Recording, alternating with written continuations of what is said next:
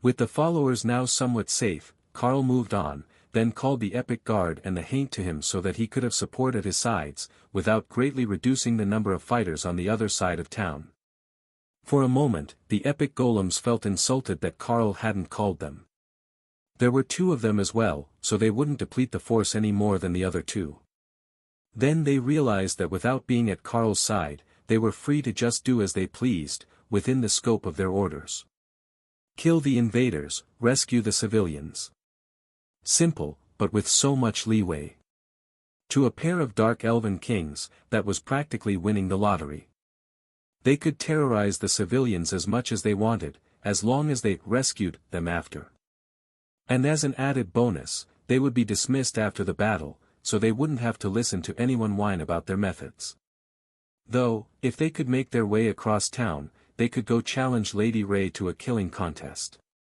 That would be even more fun than terrorizing strangers. While the two dark elves were considering whether it would be going too far to escort the civilians back to safety collared on a slave gang rope, for their own safety of course, Karl was pondering a profound insight about advancement. One of the first things that he had ever been told about gaining power was that people eventually got complacent, or lost motivation, and that was the end of their career. They would end up stuck in a rut, never advancing, and burn away their potential. But today, seeing Opal advance because she was upset that the battle had interrupted the chances of Ophelia and Lotus going on a steamy date, he was beginning to wonder if that was only half the story. Yes, getting stuck in a rut, or losing faith in yourself could stop you from advancing. But at some point, it might actually be necessary to want and need to advance. Kara routinely advanced because it would be boring not to. Hawk often advanced out of pure frustration. Opal had just advanced out of unfettered rage. So, as all of them were pushing the limits of their species, could that actually be the trigger, the last missing ingredient to the advancement formula? There was a mining song about a man named Big John who had once held up a broken mine timber, propping up a collapsing mine, so his fellows could escape. A feat of heroism that should have been physically impossible. But in the context of the system, what about it wasn't physically impossible for a normal man? That overwhelming surge of emotion and motivation could be the key to advancing. And if it was, then they might have actually done their children a disservice by making the academy too safe, and too well organized. Only when things went wrong, and they were pushed to their limits, could the students really reach within to get past the bottleneck. Ray thought that Karl was absolutely right. Torturing and terrifying the students was truly the right way to go about it. Look at how well her baby rogue had grown under the threat of being captured the moment that she began to slack off. That reminded her. Once this fight is over, open me a portal back to the academy, I need to go see Sybil. Karl and Dana both laughed as the epic golems mentally pleaded to be allowed to go with her. One ray was enough to terrify a baby rogue. But the three of them together was enough to terrify the entire academy. They might even be able to teach the children something new while they were at it. Karl could sense that the other teams were getting close to the river, so they would soon enter the redwood sprawl, or what was left of it. However, the dark elven kings were faster, and they were at the north gates, fighting their way towards Ray at breakneck speed, aiming to create piles of bodies larger than what the spider and her golems managed.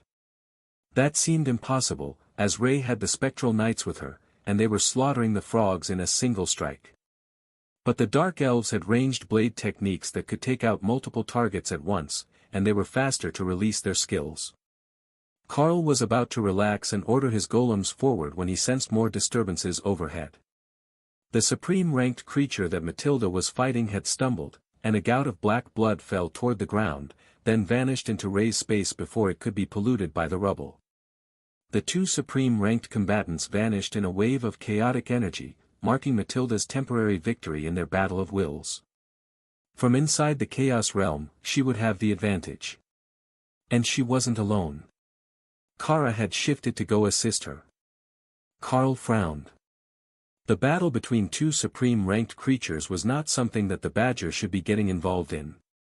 The problem was that Karl couldn't easily move to the Chaos Plane to go get her. He did have a skill for that, but it was 100 skill points.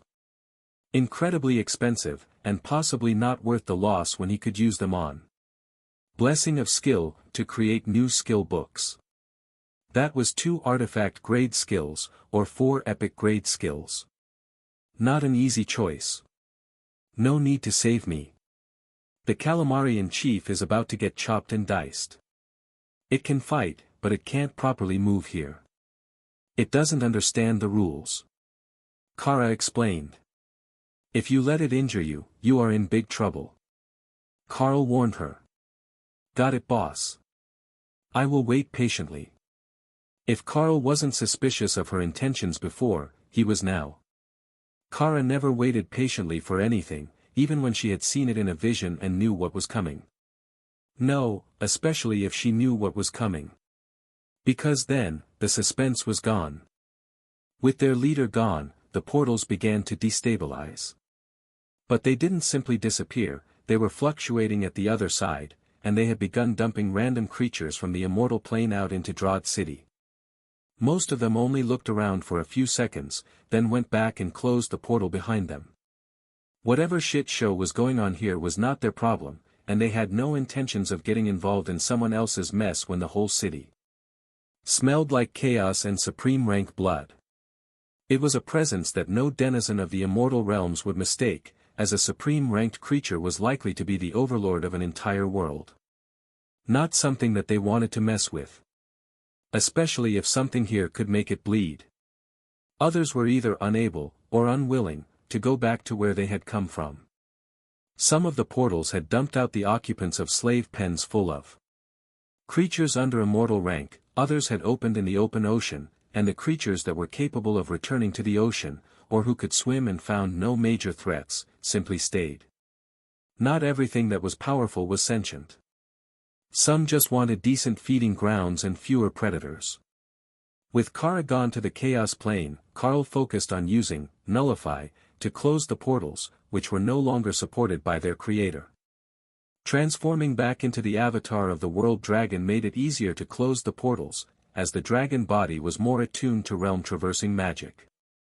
It also allowed him to cast Nullify from above, with a much better view of his targets. 10 at a time, Carl closed the portals, and the invasion slowly began to trickle to a halt, with no new creatures appearing, and the myths from Xylaz clearing what was left. Carl could tell that some of them were upset that they had arrived late and didn't get as many bounties as they wanted. But after seeing the death and destruction in the city, nobody was in any mood to petition for Carl to slow down the effort to end the invasion. There wasn't much left in the city that wasn't at least damaged, and most of the redwood sprawl was completely destroyed. The Frostfire Gate region was the most intact, as that was where Carl and the others had started from. But the palace was also mostly intact. It had taken some visible damage, but it was a workday, so the district guardians and the city governor would have been at the palace when everything started. The docks were also partially intact. That was where Sapphire had been shopping when the attack started, and the Blue Dragon had carefully gathered everyone that she could into a building with an eternal lightning barrier over it. Carl was nearly finished closing the portals that had opened in the ocean when he noticed a large rock floating in the water. Now, rocks weren't normally interesting, but they normally didn't float either. So, he flew down to get a better view, and realized that it wasn't a rock but a huge egg. I bet this one is a brother. Remy cheered. It had better be a brother, we're outnumbered. Hawk agreed. Can it be a calm sister to teach the others how to behave? Thor joked, then began to laugh at Ray and Kara's annoyed responses. Why will it be either? Is there something special about weird eggs? Tion asked, confused. Oh, right. You weren't here for all of it. Collecting eggs is how Carl got most of us. And this looks like a promising egg. It came from the immortal realm, which means it's from something that can survive there long enough to reproduce. If it can survive in the immortal realm, it isn't too weak. If it's not weak, it should have cool skills, and that means it might be interesting enough to be one of us.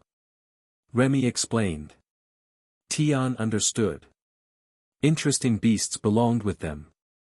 Where else could they grow up big and strong? But was it going to be a strong enough one to grow with them? How did you even tell from an egg? Tian came out to inspect the huge gray thing. It didn't look like an egg, it wasn't even an oval. It was kind of lumpy. But there was definitely something inside, and it was mythic rank. If it was mythic as a baby, it should be as strong as him or stronger. It came from a strong place, though, so it might have gotten a bump just from being in that place. Still, it shouldn't be too weak. What do we do with it? Does it just get an automatic space? He asked. Carl laughed at his confusion. I have one space available to form, and I have a skill that will let me add more if I need them. I can make a space for it if we're going to keep the egg. Tian rolled it over. It looked like stone, but it wasn't from the earth element. Maybe nature.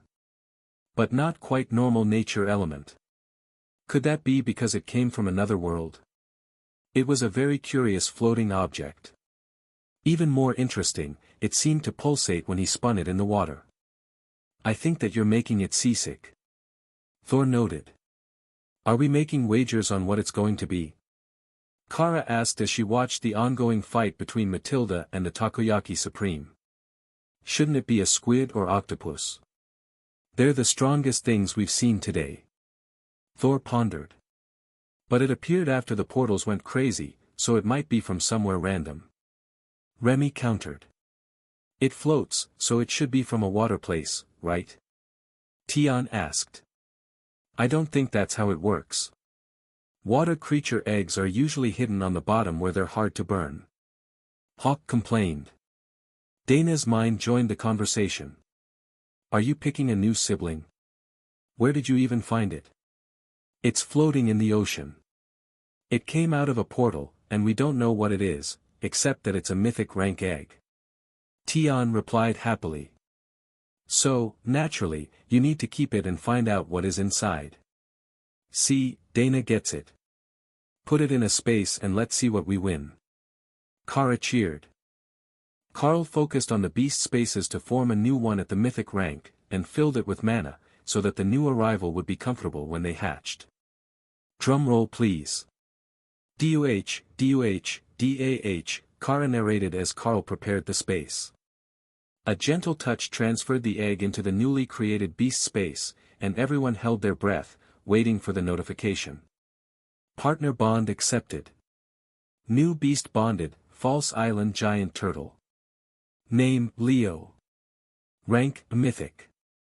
Shared skill, Implacable, the False Island Giant Turtle is eternal. Sleep, confusion and stamina loss effects do not affect the False Island Giant Turtle. Ooh. That is a good one. Do you see that, Dana Mage? The Carl will no longer ever run out of stamina or get sleepy. Opal cheered. There is something wrong with your brain. I am restricting your reading materials. The empty space began to change, with the formless void slowly turning into a large island surrounded by warm salt water. A few trees formed on the island, but the others immediately began to make offerings, placing plants that they thought Leo might like in his space. The egg hadn't hatched yet, but the plants shifted to grow evenly spaced around the island. Not even hatched yet, but he's got a decent sense of decor. Remy noted. The egg rocked a little, as if the occupant was half asleep, and not in any hurry to escape their confinement. Then, the thick gray shell tore, and a deep green turtle's head emerged. Leo looked around at his domain, then nodded and began to tear a larger hole in the leathery shell of the egg with his beak. This is just agonizingly slow. Remy noted. I am a turtle, not a crocolisk. Why are you in such a hurry? Leo replied, even his mental voice slow and measured, with a slight drawl. Do you like swamps? Remy asked hopefully. Swamps are nice. Warm and earthy. Not as good as clean fresh water, though. Remy smiled. The turtle got it. The swamp was the best place to be, but getting muddy sucked. Leo chuckled softly as he freed himself of the shell, then floated into the air. I have ways around getting muddy. Remy giggled, and then transformed into spirit snake form, which could float above the ground just as easily as the giant turtle. "He's a crunchy Remy." Hawk gasped. Leo gave the bird a confused look. While they both had levitation abilities, didn't the bird also have them? His flames would keep him aloft, there was no need to flap his wings just to hover. "He means that we're both floating water element creatures." Hawk has a personal enmity with water magic that stems from repressed childhood trauma. Remy explained. When she put it that way, it felt like an insult, Hawk decided. But this new brother didn't seem half bad. He might be from the water, but he wasn't really watery. "I'm not a water element creature, you know. I might live on islands and in the ocean, but my innate elemental affinities are for nature and gravity, not water," Leo explained. Thor got excited as he heard that news. This might be another brother who appreciated a proper smashing post. "Enough slacking. How is the battle in the city going? Let your new brother get used to his surroundings and have breakfast while you work," Carl demanded. Kara was still engrossed in the battle between Matilda and the seafood specialty, but Ray quickly got back on track and continued to clear out the last remaining beasts that had come through the portals. The only issue was that not all of what came through appeared to be hostile. Some of them were trying to hide among the population, and some were simply fleeing the city, either by land or sea. In the immortal realm, those who could not reach immortality held no value at all, and those who were not born immortal but reached immortality were only viewed as being marginally better than animals in the eyes of the most powerful. Having the misfortune to be trapped under the rule of any such creature was a nightmare that they were glad to escape. Even if they knew nothing about this world. The aftermath of the event would have wide-ranging effects on the whole nation, but Drod was in a terrible situation right now, with the capital city destroyed, a large portion of the population dead or missing, and now potentially dozens of powerful invasive beasts loose in the wilderness. However, the portals were all closed now, and the fight in the city was all over except the cleanup and rescue efforts. Carl followed his senses to help dig out people buried in the rubble, a task made easier by the fact that he was in the redwood sprawl, and most of the buildings had been single-story wooden structures. Even though they had collapsed on their occupants, only the most heavily injured were unable to free themselves. Remy even made a healing totem for Carl to carry so that anyone nearby would recover, and could call for help if needed. Outside the city walls, the situation would be worse, but the recovery efforts even easier, as most of the housing was tin shacks once you got further away from the walls. The destroyed buildings had hidden them from the frogs, who relied more on their sense of sight and movement than their sense of smell, so those who were trapped were less likely to have been pursued. The frogs had shown no intention of digging when there was still more food at surface level. Carl pulled the rubble of a ruined house to one side, revealing the cellar stairs, and a group of obsession demons cautiously stared back at him, unsure of whether he was a friend or enemy.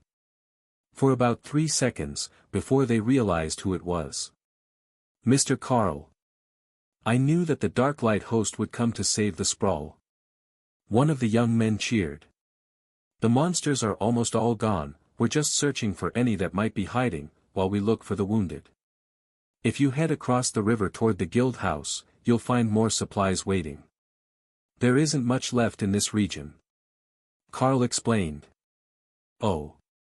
Thank you, guild leader. We hid as soon as the fighting started, and then the building collapsed, so we just waited. This attack, it's worse than anything I've seen before. But Drod will rebuild. I'm certain of it." While Carl was busy with the north side of the city, the rest of the Dark Light host had mobilized to help the survivors in what everyone was calling the safe zone closest to the guild house. That was where all the mythic warriors had arrived from, and with the gargoyles on guard, nothing dangerous could get close to the survivors who had gathered in and around the yard for the healing totem pulses. The kitchens were working overtime, and they had recruited all the kitchens of the Alliance to help them as well. Drod might have lost a huge portion of their population, but there were tens of thousands of people crowded into the streets near the Frostfire gates, and more were arriving by the minute.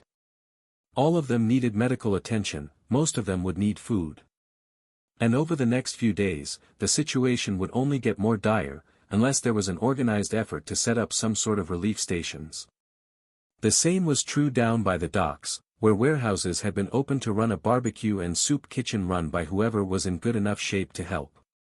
With the help of the reinforcements from Xylaz, that was a rapidly increasing number.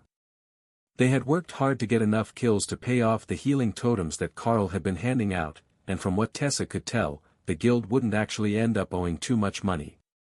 Many of the warriors hadn't gotten nearly enough kills to pay off the totem, so they had gathered corpses from their guild alliance members, and that had greatly reduced the number of cash payments that they were expected to make. It didn't decrease her confusion when the first few mythic warriors arrived at the guild house and Tion couldn't properly relay the issue to her, though.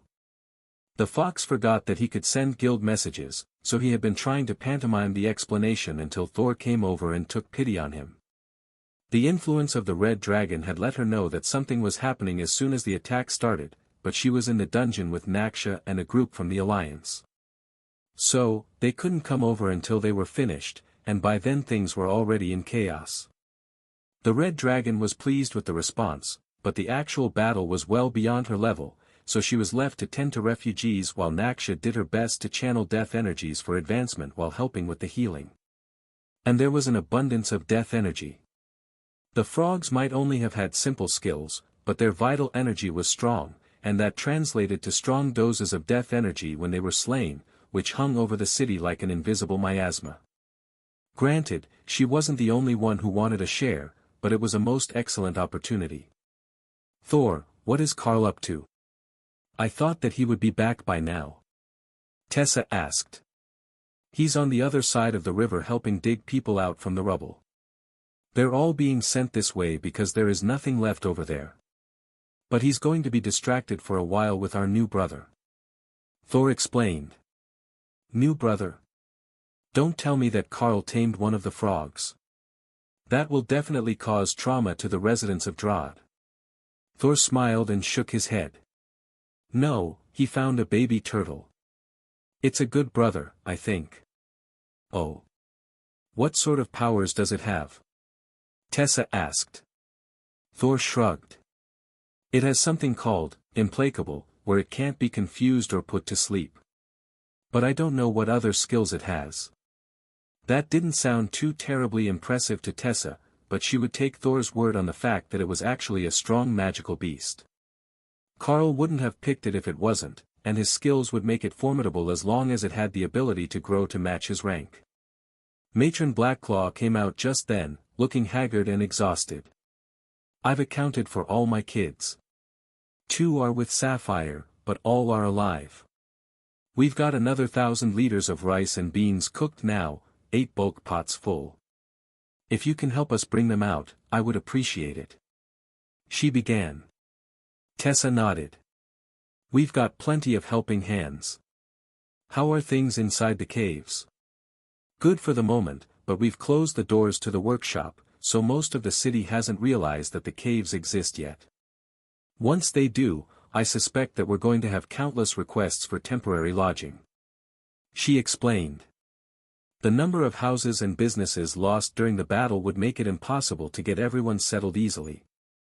There were matters of succession, inheritances, property with no clear owner, and tenants displaced from rented housing.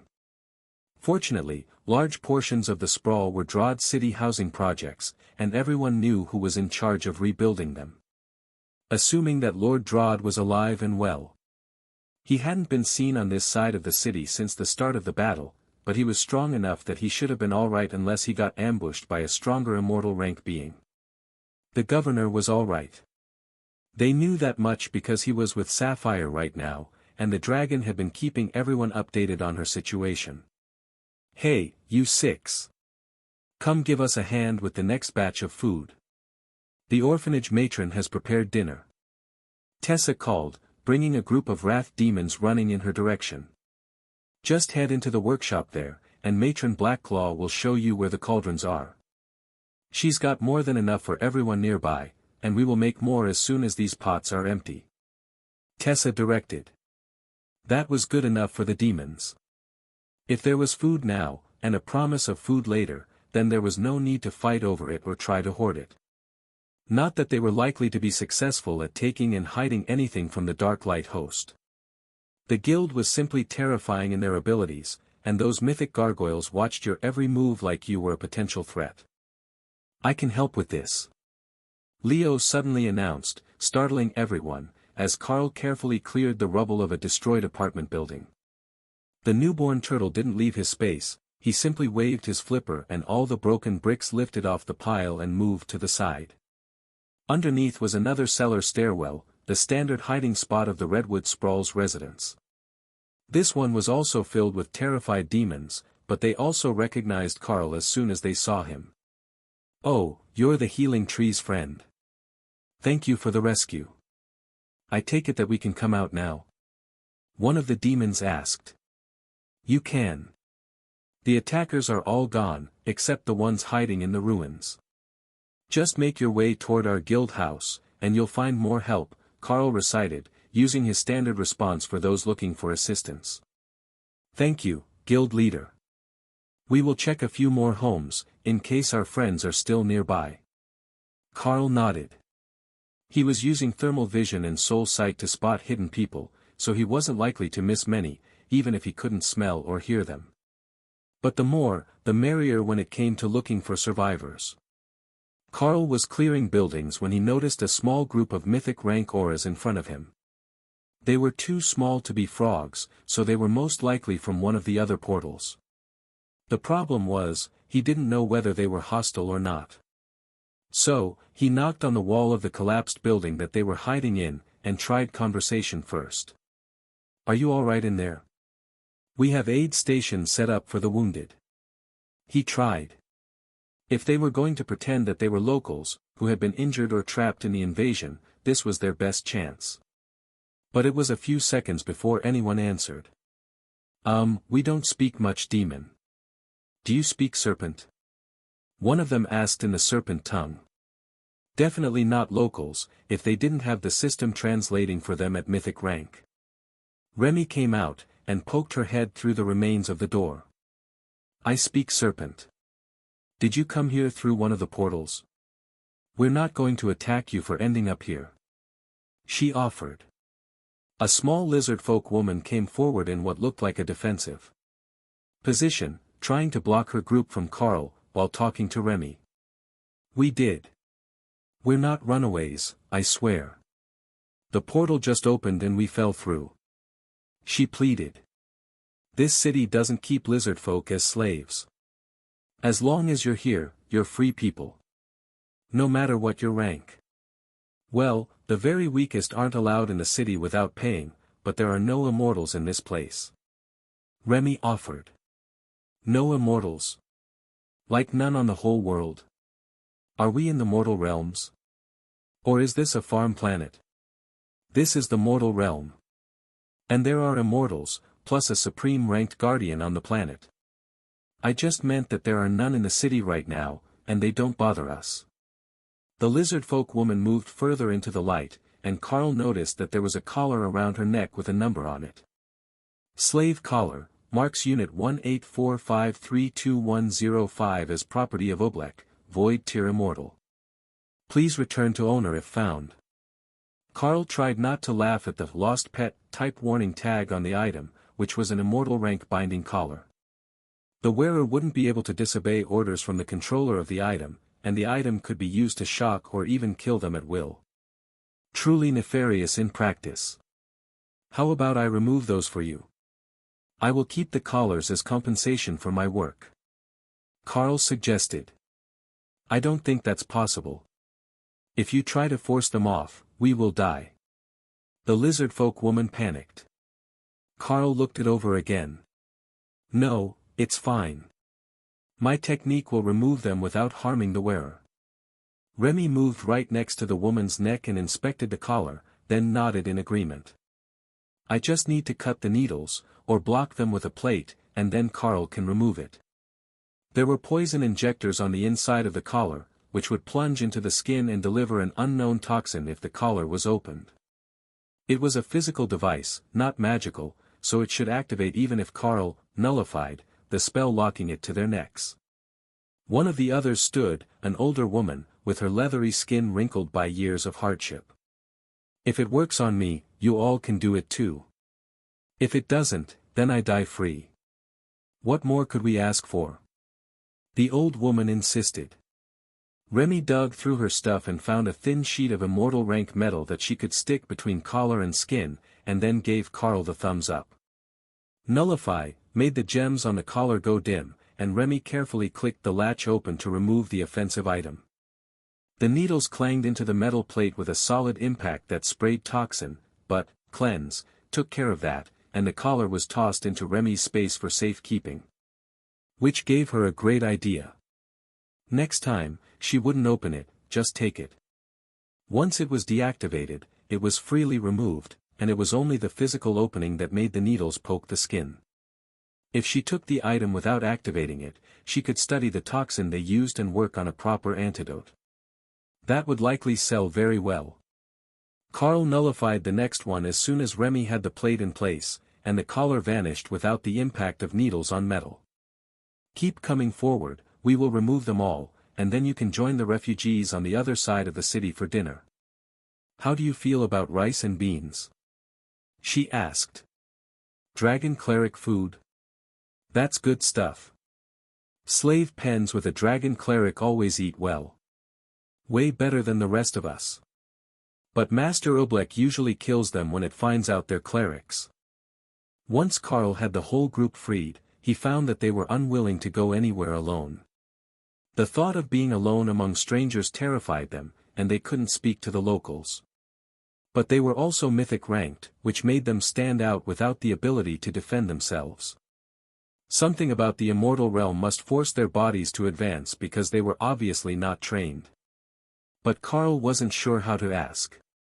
Remy, on the other hand, had no issues asking personal questions. I am an alchemist, and I would really like to know how you got so strong without any magic or physical training. Can I examine you? She asked. The old woman laughed, and took a small vial from the pocket of her tattered dress. This is the reason that we're all strong, but helpless. It's a potion to attune our bodies to the immortal realm, so mana poisoning doesn't kill us.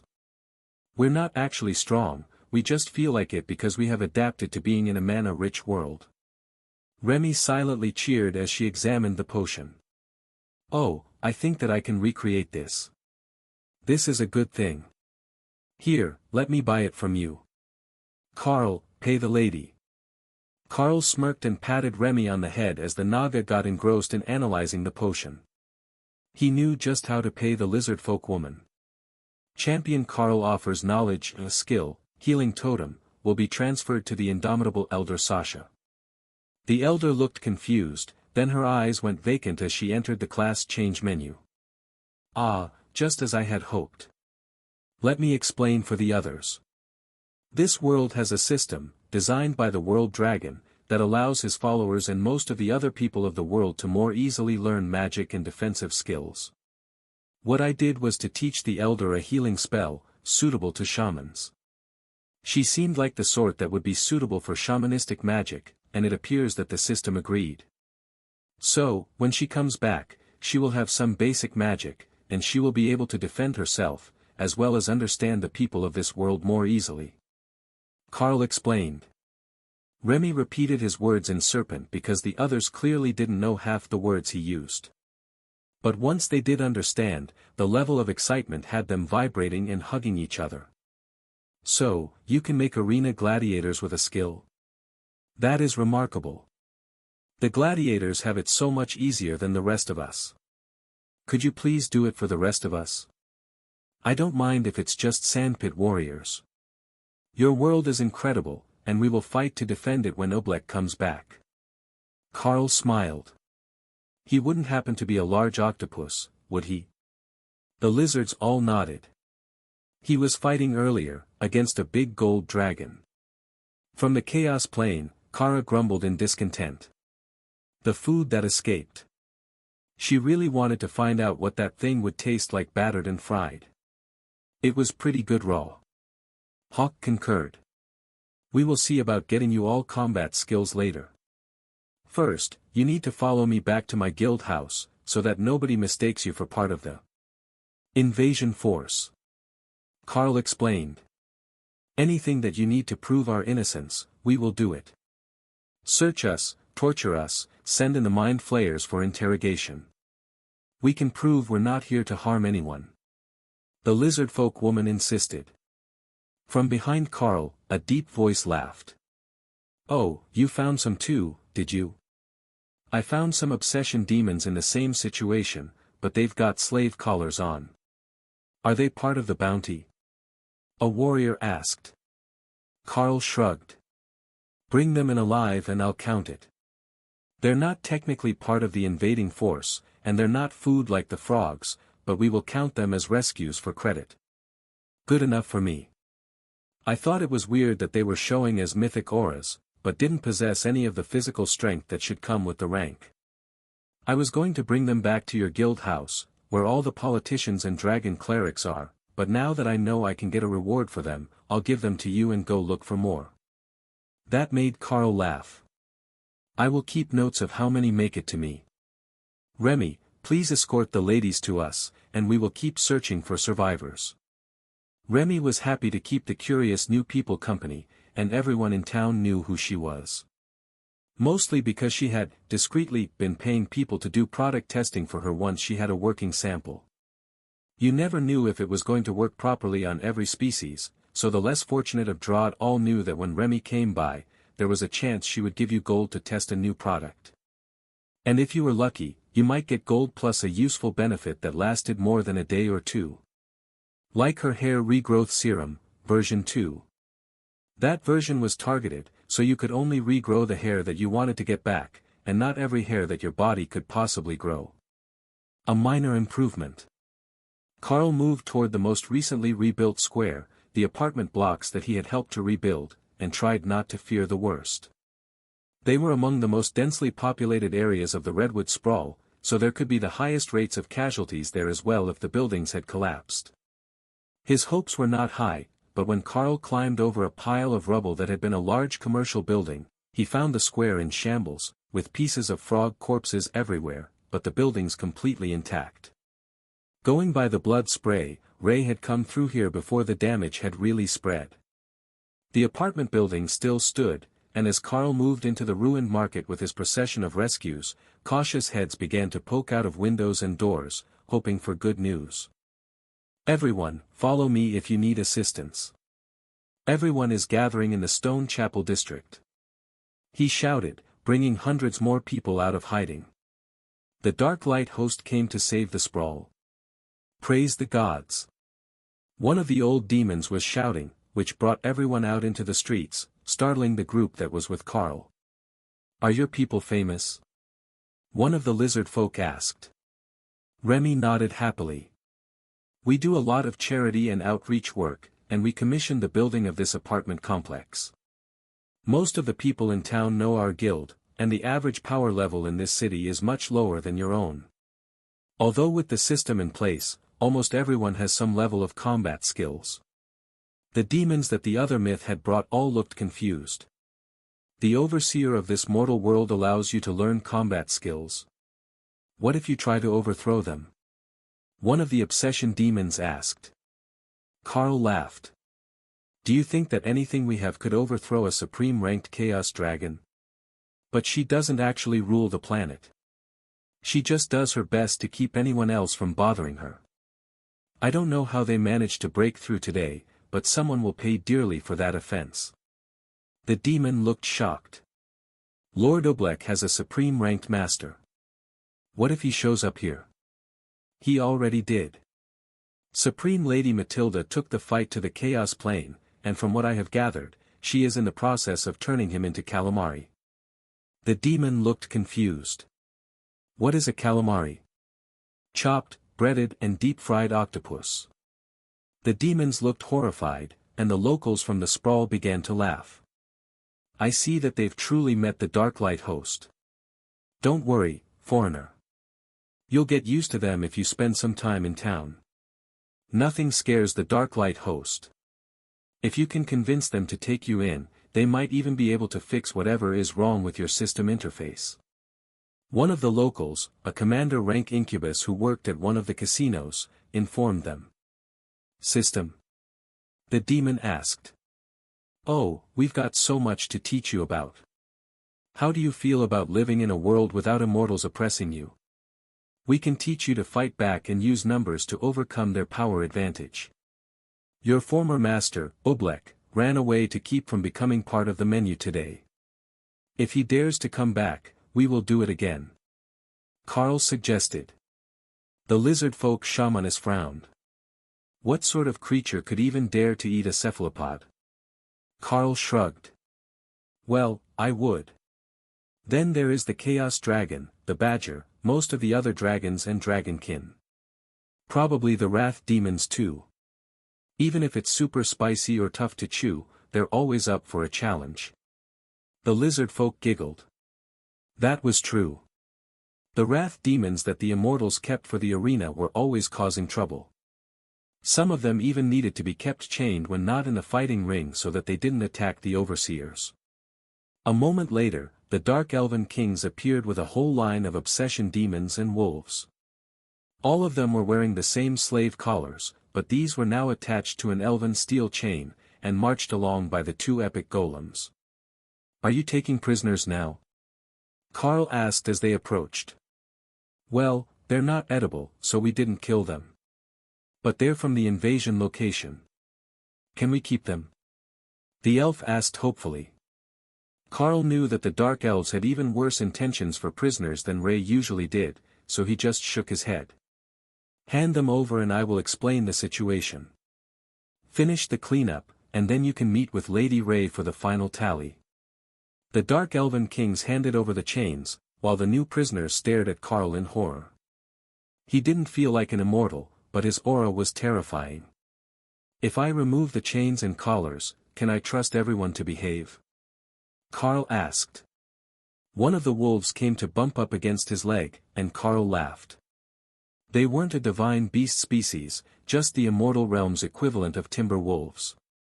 But the immortals had still collared them to keep them from advancing or learning skills.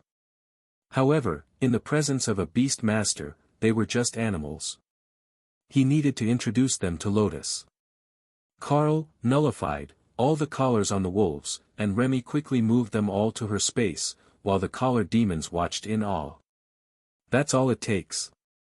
How do you even do that? They're made by the immortals. One of the demons asked. Carl shrugged. It's one of my many skills.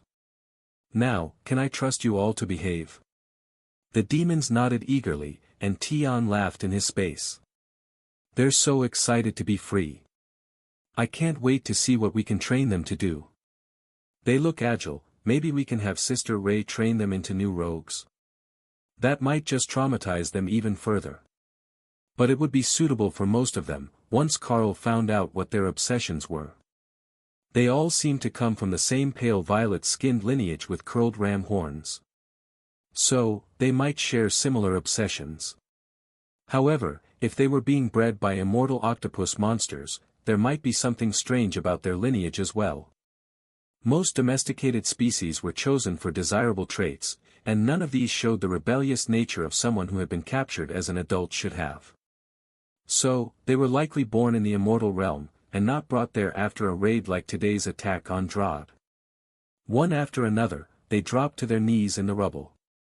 If you will free us, we swear to follow you faithfully, Lord Carl. They spoke in unison. Damn it, I should have come back to make them do that. Kara complained. But she couldn't leave yet. The supreme-ranked invader had been chopped into seafood snack packs by Matilda, and the Supreme Lady was napping while she recovered from her wounds and absorbed the life energy of her fallen foe. If Kara was right, there was a good chance that the Supreme Lady was about to advance and become a legend. Matilda was indeed in the process of advancement, but with that advancement came a suppression of her powers. Her body was remaking itself as it pushed toward the borders of divinity, and that wasn't a casual process that could be done while she went about her daily activities. Unfortunately for everyone else, that meant that she couldn't suppress the attacks from the immortal realm while she advanced. The best that she could do was to warn Kara where they were going to be, and have the Badger warp space in the Chaos Plane to allow her to nullify the attempts without moving. That would keep most of them shut, but if a strong enough immortal or a supreme ranked being attacked while Matilda was advancing, they would be let loose on the world without any defenses. Kara rather enjoyed this job. It was a bit like playing whack-a-mole, as the disturbances targeting the planet would pop up in the chaos realm like a bump on reality, and she could just smack them with nullify. Matilda felt the same way when she first started doing it, but now it was more of a background process in her mind, an automatic response born of millennia of practice. When her advancement started, it was one of the last things that she lost the ability to do, but at the moment, it was one of the most important. Many creatures would sense her advancement, even though she was in the chaos plane, and those who had felt her disrupting their invasion or probing spells before would know that her world was ripe for a hit-and-run invasion. Most would not be brave enough to try, as they would naturally fear her retribution once she had finished the advancement to legendary status. But there were always a few. Ones who either didn't know better, who thought that they could sneak through without being detected, or who simply held a grudge against the ancient dragon. If they knew that she was actually advancing to legendary status while perfectly healthy and not while incapacitated from her fight, they might not be as brave. But few of them could sense that much through the distortions caused by the chaos plane. For those who didn't understand the nature of chaos, the space was a complete enigma, where nothing made sense, and all of the rules were wrong. Carl, you need to finish what you're doing, and then I need you to go to a place and slap someone. Kara instructed. Well, that sounds fun. Who are we slapping? I'm good at slapping. Leo cheered. Indeed, with the flippers of a giant turtle, he was exceptionally skilled at slapping. And though he was a newborn, his strength was immense.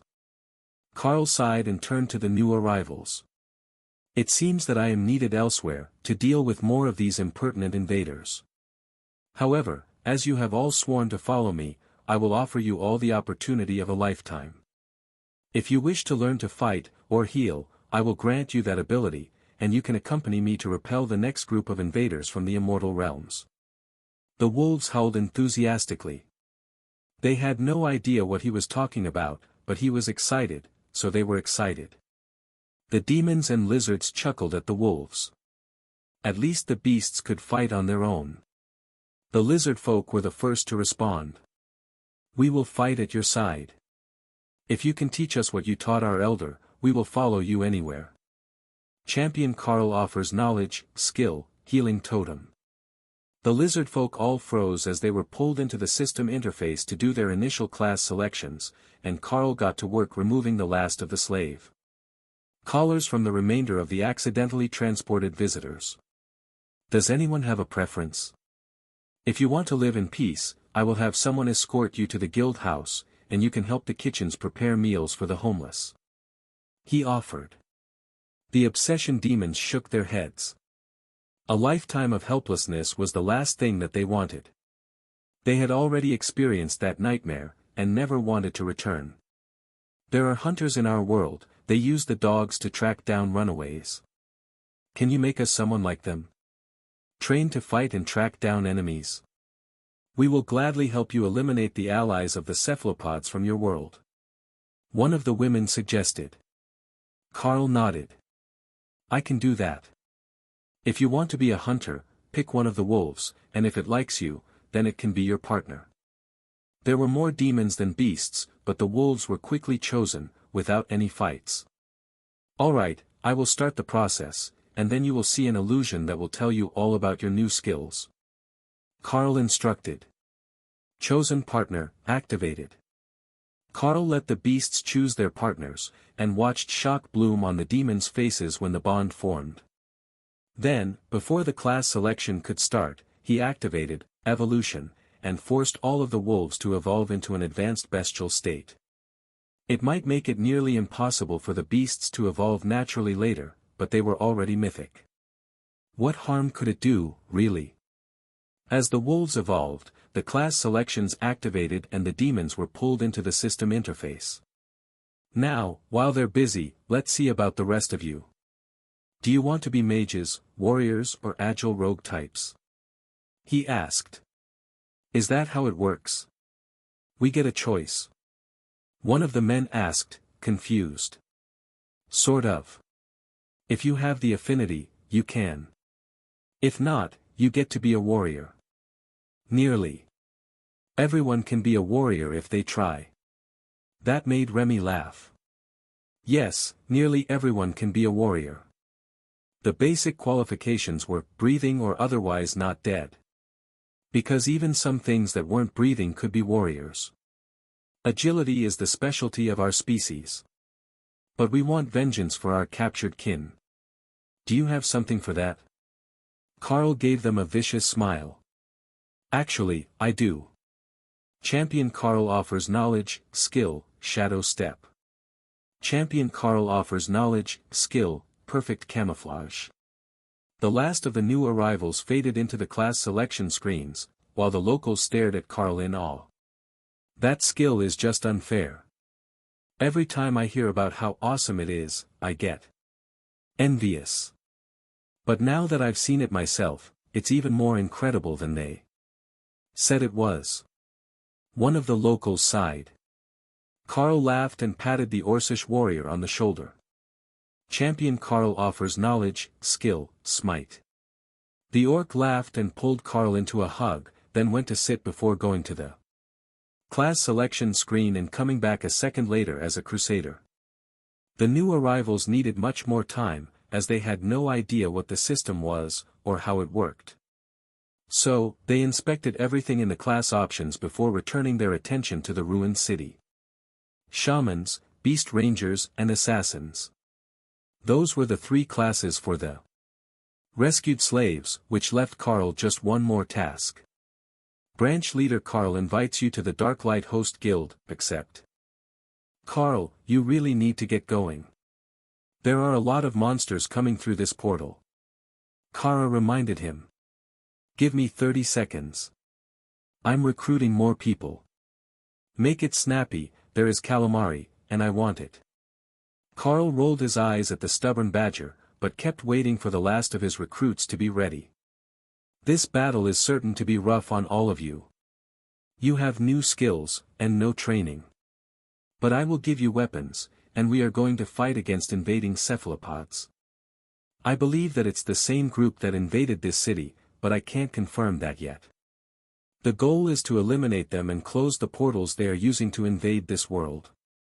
Ready or not, it is time. We can't delay any longer.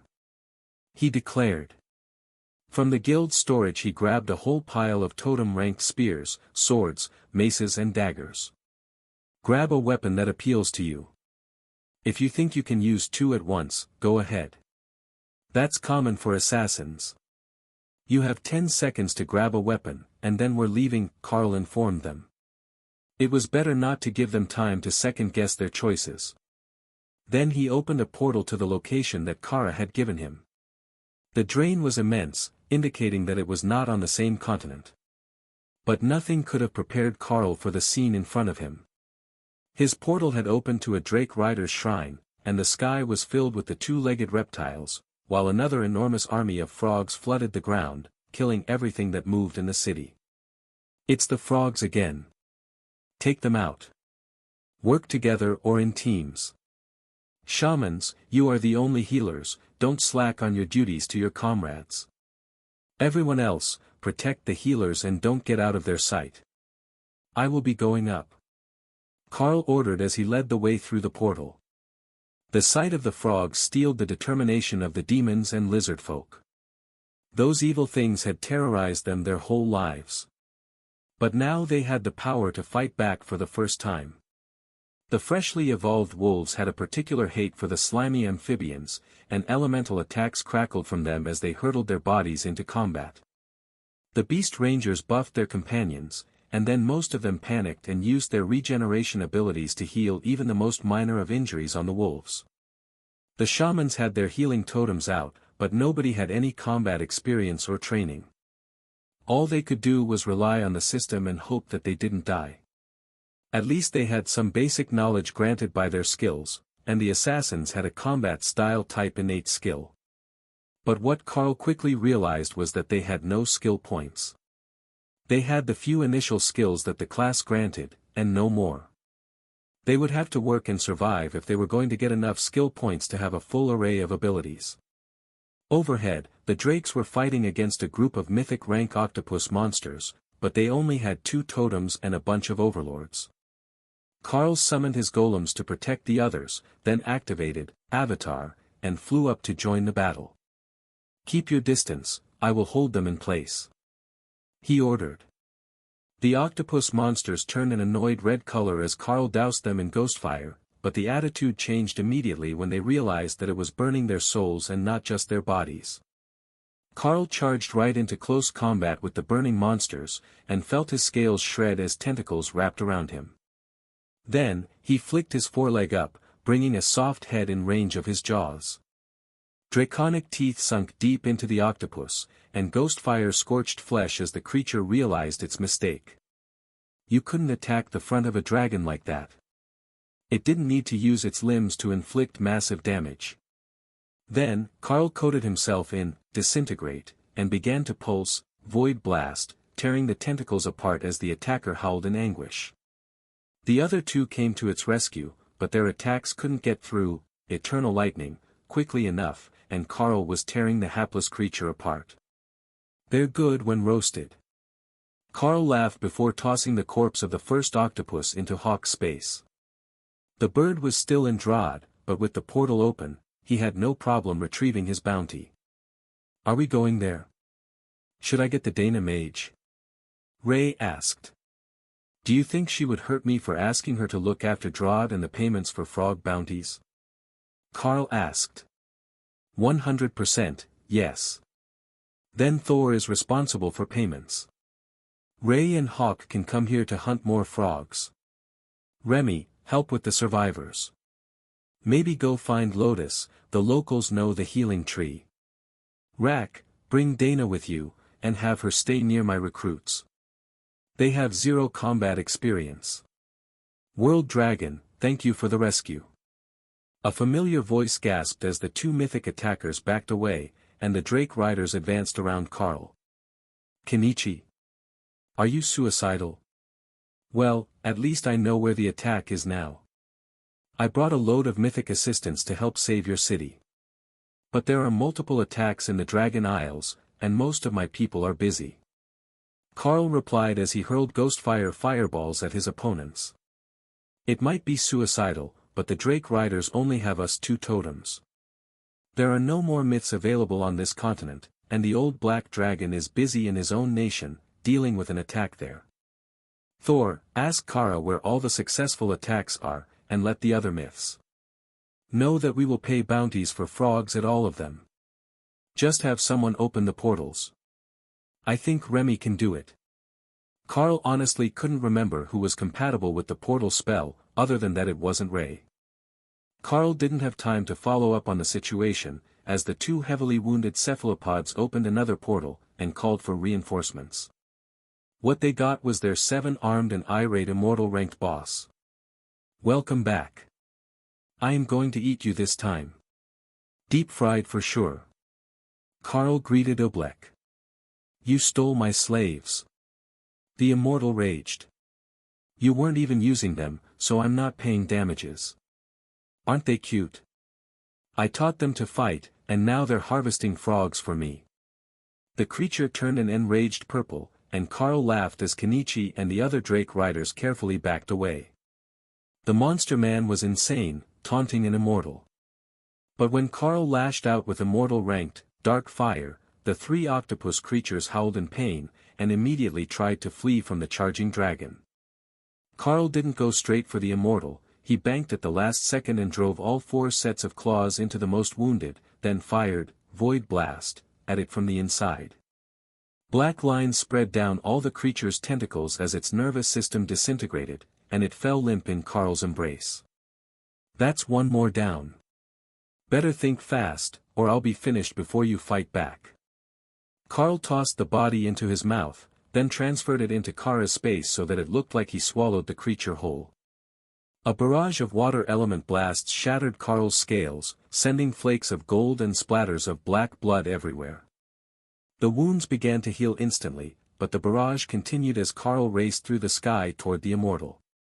The remaining mythic octopus saw that as its opportunity, but it hadn't realized that Carl was not the only threat. From above, Hawk dive bombed the target, using Rend as an impact shield, before tearing into it with flaming claws in his full dark flame phoenix glory. Damn you, dragon! How did you get the Phoenix clan on your side? Oblek raged. We're old friends. Known him all his life. Are you going to run away again? Maybe go tell your mommy that the mean dragon is picking on you. Carl saw the octopus look toward an open portal, and quickly nullified it, closing the most direct route back home for the immortal. Oh, we can't make it that easy for you. I'm on to your tricks, cowardly octopus. Carl lashed out with an immortal rank, Void Blast, as a bubble of water formed around him, then continued his barrage of dark fire. Rampage was cutting down on the benefits of Oblek's damage reduction, and Carl saw the moment that the octopus realized what was going on. Oh, you're a smart one, aren't you? Yes. The more that my friends kill, the more damage you take. Brilliant, isn't it? But you can't touch them until you finish with me. From not far away, where Kenichi was helping Hawk tear apart the mythic octopus, the Drake Riders Guild messages were going insane. Why is the dragon taunting the immortal? That's beyond psychological warfare. If he starts to lose, we need to be ready to open portals and flee. Kenichi smiled at the horrified messages. Relax, trash talk is part of his combat strategy. If it's focused on him, he doesn't need to burn energy stopping it from bombarding us. If it only held him off and focused on us, it would destroy the city in minutes. It really wasn't all that deep. Carl had just inherited Kara's love of trolling her enemies. The look of absolute rage on Oblek's skin was worth the extra effort it took to hurl insults. Unfortunately, as Carl was going all in on offense, using immortal rank attack skills, his barriers shattered with every hit, and there was nearly as much dragon blood as octopus blood raining down on the dragon rider's homeland. You can't keep this up forever, dragon. Oh. I really can. I am eternal, I will never tire. I will never sleep. Today is your doom. Ray mentally cheered for Carl. He was finally learning the proper application of a dramatic speech. And, he didn't stop fighting to monologue. For effort. I have defeated the Dark Elven Kings 3 battles in a row. Do you have faster killers? Ray taunted Carl, wondering if he was holding back on her. Carl smirked, and swapped the Dark Elven Kings for a pair of Oathbreaker demons. The epic grade Obsession demons dealt area damage with every strike, and they were insanely fast, with Shadow Step as part of their basic skills. Perfectly suited to a battle of this nature. The frogs began to explode from the secondary damage all around the demons, which made the recruits scream in horror until they realized that these new demons were also on their team. Dana sighed as she realized what Carl had done, but continued to give orders and combat hints to keep the group alive and fighting. She didn't know where Carl had managed to find dozens of completely clueless myths, or if he had some sort of mind control ability that made them forget how to fight. But they definitely needed a babysitter. The battle between Carl and Oblek had turned into an epic slugfest, with the two mighty combatants completely giving up on tactics and simply hurling attacks at each other as fast as they could channel mana. It was a brilliant learning experience for Carl, as the immortal had far superior mana control to him, despite his own progression on the fundamental rule of mana manipulation. So far, he had mostly learned the different ways that it could be used to create effects, but today Carl was learning how to more efficiently use mana in combat, and how to form skills faster, with less wasted energy. Oblek knew that there was something very wrong with this fight. Even with the mana pylon active, the world dragon should not have this much mana. It was as if he was drawing on an inexhaustible well, and his body was barely fluctuating with the energy usage. But what he couldn't know was that it was the effect of the Amulet of Destruction that was upgrading the skill to immortal rank, so Carl was only actually activating mythic attacks, which cost much less mana. Skill Master Activation, Void Blast, Chaos Blast. Chaos Blast, Immortal Rank, Epic Grade Skill. The fundamental rule of chaos. Destabilizes a region in space. Carl smirked at the frustrated cephalopod as Kara went insane in his mind, celebrating the activation of a new and improved skill that she could use. Chaos Blast had no visible form, it simply burst into existence, and Oblek's tentacles seemed to bulge and flex before blood sprayed from the surface, which appeared to have been shredded. Damn you! He raged, as Carl continued to pelt him with attacks that he simply couldn't block. Chaos Blast effectively ignored the protective spells on his skin, and passed through to tear him apart from the inside and out simultaneously. Ray was a big fan. Was almost as good as Blood Destruction. Then, Carl broke out his trump card. Mana Suppression, formed all over the aerial battlefield, and Oblek found that his abilities now cost dozens of times more energy than usual to initiate. Carl felt the spell shatter, broken by the Immortal's pure energy, but Oblek was panting with exertion. He wouldn't fall for that trick twice, and he had only allowed it to form because he didn't understand how it could be harmful without targeting him. But the advantage was firmly with Carl's team, and Hawk was pushing for complete dominance. The bird had cast Elemental's Wrath on all the wolves and the spectral knights, and the extra fire damage was devastating against the frogs. The numbers didn't even support the invaders anymore, as Ray was raising the fallen frogs which had died to Blood Destruction as Blood Golems, and they were forming a small army of beasts under the spider's control. The Drake Riders' home city was being cleared at a walking pace, and the shamans had learned how to close the portals. It might be a class skill, or someone might have gotten a reward, but the number of portals was dropping fast. Carl pressed the advantage, pelting Oblek with immortal ranked Chaos Blasts. Black blood rained down on the city, and Carl was certain that victory was at hand. Then, his opponent simply vanished, along with the remaining portals. All that was left was an army of enraged frogs and destruction. Son of a bitch. He managed to escape twice. Carl cursed. Kenichi flew over to him, inspecting the damaged scales on Carl's avatar form. Carl, are you alright? Just annoyed that it got away. That's the second time today. The Drake Rider laughed. You don't get to be an old immortal without having a trick or two up your sleeves. If he didn't have a way to escape from nearly any situation, he wouldn't have risked coming here in the first place. Carl winked at the Drake Rider. See, this is why you get to be in charge of things. You've got the wisdom. Go check on what is left of your city, my people will keep working until the frogs are gone. Honestly, Carl needed time to recover. He hurt everywhere, and some of the wounds on his body were slow to close, even with the advantages of the Chaos Dragon constitution, and all of his healing skills. Even when Tion cast multiple heals on him, it hardly helped. It has to be something that reduces healing effects. Try landing and casting Nullify and Cleanse. Tion suggested. Carl cast both, and his healing slowly increased, but still not anywhere near its full capacity. It had to be the effect of a fundamental rule that Carl simply didn't know how to overpower.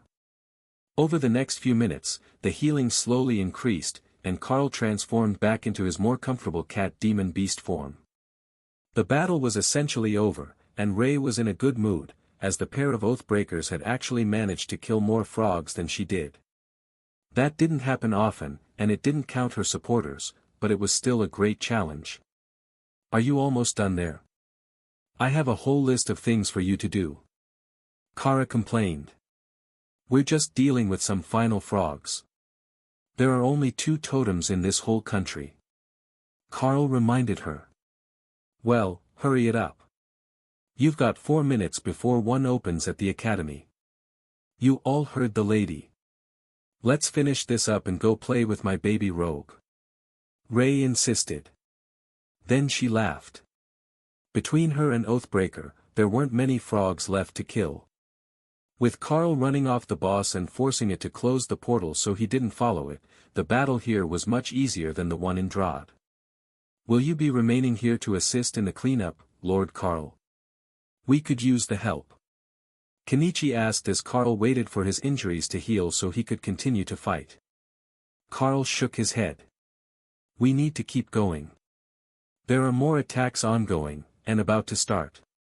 If we don't keep up with them, we will never manage to save the continent. They're clear. Ray announced. Go to the academy. If you hurry, you can hide your baby rogue before the portal opens outside her window. Kara instructed. Carl opened a new portal directly to his old room in the academy, and Ray immediately shadow-stepped through. Nobody was allowed to terrorize Sybil but her. To say that Sybil was shocked to get sudden visitors was an understatement, but she had been training for just this moment. As soon as Rack appeared, she shadow-stepped behind her, and went for the backstab attack. Unfortunately, her target was Ray. The spider simply transformed into her humanoid persona, grabbed the dagger, and then began to mercilessly tickle the commander-rank rogue.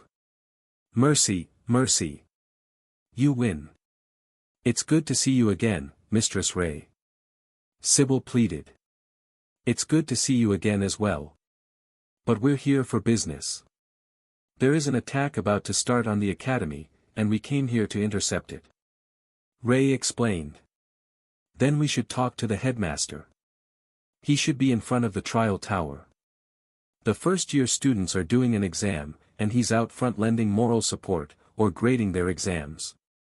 Sybil explained. We need to send someone to help the old black dragon in the Divine Beast Nation, too. He's losing his fight. Kara added. Dana frowned.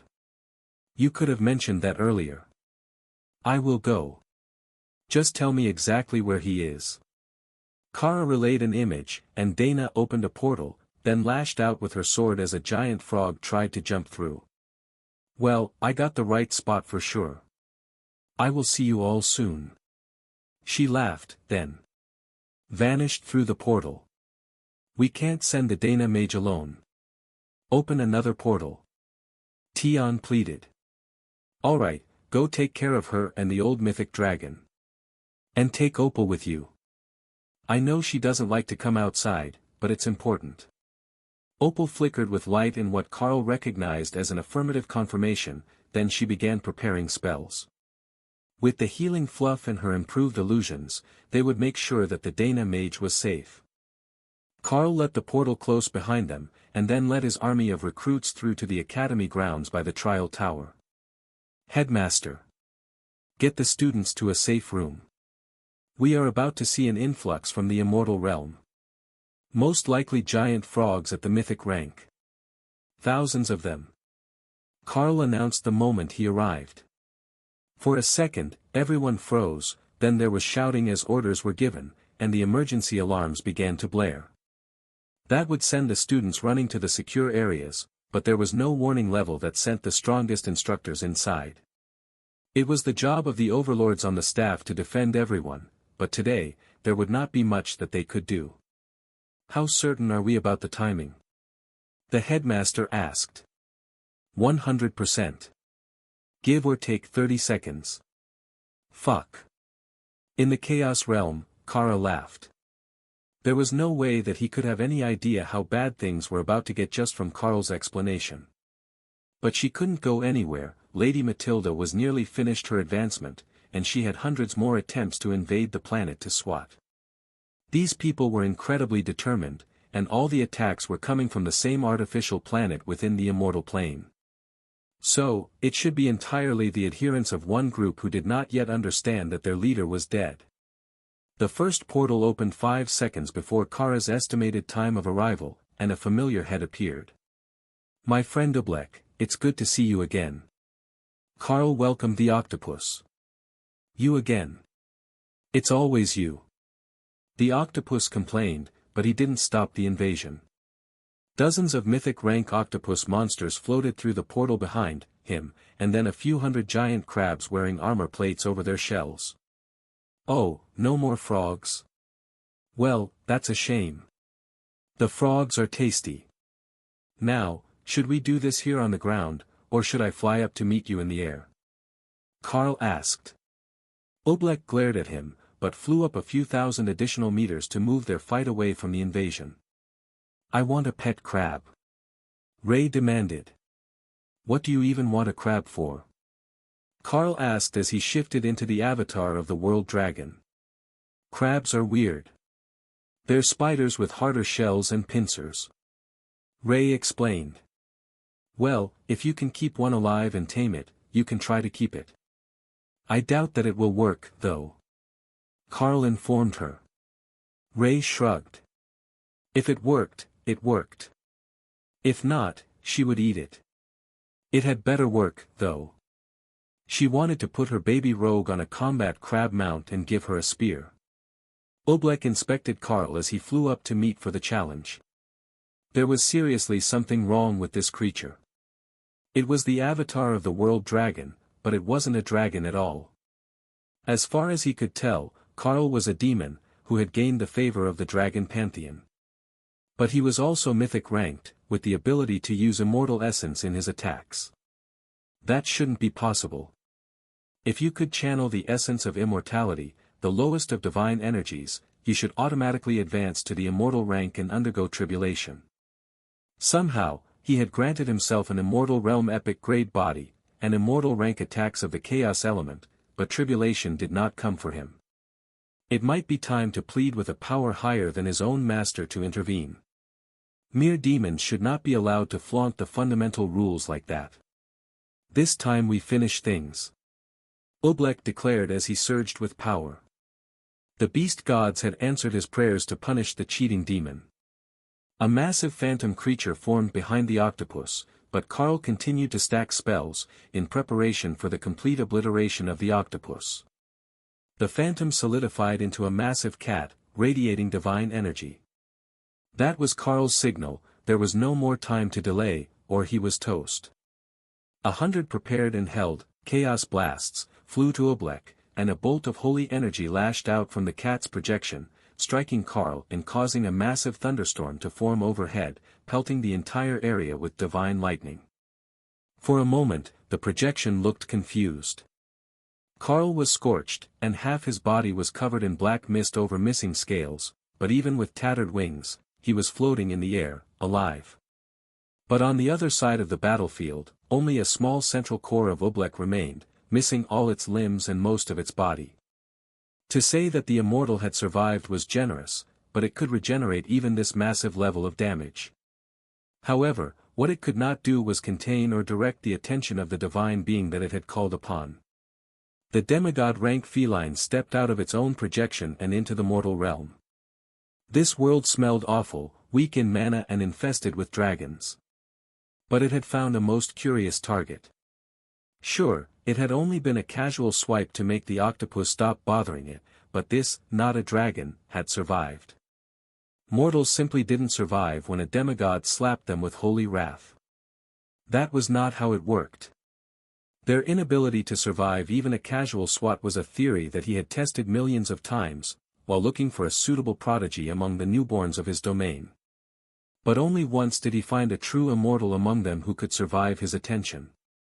Behind the cat, a small black and white figure appeared, delivering the killing blow to the crippled immortal octopus, and ending Oblek's millennia-long reign over his territory. The Supreme Lady is finished her advancement. She will stop the attacks from here on out.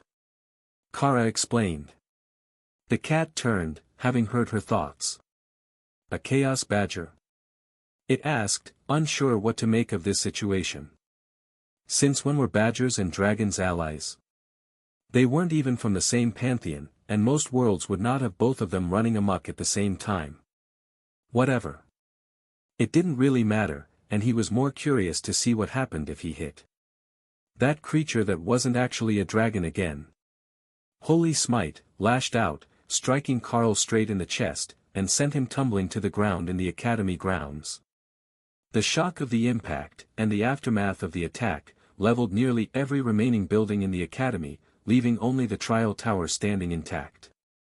Screams of terror and agony echoed through the area, and then from the demigod as vicious teeth bit into its ear. "You like that? I'll bite your ears off." Kara sneered. "Damnable badger. The cat grumbled as it swatted at the tenacious creature with its paw. Holy claws raked across Kara's side, but she had been swatted into the air, and flew towards the horizon before she could get her one uninjured wing to slow her momentum. Ray turned her attention up, and the cat stared back. This world was strange. Why were followers of the beast gods angry at him for swatting a dragon? A mortal dragon at that. And now his ear hurt. He was going home. Screw this place and its crazy mortals. Panicked, Remy rushed to the academy to check on Carl, and found that he was collapsed in the ruins of the mage training building, still in avatar form, but 90% of his body was black mist. That was his regeneration attempting to rebuild the destroyed parts of his body, as the surviving portions of it were currently mostly legs and spine, with a damaged skull missing all its scales. But the Carl wasn't dead. Half a continent away, Dana felt pain surge through her body, as if her soul was being seared from the inside, but there was nothing here that could threaten her. She was fighting giant frogs, and they were no match for her blade skills. It had to be Carl in danger. But what could realistically threaten Carl? There simply weren't a lot of creatures that could overpower his team to the point that he would be in real danger. Now, he might be short on 2 members, but he still had Hawk, Ray and Kara available, if Kara was finished with whatever she was doing in the Chaos Realm. Opal's illusionary domain hosted an upgraded army of hammer-wielding dwarves that were incredibly effective in combat, and the butterfly herself had landed on top of Tian, which made it look like the cat-sized fox had giant wings. I would make a cute fae. Tian agreed as he heard Dana's thoughts. The spells heal the body, the fluff heals the heart. Opal added. Dana sighed at the 2 oddballs that she had gotten as backup. Inside Opal's domain, everything worked in her favor, and with Tian's intervention, even the terrain adapted to hinder the army of frogs. But neither the butterfly nor the fox was capable of taking anything seriously. I mean, what danger are we actually in? Worst case scenario, we just go back and hide in our space. Opal suggested. Can you even get there from here? Dana asked. They were halfway across the continent, that was well beyond any sort of reasonable access range for their personal space.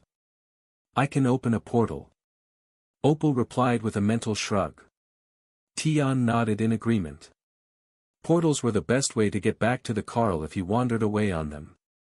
It wasn't even an elemental magic, it was easy to use. Dana sighed as she realized that the beasts really didn't have any trouble simply running back home when they were in trouble. They didn't even need a portal large enough to move through, just enough to link the 2 locations so they could move into their space, the same trick that she could do with teleportation.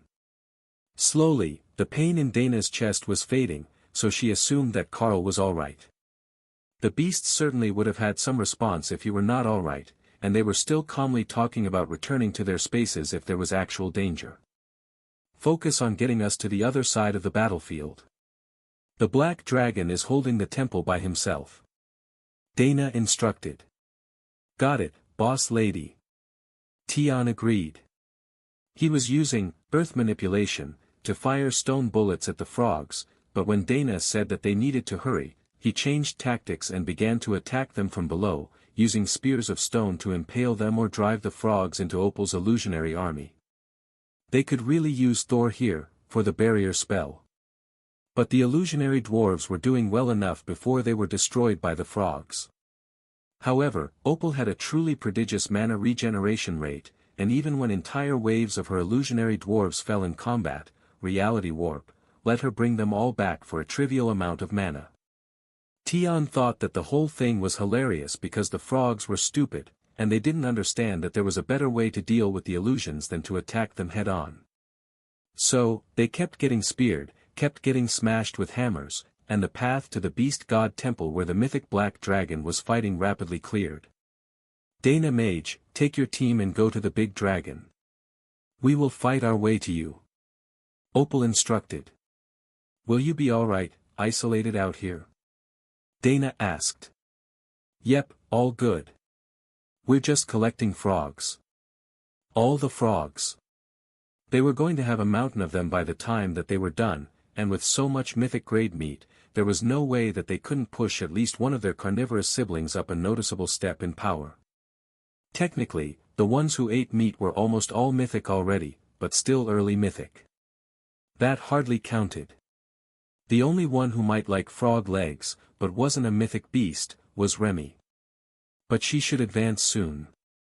She was already powerful, she was just lagging behind a little bit for lack of opportunity.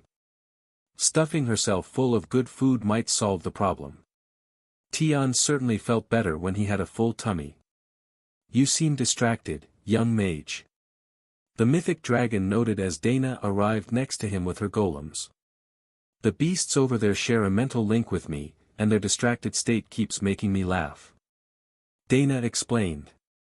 The dragon gave a rumbling laugh. Right, the soul bonding ceremony. I had forgotten about that. Possibly out of desire to preserve my sanity after dealing with Matilda. The two did not slow their fight to chat, but Dana did have time to notice that there were two mythic-ranked octopus monsters on the ground, their souls completely stripped by the breath weapon of the black dragon.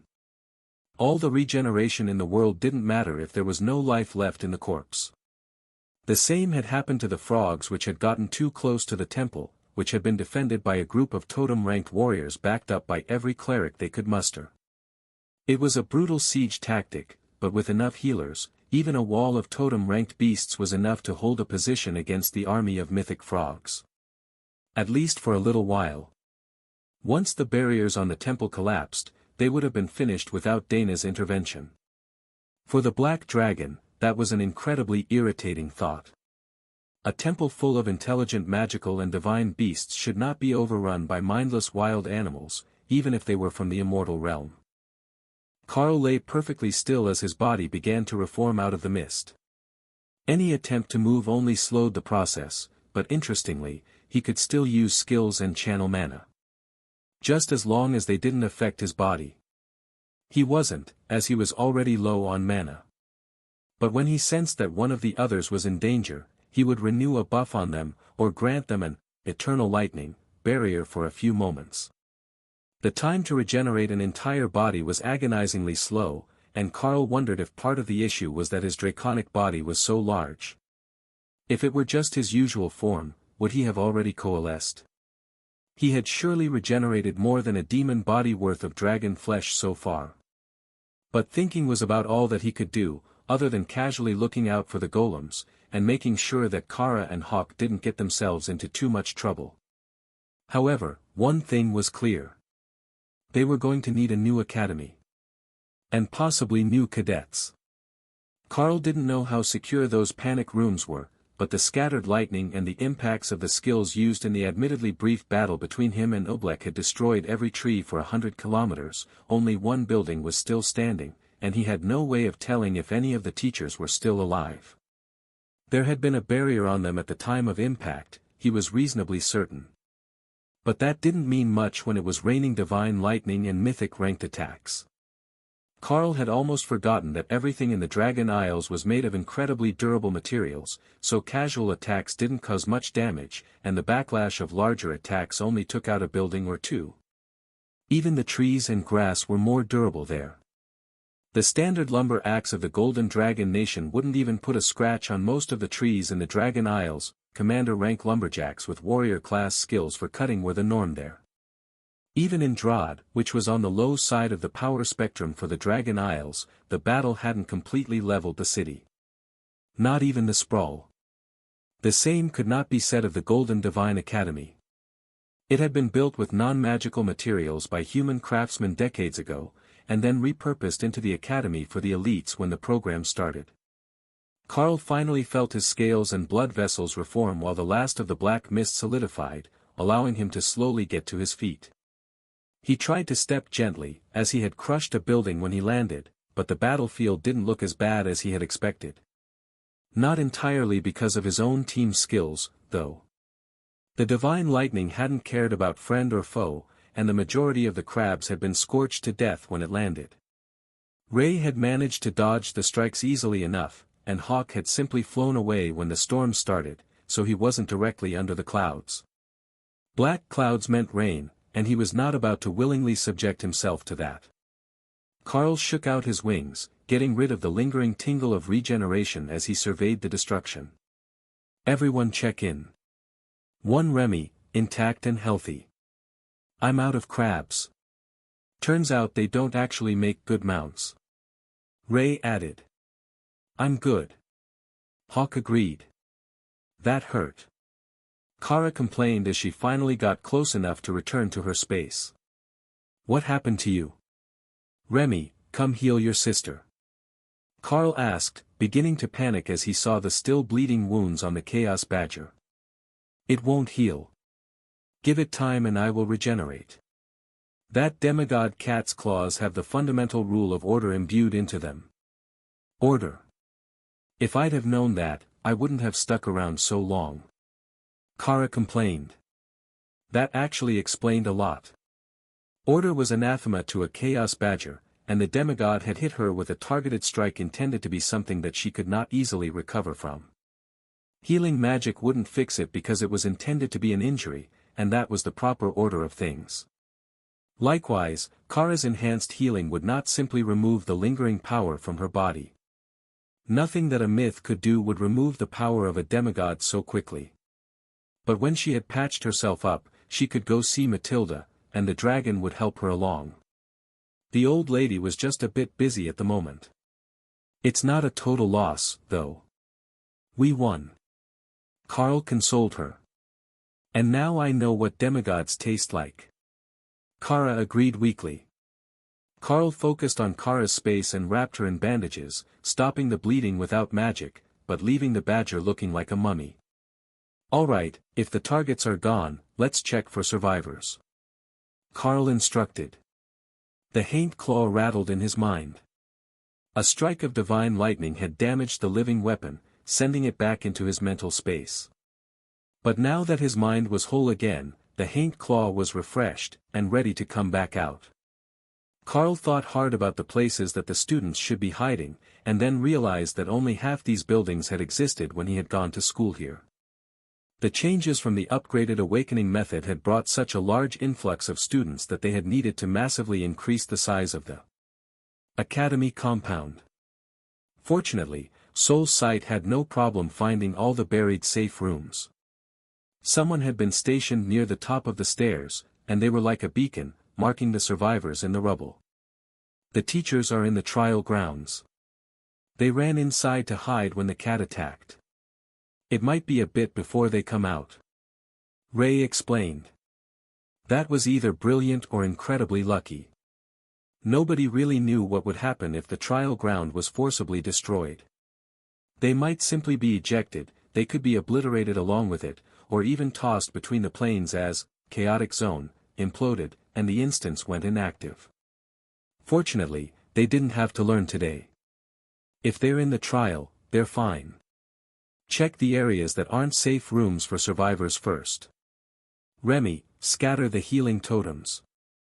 We will need all that we can get. Carl pulled rubble away from the first of the safe rooms, and realized that these areas had previously been guarded by a totem rank barrier, the best that the Golden Dragon Nation could provide. They were truly impressive bastions of security by local standards, but the aftermath of the battle had shattered all the barriers, except the final layer inside the bunkers themselves. It had been just enough to keep them intact, so Carl opted not to force the door open. Instead, he simply tapped the rhythm of the national anthem on the door until the guard inside opened it. The door opened, and Carl found himself facing Overlord Johann, a paladin from the GDN military who he had met more than once before, just not at the academy.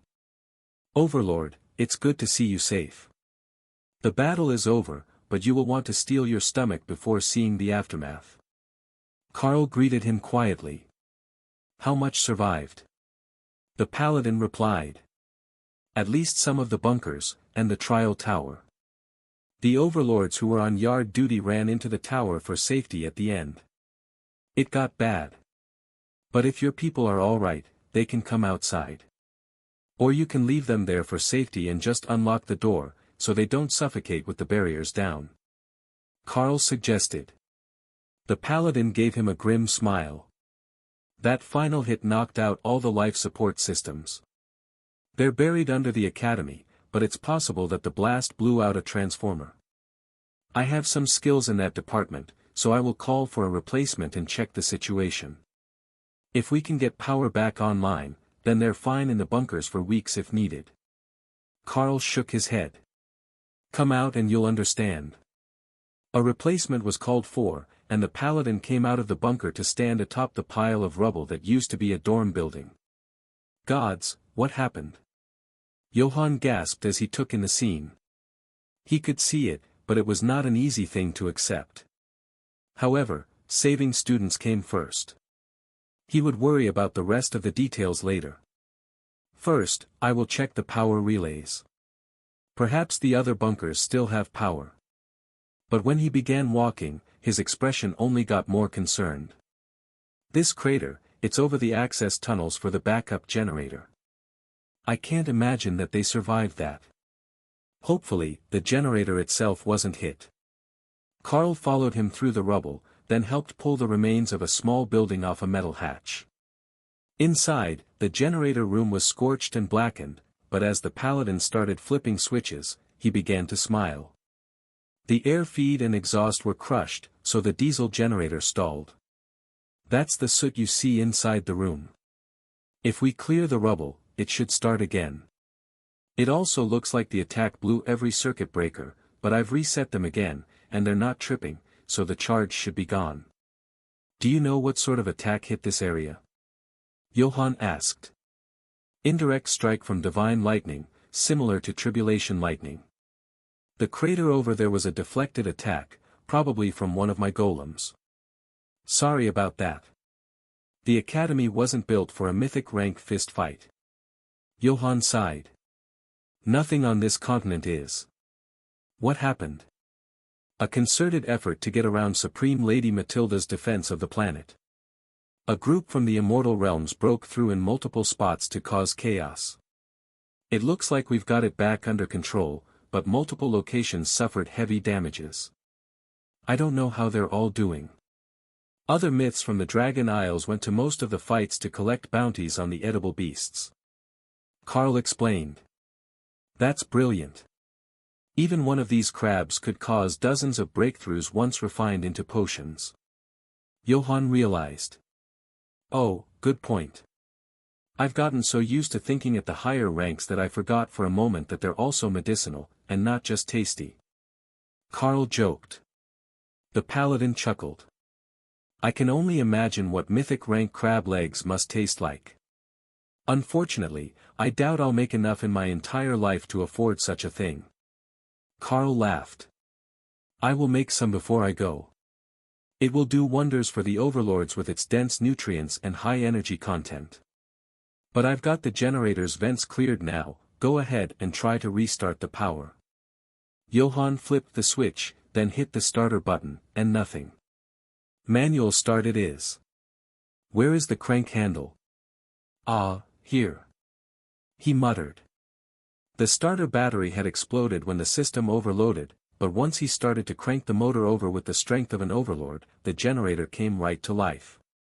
The light in the generator room was still out, exploded by the residual charge, but Carl could hear the hum of machinery powering up, and the gentle rush of air from the other side of the mostly blocked access tunnel.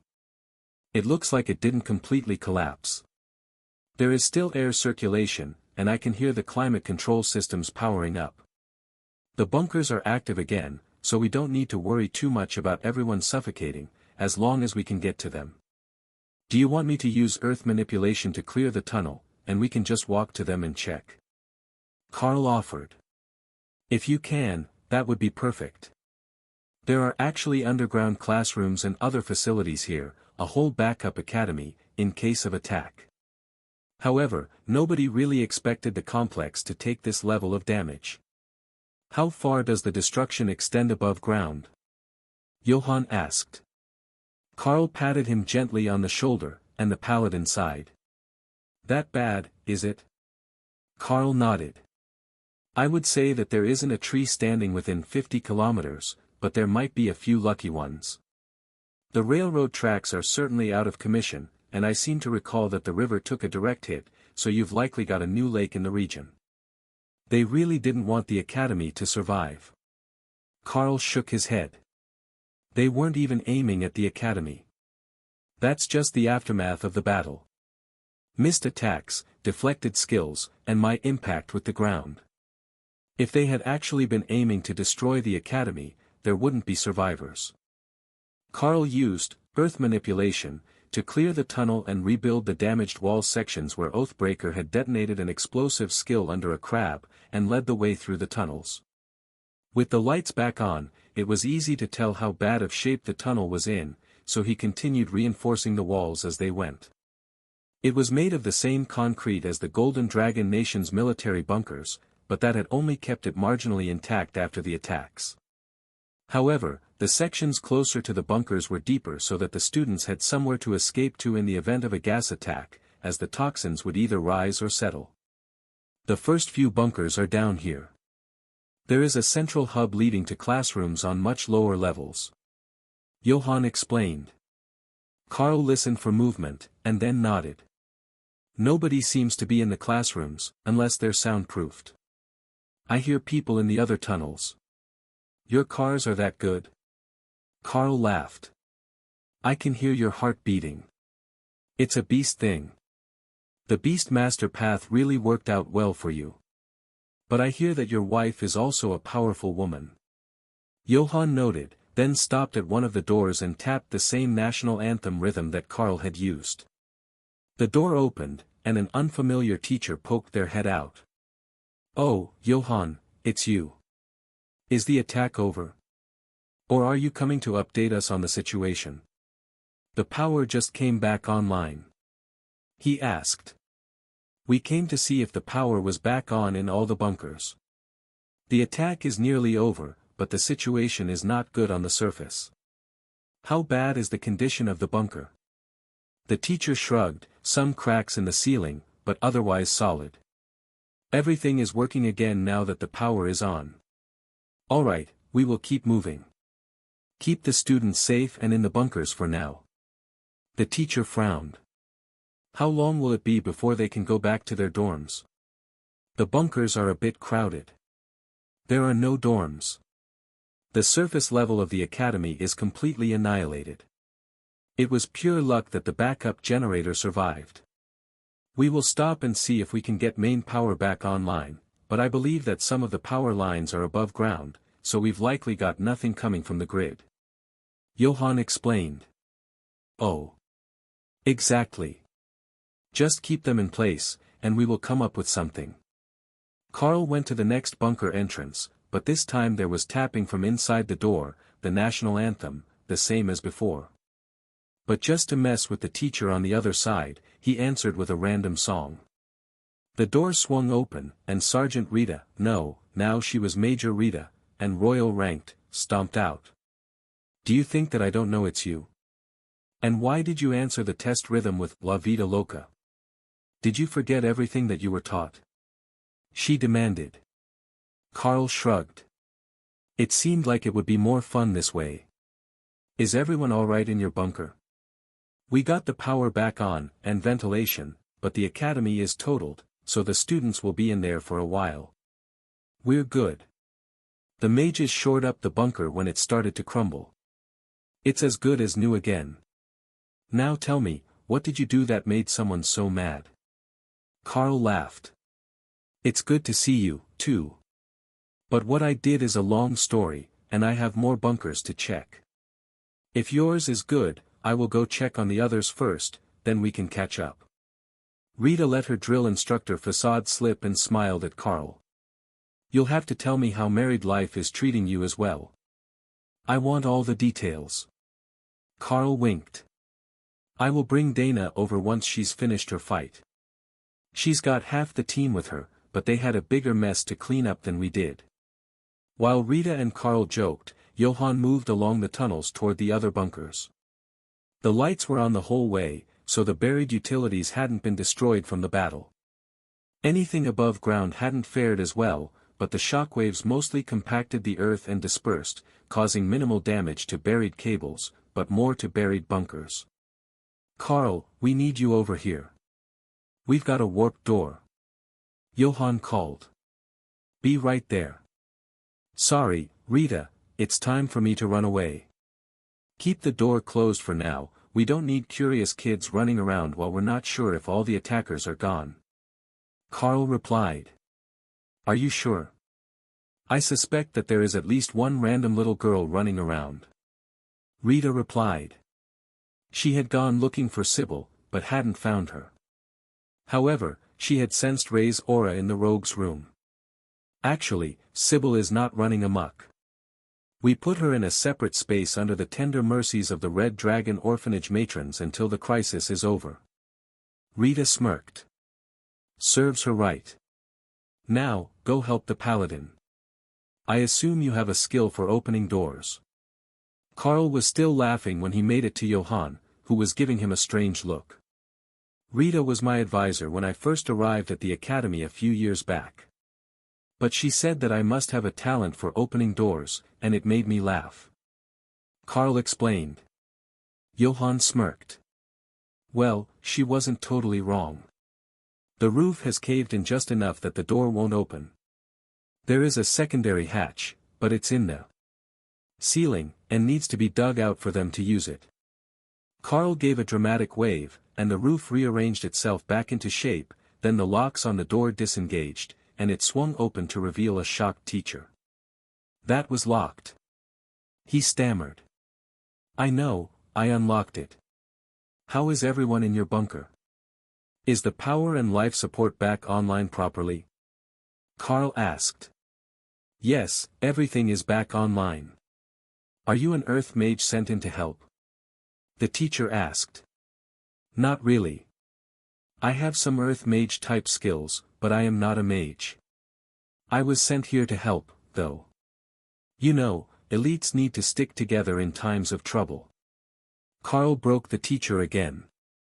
While Carl and Johann finished clearing bunkers and repairing tunnels, Dana and the mythic black dragon finished clearing out the frogs from the beast god temple. That skill of yours, auto parry, is absolutely brilliant. The black dragon congratulated Dana as she took a quick break to have a drink. Thanks.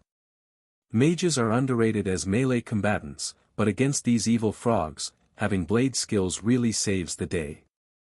But the fact that the golems get it as well makes the most difference. Dana agreed. Would you consider staying on as a teacher here? The children are quite taken with you, and that fighting style would help them immensely when they try to mimic beastkin to blend in with the other species. Dana laughed. As much fun as that sounds, it simply wouldn't be practical. Being soul bonded to Carl means that there is never a slow moment in our lives, and the power level difference is too large for me to show them most of the requisite skills for my fighting style. Many of them can't even be used below royal or overlord rank. However, I have given copies of the best ones to the blue dragons, so if you ask nicely, they should be able to send you copies for your students. That wasn't the greatest concern. The skills would be obtained by those who needed them now that they were in the hands of the blue dragons. What mattered was that the children were going to cry when the pretty fox lady, as they were calling her, went away. Even after all these years, it didn't get easier to listen to young beasts crying when a new friend went away on a work assignment. Tion, Opal, leave some of the frogs for the temple residents, they're hungry too. Dana warned. Tion gave Dana his best puppy eyes, and the mythic black dragon began to laugh at her. He knows the true way of the beasts. The dragon joked. That's not going to work on me. Don't you see all these adorable pouting expressions? Even if we're just mixing in a bit of frog with the regular meals for the young ones, they still worked hard to defend their home today. Dana countered. Tion relented, and motioned with a paw for the others to come out and start collecting the last of the frogs that hadn't made it to the temple's defensive lines. That gave everyone plenty of work to do, as most of the youngsters at the temple didn't know how to transform yet, so they had to do all the dragging in beast form. It was actually quite entertaining for Tion to see so many beasts his own size working together to drag frogs 10 times their size across the trampled ground to pile them for processing. Do you have a lot of frogs? One of the young clerics asked Tion as he used earth manipulation to help them stack bodies. Tion nodded happily, then yipped. Then he cleared his throat and tried again. This is our third set of frogs. We've been collecting lots of them for the restaurant. He tried. You don't speak out loud much, do you? That's all right. I know that divine foxes can speak when they practice. But 3 invasions worth of frogs is a lot. Are you sure that people won't get sick of them? The cleric replied. Tion shook his head. No, we will sell them to different people most of the time. The guild runs a stadium-sized arena with restaurants and vendor stands. That took a moment for the cleric to wrap his head around. The Darklight Host Guild operated a fighting arena. That part was simple. But it was one that served mythic rank meat as what? A concession snack. Were they expanded into the immortal realm? Honestly, most of it would not go to the arena, but to the tiny world, so that they could feed the baby dragons well when they started hatching. Small ones needed lots of nutrition to grow up big and strong, and Button was eager to be a big sister. Or to have underlings to play with.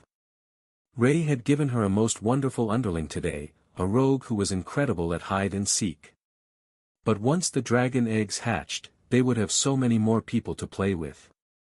While they were enjoying the aftermath of their battles, the other myths who had gathered in Drod for the bounty event of the century, were rapidly stressing Tessa to her breaking point.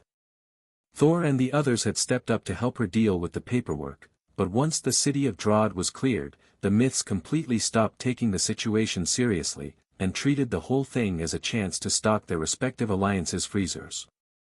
The attackers weren't all frogs, but they were almost all wild beasts at the mythic rank, and that had proven to be the perfect opportunity for others to pick their options. So, they didn't stay to finish the job, they popped in and out, switching when they heard of something else that might be tasty. But worse than that, after the attack at the Golden Divine Academy had ended, Remy had sent back a bunch of mythic demons that Carl had recruited from somewhere, and they knew nothing about this world. So, they wanted answers to everything, and they kept flirting with Thor. The only upside to the whole thing was that if people weren't turning in the invading beasts for bounties, the Darklight Host didn't have to pay them. That was the deal, edible beasts for bounties. They had taken some beastkin and demons in, slaves who hadn't intended to end up here. Hopefully, that was where the group that Remy had just sent back came from as well. But most of the bounties were for food. Take a break and I will handle the bounties for a while. Thor offered gently. When he noticed that Tessa was getting frustrated. No, I can finish out the bounties. We haven't seen a new portal opening update from Kara or Matilda in 15 minutes, so the problem should be nearly handled for the day. She countered, watching a group of mythic warriors who were getting increasingly drunk every time that they came back looking for an update on new beasts to hunt. No new invasion locations in 15 minutes. It looks like Matilda has things under control for a moment. Everyone, pick a portal and finish out the day. This might be your last chance for bounties and loot. Tessa shouted over the noise of the crowd. That sent the drunks running for a portal, along with most of the others who were taking a break between fights. Finally, some peace and quiet. All over the world, the aftermath of the portals from the immortal realms had left nations in chaos, and cities razed. Only one portal had not started in or near a nation's capital, the attack that had targeted the academy. Mistakenly, Oblek had thought that the dense population of more powerful beings had meant that it was something akin to a royal palace, a compound where the elites of this mortal world gathered, while the capital itself had barely registered. Common rank humans had no detectable presence to an immortal. Though there were 1 million people in the city, to the immortals, that felt no different from a colony of ants, which were also technically 1 million common rank lives. The level of destruction was not as bad in the Dragon Isles as it was elsewhere, but they had suffered the vast majority of the attacks, as the invaders had sought to weaken the planet's defenses by eliminating what they thought were the young and promising breeding stock, while their strongest leaders dealt with the planet's few powerful defenders. To say that Azov was in a bad mood was an understatement. He had been sleeping when the attacks began, and Matilda had roused him from bed with a foghorn, only seconds before he was attacked by an immortal rank octopus in his own home. His mansion was demolished, Sholaha was a mess, and while there were more than enough mythic rank warriors to defend the city from the invaders, the attack had been comprised of a form of thunder eels, so the entire city smelled like fish guts at the moment. Not that he was still there. Kisdila, the capital of Nulnulgat, had also suffered an attack led by an immortal, and he had left immediately after his battle to reinforce them. The Dark Light host had sent teams to assist, but most of the ones who showed up were either drunk or intent on filling their fridge, and only gave the slightest consideration to not tearing down the city around them as they fought. At least that one had been frogs. Lord Bongdan had been rescued by the dwarves of Zararag, who surprisingly honored an ancient agreement with the undead lord when he called for aid. They had also prevailed, but the battle there had been against cockroaches, and even Lord Bongdan had been so disgusted by the aftermath that he had declined to use them to expand his army any more than was necessary to ensure his own capital's security. Undead cockroaches were a plague that not even he wanted to unleash on the world. The only ones who didn't seem to be upset about the invasion were the dark elves and priestesses of Soxy, who had been invaded by spiders. The irony was not lost on anyone that the largest city in Nerad, home to 500,000 of the spider goddess's followers, had been invaded by an octopus leading an army of spiders. The beasts had immediately turned on their former masters when the beloved of the spider goddess beseeched them to know their true allies. That had left the invading immortal helpless before the might of their own army, and restrained from leaving by one of the Dragon Isle's few immortals. The Dark Elves were happy to see so many new species join their city, and with the assistance of the High Priestesses, the slave collars of the Beastkin officers leading the assault were quickly destroyed after they had been rendered ineffective using the same technique that Remy had. Only, they used a bit of arachnid flair to accomplish the task. Steel silk spiders at the mythic rank had quickly woven cloth to protect the wearer's neck joint, and then the collars had been disenchanted by the priestesses. The needles couldn't puncture the silk, and the collars were easily removed with brute force after the enchantments were gone. While the direct damage done by the attack from the immortal realm was severe, and the targeted locations would need extensive rebuilding to call themselves intact cities again, that was not the largest, or most lasting damage done by the invasion. When a portal was opened between two realms, the natural laws immediately tried to balance the two sides. Like water under pressure, high-density mana tried to force its way through into the lower-density side. More mana was always a welcome addition to the world, but the mana of the immortal realm and the mortal realm were not the same. There were fundamental differences, beyond the density. The mana of the immortal realms carried a hint of divinity, and the mana itself was of an entirely different nature. While the mana of the mortal realms often carried a touch of elemental affinity lingering from past spell effects, the mana of the immortal realm carried the aftereffects of fundamental rules. As Karl understood it, knowledge of a fundamental rule to an acceptable degree was a necessary condition of reaching immortality. It was the difference between the creatures like Oblek, who were immortal beasts, and the frogs, who were nominally only one step beneath him in rank, but worlds apart in power. There was something else as well, but it was something that Karl simply couldn't put his finger on. A power that he was either totally incompatible with, or simply lacked any ability to identify. And that was a rare thing, given all the sensory upgrades that he had received along the way. But the mana of the immortal realm was insidious. It didn't just dissipate into the atmosphere, it soaked into everything that it touched. Karl could feel it in his own body, trying to reform him. He could feel it in the plants, altering their structure from common foliage into magical resources. The level of change was small, with the limited immortal realm mana available, but the altered plants also gave off hints of immortal realm mana now, permanently changing the atmosphere of the Golden Dragon Nation. At first, Karl didn't notice, or mind. But after he saw the first lower-ranked students coming out of the trial tower, he realized that this was going to be an issue. Their bodies were not able to process that mana. It was poison to their system. A poison that the demons and others he recruited had needed to take medicine to adapt to. Poison meant that this was Remy's time to shine. She had been working on analyzing and recreating the potion, hoping that it would contain the answers to advancing others to the mythic rank more quickly. Without understanding a fundamental rule, and a large dose of immortal realm or divine energy, that was where they would remain, but in this mortal world, nobody could complain about being mythic ranked and standing near the peak. I've got enough to make an antidote to the mana poisoning.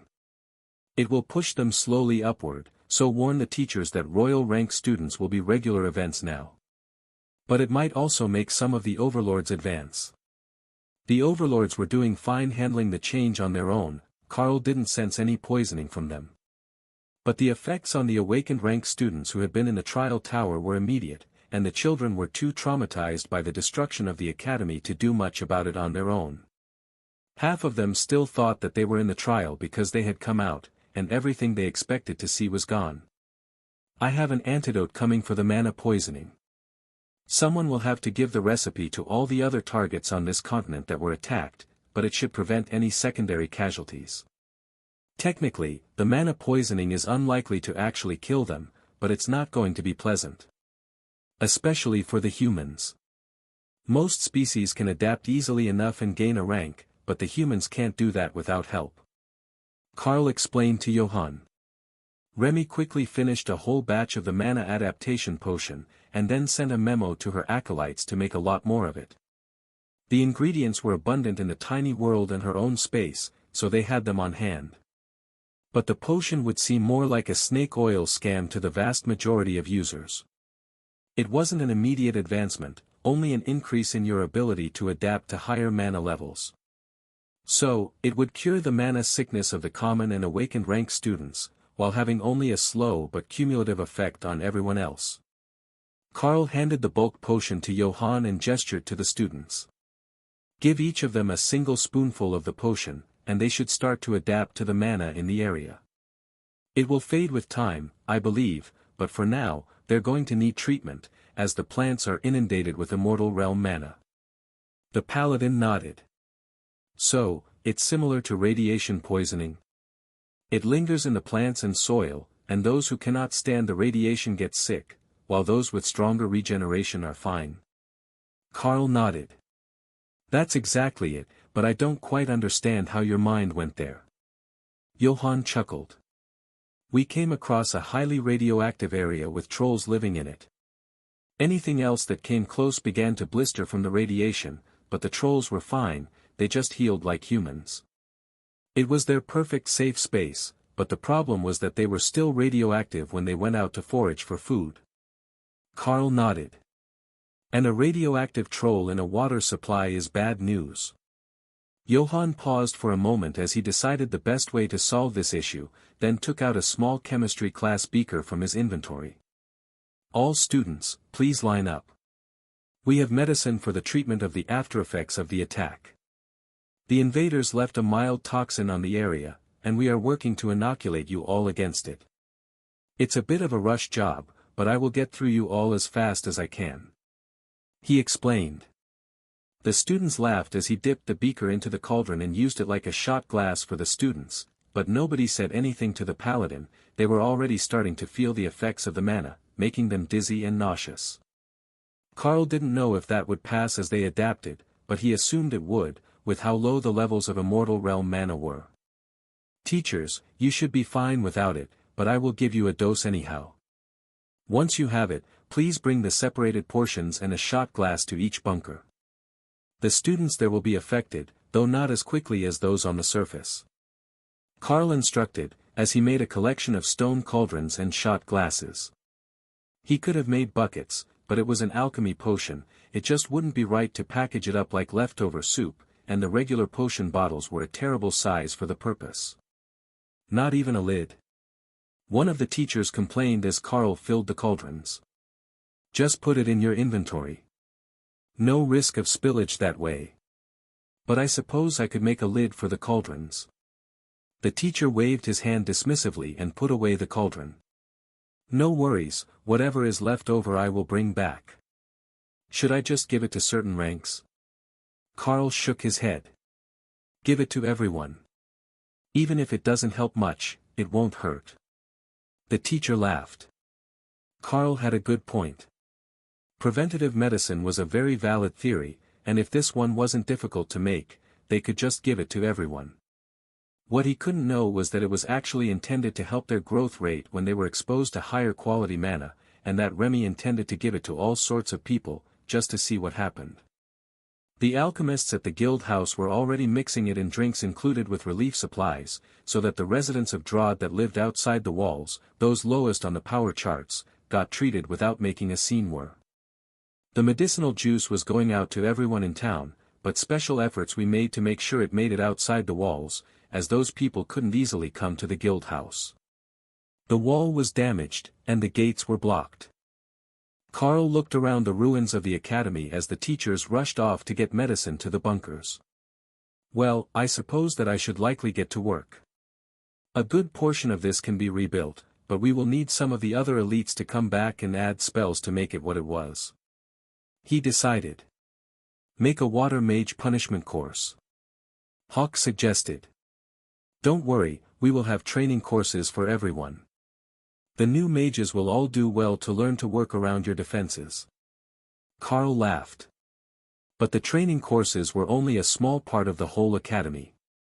The classrooms were going to be easy, as they were largely non-magical to start with. Even if he just waved a hand and rebuilt a building, it would be halfway to functional. Once someone came along and put in the rest of the little details like lights and furniture, it would be up and running. However, it wouldn't take much to make the academy better than ever, even if Opal was off with Dana, helping with the defense of the Beast God Temple. You have a look on your face that says you're planning to do something that is either a war crime, or an epic practical joke. Rita's voice declared from behind Carl as he was mentally planning the new layout for the academy. A little bit of column A, a little bit of column B. Carl agreed. What is it that you're thinking of?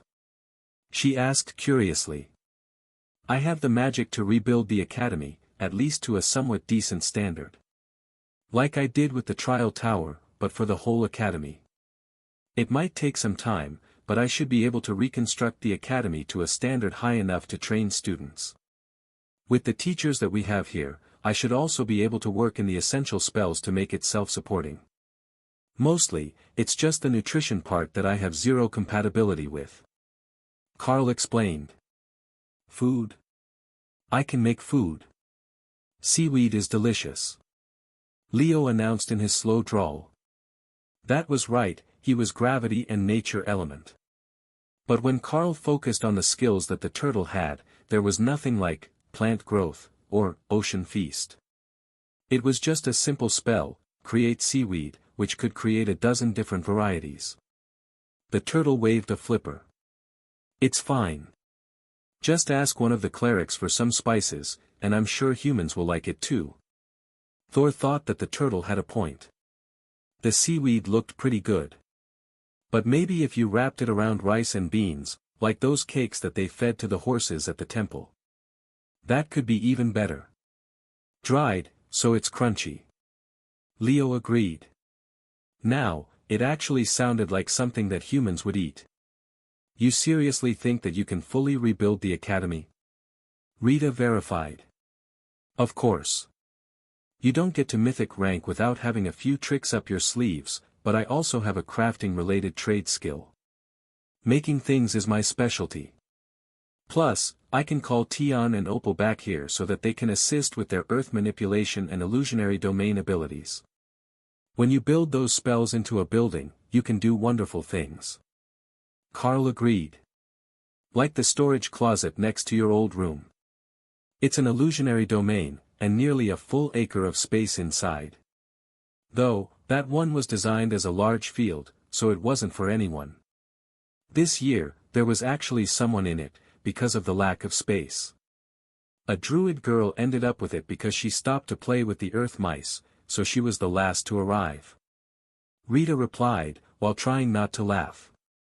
That girl would have made a good nature cleric.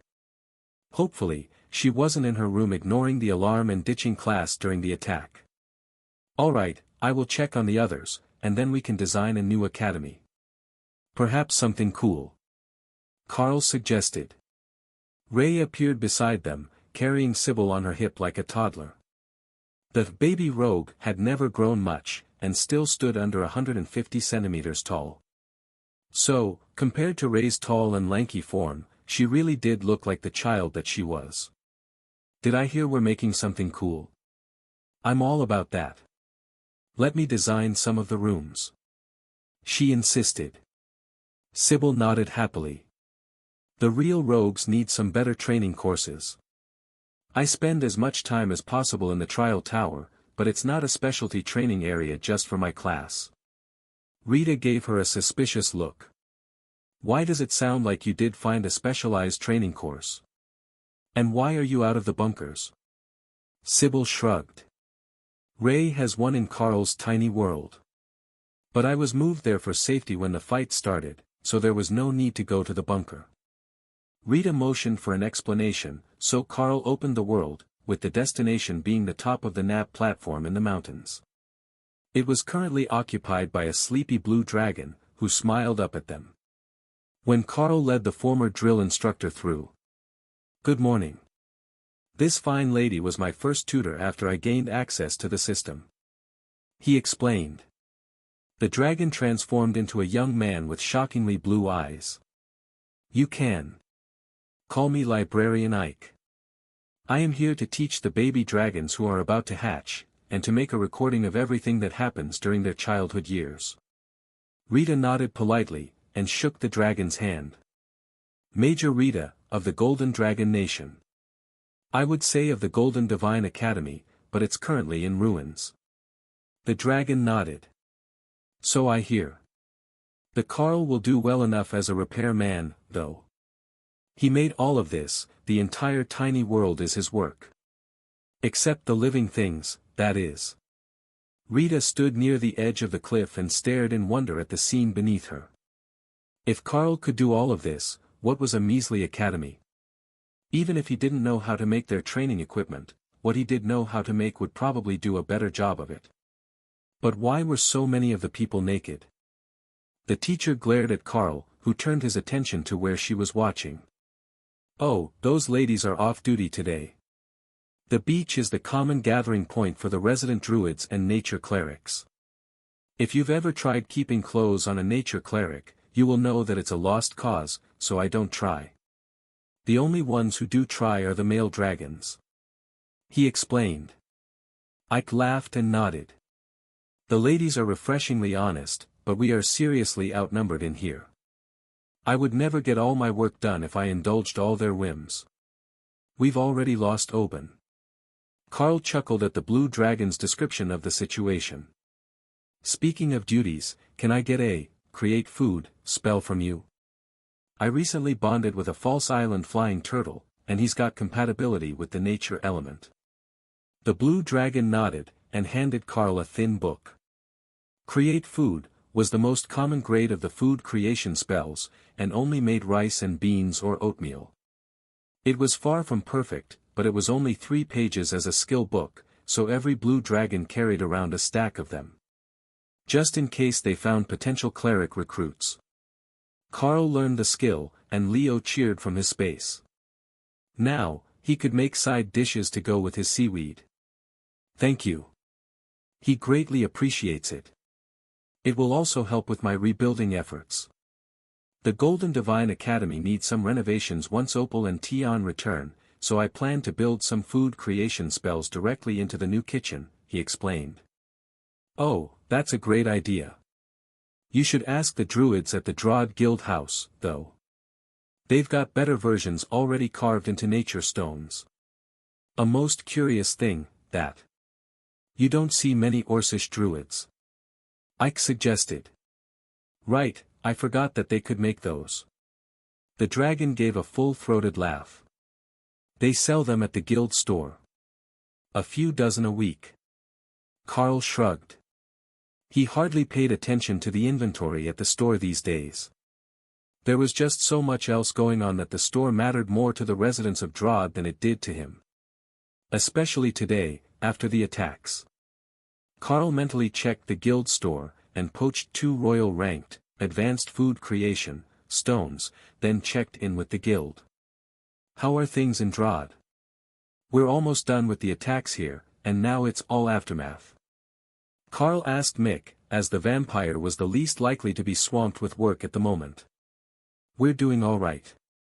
Almost all of the crafters are out right now. They are mostly from classes with healing skills, so they're on rescue teams. The dwarves from Bara have come to offer assistance in rebuilding the city, and we've got them housed in the crafting cavern, near the forges where they're comfortable. Other than that, we're just short on all sorts of potions, but the alchemists are busy with the mana poisoning potion. Making 100,000 doses is a lot. We've sold out of everything that was on the shelves, and we've got a huge list of orders for necessities when we can make them. That will make the crafters happy, except that all the myths realize the Dark Light host has an actual store here, so they've been bothering Sapphire for the good stuff. I think that the old lady is going to eat someone soon. You know how it is when myths suddenly come into money. They immediately buy a shiny new toy. She explained. Yes, that sounded like exactly what they would do, especially as they had been drinking all day as they fought. Drunken impulse buys when you had a pocket full of cash in a lower-cost city were nearly irresistible. How is the guild doing for money? Carl asked. We're all right. The mythic beasts didn't have any special attributes, so they weren't individually expensive. With the money that we've paid out for the meat, we lost over a month of revenue, but we're still doing all right. Mick replied happily. The mythic rank visitors had already started to barbecue the frogs out in front of the guild house, ones that they hadn't sold to the Dark Light host, and she had managed to sneak a shredded frog barbecue sandwich earlier. The energy levels in the food were crazy, and she could feel her body's innate power level improving, even after she had taken the potion to avoid mana poisoning. It wasn't common knowledge that the potion actually increased your affinity for new mana, instead of blocking it to prevent poisoning, so the situation was completely unexpected to Mick, and many others. Anything else important happen? Carl asked. They learned about the crafting cave. It's pretty busy in there now, but we've got it under control. The Guild Alliance leaders are holding a meeting at the tavern in the cavern, and I think they'll be spending the night, but the rest mostly just went in to make custom orders with one of the master craftsmen. The market is pretty empty as well, even the spices sold out. Thor sent over some new spices and veggies from either his space or the tiny world, but stock is going as fast as they can set it out. That made sense. Who could tell what flavors of mythic frog would be best? Sounds like you have it under control. You are welcome to break out the good dwarven ale for the day's more important visitors. The stuff that the inn usually keeps out front is good, but not guild leader good, if you know what I mean. I'm not sure if the constructs will do it on their own. Carl added. Oh, that's no problem. They listen to Naksha, and she's been keeping order in here since the fighting stopped. The death energy made her dizzy, so she couldn't do much but yell at people and absorb it. From the sound of it, they were going to have a bunch of totem-ranked members soon. So, Carl targeted others with his guild message. Dave, Raj, Hugo, we need overlords to Drod City. Tell them to get a shot of the mana poisoning potion and then help with the cleanup. The lingering immortal realm mana will help push them toward totem rank. The myths won't really notice it, but if we have overlords near the bottleneck, they might advance with just a few days of recovery work in the city. I will ask the Dark Light host to put them up overnight, so they don't have to take the portal home. Then, he relayed the information to Mick, Tessa and Naksha, who should all be around the guild house. Got it. We have room for them in the crafting cavern. Most of the others are bunking with locals in the Stone Chapel district, so we're not too crowded. Nobody seems to be rushing to get back to Xylas today. Tessa replied. If Carl's guess was right, Ophelia and Lotus should be in the Redwood Sprawl right now, doing the healing tree routine and making dinner for the homeless. That was their usual disaster response, and the sprawl would be intense with immortal realm mana. It was no loss for them to remain across town. Once he was finished talking to the guild, Carl pocketed the 2 stones he had recovered, and then focused on Rita, who was holding up a map of the academy in front of him. You aren't going to make all the students learn new routes to class, are you? She asked. 100%, yes he is. Ray replied before Carl could speak. She didn't like the current design. It looked like someone was coffee drunk when they spun their web. It definitely needed fixing. Rita sighed. Why did I even think that you could make things easy and rebuild the old academy the way it was? Ray used her free hand to pat her on the head. It's all right, we all make mistakes. Are you going to put my student down? No. Ray was using Carl's trick for transferring mana to flood Sybil with Immortal Realm enhanced mana, trying to force her to advance again before she had to leave. Technically, the rogue should be able to graduate, but she had entered the academy early, and she was honestly still too young to be sent out on her own into the world. She was powerful, and an incredibly skilled assassin, but the Inquisition had marked her for recruitment once she was a little more grown. They recognized her skill, but the elders of the church had decided it would be exploitative to recruit a child so young. Even if Carl and Dana had only been 2 years older when they left the academy. Ray blamed Sybil's size. Nobody took her seriously when she was so small. It was an advantage in infiltration missions, but when she was trying to convince others to send her on those missions, it was only a hindrance. However, Ray had a plan for that. She would work with Sybil on regeneration and disguise skills so that she could more easily play the role of the orphaned waif, the flustered student and the trainee servant with no sense of direction. Almost excellent ways to blend in with her surroundings on urban missions for the Inquisition. And by the time that Sybil realized that she had stopped aging, her role would already be set. The only other one that they had who could potentially do stealth infiltration in that manner was. Never mind. Neither Kara nor Tian would be any good at infiltration. Kara would end up robbing everyone just to see what they had, and Tian was too adorable to be unobtrusive. Ray reached into her space and set out a map, with a whole campus complex built around a central structure. Originally, it was designed to be around a spider goddess temple, but putting it around the trial tower in the same spiderweb pattern would work just as well. The goddess approved of the tower. This is my plan for the new academy. See, there are open-air training grounds, indoor training areas, classrooms, and dorms. I even left specific spots for torturing water mages and disassembling armored cars. Ray announced proudly. Why those 2 things in particular? Rita sighed. They're our favorite training methods. Rita nodded slowly. We will have to bring this to the headmaster and the others before you get started. They will have the final say on whether or not the design gets approved. Ray gave her a sly smile. Or. I could just have the Carl start building it, then ask for forgiveness later. A wise person told me it's easier to get forgiveness than permission. Rita glared at Carl, who shrugged. That's probably not my fault. Her expression didn't change, but Carl couldn't blame her. Telling her that he didn't bother waiting for apologies and just left someone else to deal with the aftermath once he was finished doing what he needed to do most likely wouldn't help his case. Rita took out her phone, then frowned when she realized that it was completely dead. EMP from the divine lightning attacks. The generator needed to be reset as well.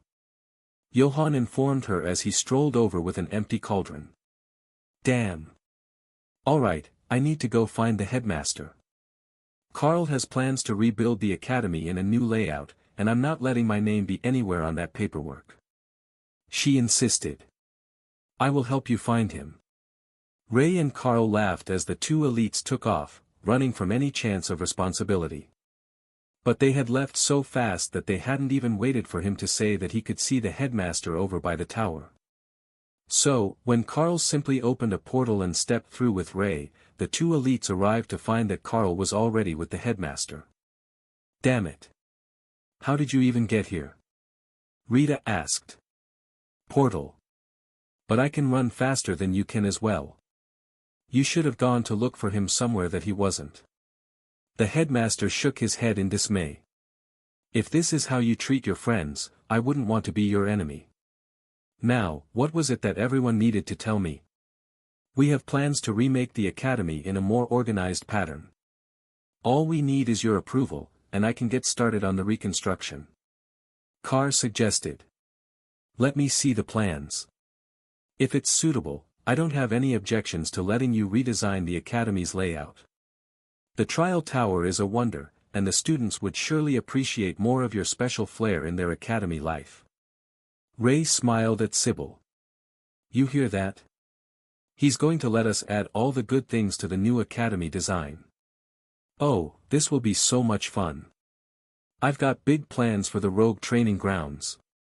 She was going to have a wonderful time designing new training programs. Whether the rogues could survive Ray's trials without a safety mechanism and healing spells was a completely different issue. Carl handed over Ray's design to the headmaster, who glanced at them, then immediately turned his attention to Ray. You do know that this is the Golden Dragon Nation, not the Spider Goddess Nation, right? He asked. Ray nodded. It's no problem. Your dragon gods and my spider goddess get along just fine. I'm sure that they won't mind that the spider web is more efficient than your randomly placed clusters of buildings. More administrators came over, and began making copies of Ray's design, while adding markings and notations. Originally, Ray had decided what went where entirely in her head. There were no notes on the blueprint. But now, there were marks for what went in each classroom, which dorm held what students, and then pages and pages of side notes on what the academy staff would like to see added to the various facilities. It was definitely not a short list, either. Part of it was that they wanted to keep the different sorts of dorm rooms intact, along with the unique advantages and drawbacks, so that students could choose and learn the value of compromise. Some of the drawbacks were only a major issue if your neighbors were obnoxious, like the walls that transmitted the sound of training. But others were a constant annoyance, which could be mitigated with a change in behavior. To the academy, both sorts were a test of mental fortitude and character, a measure of how well the trainee elites could handle stress and overcome adversity. Similarly, the rewards were a test of discretion. One that Carl had failed brilliantly. All of the supposedly hidden features of the room had been quickly revealed not just to his tutor, but also to Dana, who spent more nights in his room than her own. Sybil had at least attempted to keep the curtains closed and pretend that the garden outside didn't exist when the teachers came in to speak with her. But Sybil also didn't have a Dana-equivalent friend that all the teachers suspected was actually a friend with benefits. Carl had no idea that his reputation was so thoroughly unwholesome back at the academy, or that he was considered a living legend among the boys of the current generation. The one who had been the fastest ever to advance to commander rank, who had graduated early to work on the most classified of projects before saving the nation in public fashion. And who had done it all with the campus beauty at his side. It was so utterly unfair that the new generation of elites in training could only dream of being him. The number of small changes that the teachers were making continued to increase until finally Ray decided that she had enough. They were losing track of her vision, wanting to move buildings into unsuitable spots, and it was time to put an end to their nonsense. All right, I see what you want out of the buildings. We will make it all work. Don't worry too much about it, even if it doesn't look like it will fit where I put it, it will. She insisted. Everyone turned to Carl for an explanation, as it was clear that Ray was not about to give one. We can use illusionary domain and reality warp to create expanded study areas and altered room geometry. It's a bit challenging to describe until you have seen it in action, but I assure you that Ray is correct. This design will work with your requests. He offered. That wasn't totally convincing, but he was the one that had all the power, so if he was going to rebuild them an academy to replace the one they lost, then they would shut up and accept it. If it wasn't enough, they would expand upon the initial design later. That part was probably inevitable. The population of the Golden Dragon Nation was growing, and an increasing number of students were coming to the academy every year. So, unless they built a second facility, they would eventually need an even larger capacity school. We should make lots of extra dorms. One huge pack is stronger than two small ones. Thor suggested. Oh, a high-rise condo, like we had in the capital. Remy agreed. Like coconuts on a palm tree? Leo asked, unfamiliar with the concept. No, there are people all the way up, not just at the top. That could be fun. Like stacking rocks really high. Ray quickly altered a few things in her plan, then nodded. We can make it work with up to 10 stories of dorm rooms. Or we can do more, and use illusions for the levels, so the outside only looks like 10. The beasts did the mental calculations, and then realized that all the existing buildings here were 4 stories or shorter. Well, they had been before Carl squished them. But that meant going to 10 stories would already double capacity, even without adding any new dorm buildings. But Ray's plan also had many more buildings than the old layout, and they were much more efficiently designed, with connecting walkways to complete the spiderweb pattern. This would be much more efficient, but it was also a security measure, as they could lock down the walkways with illusionary domain, and make intruders fight their way through ever-increasingly creative scenarios to move between buildings. It was going to be so much fun. Where do we start? Rita asked, ignoring the disturbing feeling that she got when she saw Ray silently plotting her next move. The first steps are to clean up, and then I suppose that we can work our way out from the tower. Ray, do all the bunker entrances line up with a building? Carl replied. Ray shook her head. No, some of them are in silly spots. But once we clean up, we can fix them. Having the bunkers not be directly under the buildings will make it easier for some of them to get back out again if they have another incident. Rita nodded in agreement. With so many of the bunkers buried under rubble today, it would have actually been better if some of them hadn't been directly under the buildings, and the exits were more easily accessible from an open area. The only reason that it had been so easy to find them all was because Carl could repair the tunnels after they got the power back online. But it wasn't wise to count on that being true the second time. The headmaster smirked as he watched Rita's expressions cycle from concern to horror, and finally to acceptance. All right, we will trust the Lady Ray to design a safe and efficient layout.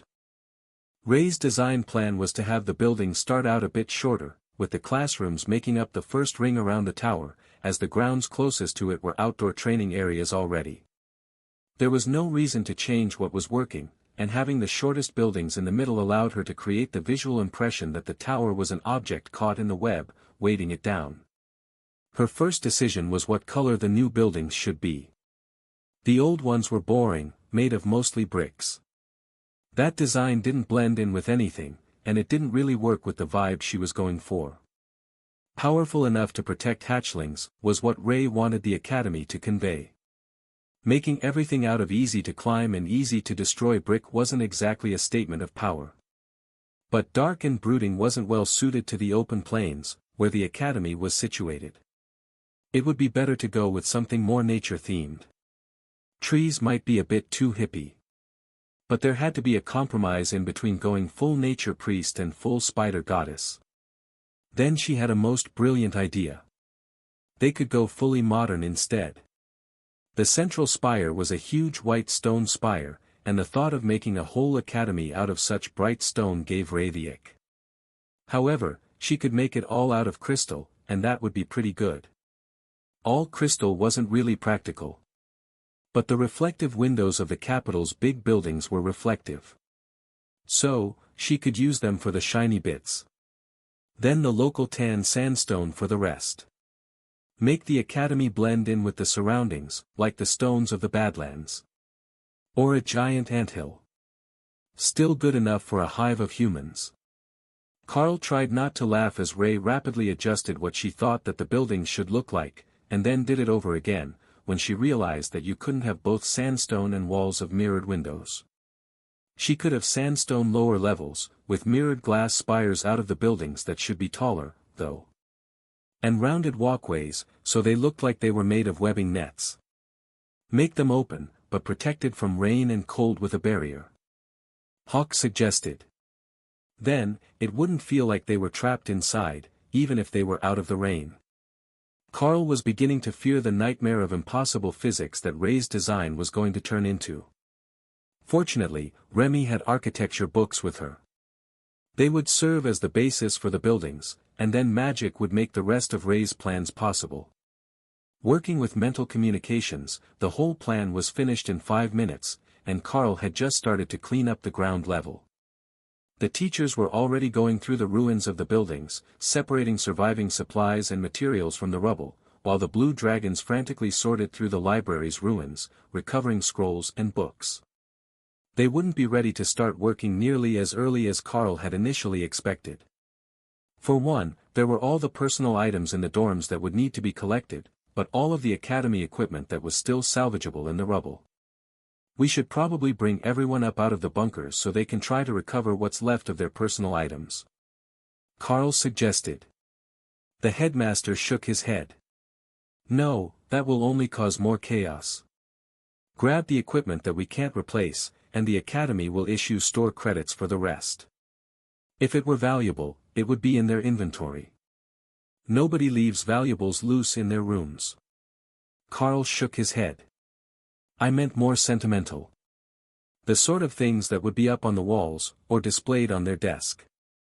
But I can sort through that as we work, and then put everything that survived into the lost and found for them to search later.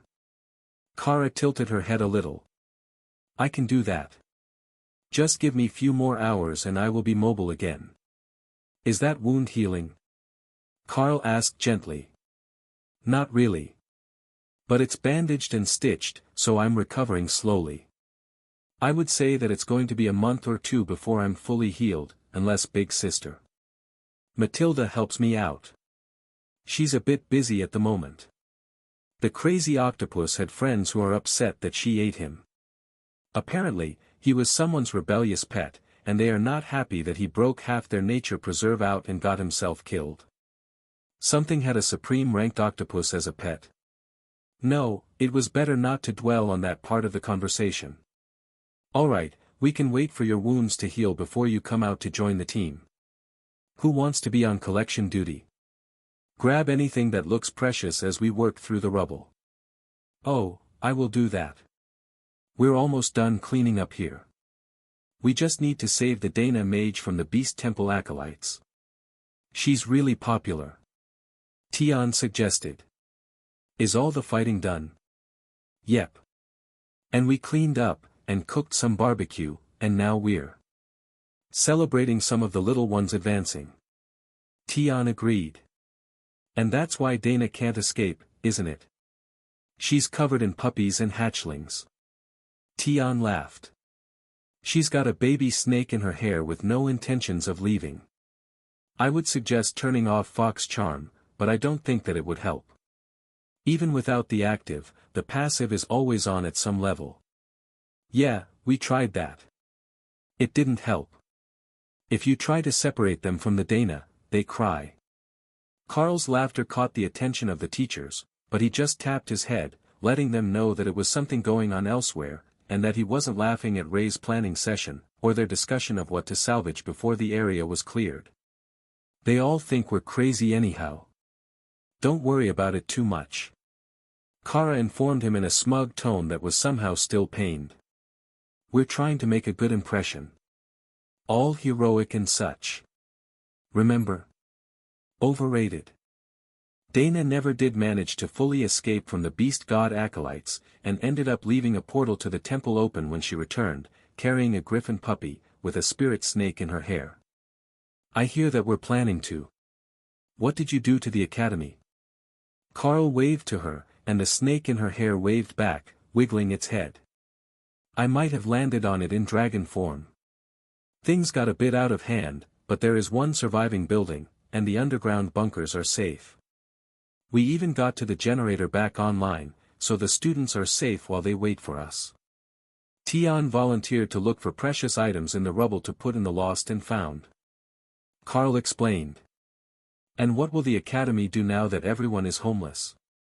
Dana asked. They won't be for long.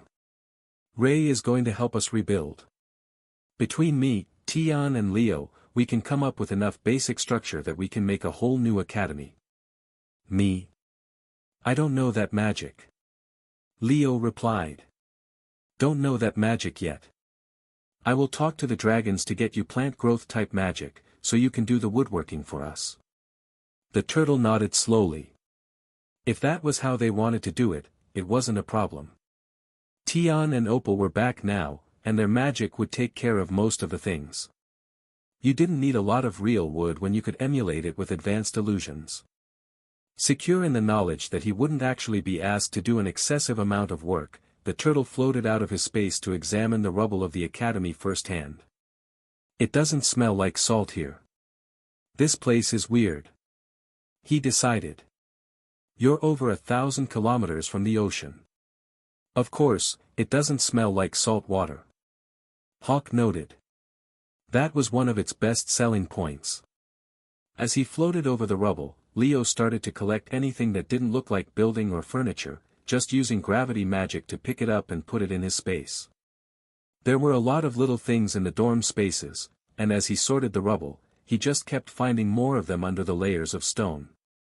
The other buildings likely wouldn't have much, but the job was surprisingly easy now that he had gotten started. They would be finished with the personal belongings long before the dragons were finished with the library. The academy library didn't actually contain many valuable or rare tomes.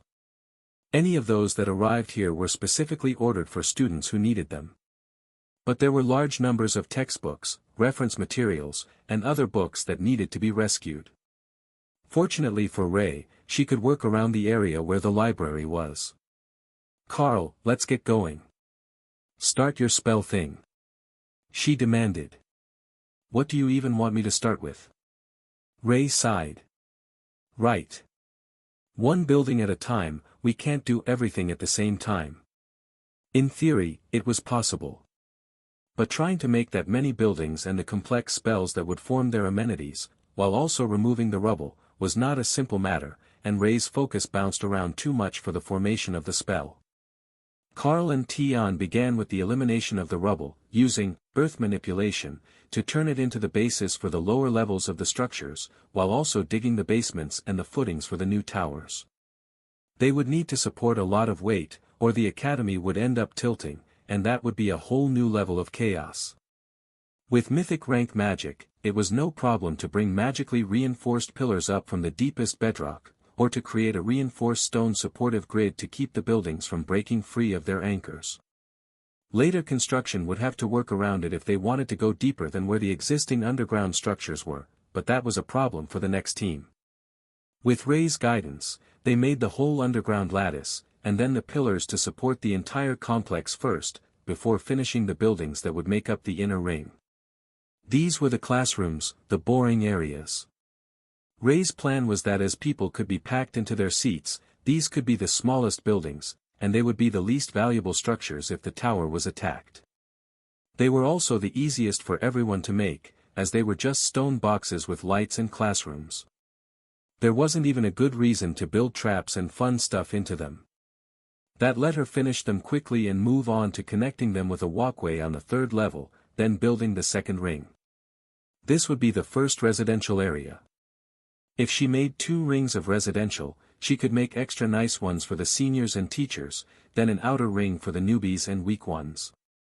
There were more of them than there were strong people, so they needed the bigger ring. The staff of the academy watched in awe as Ray began her work on the residential ring of the new academy design. Their expressions slowly turned from wonder to confusion, and back to wonder as the new academy buildings were assembled by Carl, guided by the visions of the beasts, from the base structure out. Fortunately for the technologically minded Golden Dragon Nation, this time Remy had learned basic architecture, so they weren't just relying on magic and luck to keep the buildings intact.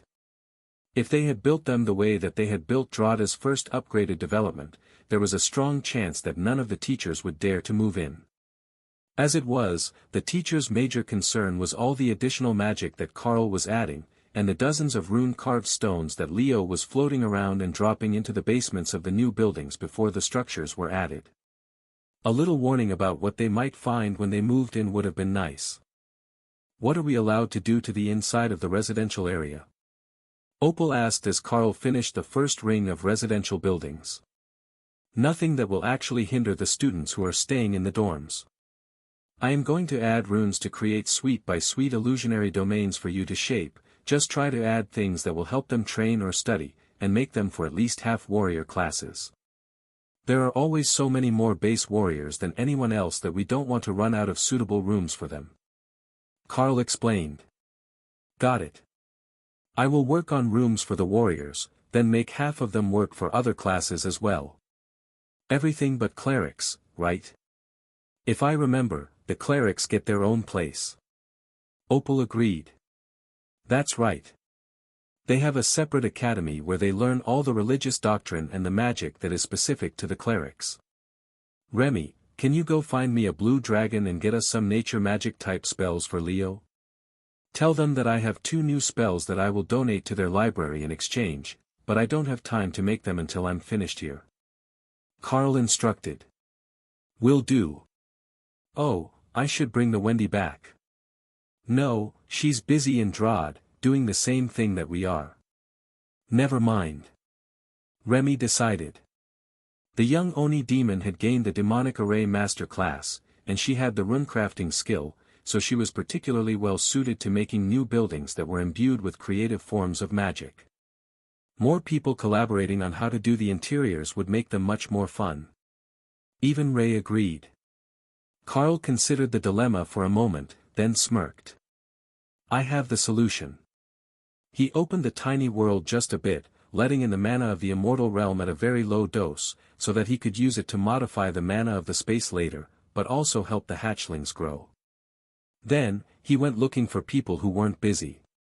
Librarian Ike, Bertie the Red Dragon, and Button, plus Lyric, who was supposed to be accompanying Button anyhow. Ladies and gentlemen, sorry to wake you from your naps. However, I need your assistance with this spell. I will extend the group ritual to you, and you will be pulled into a mind link to help us reform the academy. We need your inputs and specific magics to help us properly form dorms for students. Carl explained.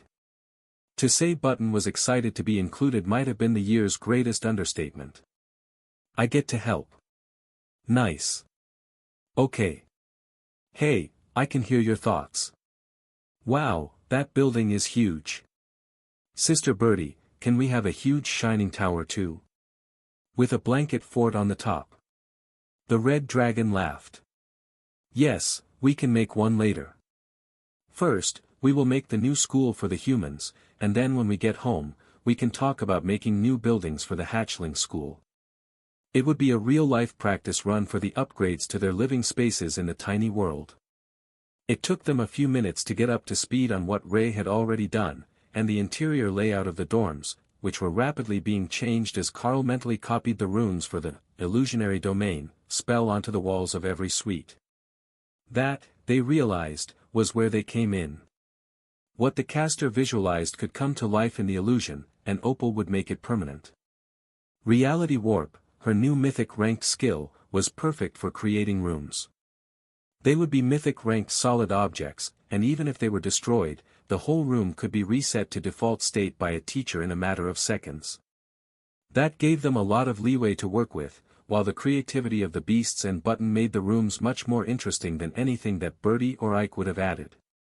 If you needed that sort of creativity, why call us? Ike asked. Because I don't know all the spells that need to be added. If you focus on adding a spell into the illusionary domain, I will be able to understand the runes needed to imbue the effect. It's a workaround to my limitations, like having you enchant an object for me to add runes to. Only, you're adding real magic to an illusionary world.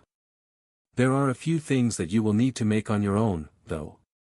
I need nature stones for the kitchens, and I need someone to teach Leo, our hard-shelled friend, how to use plant growth magic, so he can rebuild the gardens and forests around the academy.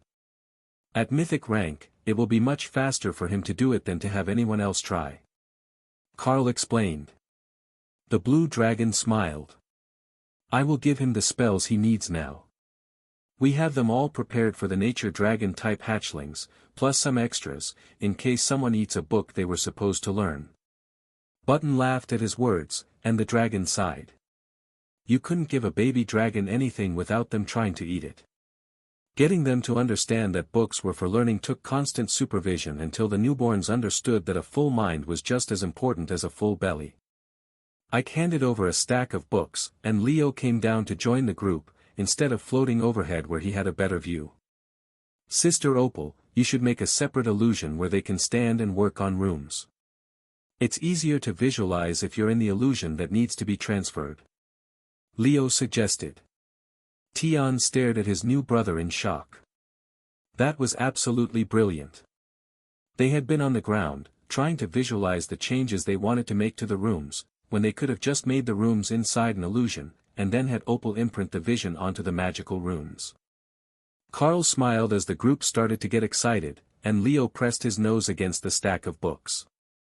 Skill learned, plant growth. Skill learned, advanced food creation. Skill learned, create water. Skill learned, mend object. Those were all spells taught to the clerics, including the basic repair spell that Tessa and Lotus had used dozens of times to repair their clothing and equipment in the past. Now, Carl usually just made new things to replace the broken ones, but that hadn't always been an option, and mend object, or the advanced versions that the clerics had, was a lifesaver. Carl continued to add runes to the rooms as Ray, Remy and Kara shaped the buildings. Then, Opal, Tian and the others formed the interiors.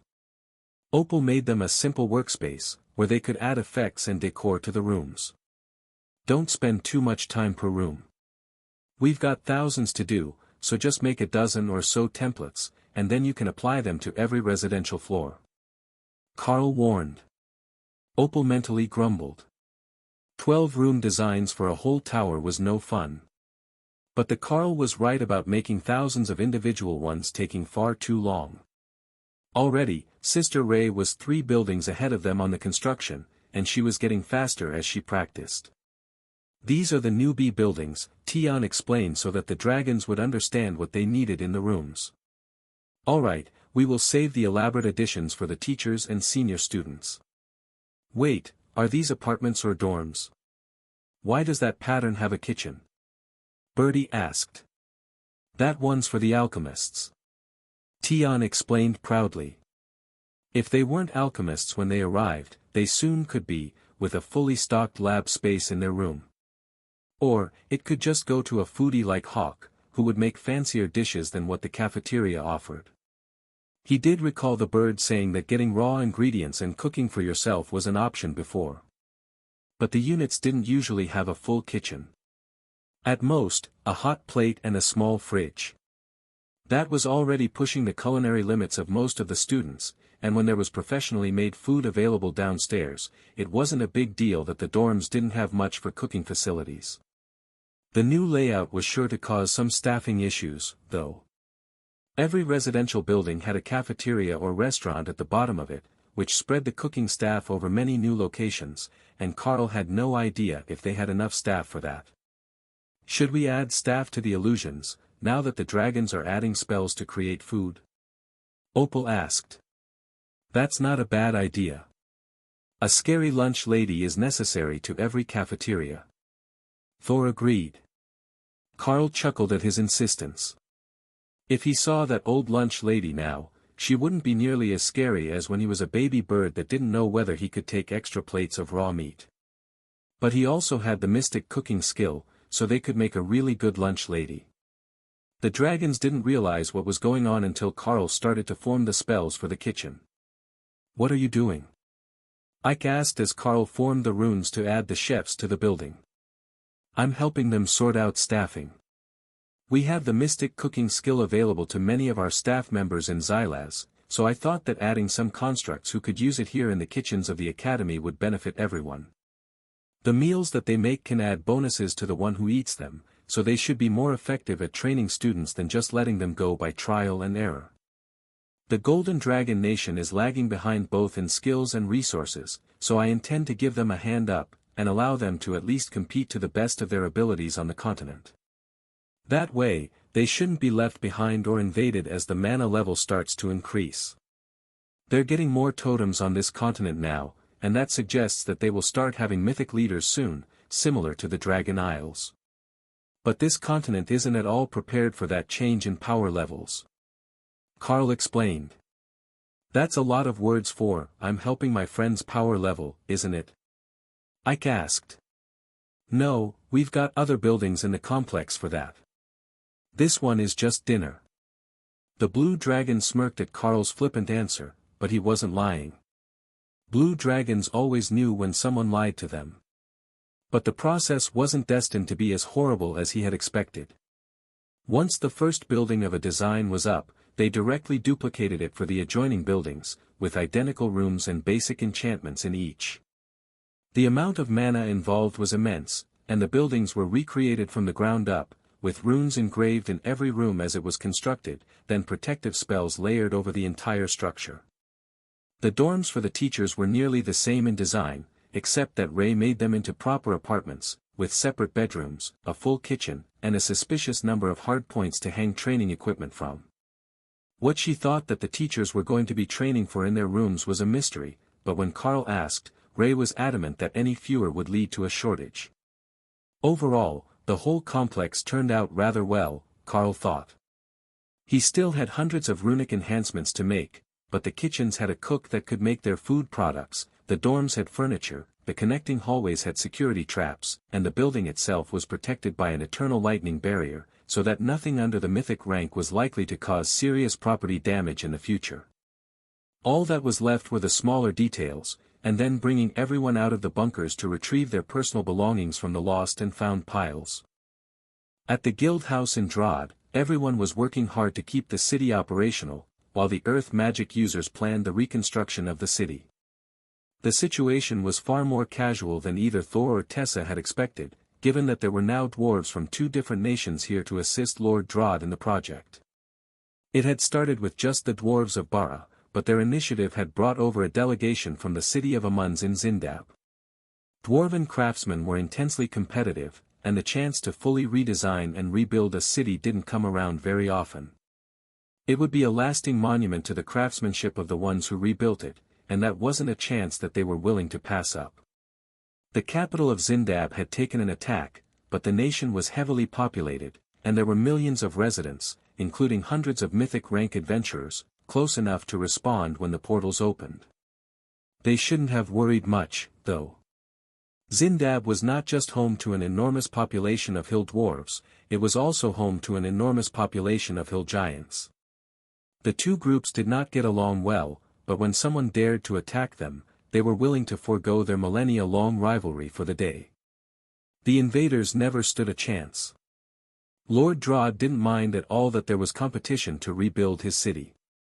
In fact, they were even haggling down the cost as part of their argument over who got to do the work.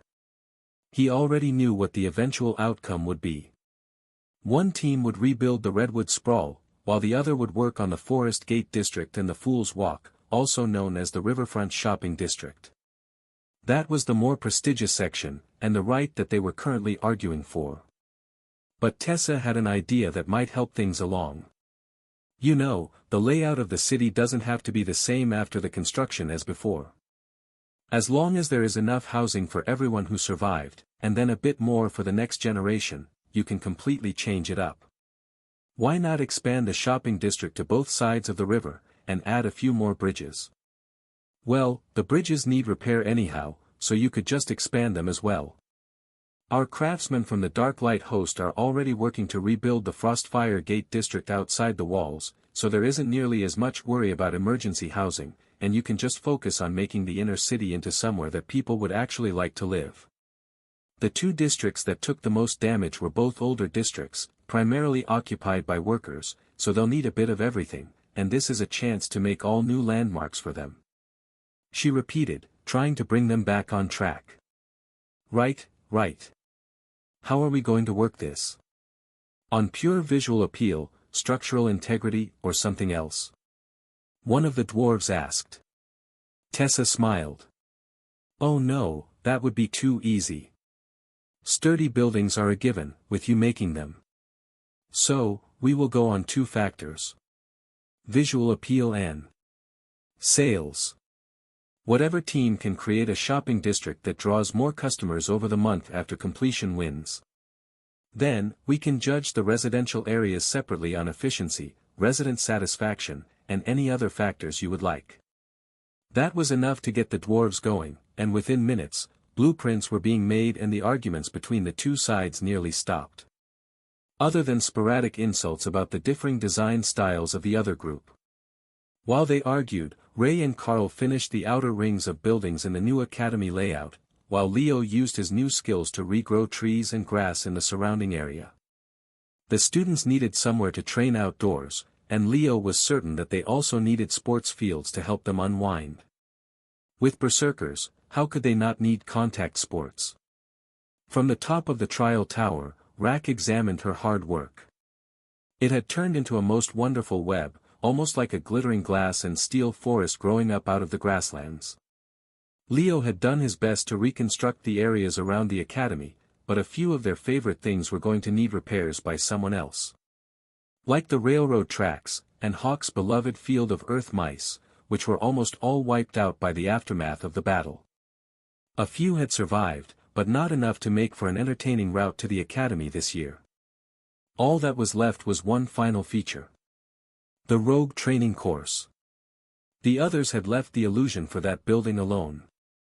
Ray was the resident expert on the topic, and not even the dragons they had brought out to help had wanted to mess with her vision.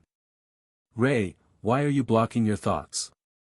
Carl asked as she got started on the project. "It's a surprise." Carl frowned. He was not the one who would be doing the course. Whatever. If Ray terrified the rogues, it could be mental fortitude training. Inside the illusionary domain, Ray formed an eternally dark evening, lit only by moonlight. Then she added a lovely forest, with some less threatening residents, like the steel weaver spiders, some dire wolves and tree pythons. Then, she added a few replicas of her favorite art installations to remind the students which areas were more dangerous, and started on the interior training course.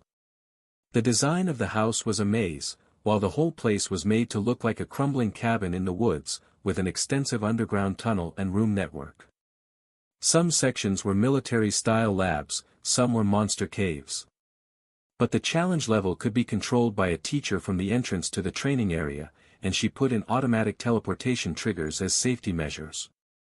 Some of the traps would otherwise be fatal, so she set them to transport the rogues to a safe spot instead of letting them splatter on the bottom of a pit full of spikes, assuming they fell that far. Triggering the trap was only a partial fail if you could stop your descent. If you triggered it and hid inside, then reset the trap, it was an excellent hiding spot.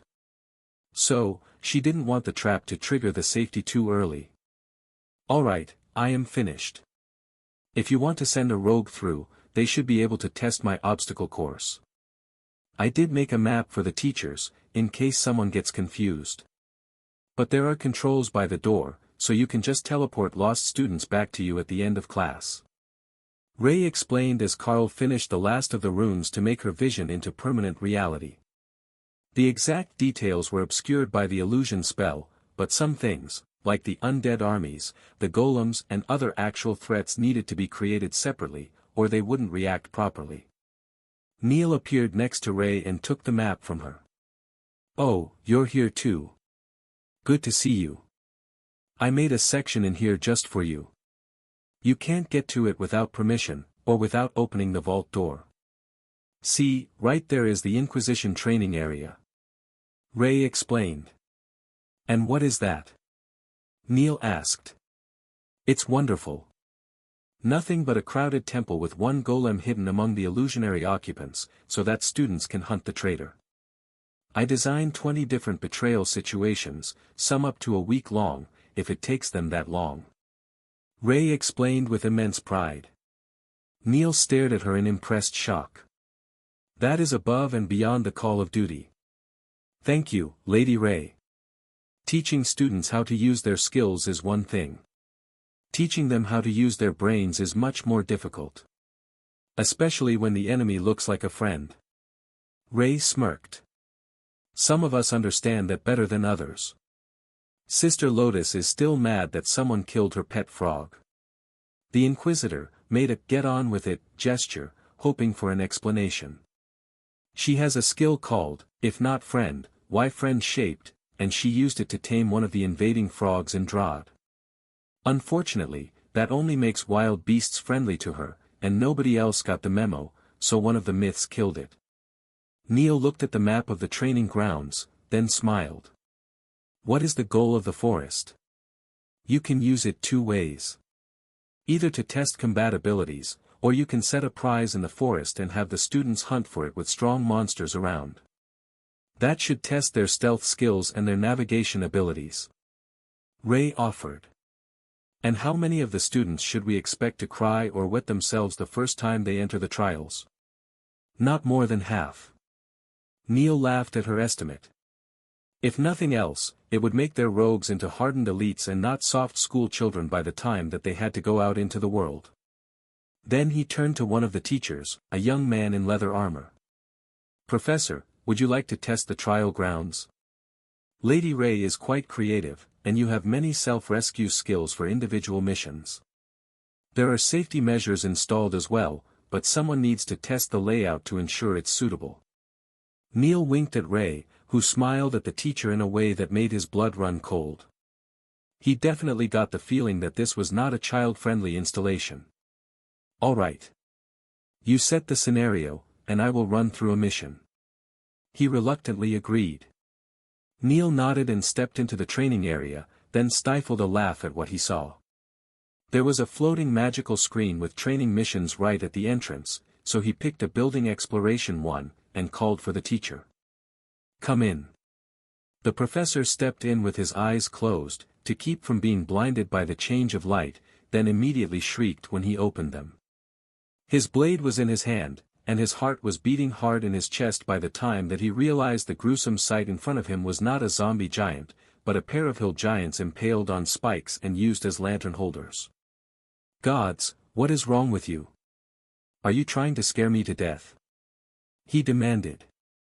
Hey, they were here when I arrived. The mission is to find the hidden intelligence in the basement of the house. The scenario doesn't provide any information other than that it's in the basement, and that there are guard animals on duty, so approach stealthily. Neil informed him with growing glee. Ray was quite proud of her art installation. It was a huge hit on the battlefield the first time that she had brought it out.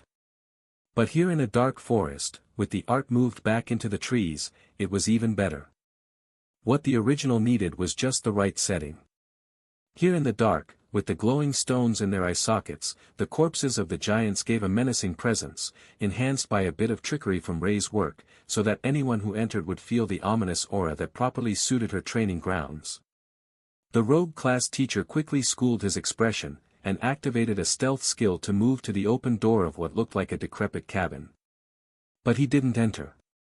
First, he circled the house, looking for side entrances, basement windows, and anything else that would give him a hint about what he would find inside. The basement had a single light, not enough to illuminate the whole room, but enough that you couldn't move easily without risking being seen, should there be someone in the basement. Other than that, it was mostly open, loaded with stored trinkets and junk. That would make it harder to find what he needed, and the teacher silently cursed Ray in his mind. But, Shadow Step, took him into a dark corner of the basement, and the search was on. The only problem was that, track magical items, was leading him to a corner of the basement where there was no chance that the item might be in the piles.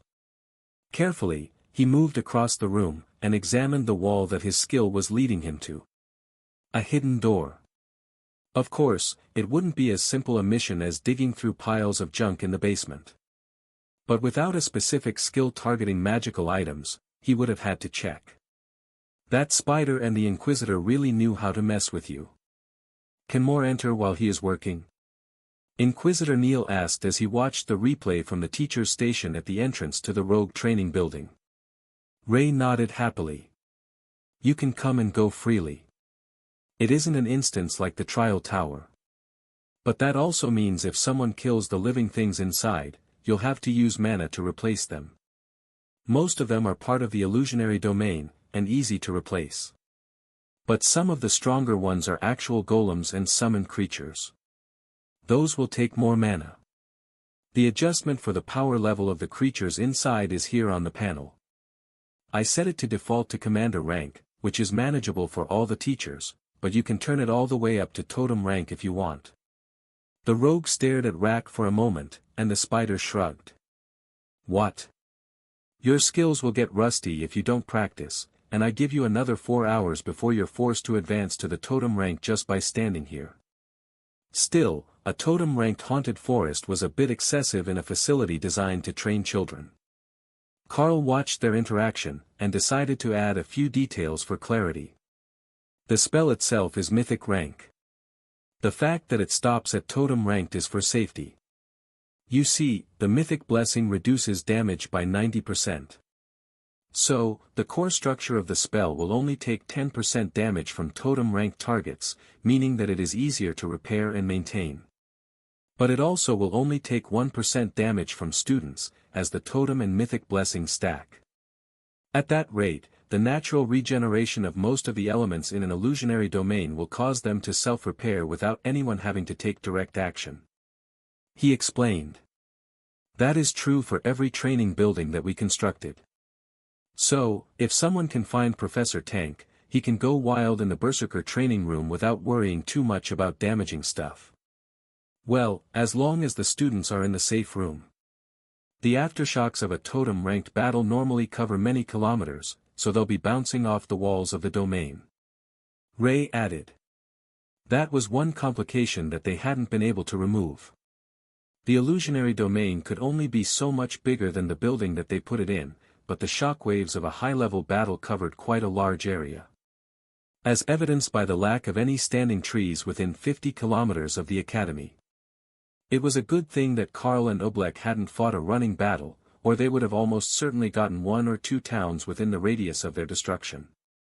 While the foliage wouldn't survive any better next time, there might still be some buildings standing if another similar fight occurred over the academy. It wasn't much, but even if Carl crashed down on the rogue training building, it would only punch a hole in the roof. That is going to be incredible. You did create some extra space in the dorms, right? Neil asked. Ray nodded, then winked at him.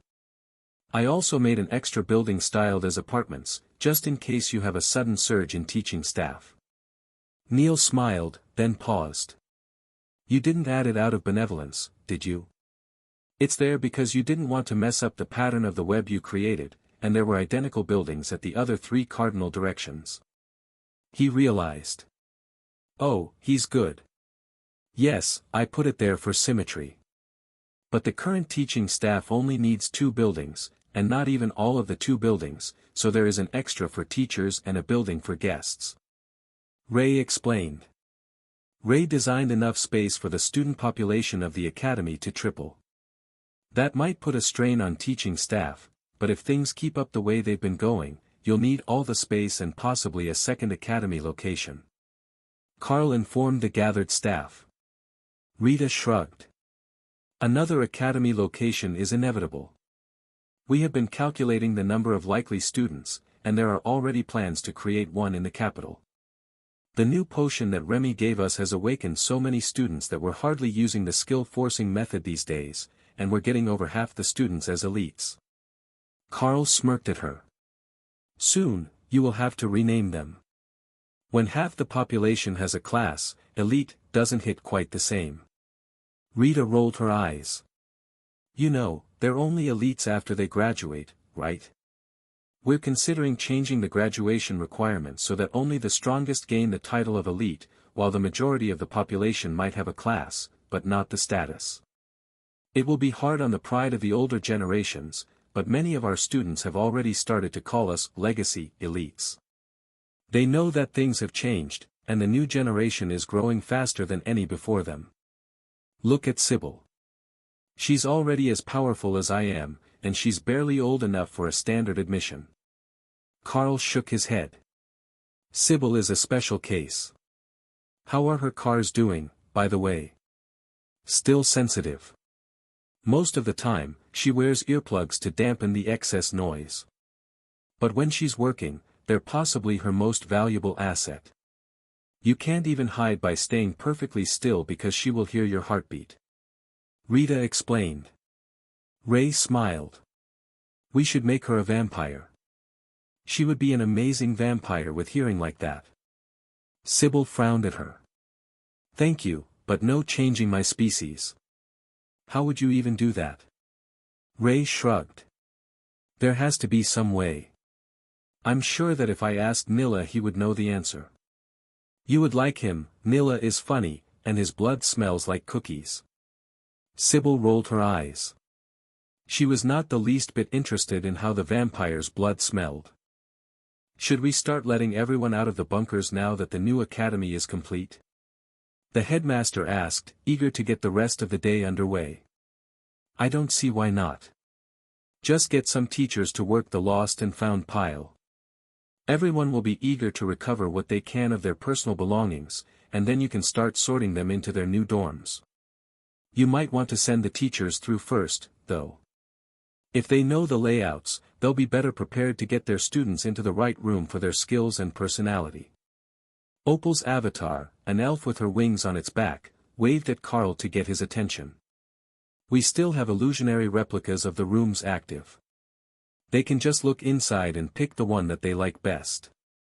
I will lock the doors as we run out of each specific design in their designated building," she suggested.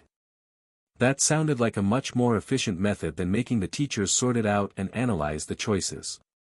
Fortunately, they had watched the process, and had some idea what each dorm was like. That would let the students with individual tutors have an advantage.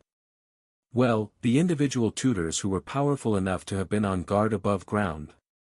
So, only a few dozen of them at most, out of thousands. "Headmaster, you can start bringing everyone up at your discretion. I recommend one bunker at a time, but you can prioritize however you want," Carl offered. The headmaster nodded.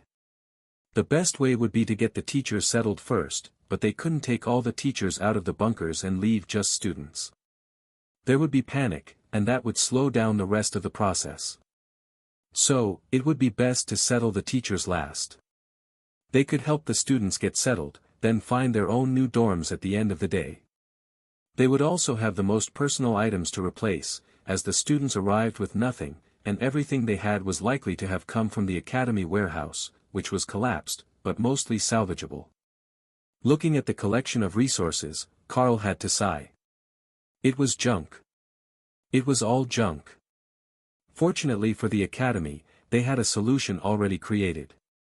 The new supply room could turn out metal weapons and armor made of higher-grade materials, and while they might not be enchanted, much less runecrafted, they were still better than what was available before.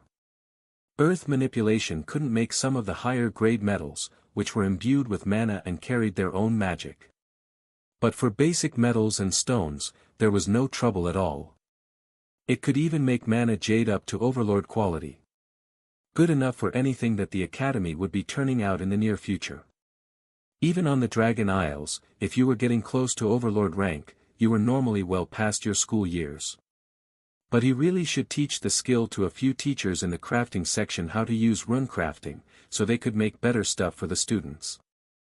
They had given the Golden Divine Academy a new garden, an illusionary domain with excellent growing conditions and intensified mana, thanks to a mana crystal designed to emit excess into the area.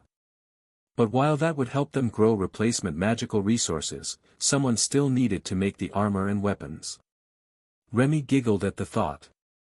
Full role reversal. Now, we're back making a whole new academy, and providing the resources that they didn't have to help us. Next, you'll have to start teaching classes here, become a guest lecturer and complete the loop. The thought was hilarious to Remy, seeing Carl teaching a whole class full of children.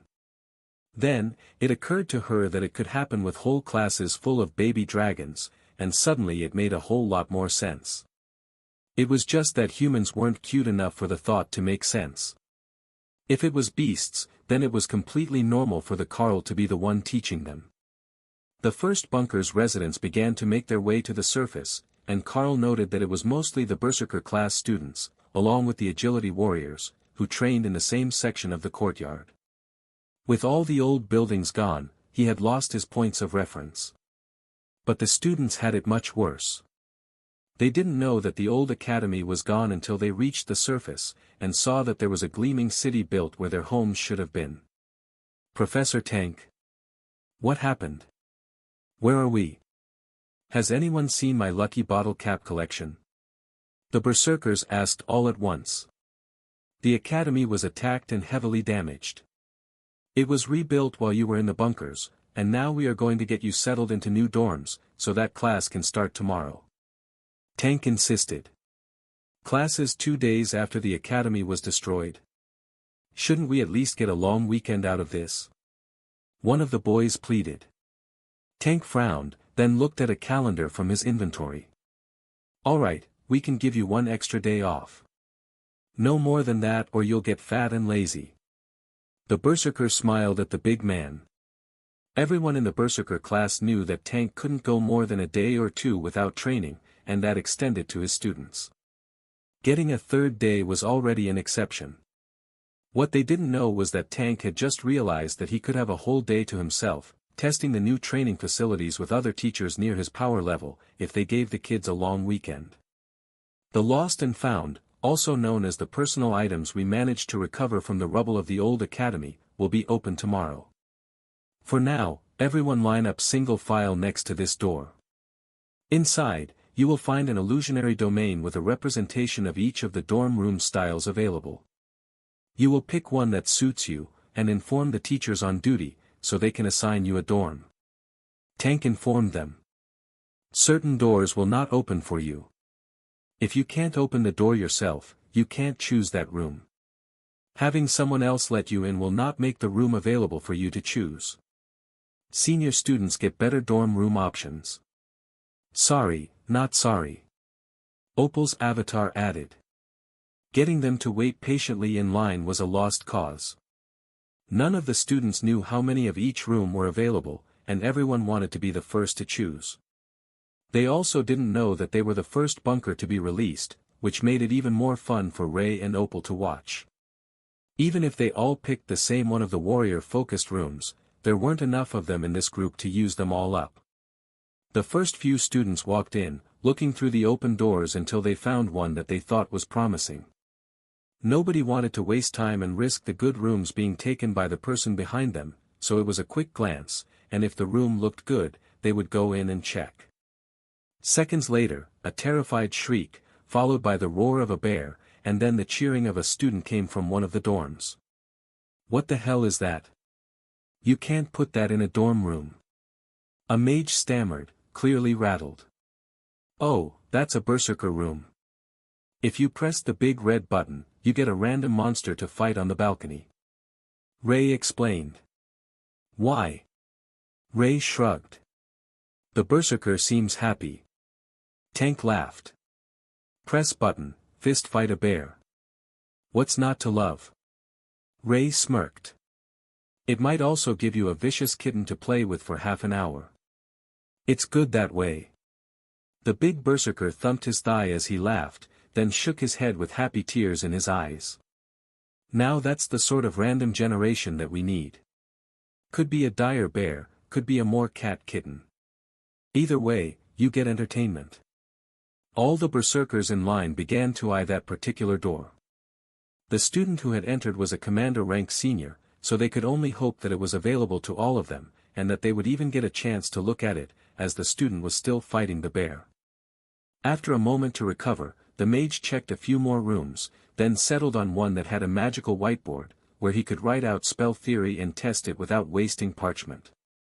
That was one down, and more students rushed forward to see if they could get exactly the room they had hoped for. The old method was both enlightening and disappointing to many of them. This way seemed like it was more fair, as they got a full preview. However, the rooms were still limited, and if they were too late, the good stuff would still be gone, just like had happened to them during their initial selection. The teachers had no intention of letting that tradition die. It was the first test that students underwent, and it helped build relationships as well as familiarizing the new students with their first skill. However, one major thing had changed. No longer did they have to guess what class the students were, or how to activate their skill. The system was much more complete, and they just needed to read the guidelines to see their class name, skill description and other basic information when they woke up on the train.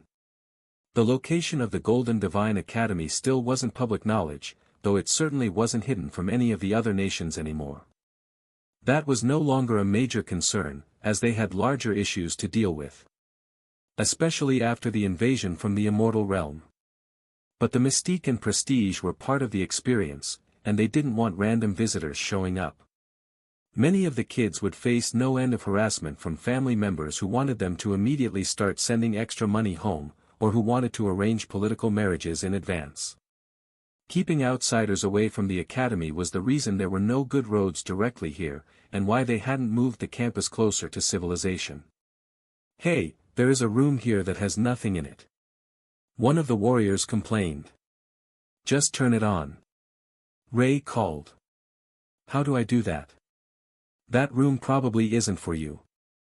The mages laughed. The directions were literally written on the wall next to the entrance. But they were written in runes, not common. Anyone with a mage or magic using type class could read them by default thanks to the system, but warriors could not. Once you turned the runes on, you got a bedroom in your choice of color scheme. Or, you could set it up as a lab space.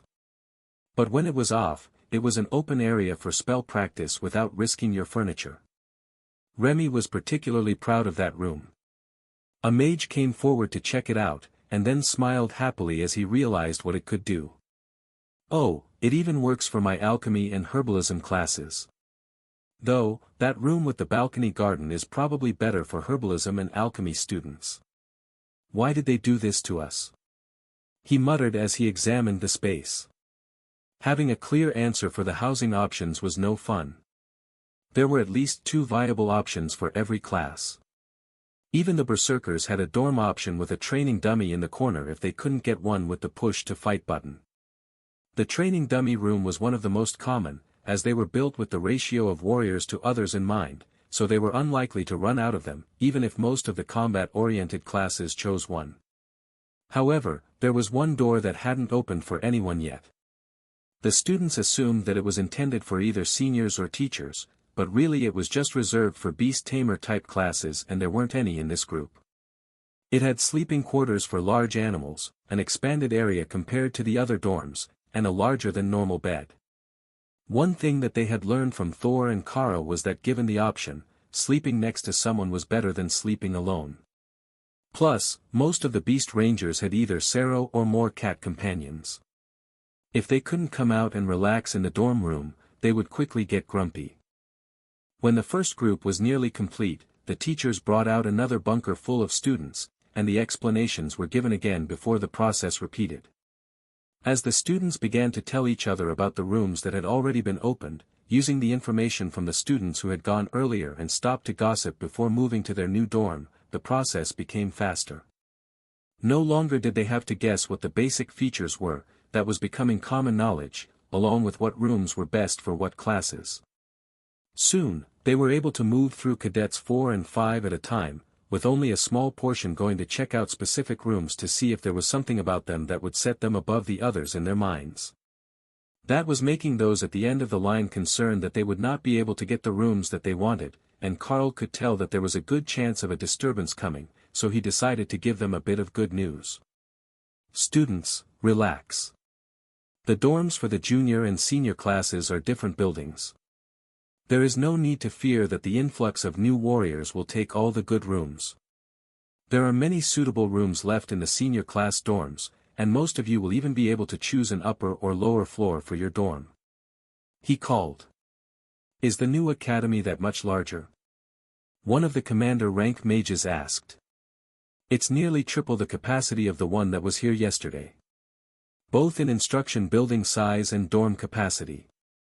Fortunately for you, we also built indoor walkways between most of the buildings, so you can quickly and easily make it between your classes." Carl agreed. It would actually be faster in some cases to go outside and run across the open ground around the trial tower to get to classes on the far side of the web. But they would realize that over the next few days as they got used to the layout of the new design. While the students checked into their dorms, Carl checked in with Tessa and Thor to see how the rebuilding of Drod was going. Thor's mental voice was unconcerned as he detailed the situation. "We have food stations set up in 4 spots around the city. Lotus and Ophelia have moved down by the docks because there are still ships coming in with wounded and damages. Some of the sea monsters escaped, but didn't go far. The medicine has spread all through the city, we gave it to everyone who would accept help. What else is there? Oh, right.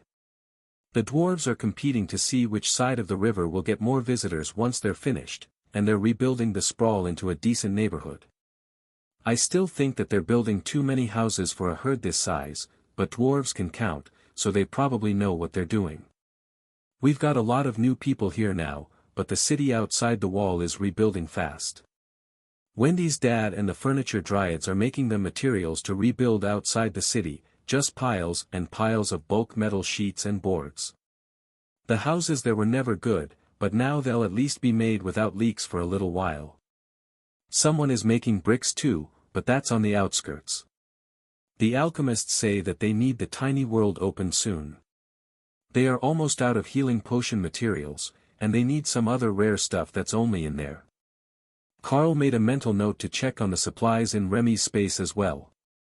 She had to be low by now, as she was donating to the alchemists twice a day. But before anything else, Carl reopened the tiny world entrance in the Xylaz Alliance house so that it could be accessed by the guild members who needed it, and the residents of the tiny world could move about as they needed. Not that they ever really left. But with emergencies going on, they might invite people in or take on a mission outside. Thank you. Oh, Button just went by looking for Lotus, should I have someone follow her? Yes. Don't let her out of your sight until there is a guardian on her. If the little dragon wanders away, it will take days to find her again. Carl replied. It actually wouldn't. The red dragons had a tracking spell on her, and they would be alerted in the next few seconds that she had managed to run away. Birdie is here with Lyric. They will catch the runaway. Thor added a few seconds later. Leo laughed at the chaos as he floated above Carl's head, deciphering the new skills that he had been granted. The clerics hadn't been stingy, so there were a lot of new spells for him to use. He just needed to master them a little better. However, Ray objected to him growing vines up the sides of the buildings, no matter how cool it would be to have flowering dorms. This place also couldn't grow coconut trees, which was a disappointment. What was a world without coconuts? From Thor's thoughts, getting enough people to come and help out with Drod during their time of need was not going to be an issue. Their home nations trying to get them back home after were the ones who were in for a hard time. Once the dwarves had custom-built a new city to their own specifications, in an attempt to make it as profitable as they could, given the mostly demon and orc population of Drod, there wouldn't be a lot of incentive for most of these craftsmen to leave. At best, they might be lured back by a higher quality of living than what Drod could provide, given their lower power level. But with so much Immortal Realm mana soaked into everything, that might not be true for much longer. Carl was finally beginning to relax, with the students all sent to their new dorms, and the teachers mostly off to settle themselves in as well. The bunkers were empty now, though in need of cleaning. But that could wait until they replaced the lost supplies. Is this normal for your world? It sounds like this location should be one of the finest academies of the region, but they're so weak. One of the rescued demons whispered to Carl. This continent has a very low mana level, and it's only just beginning to recover from a downturn, where the planet's ley lines retreated below the surface. They truly are weaker than average, but the quality of their knowledge is quite impressive. Carl explained. The obsession demon didn't look convinced, but Dana had an explanation ready. They're somewhat the opposite of your group. You have latent ability, nearly as much as anyone on Immortal Realm world can hope to obtain. But the Immortals kept you from learning to utilize it properly. Here, the people are weak, but every demon can use at least one or two innate skills, and most can do much more. I know that Carl promised to help you all get classes sorted out when we were finished here, and I see that he's gotten to most of you already. But the real limitation that the people of the Golden Dragon Nation have is that they don't have the power to make durable spells. A mythic ranked being with proper training could shatter anything that they created with little more than a casual swat. So, all they can do is stare in frustration, knowing that they have spells and skills to solve a problem, but not enough power to use them effectively. She explained. Oh, that would be the worst. Knowing that there is nothing you can do is all the comfort that most of us in the cells ever had. The demon realized. Dana nodded. I'm glad you understand. It's a frustrating time for them, but they're all happy to get upgraded facilities on a level that only someone as powerful as Carl could make. Now, they'll be good for some time. I don't know how long it will be before the next wave of attacks start, but now that our planet's guardian has advanced to legendary status, we might have a bit of a buffer. The demons who had come from the immortal realm all shared concerned looks, which made Dana highly suspicious. What do you know that I don't? She asked. You can't have legends in the mortal worlds. It isn't possible, their mere presence will warp and alter the world. If a legendary chaos dragon remains here, there is no telling what will become of your world. Best case scenario, the world ascends to the immortal realms. Worst case scenario, the backlash from the fundamental laws of the mortal realm colliding with the legend's nascent divinity will tear the planet apart. He explained. So, you're saying that now that the planet's guardian is a legend, they can no longer effectively defend the world from invasion? Dana asked. Exactly. They might be able to hide the world to prevent most of the invasions. But they can't be here in person for more than a few months or a year at a time. It's the same when legendary heroes or their avatars are summoned to a mortal world. They are on a timeline to complete their tasks, or something horrible will happen. Dana remembered that from the children's stories. Heroes always needed to complete their task in a hurry before the enemy gained the power to control the world, or some other urgent reason. She had never considered that the mere presence of a legend was enough to upset the balance of the world. But her knowledge was from fairy tales, which could hardly be called a complete historical record. At most, the sentiment of the story was likely to be correct, but all of the rest of it was long since lost to time, despite the efforts of the blue dragons. We are going to have to arrange something with her if she can't be on the planet all the time.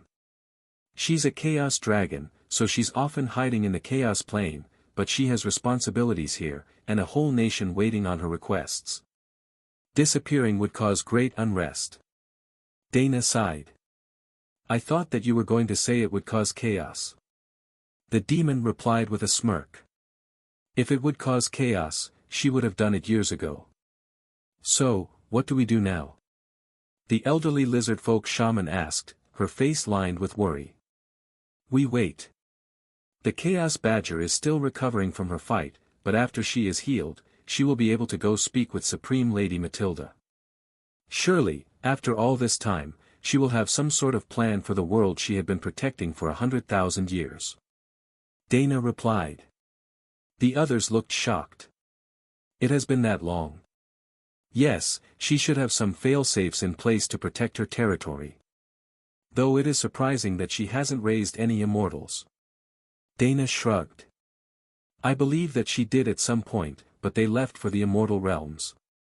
Only a few immortals remained behind on this world, just enough to maintain the balance and stability behind the scenes. Fortunately, they hadn't lost any of them in this round of attacks. Then she might call some back from the immortal realm, right? Enough to keep this place safe from monsters like Oblek? The elder lizard folk woman asked. Dana nodded. That is a possibility. Though, I doubt that it will be necessary. She has the ability to block portal openings from off-world, even when she is in the chaos plane. We will have to wait and see. The only one able to easily go visit Matilda was Kara, but the badger was currently resting in her space, covered in bandages and wounds that didn't want to heal. She would go soon, but with the instability of the chaos plane, she didn't want to do it when her life was still in danger. Even the most chaos-attuned of creatures might still suffer from the nature of that place. While Kara didn't want to risk the chaos plane pulling a lethal prank on her when she arrived, she also didn't want to waste too much time sitting around waiting to heal naturally. Matilda could surely repair her body, and she had things to do. So, as soon as minor movements no longer tore stitches or started any new bleeding, she moved herself out of her space to the chaos plane to go see her friend. Congratulations on legendary status. She greeted the bemused chaos dragon. You taste-tested a demigod. How was it? Worth the pain? Matilda asked. Yet to be determined. But can you patch me up? Even the Chaos Beast Constitution and my home space don't want to heal these injuries. Kara complained. You were cut by divine claws, with the fundamental rule of order imbued into both the attack and the claw itself. I can heal the worst of the damage, but it's not going to be perfect. Matilda agreed. What do you mean, not perfect? Matilda gave the irate badger an indulgent look. What I mean is that you don't get to escape causing that level of chaos unscathed. You're going to have scars when I remove the effects of the fundamental rule from your body. The damage is already done, and inflicted by divine energy, which not even I can fully nullify. Will I at least look cool? That made the dragon laugh. A real, honest laugh. Indeed. I have looked into the future, and you will look cool even with scars. That was good enough for Kara, and she nodded for Matilda to begin the work of healing her lingering injuries. The scars were going to be inevitable, she decided. If she had Matilda heal her, it would scar. But if she didn't have the dragon clear the fundamental rule of order, it would only take longer to heal, and then still scar. The process of extracting the excess energy was excruciating, but here in the chaos plane, she had the advantage, in that she could immediately alter her surroundings to suit the raw wounds.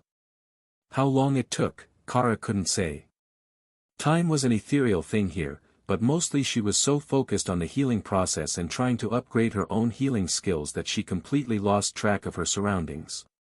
For the first time, she had advanced but didn't get a skill that was a rank above her own. That was an annoyance that she was intending to rectify as soon as possible.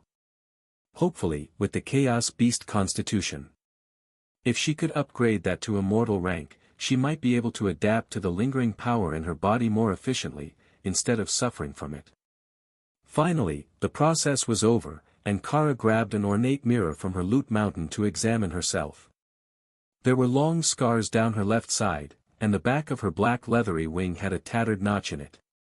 But her paw smoothed the fur over most of those marks with ease. The real damage was to her face. Her muzzle had a long scar that started just behind her mouth and ran up over her left eye, clipping her ear. Ironic really. An ear for an ear. Matilda joked. Not that the badger's ears actually extended far from her head, but the left one was definitely scarred. Not bad, I kind of look like a gangster now. Kara noted. You've always been a hoodlum. Matilda replied casually, already returning her focus to the proper preparation of deep-fried supreme-ranked cephalopod. The energy of her defeated foe was an incredible boost to her life force, helping stabilize her advancement. But there was still something that she could share with Kara. The recipe. Kara had a mostly complete immortal octopus in her collection, and it was of the same species, so the flavor should be very close to the same, despite the difference in rank. Now, that was a wonderful idea, Kara decided. She would get started on it as soon as she got back. With Hawk's assistance, they would have no problem frying the octopus, and they might even get a bit of benefit from it, other than a good meal.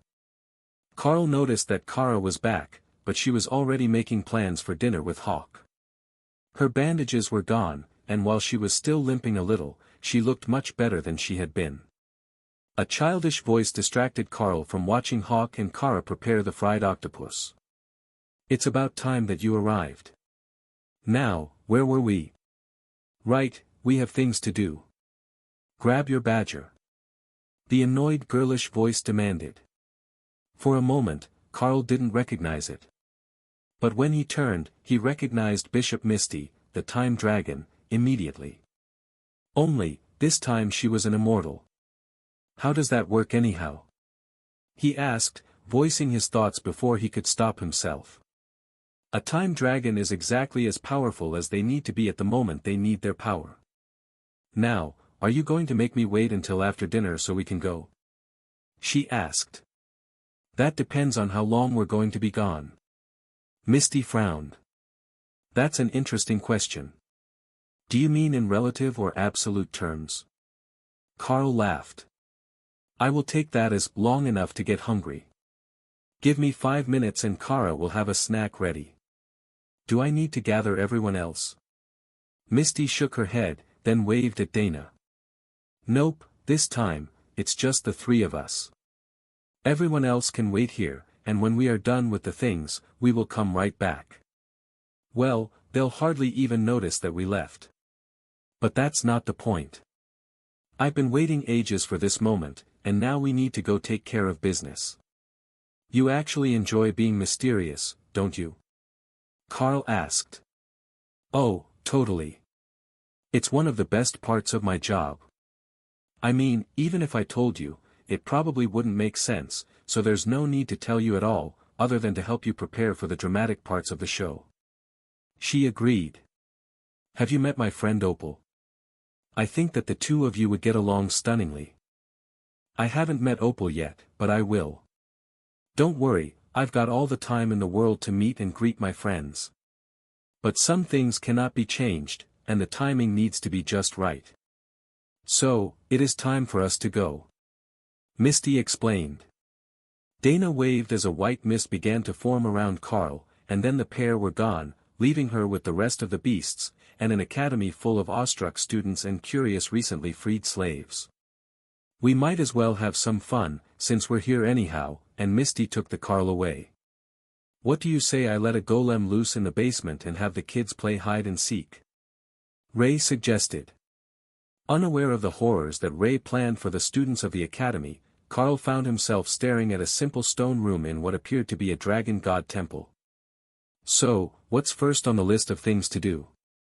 He asked, while Misty rummaged through the pile of blankets and clothes on the bed. First up is to find my favorite hairpin, then we can start the list of things that you have to do while you're at this point in the mythic rank. She explained. There is a list. Unfortunately. But look at it this way, if you do them all now, it feels like you only have to do one set of things, and then you're done. That's much better than coming back in time to convince the old you to do them a bunch of times. Misty explained. You have a point there. Is this the hairpin? Carl asked, indicating a jade hairpin set on her dresser. Oh, there it is. Thank you. All right. First up, we need to go to the city of Nar in Gathuzan. Your task is to stand up for a young dragonkin girl when she's bullied. This one is important. If you do it right and restore her faith in people, she becomes the queen of Gathuzan. If you mess it up, she becomes the scourge of Gathuzan, an immortal rank terror that levels most of the country and wipes out the shadow dragons on this world. So, no pressure. Misty shrugged. It's fine. If you mess it up, the worst that will happen is that Matilda will yell at me again. Carl gave her a suspicious look. She was clearly only considering the direct impact to herself. The fact that someone would wipe out a whole species of dragons if he didn't get this right hadn't even registered on her list of dangerous side effects. Is there a reason that I was only supposed to bring Kara? Misty shrugged. If you brought anyone else, she would have recognized you the moment that you stepped foot in Drod. That would create a whole other world of things to fix in the timeline. Oh, you also can't go as yourself or as your cat form. That part would have been important to know in advance. Carl noted. It's fine, I remembered before you left. Carl sighed and switched to the unholy beast transformation that Hawk was using to allow himself to become a demon crow. The other option was a Tengu demon, with large black wings. That wasn't a form that Carl had ever used in public, so there should be near zero chance that anyone would recognize him. Oh, good choice. Elemental's Wrath would have been fun too. Carl shook his head. Showing up as a raging fire elemental would definitely make it harder to restore anyone's faith in society.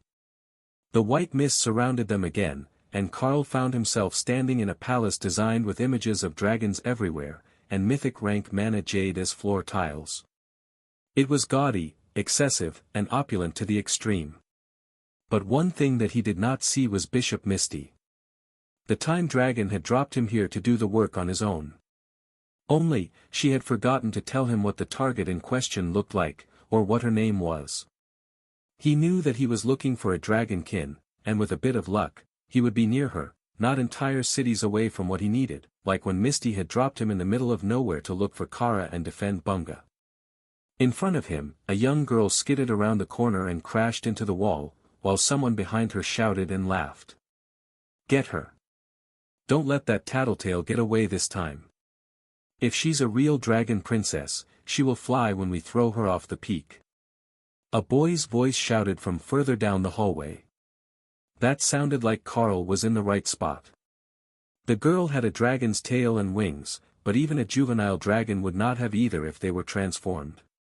So, she was dragonkin, and those wings were definitely not large enough to help her fly. The girl also didn't have a name tag over her head, so she was either too young to have the system activated, or they were in between resurgences.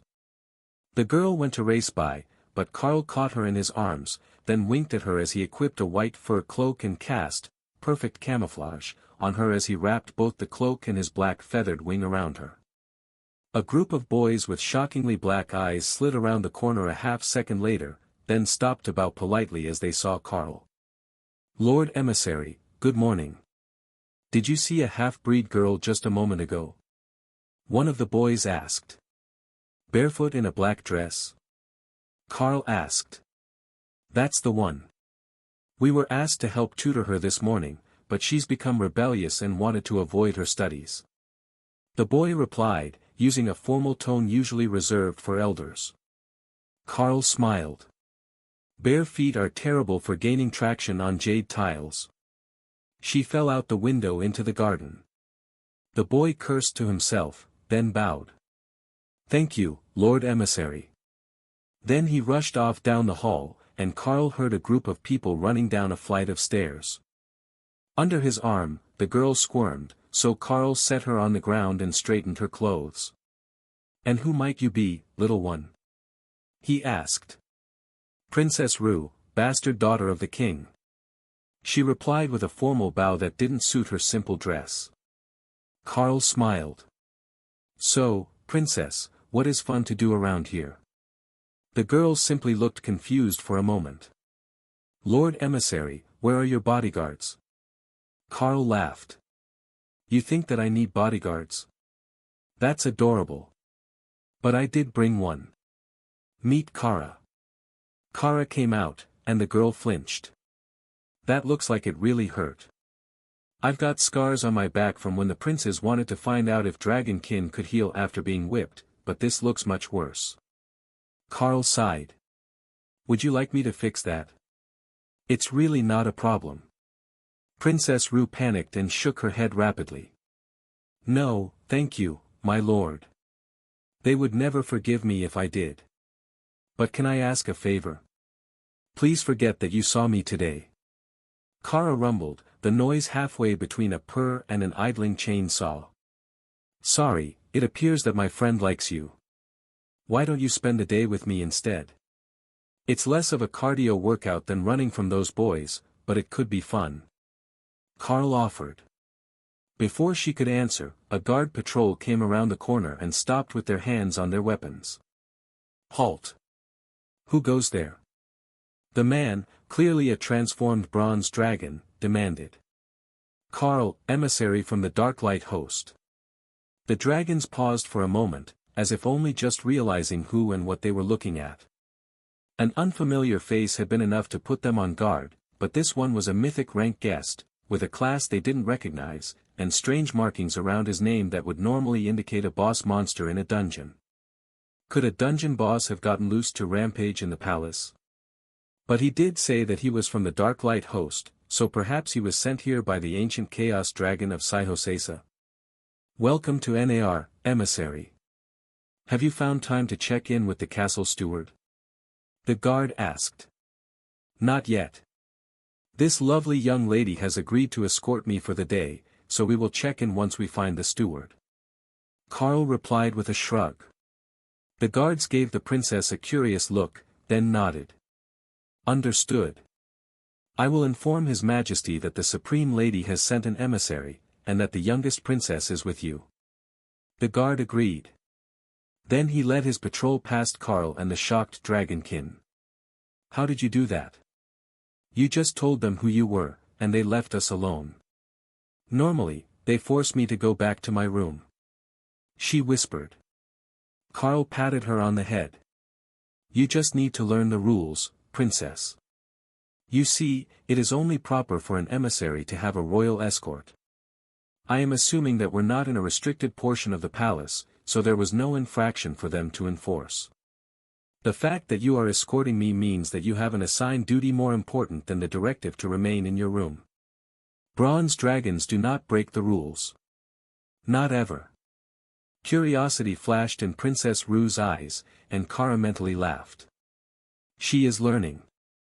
This one is a bit too innocent for her own good. She never thought about using the rules against the bullies, even when they were tormenting her. That gave Carl an idea of what they needed to do here. Not just getting her to trust him, but helping her to understand that there were standards and limits she could work with to punish those who bent rules to do evil. Some rules would be ignored if you were the favorite.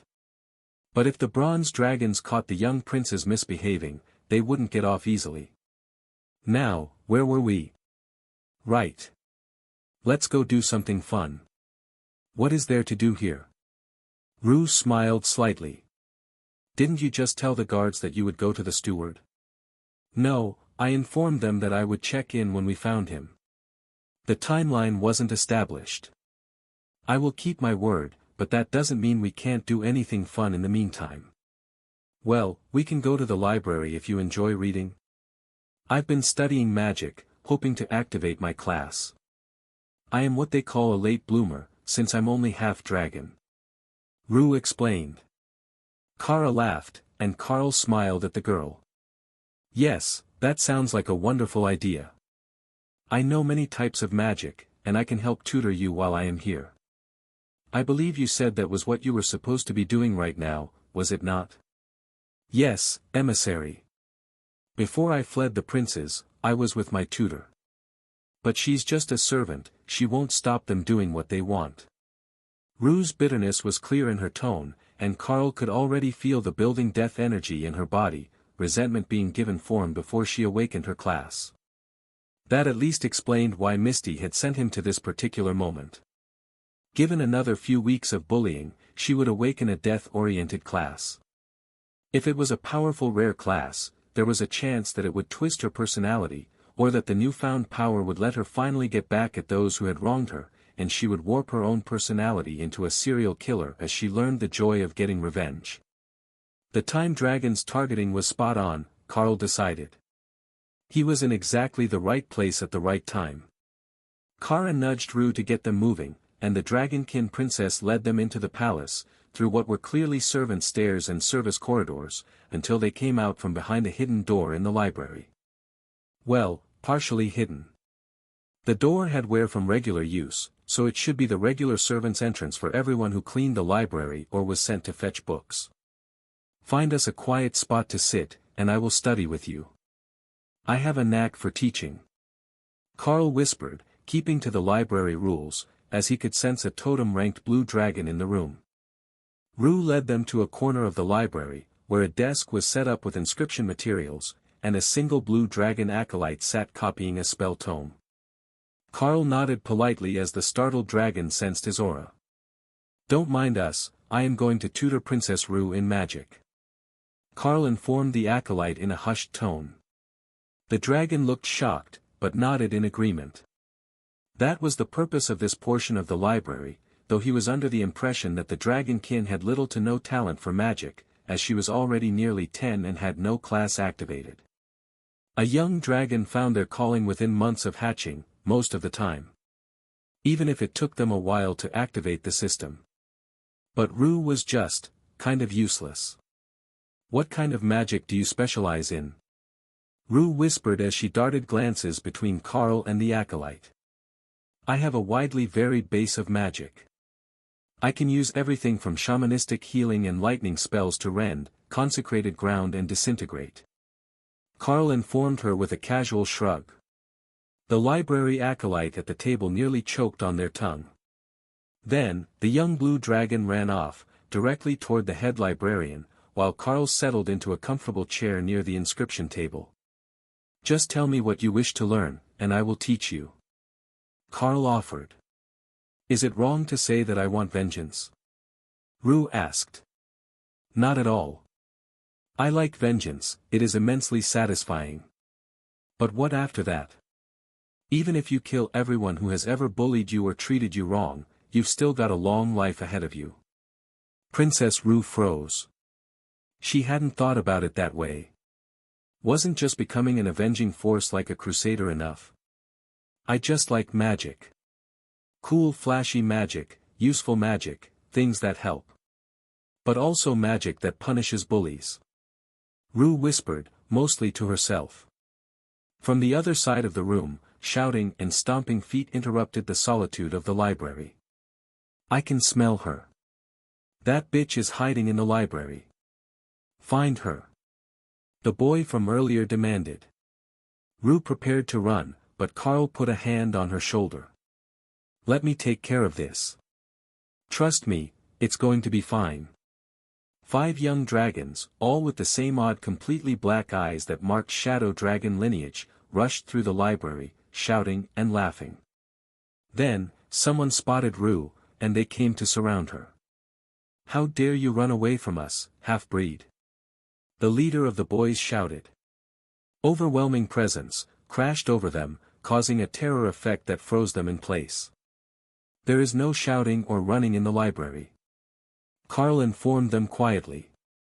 The boys looked like they were going to cry under the oppression of Carl's skill, but even after he deactivated it and simply let loose his aura, which was normally kept restrained for everyone's comfort, their knees were still shaking. Lord Emissary, we meant no offense. It's just that, you see. The boy began.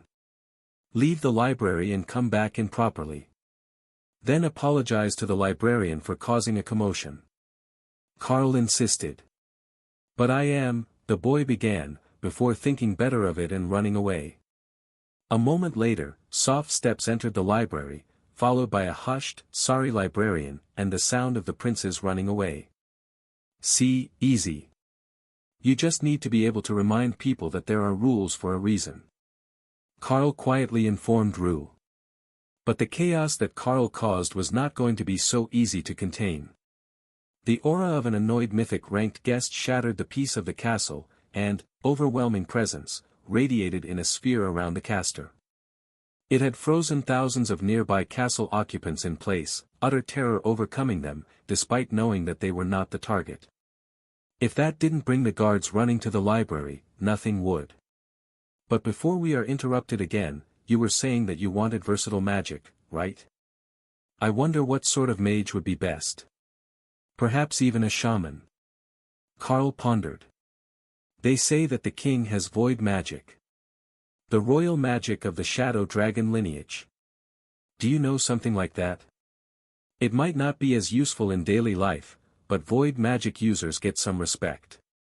Princess Rue suggested. Carl nodded. I do know some void magic. But first, we need to make you look like a princess before the guards arrive. Here, put this on. He handed her a black goth Lolita dress from Ray's Space, and briefly wondered who the spider had actually made it for. It didn't have any white on it, so it wasn't one of the prank uniforms she made for staff in the Dark Light host colors. There is nowhere to change here. Rue whispered. Oh, right. We need to get you a class first. How about I just pick, and you can sort it out later? You should be able to change classes as you advance. She was ascended rank before puberty and without a class, so her father was surely a powerful dragon. She would have good potential, even without whatever special class had made her immortal rank. Shadow dragons are void element, just like void badgers. Why not give her my skills, since we don't know theirs?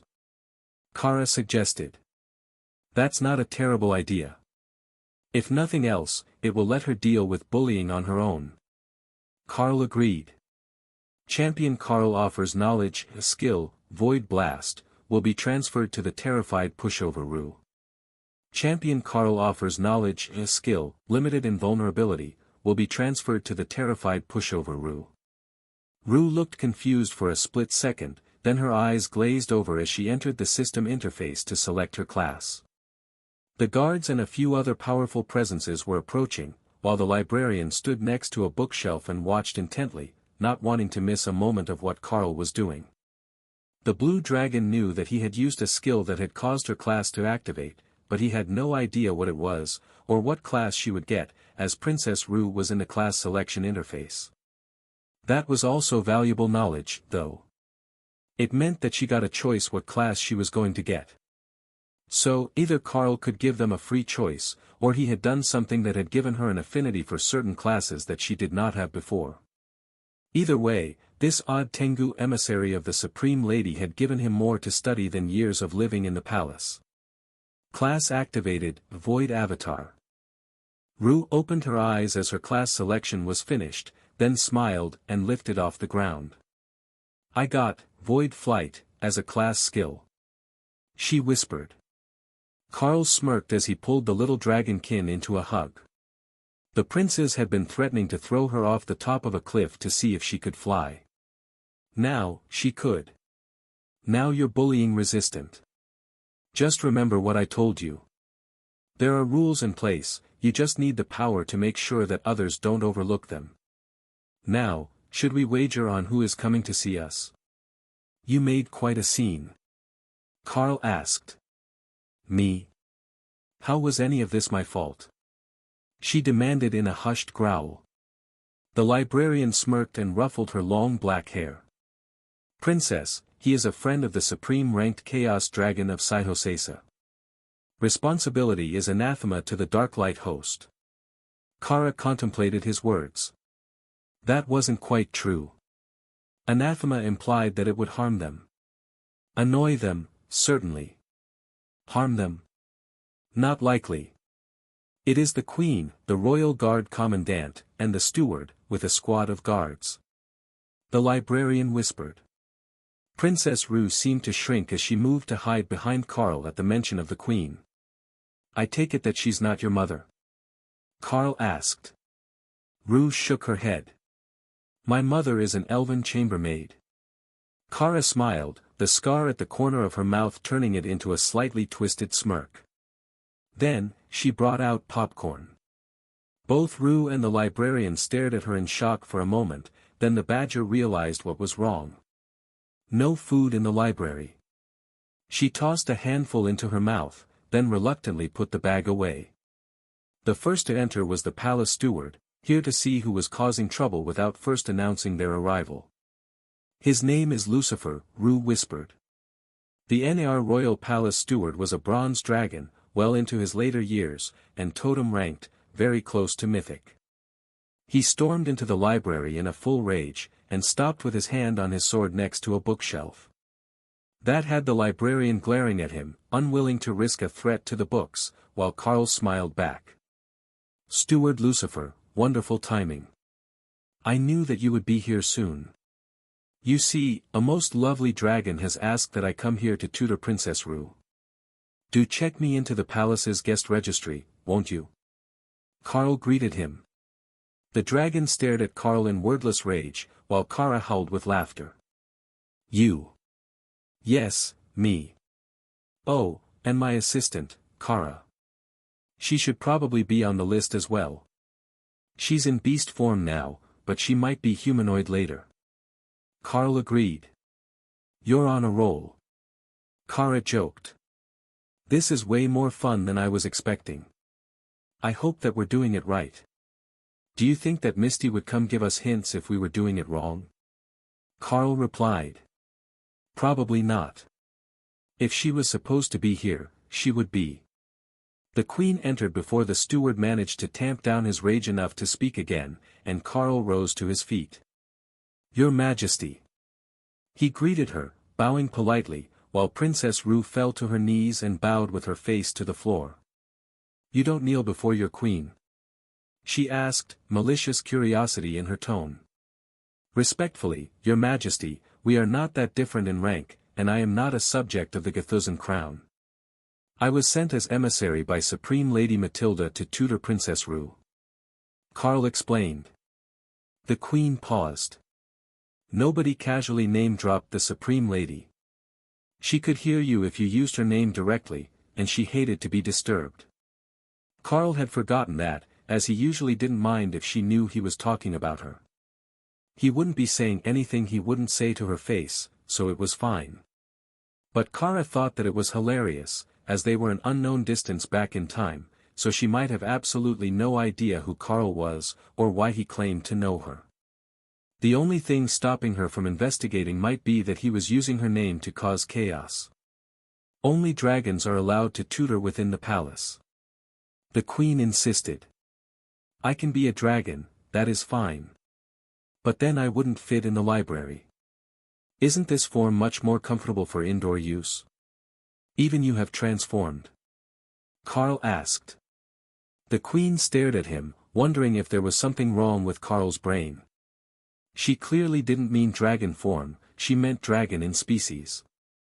You are a dragon? She asked slowly. Avatar of the world dragon, no less. Carl agreed. Not possible. Steward Lucifer gasped. I assure you that it is possible. Should we step outside so I can show you? I don't mind. The ocean breeze is always pleasant on my scales.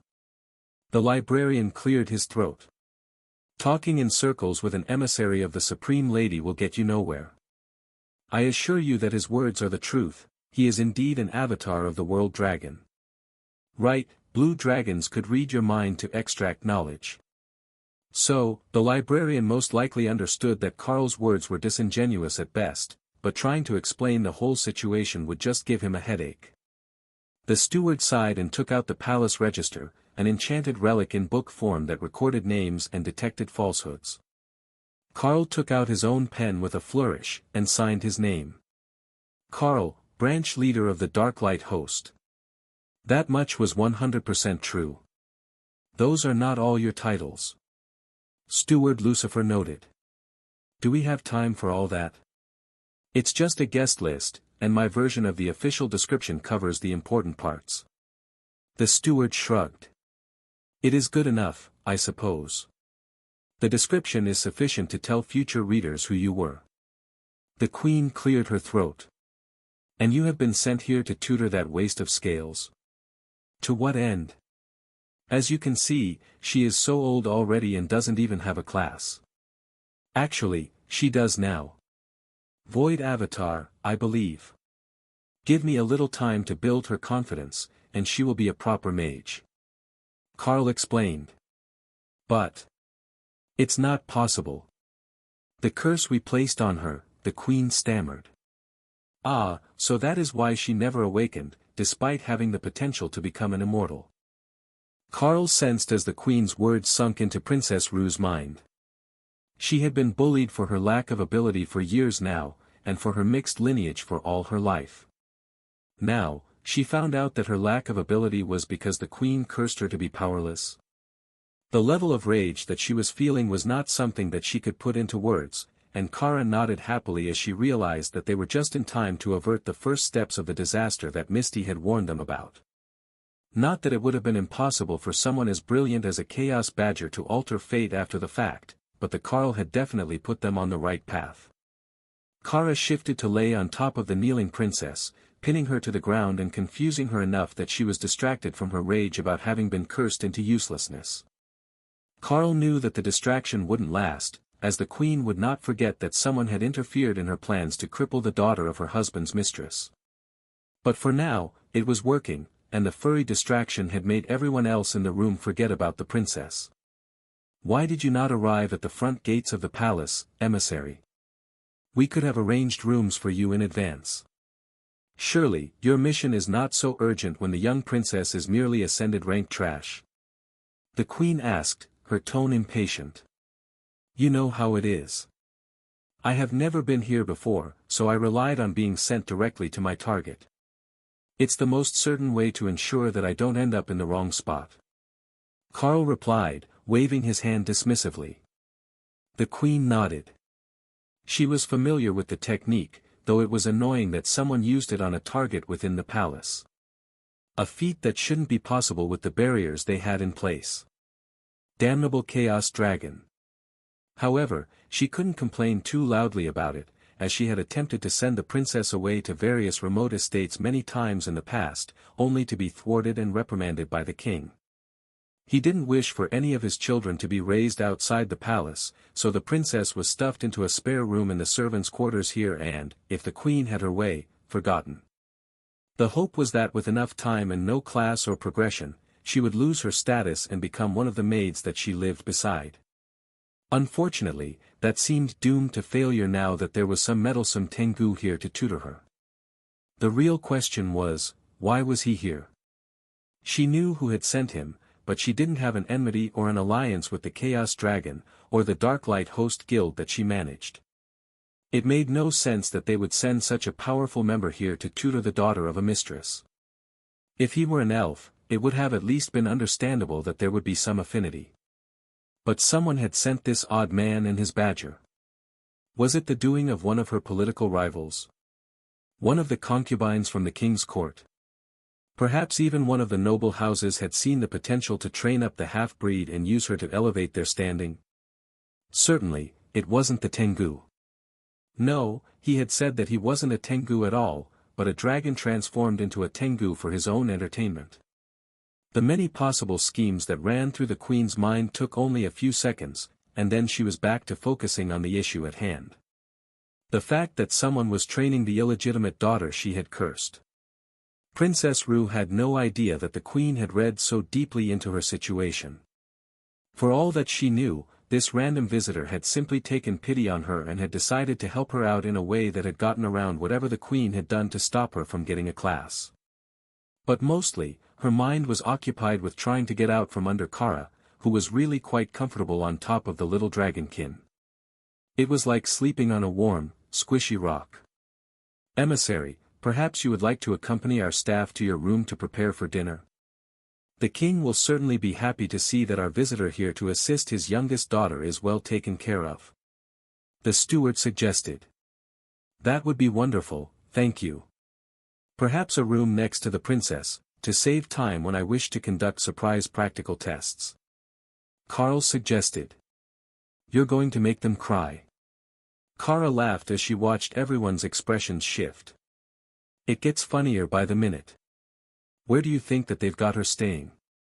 It should either be the far corner of the royal wing or the servants' wing. Carl agreed. Certainly, emissary. Would you object if we relocated both of you for the time being?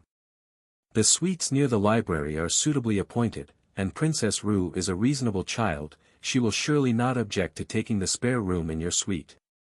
You didn't have a guard escort coming, did you? The steward asked. No, it's just myself plus Kara. The only requirement that I have is that the suite should be fully private. I do prefer to set defensive spells while I am teaching, and it would be awkward for everyone involved if I blocked the doorway that was in use. Carl agreed. The queen nodded, and a maid was called forward. The princess' belongings will be brought to the spare room momentarily. We will have to discuss her fashion sense later. Rue looked up from where she was pinned under Kara, then realized that Carl had given her new clothing to replace the now filthy peasant dress she was wearing. My apologies, Your Majesty. I did not wish to get good clothes dirty. She replied, then squirmed out from under the badger and equipped the dress Carl had given her. The queen frowned as she stared at the dress. It was adorable, but she had never seen anything even remotely similar before. Where had Rue gotten it? It had to be from the emissary, and she hadn't been able to equip it before she had gained a class. If you will forgive my abrupt departure, I have business to attend to. I will see you at dinner, daughter. Emissary. The queen declared, then turned and strode out of the room. Everyone but one maid left with her, and Carl found himself nose to nose with a curious librarian. You have questions, I assume. The dragon snorted, and lightning crackled at his nostrils. Yes, you could say that I have questions. For one, how did you awaken the princess? Did you nullify the curse that had been placed on her, or is it something else? Curse. Kara cast, nullify, on the princess, and felt mana start pouring into the young princess' body as the negative effect was dispelled. This place had rather intense mana, stronger than even Xylas. Given a bit of time, Rue would surely advance to an acceptable standard. Oh, now the curse is nullified. I should have expected that with the chaos badger. Might I ask, how did she end up in that state? With her healing skills, the species should be immune to such lingering wounds. The librarian asked. She licked a demigod. Pretend I didn't ask. Carl winked at the dragon. I know that you secretly want to know, and that it's going to bother you if I don't tell you. But it's really just as it sounds. We were in a fight and a demigod of the beast god pantheon was called to intervene. Naturally, she needed to know what it tasted like. The librarian frowned at Kara, then slowly nodded. I understand. I wish that I could say that I didn't. But I do. Now I want to know what a beast pantheon demigod tastes like. It's a hazard of the occupation. Once you find out that a thing exists, you need the details. However, as we're the last ones here, I will give you one more tidbit of information. Carl added. Champion Carl offers knowledge, skill, refreshing lightning, will be transferred to the curious Librarian Barry. Librarian Barry stared at Carl for a full minute, while the maid waited silently for something to happen. Then, he began to tilt. Carl caught him and set the librarian in a chair, while the maid began to panic. He's fine. He merely forgot that he needed to do things like standing while he's lost in thought. Carl explained. The maid nodded understandingly. Oh, just blue dragon things, then. He's infamous for falling asleep while reading at his desk. But you can never tell if he's sleeping with his eyes open, or just thinking really hard until you see if he answers. If he's asleep, asking him a question will wake him up. We can let him sort out his thoughts. Why don't you show us to the suite now, and the librarian can come find us when he is ready? Carl suggested. The maid bowed to Carl, and then led them out, while Kara circled her feet, and Princess Rue hid behind Carl. She knew that the queen was not going to be happy about having to move her, but she couldn't leave her in the same room without embarrassing herself in front of the foreign guest. That would not put Carl on her list of favorite people, but at mythic rank, and a personal representative of Saihosesa, as well as a guild member of the Supreme Ladies Guild, there wasn't much that anyone could do to him within the law unless he actually committed a crime. Even then, there wasn't much that they would do, as the Supreme Lady of Saihosesa was a psychopath who would laugh her way right through a major war, should anyone be crazy enough to start one with her. Quietly, the maid led them down the hall and up 2 levels, to a seemingly abandoned wing of the castle. The hallways were clean, but Carl could see the spots that were habitually missed by the staff when they cleaned, showing that nobody disturbed anything in this hall recently. Even the epic battle scenes on the wall hanging still showed the faint curling of long-term storage, so they had just been placed within the last few minutes. But the common area was spotless when the maid led him into the suite, and there were 2 bedrooms, just enough for their purpose. At the back of the room is a rooftop training area, so you may work on spells that can't safely be performed indoors. The maid explained. Carl smiled. That shouldn't be an issue. You see, I know the illusionary domain, and if my young charge here can break that, I might just lose years off my life in shock. The maid smiled. Carl had a point. There was 0 chance that an ascended rank mage could do anything that would even make the illusion flicker. And if she couldn't break the illusion, she couldn't damage the room. If you need anything, my shift ends at dark. She explained, then moved to stand just inside the door, hidden out of the way in a cleverly designed alcove. Obviously, they weren't going to be left alone, but Carl wasn't planning to do anything that would need to be hidden from the public. At least not in the next few hours. His goal here was to help the princess regain her faith in people, and for that, he didn't need to intensively train her on skills, he needed to get her to talk to someone friendly. That might have to wait until dinner, Carl decided. The princess was much more interested in playing with Kara, who was exploring the suite, than in talking to anyone. Rue had new spells that she wanted to test, but she didn't want to test them in front of staff if she could avoid it, just in case they didn't work right. The staff didn't bully her, she hadn't fallen that far in the palace hierarchy, but they would laugh at her, just like they laughed at all their other young co-workers when things went wrong. Hey, there's a cool statue in here. Can I keep it? Kara asked as she examined the bedroom. No pilfering their valuables. Leave the room the way that we found it, or it might mess up the timeline. Just focus on making friends with Princess Rue. Maybe try turning into a humanoid again. Carl suggested. That sounded interesting. Kara wondered if her new scars would transfer between forms, as they were created with the fundamental rule of order, and divine energy. Only one way to find out. Kara used the humanoid transformation skill to shift into her favorite badgerkin form, and then frowned when she realized that the scar made her mouth, cheek and eyebrow all wonky in this shape. The skin was too tight, and it made her face feel lopsided. 3 out of 10. Not as impressive as she had hoped. You are Kara. Wow, that scar is nasty when you're humanoid. Did your friend give you fancy clothes too? We're going to have to go to a formal dinner, and that means pretty dresses for all the ladies. Rue gushed as she examined Kara, who was wearing a tunic with the sleeves rolled up and short shorts with bare feet. Kara smiled. Oh, the amount of fashion I have available would blow your mind. My sister is a famous fashion designer at home, and she doesn't mind if I borrow a piece now and then. We could go as twins. Well, almost, since you've got that white stripe in your hair. Rue suggested eagerly. Kara rummaged through the clothing she already had, and came up with a suitably frilly black dress. Only, hers had dozens of pockets sewn into it to hold treasures she wasn't sure if she would keep. She switched clothes, and Rue smiled. Oh, that is perfect. Did you get pockets to hide snacks? That is spectacular. So few people know the value of hiding food for later. Kara smiled. Even when you're not hungry, keeping a few snacks on hand is never the wrong answer. A wise person never has empty pockets. Rue frowned. But now that I have a class, I have an inventory. Don't people keep all their valuables in there? Kara nodded. Of course. But you should always have useful stuff in your pocket.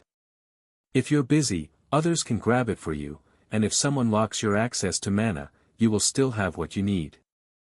See this pocket? I've got a nice slim dagger tied in it, and nobody would ever know without patting me down.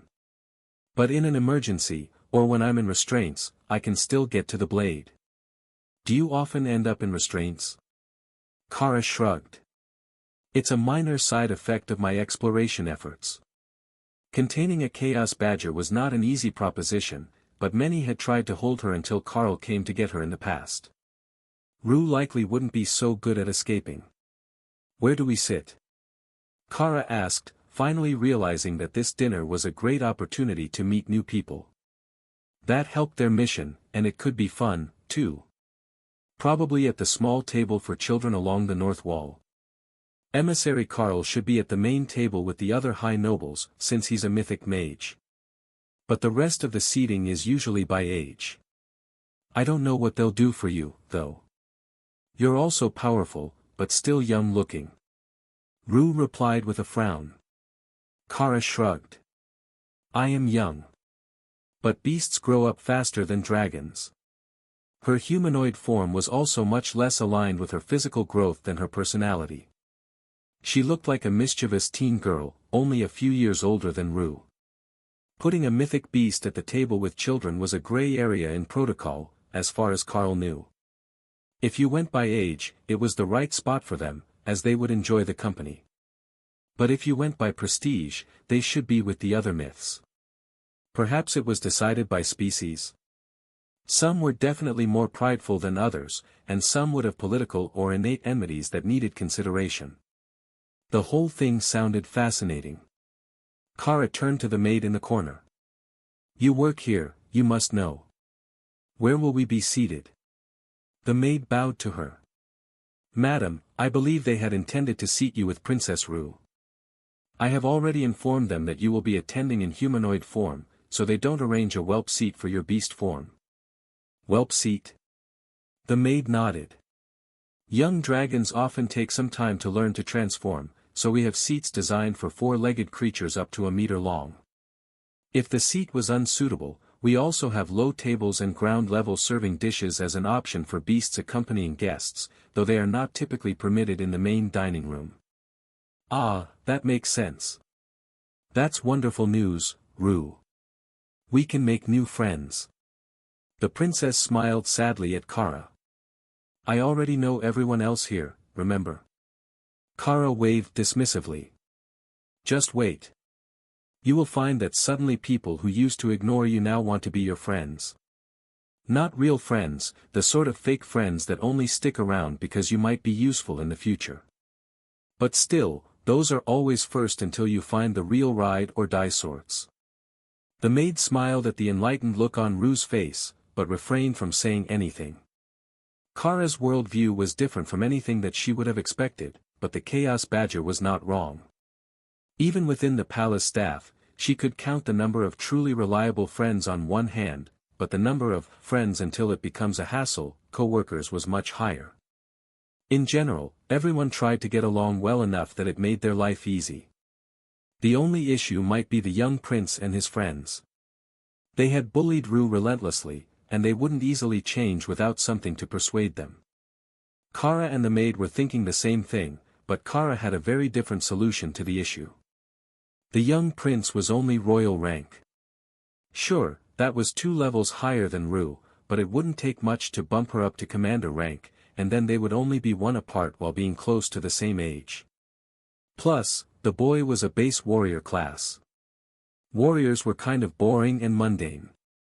They didn't have cool skills that you could show off. The Carl had given Princess Rue limited invulnerability, and that was a skill that she could show off without damaging anything. At the very least, it would make her difficult to beat up without going overboard and getting themselves into real trouble. Kara flopped down on the spare bed with Rue until the dinner service was ready, but Carl was already preparing plans for the future of their young princess. Misty had said that she would be the queen one day if they got this just right, so he would need to train her in something that would make her stand out above all the other heirs. Without killing them all, that was. Obviously, it couldn't be runecrafting.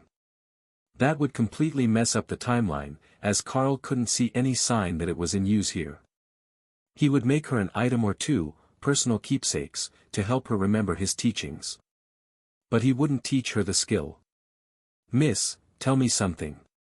What would you say that the royal family's signature trade skill might be? Being so far from home, I'm not fully acquainted with the local trade patterns, he asked the maid. Certainly, our skill books. Our royal family has a knack for creating new skill books, though they traditionally keep them for themselves instead of sharing with the blue dragons. Are you familiar with the rivalry between the shadow dragons and the chromatic dragons? She asked. I know the basics. Carl agreed. No, he did not. Not even a little bit of it. But the rivalry couldn't be too intense, as there were blue dragons writing skill books in the royal library. Perhaps it was more about being able to hoard rare skill books for themselves, to gain an advantage over others. The shadow dragons didn't have a god of their own. They were part of the dragon god's pantheon, but only a handful of species had a true god representing their aspect. In that case, you might not be aware that the royal family has a monopoly on shadow element and many other skill books that the blue dragons can't make for themselves. As they can't use the skills, and the books are protected with magic, they can't copy them. That allows the royal family to maintain certain skills as their own exclusive property, or as signature gifts for new sovereigns of friendly nations. It is traditional that the newly raised kings and queens of Audrock are given the agile flight skill, for example. They are not a dragon nation, mostly bird-type beastkin and some human mages that came from other continents. So, the gift is especially valuable to them, and they lack the ability to replicate it. She explained. Carl nodded. That is a wonderful skill. Do you know it? The maid stared at him in shock. Are you saying that you do? Carl nodded. It's an innate skill of the Chaos Badger, we both share the knowledge. The maid placed a hand on her chest and took a deep breath. For a moment there, I was going to panic. I thought that you might have a royal lineage background that I wasn't informed of. Carl shook his head. Nope.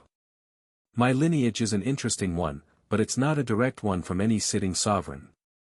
What is the practice for dinner? The maid blinked once as she processed the change of topic. You may either walk the hallways and enter from the west entrance. Or, if you wish to make a grand entrance, you may fly from the balcony in dragon form and land on the east balcony of the dining room. It is clearly marked from above, and there will be 2 bronze dragons stationed there in dragon form. Flying. Kara cheered. We will make a grand entrance. I will carry the princess to the east entrance in dragon form, and Miss Kara can fly with us. The maid shook her head. Only dragons are permitted to use the balcony. If Miss Kara rides on your back, that would be fine, but protocol forbids her landing individually. Carl shrugged. Then I will give them both a ride. It will help the rest of the guests understand that Princess Rue has an advocate within the palace now. As long as your dragon form is large enough, I don't see any issue with that. She agreed. The maid was a young adult, but also from a subspecies of dragon, so her dragon form really might not be large enough for her to carry 2 children. But that didn't apply to Carl. Did his Tengu form look that young?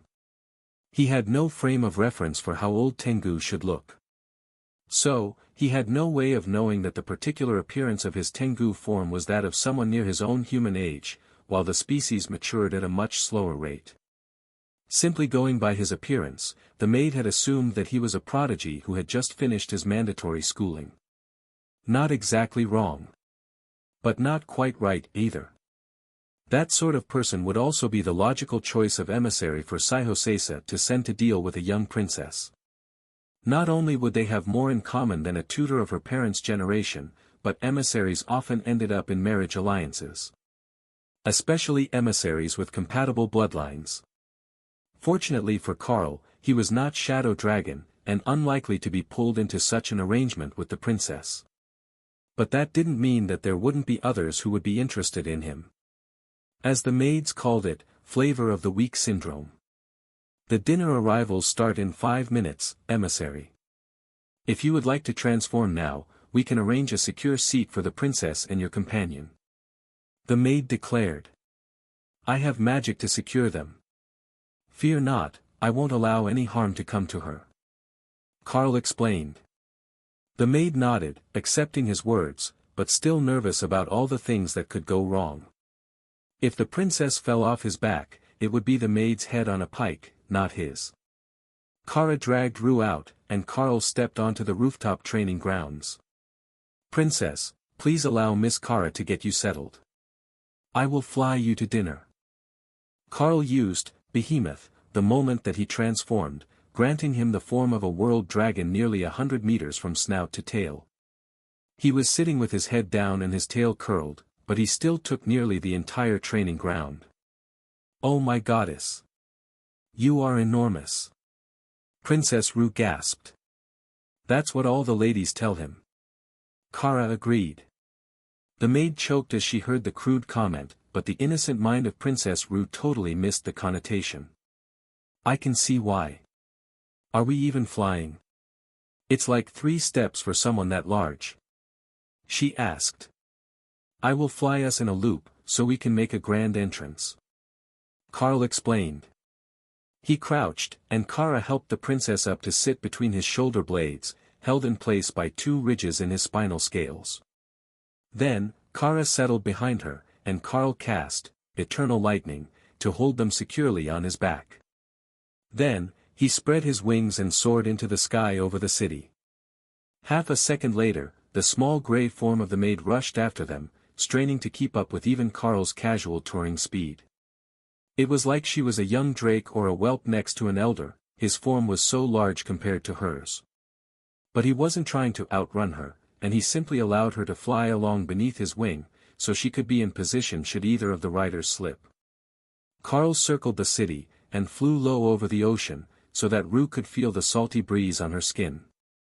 Then, he rose up over the castle and found the balcony with 2 bronze dragons on it.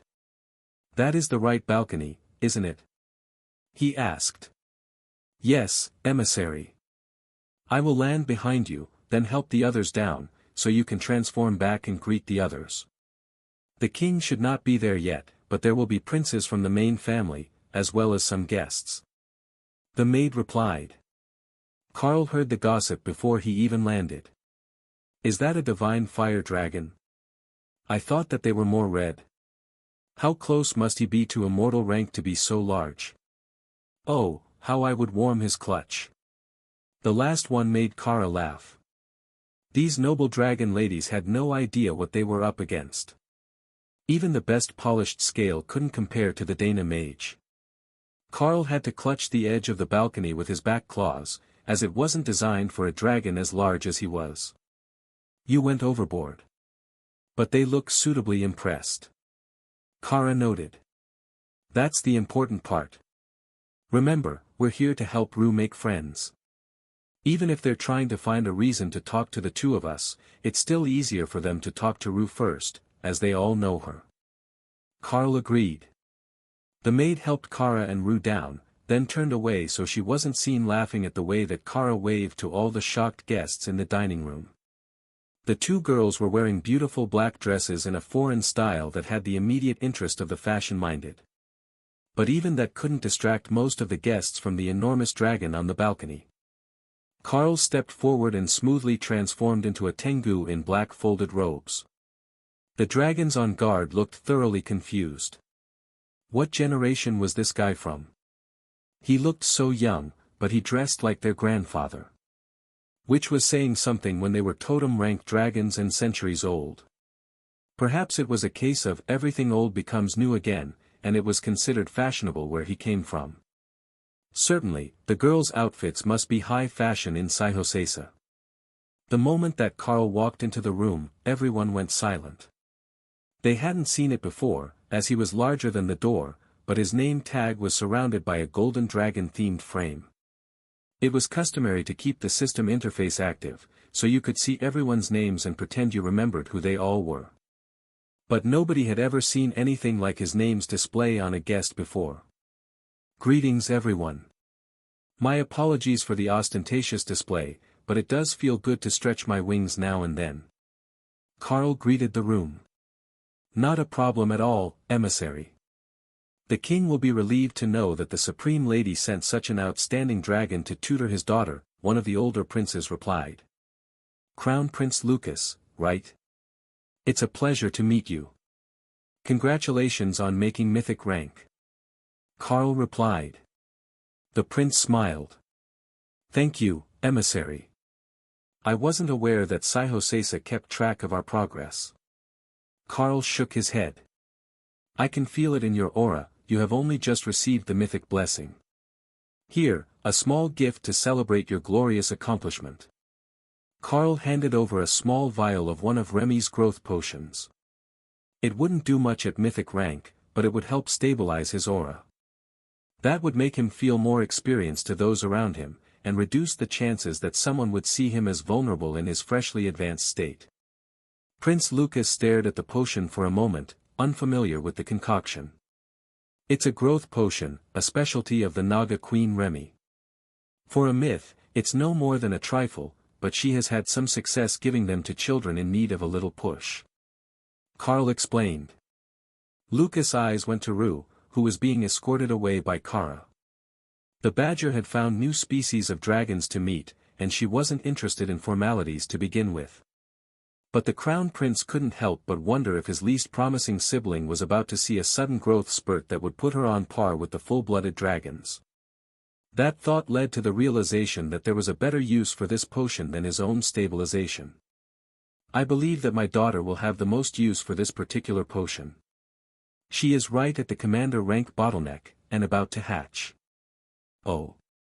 That sounded fun. But Carl couldn't contact Remy to see what would happen. I don't believe that the potion has been tested on unhatched eggs before, but you are certainly welcome to try. Please do tell me the outcome, though. The crown prince rushed off and out of the room, eager to test the potion on the egg of what Carl assumed to be his heir.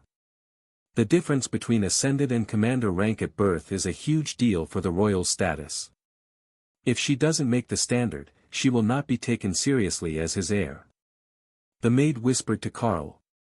He nodded in response, then greeted a few more of the local dragons. What brings you here, emissary? Is Sihosesa considering trade ties with Gathuzan? One of the older shadow dragons asked. Carl shrugged. I'm not that sort of emissary. I was sent to train Princess Rue so that her advancement can catch up to her potential. The international politics are not my area of expertise. The nearby guests made a mental note of that.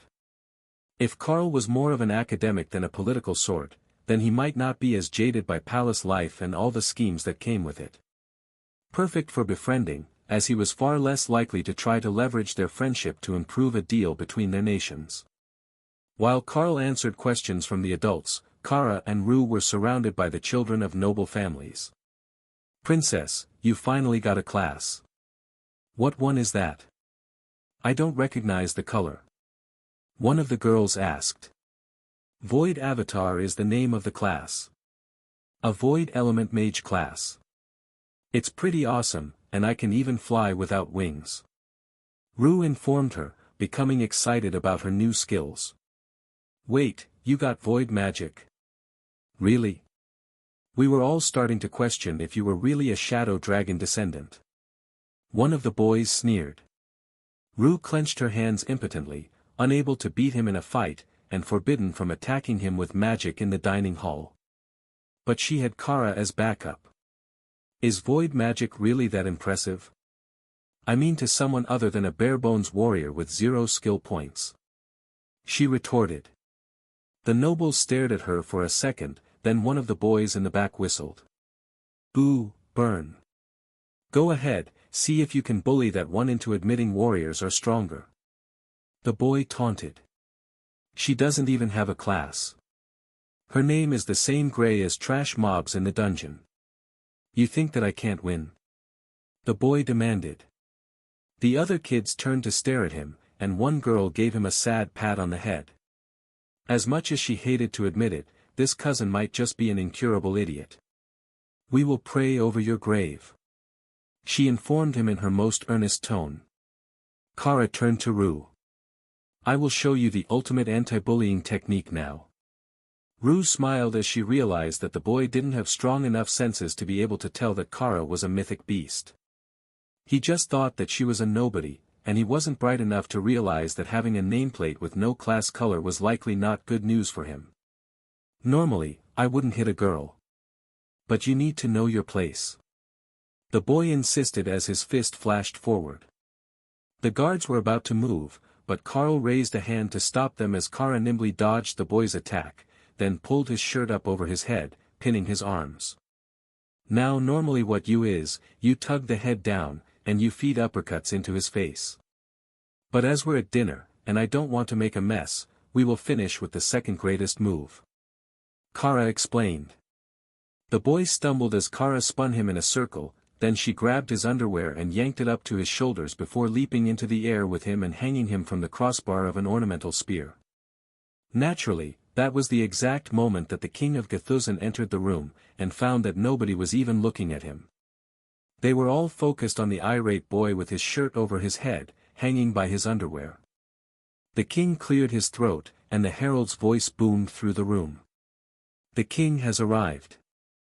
Everyone turned to bow to the king, and all the kids scattered.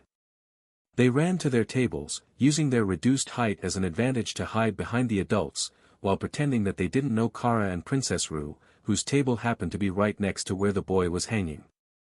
Will someone please get him down from there?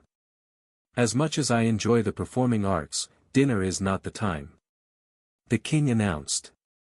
The nearest guard snickered at the king's casual comment, ignoring the fact that someone had clearly been bullied. He wasn't blind to what went on around him, and the boy was somewhat notorious within the palace. If the tables had been turned on him today, he had almost certainly deserved it. However, the transformed Chaos Badger did look a bit too smug, and he suspected that this was not the last incident they were likely to see tonight. Everyone quickly took their seats once the king was seated, and Carl found himself between two older princes and across from a group of government ministers at the large main table. The king was seated with the queen, and who Carl assumed were the dowager.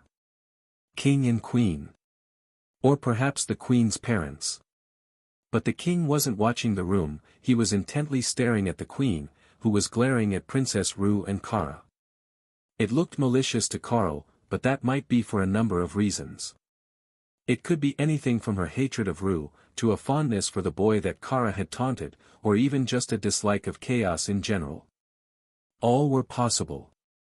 "My queen, is something troubling you?" the king asked gently. "That Rue child has awakened a class," she replied. "I see that. Better late than never. Perhaps now she will begin to grow properly. The Supreme Lady has done us a favor by sending a tutor for her. Did you see the size of him? I don't recall a world dragon of his power being in Sihosesa, but given who sent him, he might have come from another world to assist." The king agreed. The queen's frown only grew. If emissary Carl had been brought in from another world, he might really turn that brat's life around.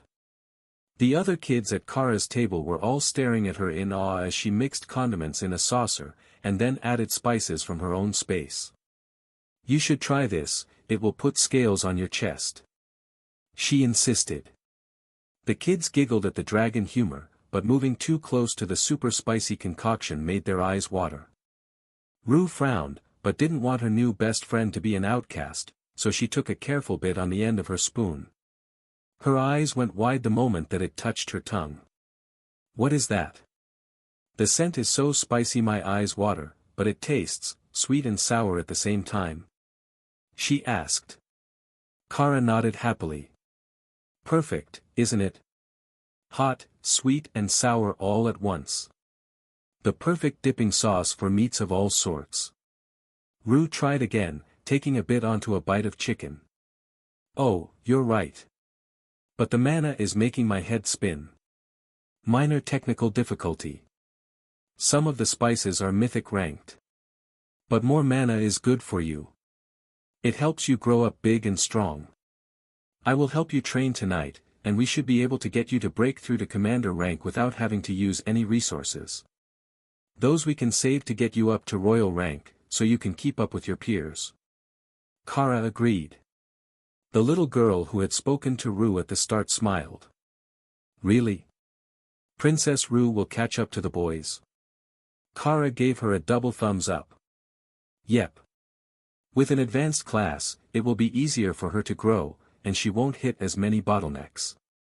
Everything for the next 3 or 4 advancements should be easy going."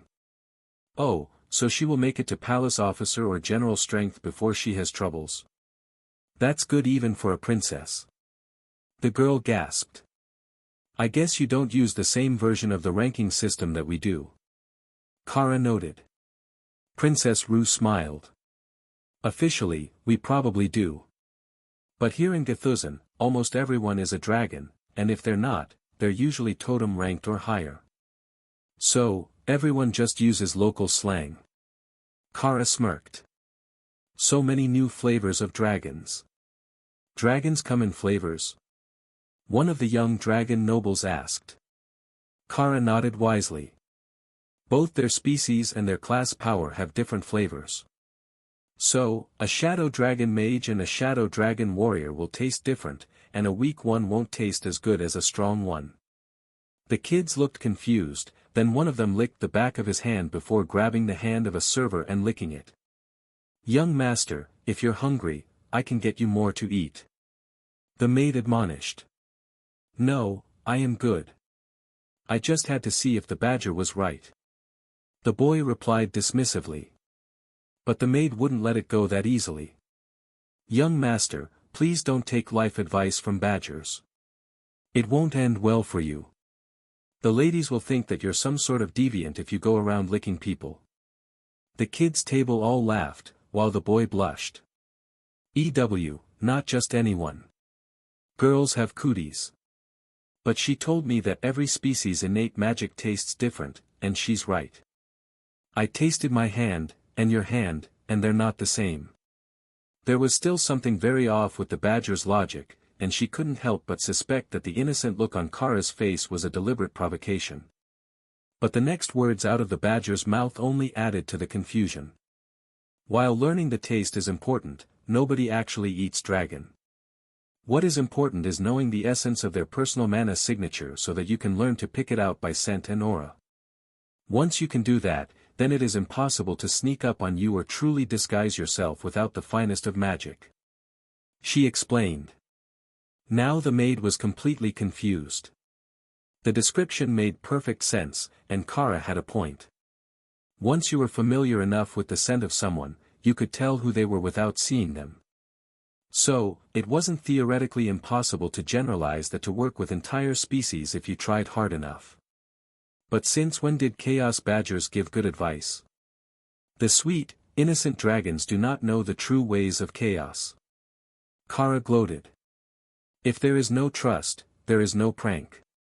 First, you must prove that your words are worth considering. Only then can you lead them down the path of entertainment. She finished. Play nice. Remember, we're here to make friends for Princess Rue, to help her become a queen and not terrorize the people. Carl felt like he had said that before, but somehow the message was getting lost in translation. Relax. We're making friends. She's got a class, next is getting power. But today, my mission is to make the princess seem more relatable, so that people will feel bad about bullying her, and she will stand a chance of making real friends. Kara explained. Alright, I trust that you know what you're doing. It's better than being stuck here with boring people who just want to talk about politics. Normally, talking politics wasn't all that bad. But Carl had just realized that they were 1,000 years into the last resurgence, and he didn't even know most of the names of the cities or countries, much less their current leaders or the political strife that came along with their individual circumstances. What he had realized was that it was a good thing he had claimed that the old Chaos Dragon had sent him because she was considered to be eternal, and at this point neither Xylaz nor Drod existed as cities. The southeastern island, where Drod was in his timeline, currently hosted mostly nomadic orc tribes who were looking for the lost dragon scale so that they could preserve the system and keep the resurgence going forever. The demons hadn't even begun to settle there yet.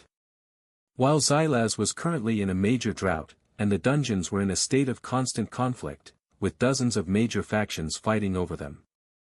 Claiming either of them would have made him seem like a fraud from some backwater Tengu tribe. Dinner went relatively smoothly until the dessert course was served, and the queen noticed the friendly laughter and smiling from the children's table where Princess Rue was seated. In her mind, that would never do. She was about to speak up, but the king's expression caught her attention. He looked pleased with the situation, and he had always had a soft spot for that particular princess. Something had to be done. A brief message to the older princes, her own sons, set the stage. Today, the brat wouldn't escape without humiliation. No bastard child was going to suddenly make a run for air. Not on her watch. The queen needs to work on being subtle. Even the king has noticed her open scheming. Kara laughed as a pair of older boys stopped a server to add something to the dessert trays headed for the kids' table. For a moment, she seriously considered pretending to be poisoned by whatever they had sent over, just to watch everyone's reactions when they realized that a pair of princes had poisoned a foreign emissary. But when the maid arrived at the table, she was very insistent on which dessert went to Princess Rue, and then remained after serving, as if to be certain that she actually ate it. That just made it even easier on Kara, who had already sniffed out the magic. It's the opposite of that potion that Kara got from the new demons. It gives you mana poisoning if you eat it. She informed Carl. Are you going to nullify it? He asked, curious what her approach was. Nope. I'm going to eat it. I've never been mana poisoned. The question was how to do it without causing a scene. The dessert for the princess was slightly fancier than the ones for any of the other kids at the table, so it was clearly intended specifically for a member of the royal family. Simply snagging it would be poor manners. So, the obvious answer was deception. You get a different flavor. Are you allergic to one of the ingredients? Kara asked the princess, using her best, curious and innocent, tone, but a regular conversational volume that would carry to the other tables. Rue shook her head. It should be the same, they just make one fancier, so the royals know what one has been double-checked. Kara smiled, and the nobleman sitting next to Carl leaned over to whisper to him. Shouldn't we stop this before it gets out of hand? Carl shook his head slightly. No, let it play out, my associate has already identified the additive and I can reverse the effect. I just want to see their reaction when that cake doesn't make it to its intended recipient. Besides, isn't this scheming just a bit too obvious? Honestly, none of them would have noticed if Kara hadn't pointed out that one slice of cake was not the same flavor to her senses, and that the ingredients were different. It should just have a bit more icing on top. But now that it had been openly announced, everyone in the room was discreetly taking notice. Everyone, that was, except the kids at the table, who hadn't realized that it was a poisoning attempt, and not the princess getting a special cake. Secret special cake, at that. Princess, would you like to switch? I've got an extra big slice. One of the boys suggested. Rue stared at him suspiciously. Kara had said that it was a new flavor of cake, which meant it might be better. But he had more cake. Halfsies? She suggested. The boy nodded eagerly, and waved over a maid to cut each slice in half to share them. The look on the queen's face nearly made Kara laugh out loud and ruin the whole game. But the princes who had actually done the poisoning were stone-faced, as if completely unconcerned about the fallout, or exceptionally skilled at hiding their emotions. One moment please, princess. We will send for a knife. The maid agreed. Kara gave her a twisted smirk, as her scars caused her face to curl up on that side naturally, and the maid knew that she was done for. Forgive me, Highness. We will take them to the kitchen to split them evenly and put them on fresh plates. Please wait. Carl laughed quietly as the maid left the room, and he heard the sound of dishes clattering into a garbage can, followed by running feet. Not as confident as she seemed at the start. But the real chaos is about to start. If those cakes aren't replaced. He joked. Kara was thinking the same thing, and held off on starting her own dessert. If there was no more cake coming, she would share. But she was interested to see if someone would try the same stunt twice in one meal. The first thing that Kara noticed when the cake came back was that while there were two narrow slices on each of the plates as expected, they were not from the same cake as the first ones. They were the same flavor, but the pattern on the edge was different. They had attempted to make every cake served at dinner the same, but no two cakes were identical. It was a shame that Hawk wasn't here to see it. He had become quite the foodie since he got the skill to enhance his meat roasting skills. The new maid looked relieved when Kara sniffed delicately, but didn't object to the new cake. That was the first test that they had to pass, and the senses of a mythic beast were too keen to get much of anything past them. Why the queen had forgotten that, they didn't know. Or she might not have cared. She was used to getting away with anything that she did, and acting with impunity because she had married into the throne. There were rumors about what she had done to get to the top of the contender list, but the fact remained that she had given the king 4 healthy clutches, and she held immense political power. Power that was making her look increasingly unhinged. If the king didn't act soon, someone else would certainly use it against him. Once dinner was finished, the kids all ran off to another room to socialize, while Carl remained with the more powerful elder dragons. They all had questions for him, and Carl knew that he had no answers for most of them. So, emissary, tell us more about your home. Crown Prince Lucas suggested as the dragons gathered around Carl. I'm afraid that it isn't all that interesting. I don't spend much time in the outside world. I either spend time in a separate space researching or I vacation near the shores of Lake Neraletum to enjoy the dungeons. Carl replied with a casual shrug. The Crown Prince frowned.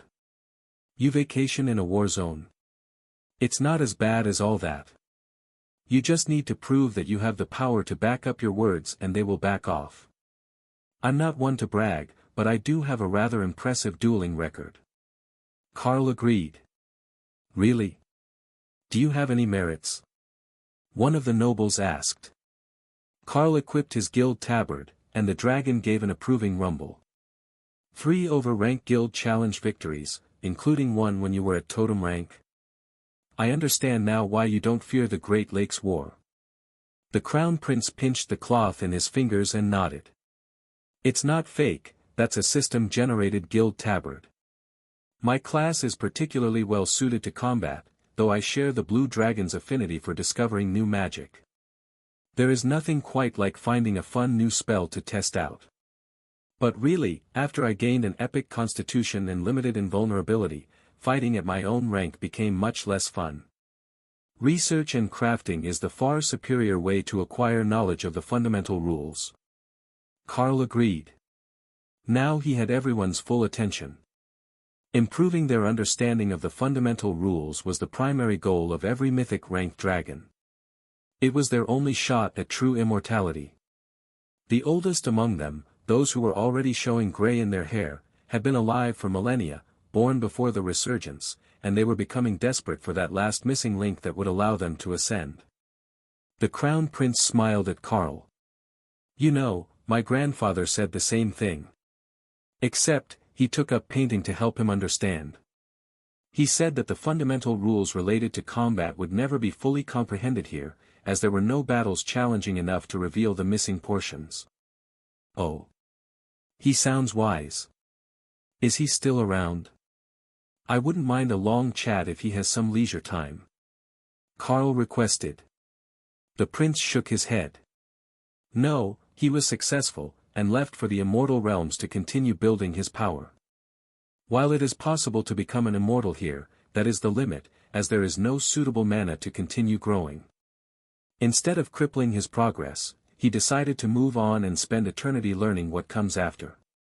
Understandable. It's difficult to blame a man for prioritizing his search for knowledge when he has such capable heirs to take over from him. Behind the Crown Prince, a young woman giggled. He's smooth. Tell me, is the art of flattery a Tengu specialty? Carl bowed elaborately. Princess, I assure you that my flattery is a natural art, not a species gift. But I am not actually a Tengu. If anything, you could blame it on the world dragon. Ah, a natural-born heartbreaker. The princess joked. Carl held up his hand with the soul-bonding ring on it. There will be no heartbreaking on this journey, you have my word. It would be entirely too difficult to explain to my wife, and she's not a forgiving sort when it comes to infidelity. The Crown Prince laughed. The Supreme Lady thought of everything when she sent you here, did she not? Married, impressive in physique, a rare dragon species, and you brought a beast girl to keep an eye on your young charge while you are busy. Carl smiled. She even picked the beast companion from among my friends who was the least likely to go on a murderous rampage. The Crown Prince drummed his fingers on the table. You have an affinity for beasts, then? Carl nodded. My class started from the Beast Ranger type template. I am bonded with a number of divine beasts, but only Kara came with me on this trip. If it had been any of the others, I might be driven to day drink. That bad? The princess asked. The other options would be a divine fox puppy, a lovesick behemoth, or a blood destruction demonic spider. The dragons paused. You managed to bond with a blood destruction spider. She's really quite sweet. Her taste in art isn't for everyone, but there is no more reliable friend to have your back in a fight.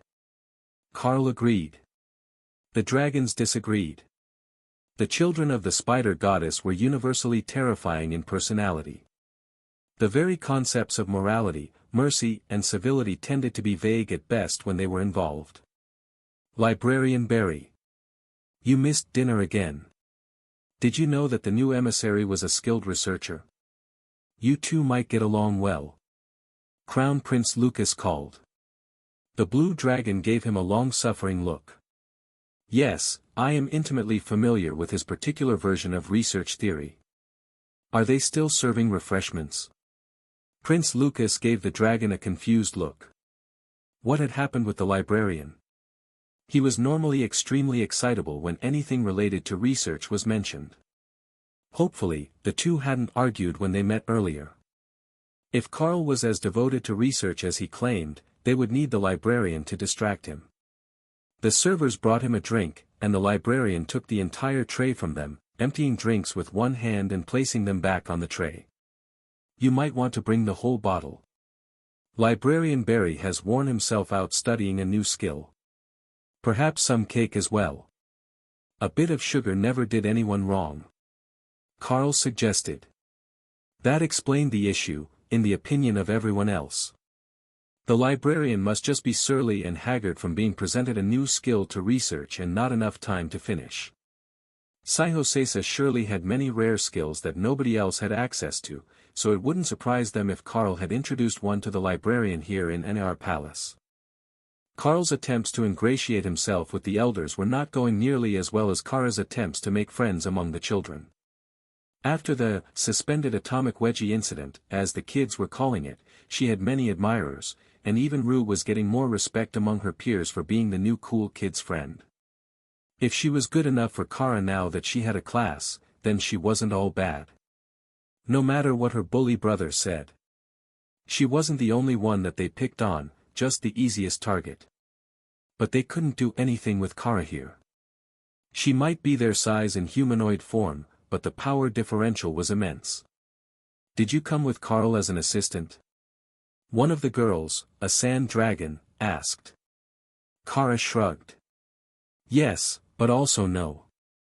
I helped Carl, but that's not the reason that I got to come along on this trip. I have an affinity for void magic, as does Princess Rue. So, I can help teach her. I was actually born a winged void badger, and evolved into a chaos badger as my understanding improved. So I've got many skills that can help her in the early stages of her training. That's too cool. Everyone wants void magic, but almost nobody has an affinity for it. The girl sighed. Kara nodded. You are an earth and fire element mage, right? The girl shook her head. No, wind and fire. Oh, that is interesting. I totally thought that you would be earth element, as a sand dragon. The boy who had been sitting beside Kara at dinner gave her a look that had the girl immediately on the defensive. Why are you looking at me like that? Kara said that different magic tastes different. He explained. Put your filthy face near me and I will claw it off. Princess Rue laughed. She's on to your tricks. You'll never steal a kiss with that level of skill. Hey! How did I become the one under attack here? I wasn't trying to kiss anyone. The children were all laughing, while the staff supervising them watched quietly from along the walls. For once, the kids were not fighting, not playing power games relying on their family's status, and not making ridiculous demands. It was almost relaxing. Once the after-dinner socialization was finished and all the other kids were taken away by their parents, Kara brought Princess Rue back to their room with a promise that she would come to see some of the noble dragon's kids the next day. The mission to make Rue well respected was off to a good start, Carl thought. One day with a bit of power, and already there were a few who were treating her like she wasn't a pariah. At the very least, they were likely setting her up on the path where she didn't become an immortal rank nightmare for the whole nation. But then, you never really knew.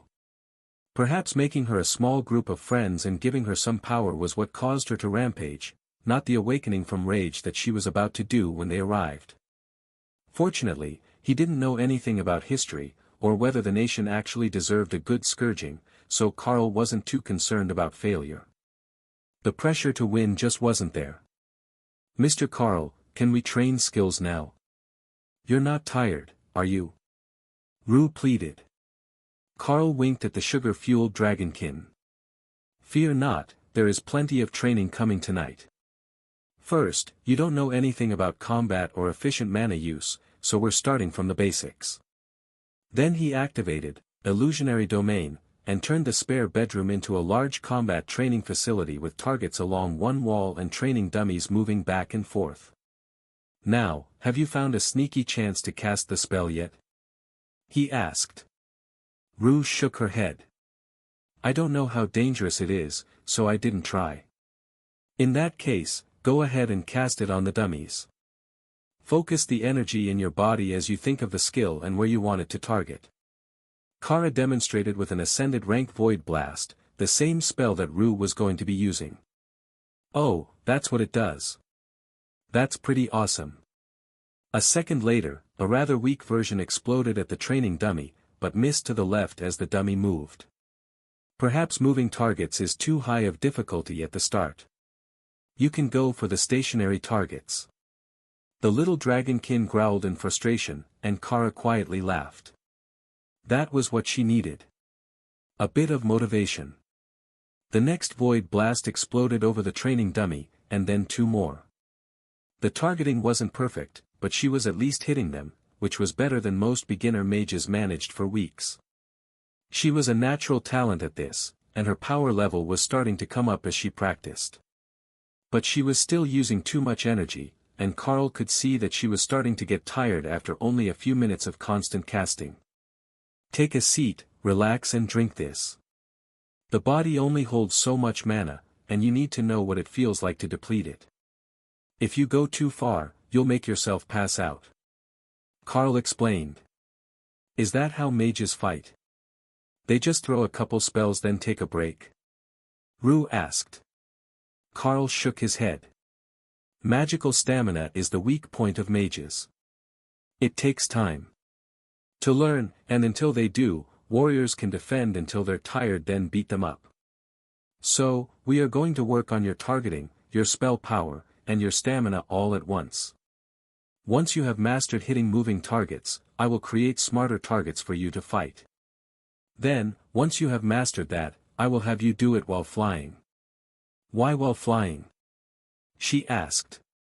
It simulates defensive spell use, a constant draw on your mana and focus while you fight. You need to stay mobile and keep your defensive abilities up while in combat.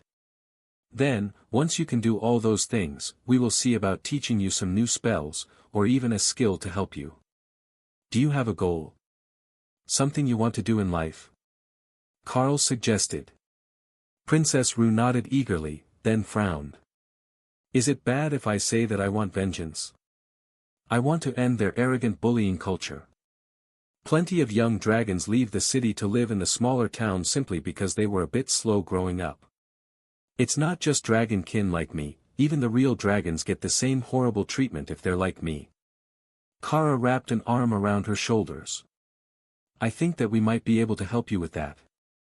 All you need is the right support and enough power to make all the changes you could want. Carl sighed. They were definitely on the path of chaos.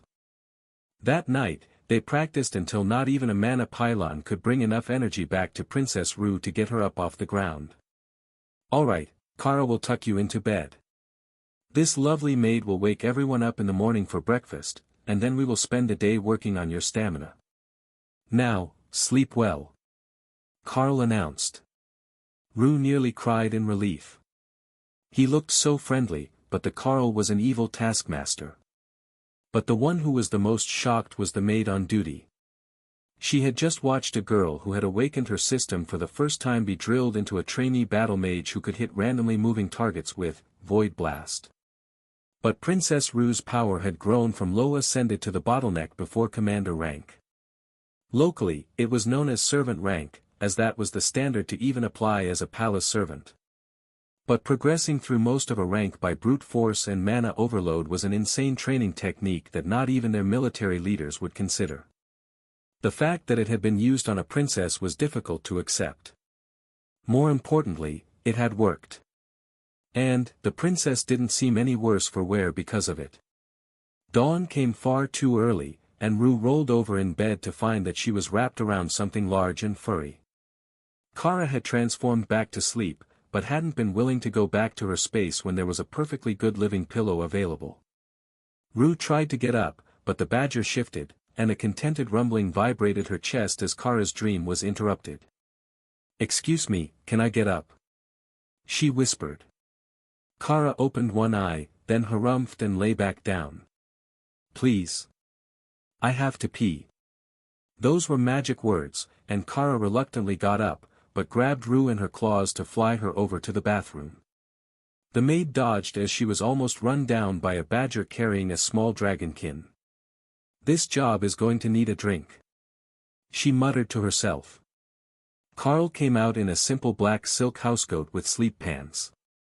"Oh, I see that the little one is up already. Good, that saves time. Please call for breakfast to be brought to the suite. Or are we expected in the dining room? All royals and emissaries are expected at breakfast and dinner services, unless traveling with a spouse." The maid replied. Carl sighed. "I should have brought my Dana mage." The maid frowned. "What is a Dana mage?" From the bathroom, Kara laughed. "It's his wife. It's better that she's not here. She's too adorable, and it always causes trouble." The maid gave Carl a confused look, and he shrugged. "She's not wrong. I married a divine fox beastkin. Fox charm is insanely overpowered at mythic rank, and the totem-ranked guild challenge on my tabard is directly because another guild wanted to recruit her by force." The maid bowed, and finally realized what Carl was wearing. "Sir, would you like for us to prepare suitable clothing for breakfast?" Carl shook his head and changed into a black suit that matched the wings of his Tengu form. "This should be suitable for breakfast. It's a good thing that the transformation spell works with bonded clothing, as I don't normally have wings in humanoid form." The style of the suit was strange, far different from the layered robes that Carl was wearing yesterday. "Is that something from home, or from a distant land? I have not seen a suit like it before."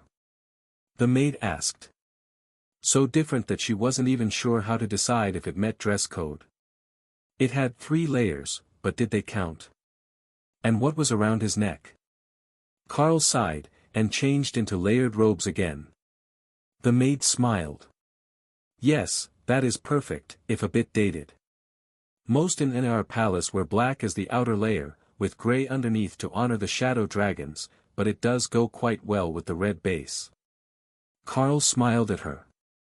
"I thought about using Chaos Realm silver as the color of choice for the underlayers, but I have been told that others cannot see it. Wouldn't that be awkward? Showing up in my most beautiful robes, only to have everyone think I was naked." The maid looked scandalized, then began to laugh as she realized that Carl was serious. "Wait, there are colors that not even dragons can see?" she asked. "Only certain dragons. You need to have an affinity to the chaos plane to be able to see it. I can, and Kara can, but most of my mythic-ranked guild members and friends cannot. It's a bit of a pain, as the Supreme Lady wanted to use it as a wedding dress for my bride, but most of the guests would not be able to see the fabric." Carl announced with a dramatic sigh. The maid blinked slowly as the implications of that sunk into her mind. "Oh my! I have had nightmares about that exact thing. I had the most fantastic and impossibly beautiful wedding dress, then halfway down the aisle, I realized I was naked," she whispered.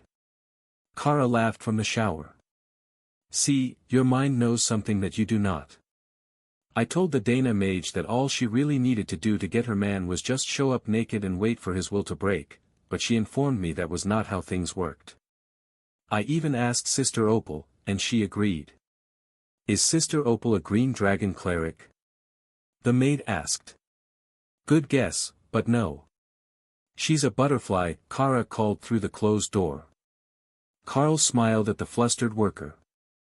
"I don't think that any of the nature clerics would have argued with her, though. They're quite pragmatic about such things, and entirely too fond of fox-type beastkin. It's the tail fluff, you see." The maid smiled. "It's a common weakness of the green dragons and those like them." The trip down to breakfast was a shorter one than yesterday's flight to dinner. Only 2 staircases and a hallway brought them directly to one of the doors. The moment that they entered, Kara and Rue were surrounded by young dragons who had questions for them, and had very clearly been directed by their parents to make friends with the princess now that she was showing promise. Soon, Carl would have to teach the young princess about politics, or at least find out how much she understood. Letting Kara teach her how to deal with annoying people was funny, but probably not the wisest of ideas. It would almost always end in some level of violence, and until Rue was more powerful than her opponents, that should be the last resort. You have ideas that are better than violence? Kara asked. I'm working on it. The girls were dragged to a large table full of kids, and Carl found himself cornered by Librarian Barry and Crown Prince Lucas. Gentlemen, it's a pleasure to see you this morning. Will you be joining me for breakfast? He asked. I do believe that we will. The librarian tells me that you have a most curious ability. Prince Lucas agreed. Carl laughed. Yes, you could call it that.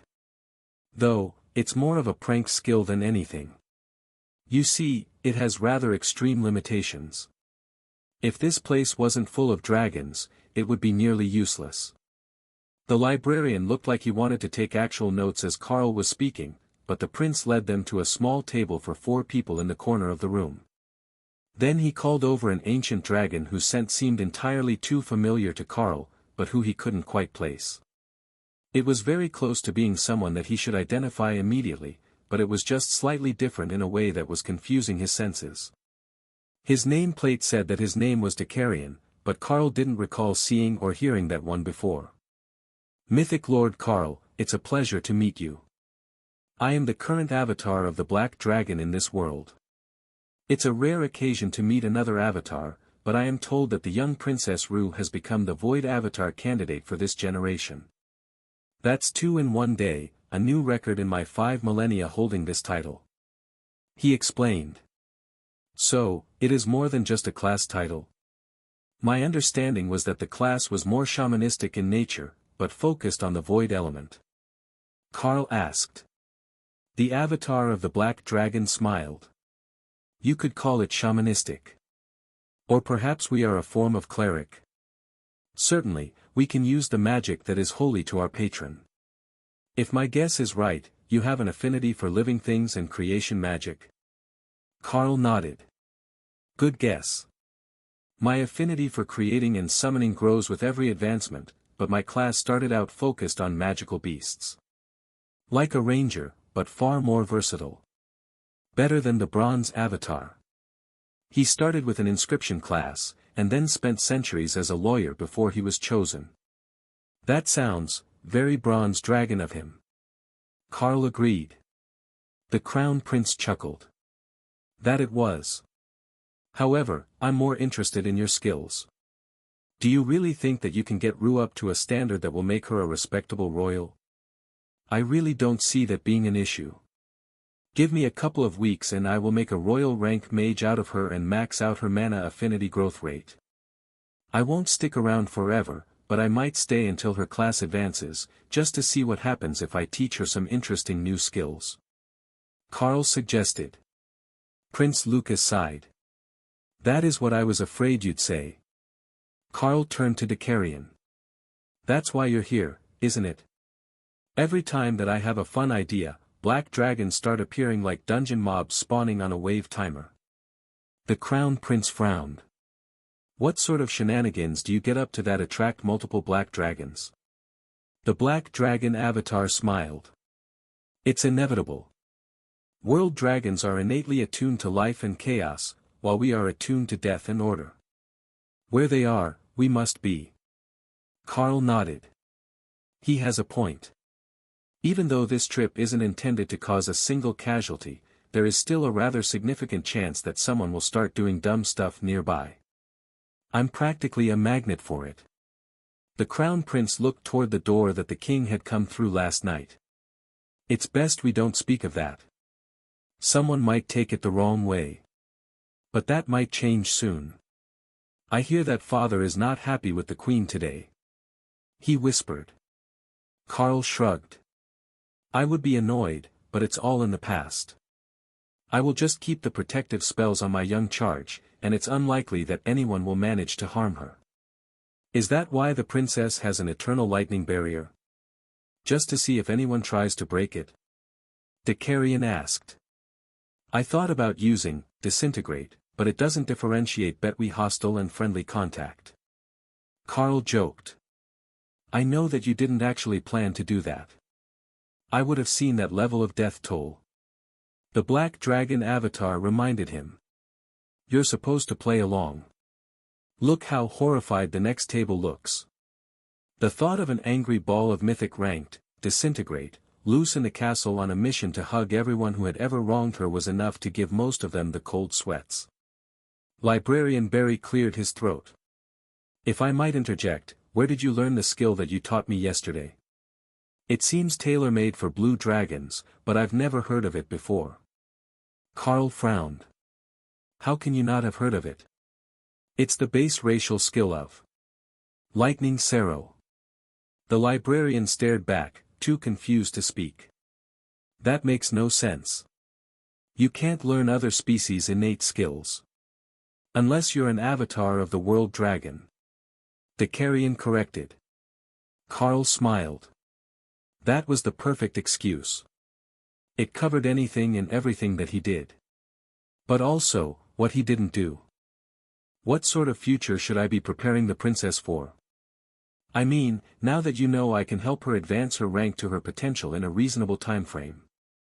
Carl asked, diverting the conversation again. What sort of potential will she even have?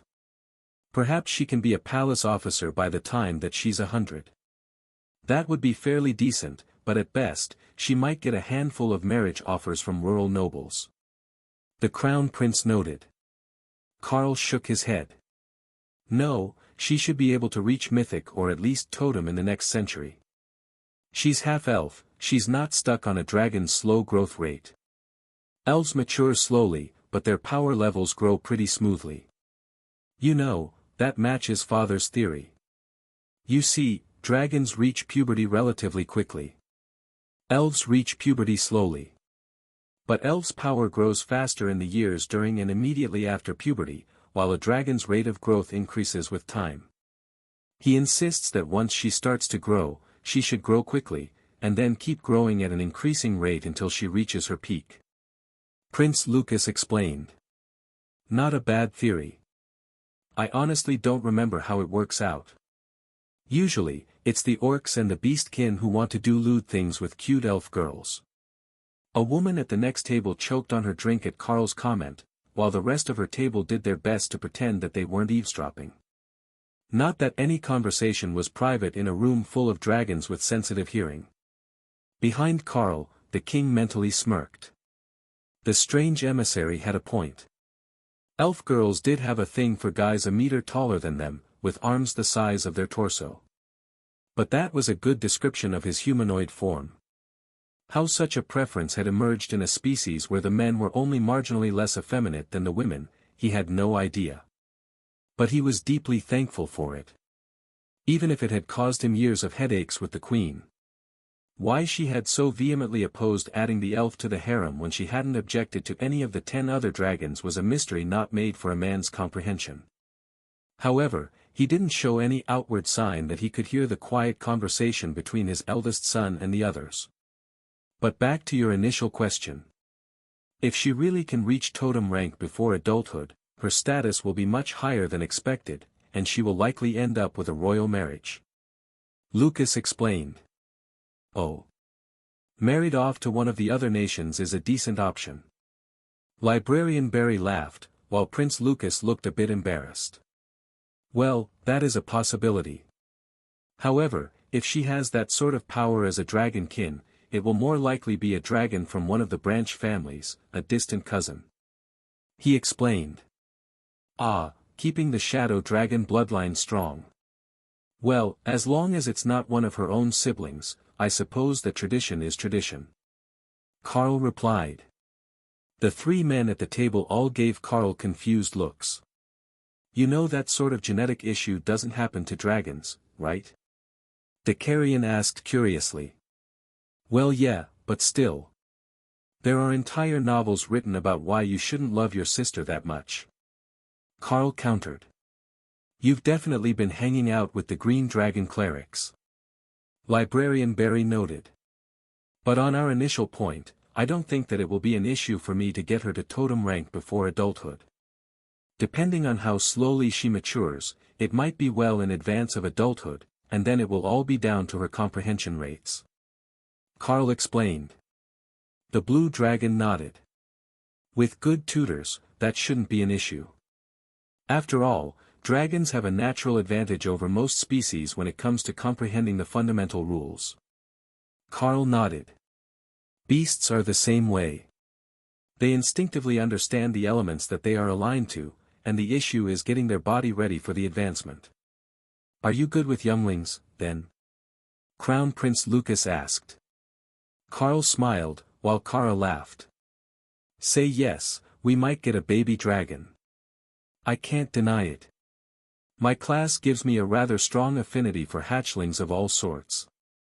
I've had Kara with me since she was just a young girl, wandering the world hungry and harassed by orcs. Carl replied. But how is your hatchling doing? I believe that you were planning to give the gift I presented to your youngest. Carl asked. My first and youngest, as it was. Her egg looks ready to crack, but she's not hatched yet. However, soaking the shell in the potion you provided was exactly what she needed. The innate power level advanced to commander rank without any issues. Lucas explained. That is wonderful news. If I'm still here when she hatches, let me know, and I will help her get started. Carl suggested. The carrion got a confused look on his face, then frowned. I have a message from my god for you, I think. He began. Everyone, even the tables around them and the king himself, turned to stare in rapt attention as the god of death conveyed a message to someone through their avatar. This was a once-in-a-lifetime opportunity. The black dragon cleared his throat, then shook his head before speaking. You cannot have a baby dragon. Carl smirked, while Kara howled with laughter, then thumped the table before holding her middle and tilting out of her chair, still laughing as she hit the floor. You know, I seem to recall that I have been told that before. But I'm not trying to steal your baby dragon. I will just pet her and cuddle her and teach her wonderful new skills. Carl announced. Crown Prince Lucas slowly began to smile as the shock wore off. You know, I never thought that I would say this. But the death god makes an excellent point. You should not be allowed to have a baby dragon. Carl sighed dramatically. Think of all the spectacular things I could teach if I started from scratch. Without wasting all those years on basic schooling, we could get right into trade skills, system activations, flying lessons. The carrion glanced at Kara, then smiled. Yes, I understand many things with greater clarity now. Did you know that the gods also demanded that Supreme Lady Matilda gave up all her clutches to the red dragons to raise, though she fully intended to raise most of them herself? Kara laughed even harder at the thought of what a baby dragon would turn out like if Carl or Matilda were actually allowed to raise them unsupervised.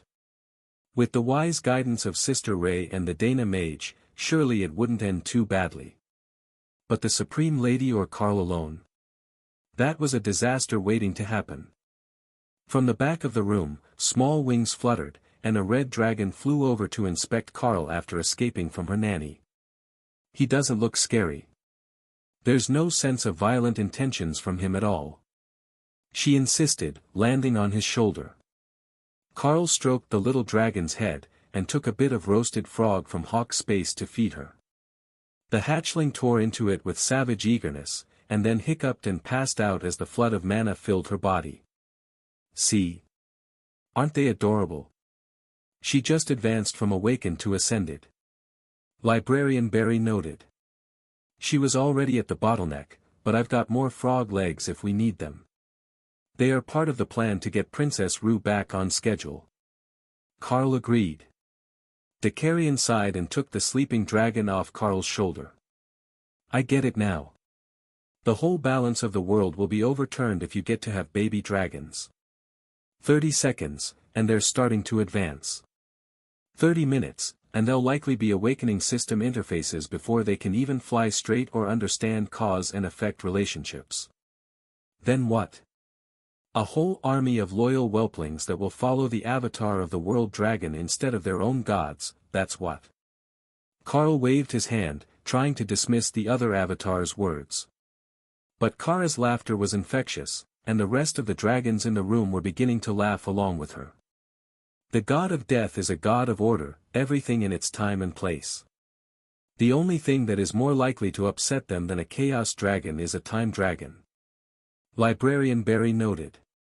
Carl cleared his throat nervously. Right, can't let them know that you've been sent here from the future. No matter how funny it is to play with the baby dragons. I promised that I would behave and not turn this whole mission into one huge mess. But as my mission is to help Princess Rue catch up to her potential and get the respect she deserves, there will likely be some surprise advancements. He informed the others. Too late. I pumped her full of mana all night, and she's going to advance before lunch. Kara added. As long as it's not here in the breakfast hall, we should be fine. The nanny came over with an indulgent smile on her face while she began to gently disentangle the sleeping dragon from Dakarian's robes. She was an expert, and knew not to let the sleeping hatchling grab hold of him again after she got one paw free, so the process was completed in seconds, and the sleepy little red dragon was relocated. Avatar, thank you for putting the little one down for her nap. Sorry for the intrusion. She muttered. The woman was into her later middle years, and still a monarch-ranked red dragon, so her status was presumably low, compared to the mythic-ranked men at the table. But she was one of the palace's best nannies, trusted enough to work directly with the children of the senior staff members. No need to apologize. The World Dragon Avatar provoked this incident. Carl nodded. This one is definitely on me. I didn't realize that there were curious young ears around when I was making jokes. Kara returned to her seat, and noticed that the way the other children looked at Rue was different. Gone was the old disdain for her status, and it was replaced with a mix of mild envy and anticipation. Why don't we all get together for some group training on the weekend? I know that nobody wants to be training on their day off, but if we do it as a group, it could be fun. Kara suggested. The kids looked to each other for confirmation. They loved to challenge each other to games and trials. It was the unofficial method for determining the hierarchy of the young dragons within the palace. Even if Rue wasn't there, they wouldn't object. That sounds wonderful. What time do you think? Princess Rue, could we do it in the morning, so we can go until lunch? One of the girls asked. Rue beamed with excitement at being asked her opinion. First thing after breakfast sounds really good. Then we have time for multiple contests before lunch. Everyone gets pulled away to do things in the afternoon, so morning is definitely best.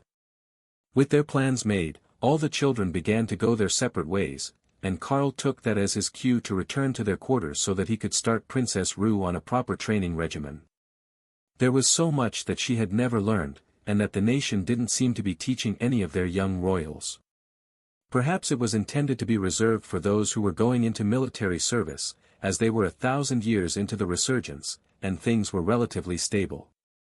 But if Carl was going to teach Rue to be all that she could be, and a serious contender for the throne, she would need to know it all.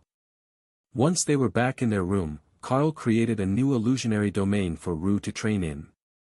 Alright, first I need to know if you've been taking all the lessons on etiquette, laws, history and geography that a princess and future ruler should have.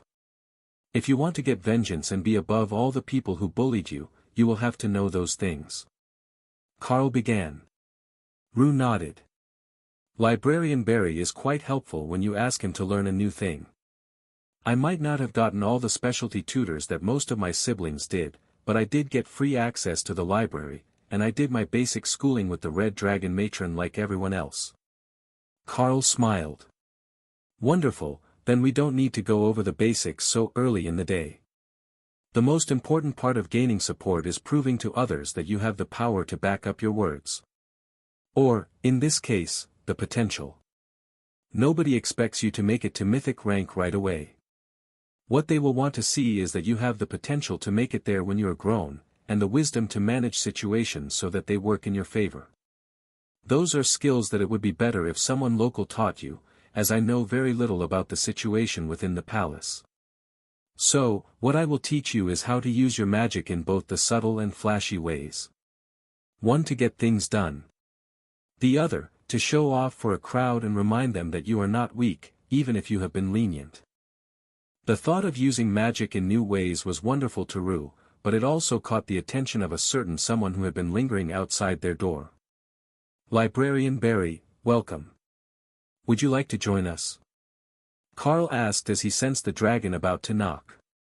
The blue dragon stared in wonder at the open field that Carl had turned the apartment into. "That would be lovely. I see that you already started with the showing off your power portion of the lesson." The blue dragon replied, unashamed of being caught eavesdropping. Then, a second dragon appeared at the end of the hall, and Crown Prince Lucas followed the librarian into the room. "Oh, this is wonderful, isn't it? The illusions feel so real. I can even smell the flowers in the clearing. Avatar, I do hope you won't mind if I sit in on the training session?" he asked. "Of course not. It's not secret knowledge, even if it is private tutoring." Carl agreed. "Now Rue, Kara just used a spell on you, did you notice?" Rue frowned at Carl's words. She didn't feel any different, and she hadn't felt any magic. But when she looked down, her pockets were turned inside out. "The pocket thing is for dramatics. The pilfer spell is a most wonderful bit of sorcery, which I will teach you soon. When others are looking to make trouble for you, they will often seek to plant evidence, or steal a valuable item that has been left in your care. But with the pilfer spell, you can discreetly remove it from them, and place it in your storage. If the incriminating evidence is not found where they say it will be, it doesn't take long for others to realize that the whole thing was a setup. Now, Sister Kara is a master at placing items in others' pockets as well, but that is not a skill that I would ask a princess to learn. Nor is it one that would be officially approved by any royal court. So, the next thing that you are going to need is a confidant. If you have one person that you can trust implicitly, they can take care of the dirty work for you." Crown Prince Lucas chuckled as Carl finished his speech, and Rue turned to him with eager eyes. "Is what he says true? Do you have a person like that?" she pleaded. Lucas smiled and patted her on the head. "Of course I do. You know Nyx." Rue frowned. "I thought that Nyx was your consort. Like, your mistress, but without the fake promises or the intention to marry." Lucas' face went suspiciously blank, while Librarian Barry began to laugh. "Princess, Nyx is not a lady of the court. Nyx is an incubus with a fondness for bold and dramatic makeup." The blue dragon explained softly. Princess Rue just shrugged. "Is there a difference? My mother was an elf."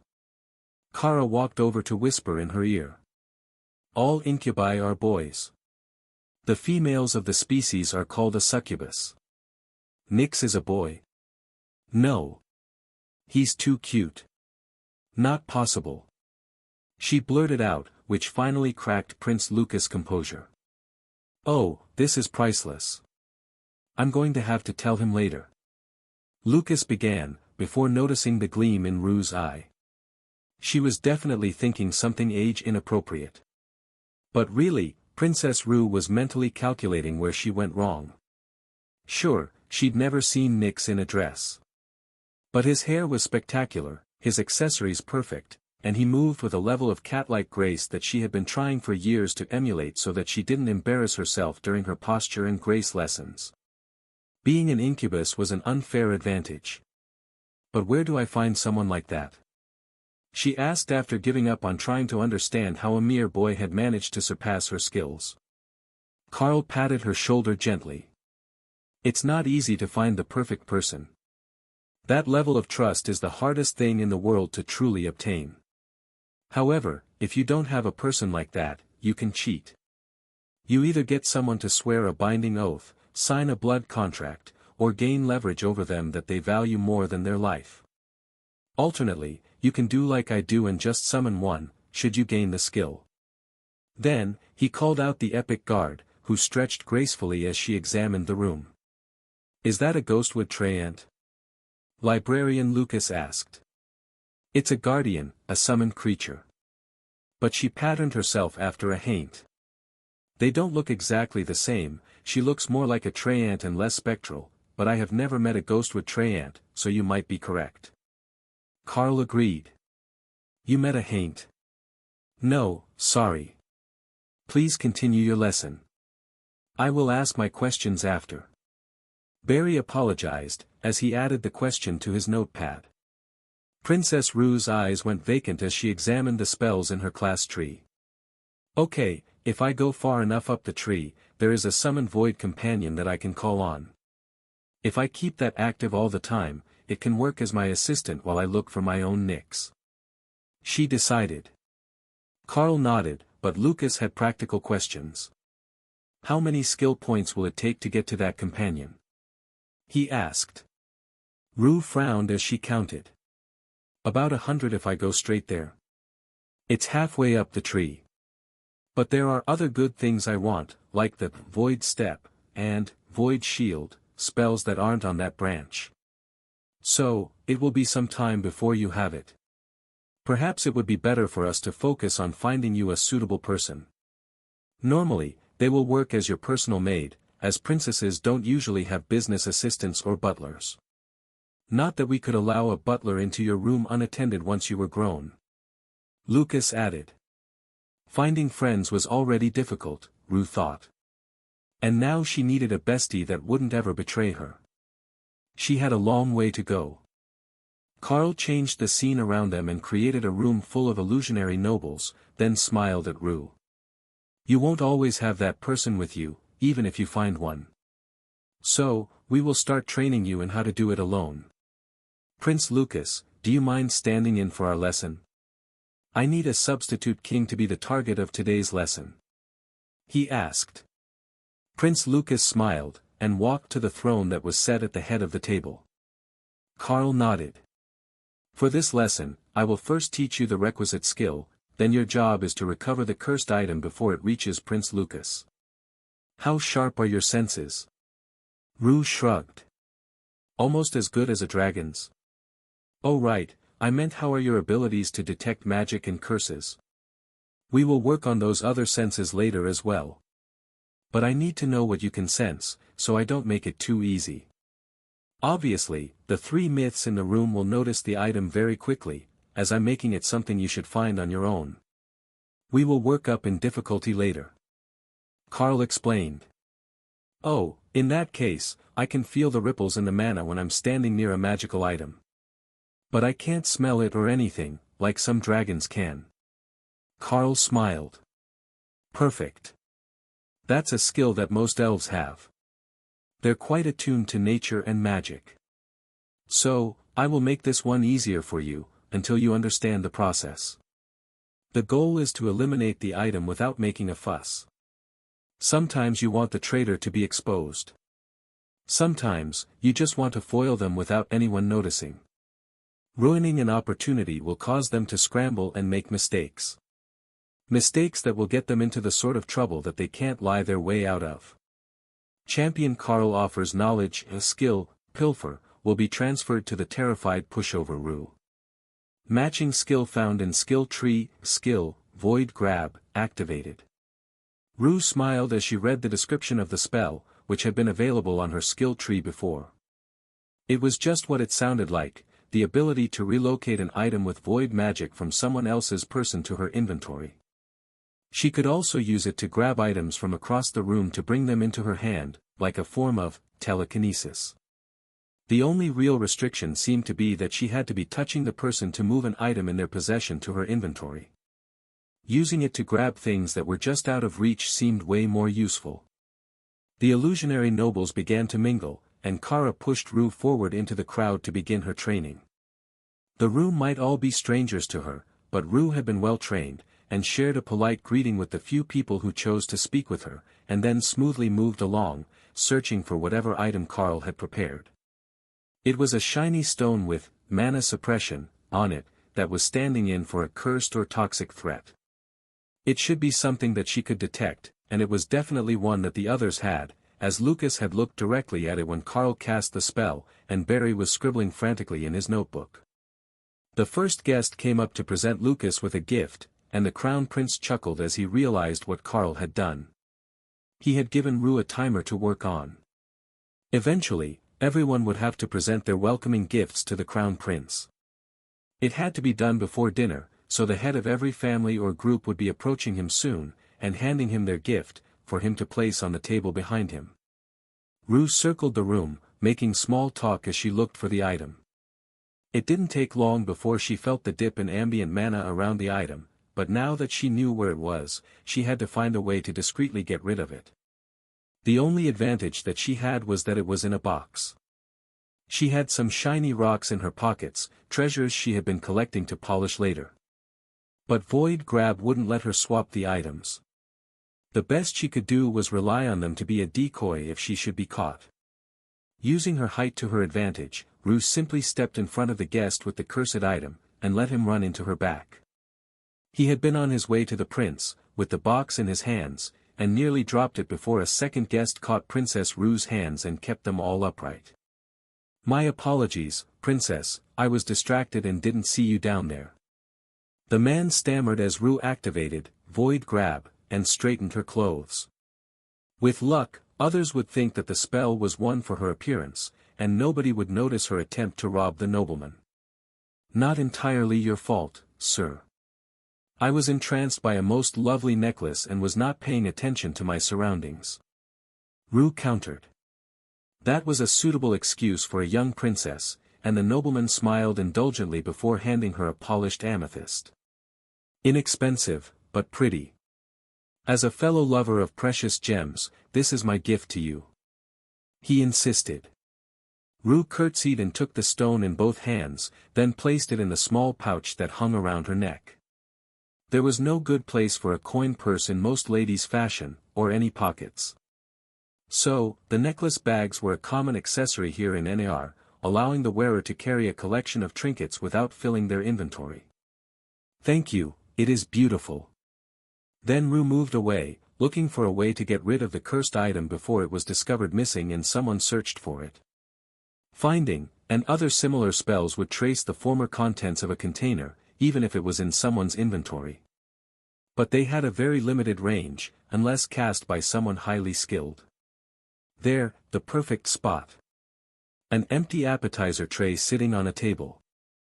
Rue brushed by it and slid the item under a soiled napkin, then took a snack off the next tray just as the staff took the empty tray away.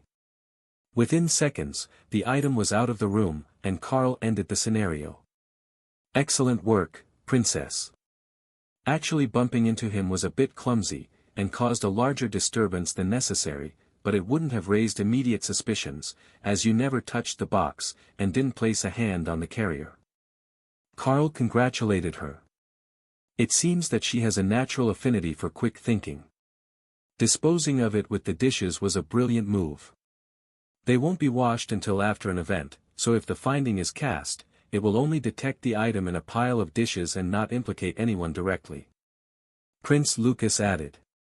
And that search effort would let everyone see that the item is not what it appears, as it would be in the open. Librarian Barry noted.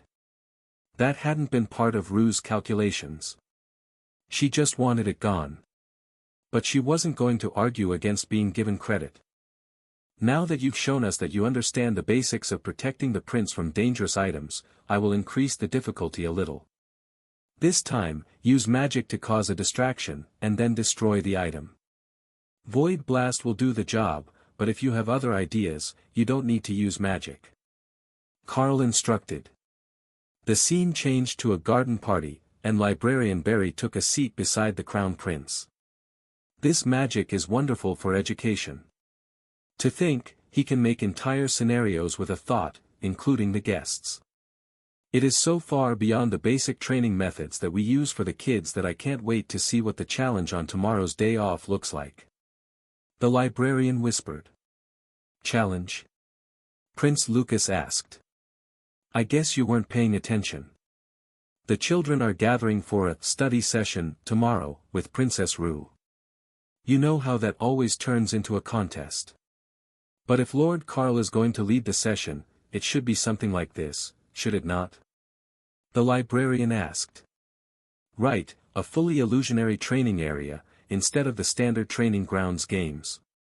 That does sound like it will be a lot of fun," Lucas agreed. Rue snapped her fingers and waved at Kara. Right, we have visitors tomorrow. What am I going to do? We usually plan these things weeks in advance so that we have enough entertainment ready for them. I haven't even thought of anything. I've never even hosted one before. Kara booped her on the nose. Relax. It's a study session. I will have the Carl make us something fun to do, and I have the rewards ready for them. Then she frowned. She was going to grab snacks from the Alliance house, but they were thousands of years in the past right now, and she couldn't even access the tiny world. That really limited her options. If she had taken up cooking like Hawk had, she might have had a chance to make some snacks of her own, but that sounded like too much work when she could just ask the Carl to make a construct that could bake. Or, she might be able to share the skill. No, it was one that Carl compounded for Hawk, not one that he had himself. She couldn't borrow it. She would have to work with what she had, or put him to work later, when they didn't have so many people watching them. Carl gestured to the garden party. I will take care of the party planning. For now, you have a scenario to solve. Remember, you can use magic as a distraction, but the item needs to be destroyed without anyone realizing what you've done. Rue sighed, less eager to go back to training when there was a chance to make friends on her mind. But she giggled when she realized that all the people here were people she knew. Carl had duplicated the guests at breakfast for this garden party, and now she just needed to know who had the target item. Will you have her work on different items later? Prince Lucas asked. Carl nodded. Indeed. It's only day one of her training, so I'm going with simple to find threats. It's the technique that matters most. We will work on intelligence gathering and identifying threats later. Librarian Barry shrugged. I can work with her on those topics as well. It is part of the advanced curriculum. Rue made her way through the crowd, more comfortable now that the faces were familiar ones. You are evil. Prince Lucas whispered as he realized who had the item that Rue needed to discreetly destroy. It keeps things interesting. Besides, if you make it too obvious, what is she going to learn? Carl replied quietly as the princess made polite small talk. Then she found the item, and it was on one of the girls who had always been nice to her. Presumably, the target of the cursed item was going to be someone that she didn't like, but this was a training mission, and she had to destroy it anyhow.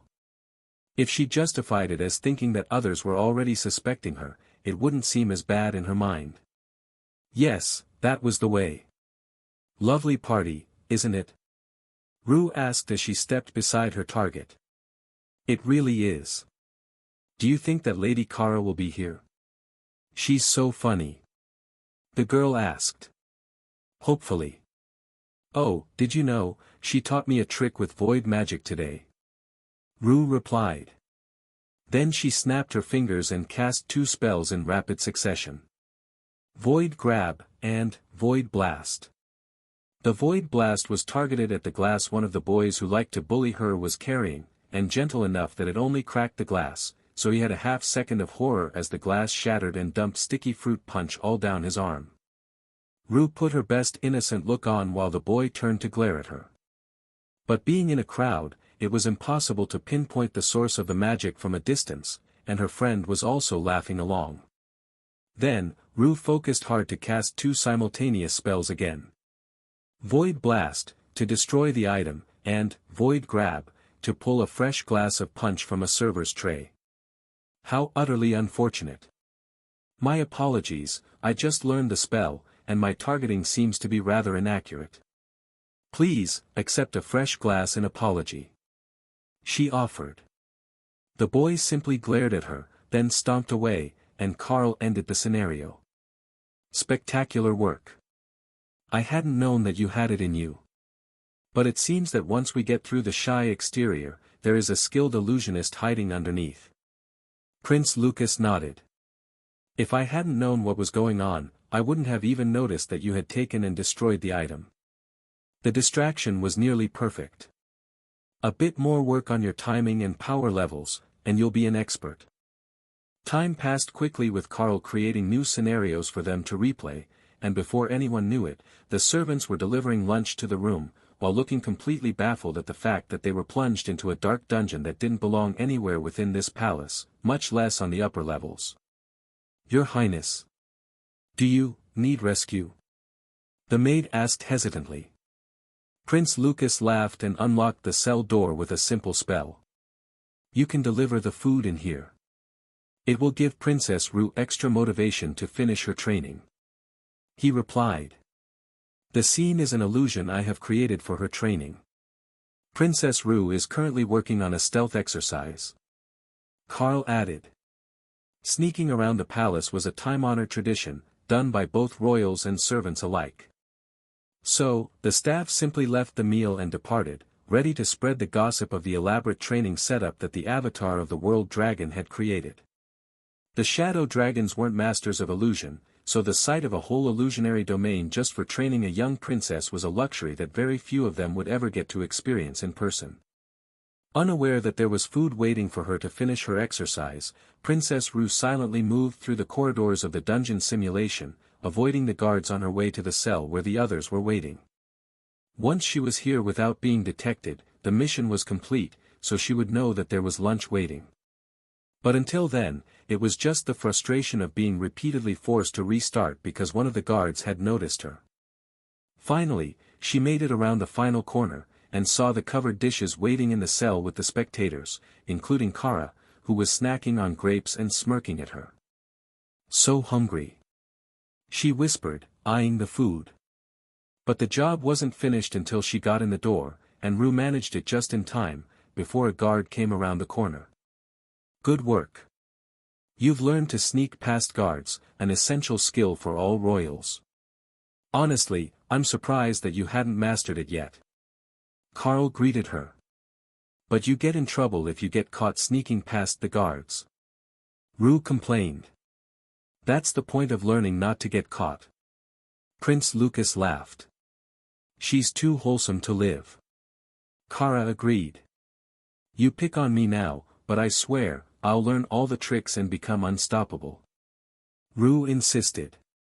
"That's the whole point of the training. Now, drink this, and eat your lunch," Kara insisted. Before Rue could respond, Kara poured a growth potion down her throat, and then silenced her complaints with one of the royal rank plums she had stored for her own snacks. She didn't want to overdo it, and cause Rue's body to misunderstand the nature of power at every rank, after all. Immediately, Rue's rank soared. The combination of the mana attunement potion that she had taken earlier, and the growth potion that Kara fed her now, plus the bonus mana from a high-level fruit, caused her internal energy to spike, and she pushed right past the commander rank bottleneck and kept going. Librarian Barry smiled. "Well, that looks like it's much more pleasant than the forcible mana overload that is usually used to break bottlenecks. Right? Just a mouthful of mana-rich fruit and away you go." Kara joked. The actual process was the same as what they had learned to do in the Dragon Isles. They were still overloading her body with mana of a suitable rank. It was just the method that changed. Forcing mana in from the outside, or forcing your body to take more mana than it could accept, were painful processes. But your body naturally ignored most pains from digestion. "What sort of terrifyingly effective magic is that?" Librarian Barry asked. "Chaos element magic. It's related to the mana suppression spell, but works in the opposite direction," Carl explained.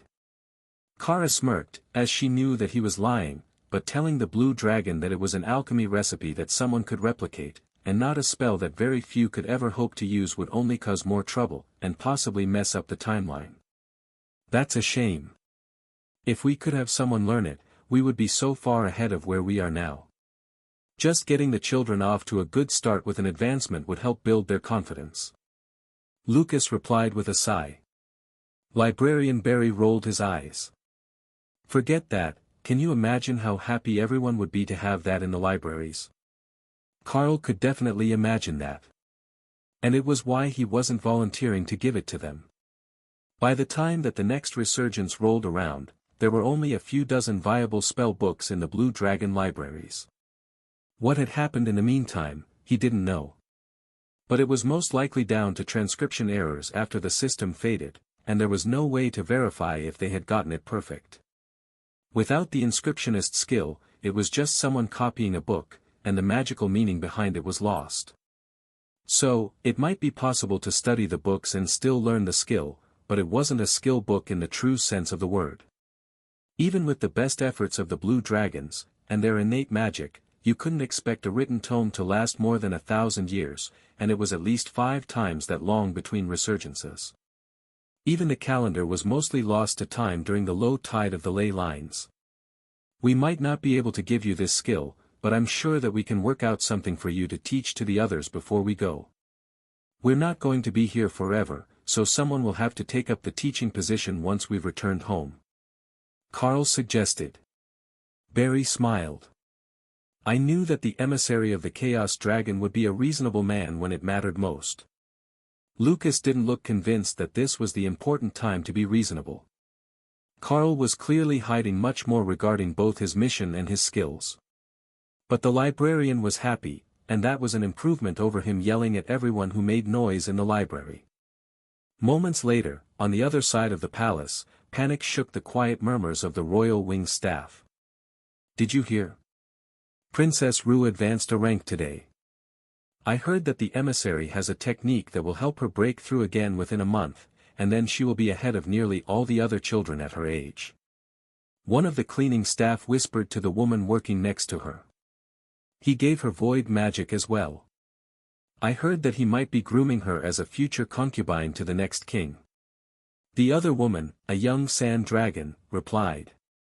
Do you really think so? I heard that the crown prince and the librarian are both in the suite with her and the emissary for a training session. What else could she be training for? Both women fell silent as soft footsteps came around the corner, and a procession of royal guards approached. Your Majesty.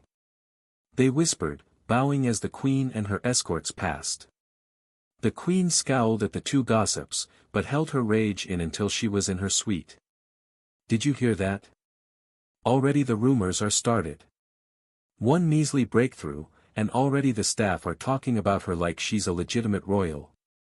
Someone get me the seer, I need a new reading. She demanded.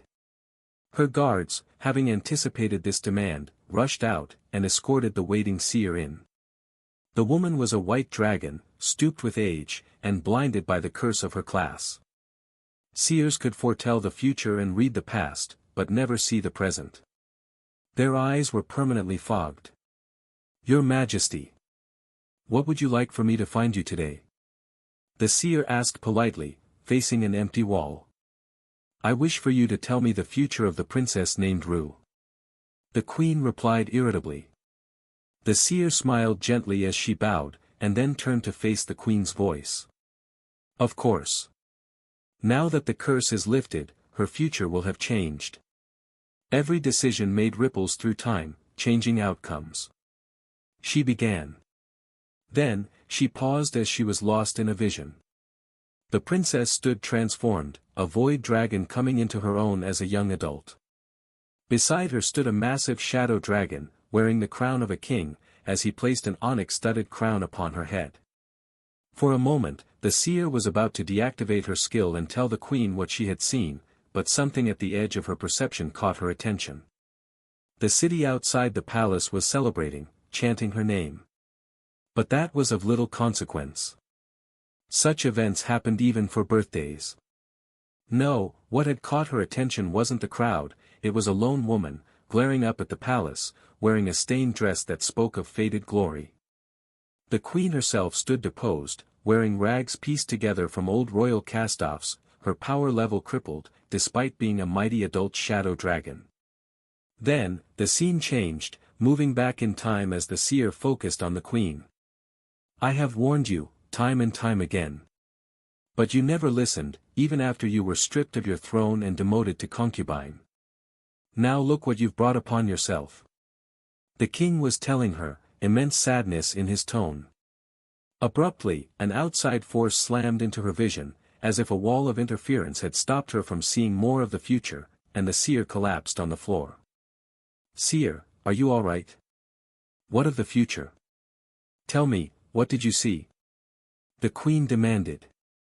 The seer slowly shook off the pain of being forcefully ejected from a vision, and moved to a seated position on the floor, still unable to stand.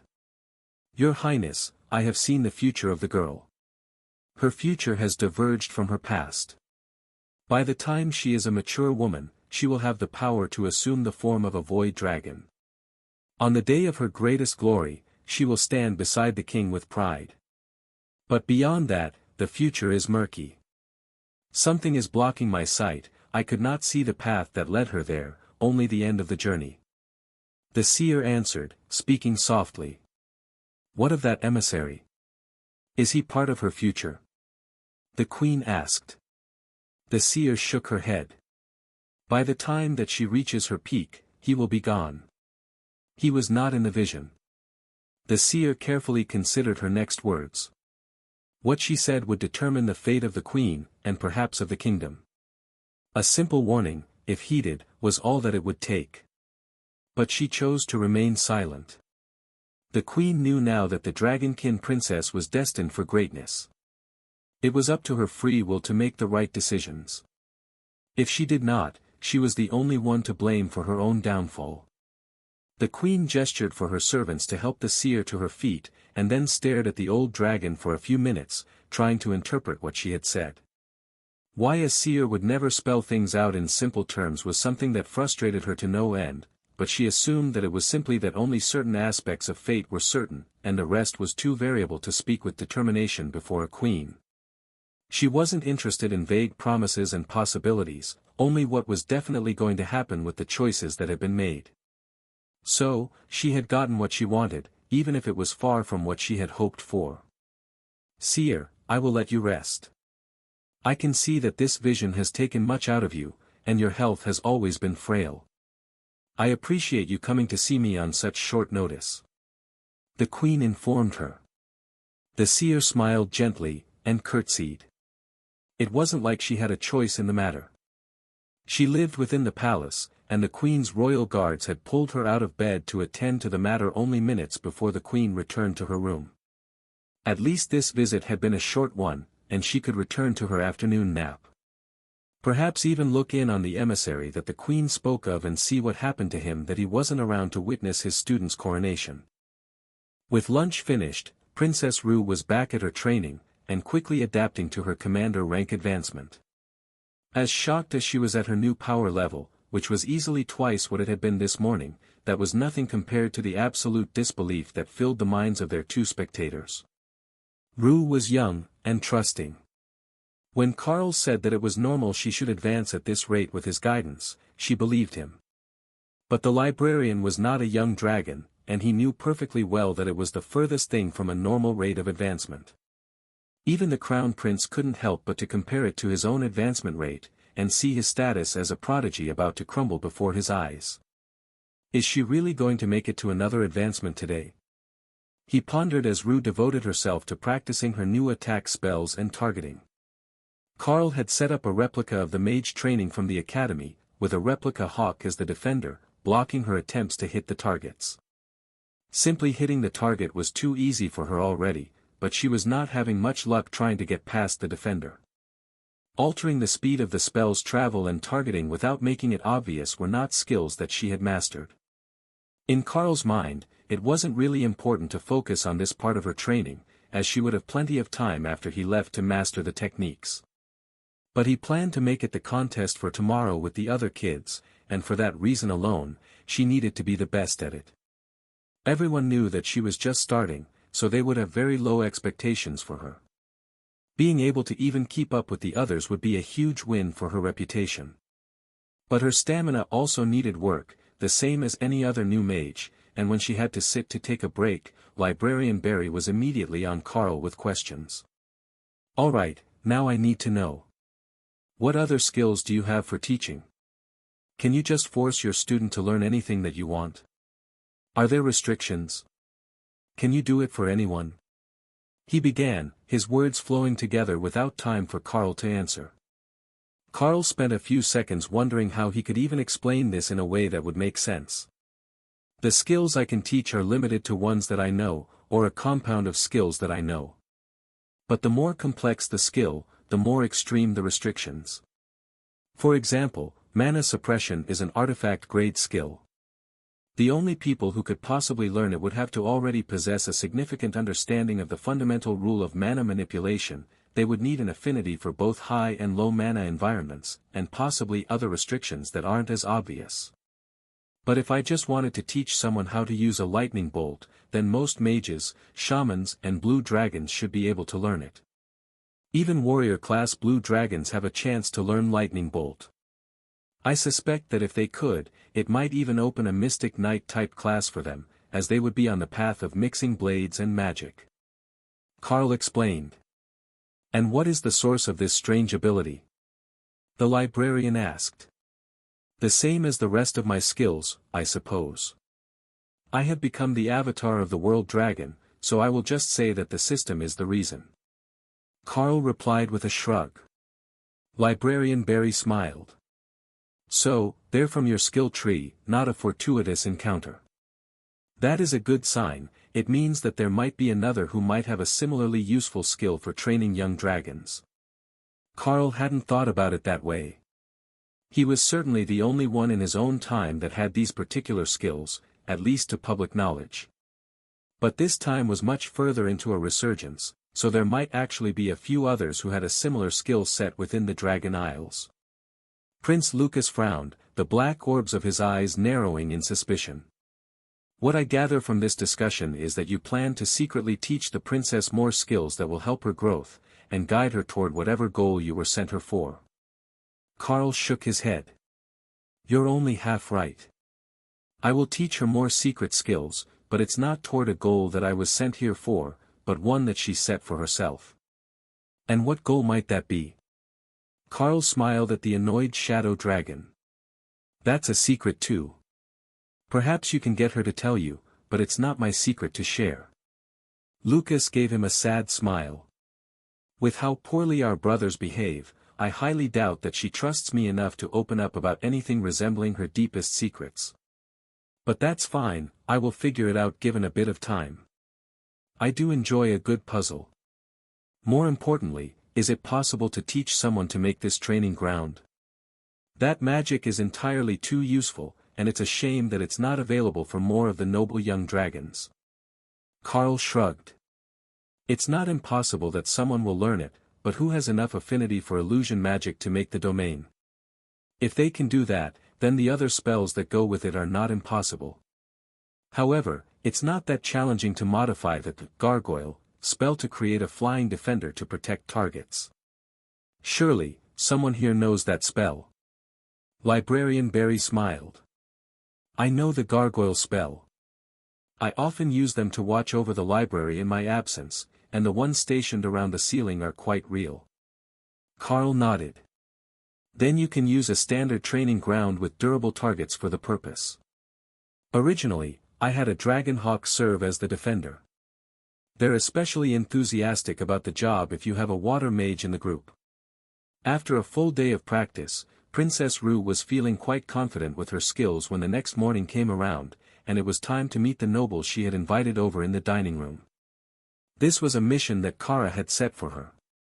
The transformed badger would not be there to help her through the awkward parts, or to serve as a mythic rank deterrent factor, so the princess would have to make a good impression all by herself. Good morning everyone. She greeted her age mates as everyone gathered at the table.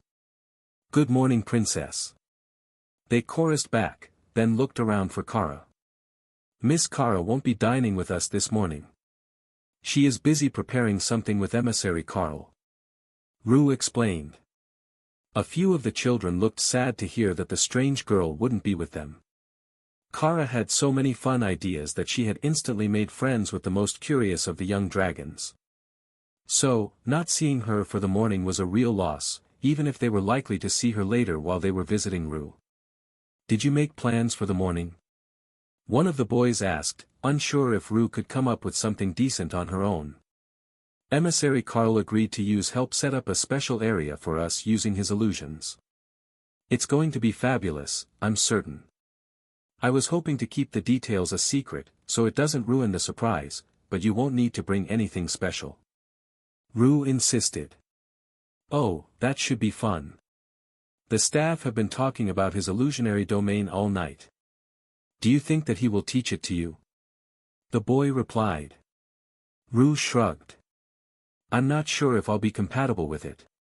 My class specializes in void magic, and illusions are different. But if I am, I definitely want that spell. Is it that cool? One of the girls asked. You have no idea. It's like a whole separate space. It's not just a little spell that changes the look of a room. You'll see, it's wonderful. The kids chatted as they ate, and then everyone followed Rue through the castle, unsure where they were going. Everyone knew that Rue had been moved to stay with emissary Carl, but most of the kids didn't know where he was staying. Oh, you got the good spots over the library. It's always empty up here, so it's no fun to play in. But the rooms are so big. One of the boys commented. Rue smiled. Yeah, it's a really nice room.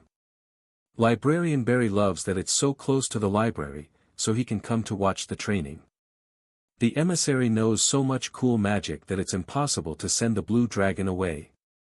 The other kids giggled at the thought of the dignified librarian pouting about not getting to see a new spell. That would be quite the sight. Then, the door to the suite opened, and the kids found themselves looking out over a massive garden space with floating targets, an aerial obstacle course, and tables full of snacks guarded by fox-kin maids. This is... Holy Goddess, it is. I don't know the word for this, but awesome doesn't even begin to cover it. Where even are we? One of the boys, a commander-ranked shadow dragon whelp from a noble family, gasped. Right? Ooh, they've got the good lemon cakes. Rue replied. Carl laughed, as they had just finished breakfast, but the little dragons all had an insatiable sweet tooth. Normally, the older dragons would keep it in check by not allowing them to have sweets except at certain times, but Carl had simply asked the kitchen to load them up for the day, and promised that he would make them work off the sugar rush before sending them back home at the end of the morning. Most of the kids had family events on their day off, so they couldn't stay all day. But Carl knew that some of them would surely want to. Rue grabbed a sweet, and then spun to face the other dragons. Welcome, everyone. This is today's party spot. Master Carl, what did you prepare? Do we get to do skill targeting? Rue asked, with a gesture toward the flying targets. Indeed. But I have increased the difficulty. Carl joked, then summoned a clone of Hawk as he was now. But reduced to commander rank, so he wasn't more powerful than most of the kids. This will be the goalie. He will try to stop your skills from hitting the targets. Your goal is to hit as many as possible without moving from behind the line of stone in the garden. Carl explained. Kara demonstrated by hurling a dozen balls of disintegrate toward multiple targets. The dark fire phoenix countered them with a wave of flame that destroyed them all in one shot as it circled overhead. I do hope that everyone wants to play. Even the warriors can get in on the action. It doesn't matter what skill you use, only that it can reach. For most of the kids, that meant, slash. It would be near their maximum range, but they could do it.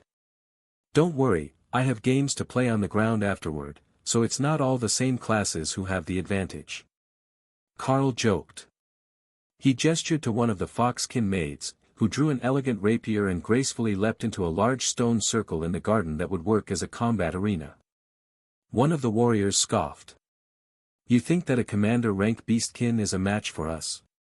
Don't you underestimate us too much? Carl smiled.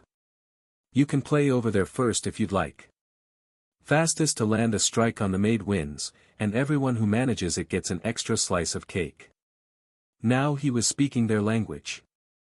The kids were torn between the two options, but a number of the warriors ran straight to the combat arenas, as they struggled to reach 20 meters with their slash skill, and didn't want to embarrass themselves.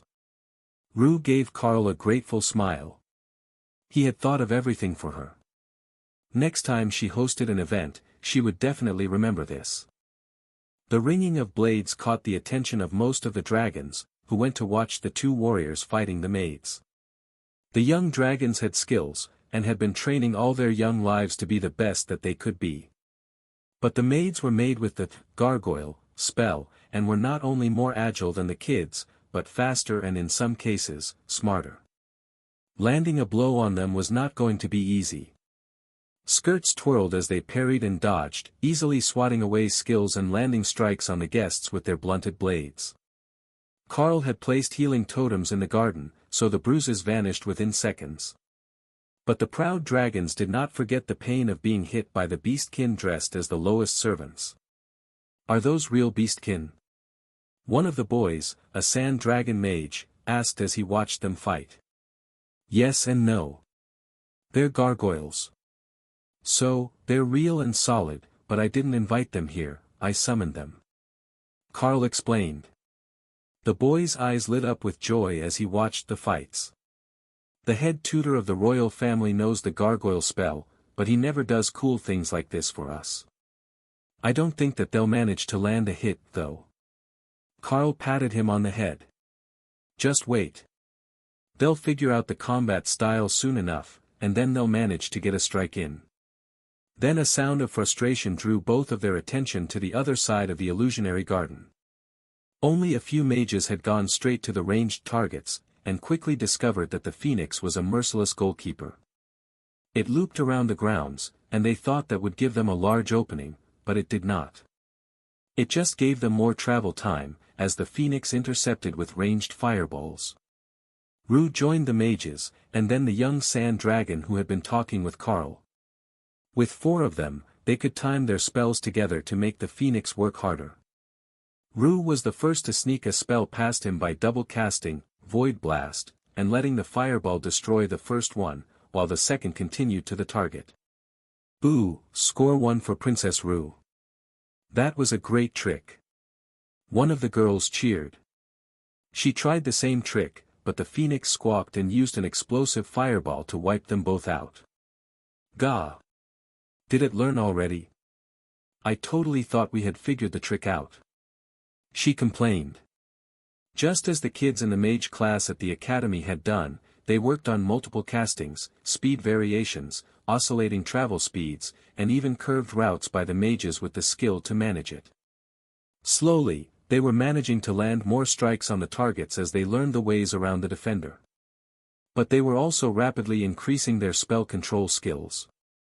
From a table in the corner of the garden, Librarian Barry watched in awe as the mages improved their skills by more in 1 hour than they had in the last semester of tutoring. Competing really was the best way.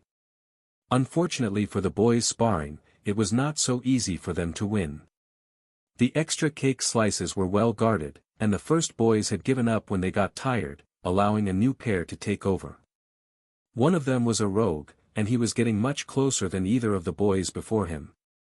His agility was enough that he could keep up with the maids, but Carl knew that was not the only way to win this challenge. You only had to land a single strike, not win the fight. The first to figure it out was a girl in the 3rd group of warriors, who started her sparring session just as Princess Rue sat down with the others to take a break from casting. She fought with a pair of scimitars, which others thought might give her an advantage. Except that the maid was still much faster than she was, and highly skilled. A cross block stopped the maid's blade, and the girl flicked a kick in her direction, making the maid jump over her foot. Then, she did what nobody else expected, and rotated her blades over her head as she dove forward. Like a tackle-ball player, the warrior girl crashed into the maid. Both parties dropped their blades, and the slender beastkin was knocked to the ground.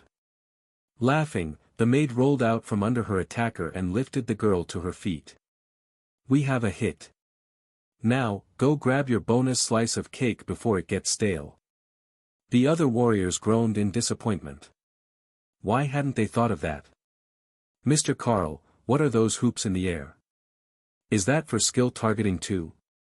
one of the boys asked. "Oh, that's a flight course. Agility training to help build wing muscles. Do you not have them here?" Carl asked. Kara loved the flight course. "How does it work?" The boy asked, not seeing any obvious start or finish lines. You go through them in any order you want, but you have to go through all the rings. Some you can fly straight through. Some you will have to tuck your wings for.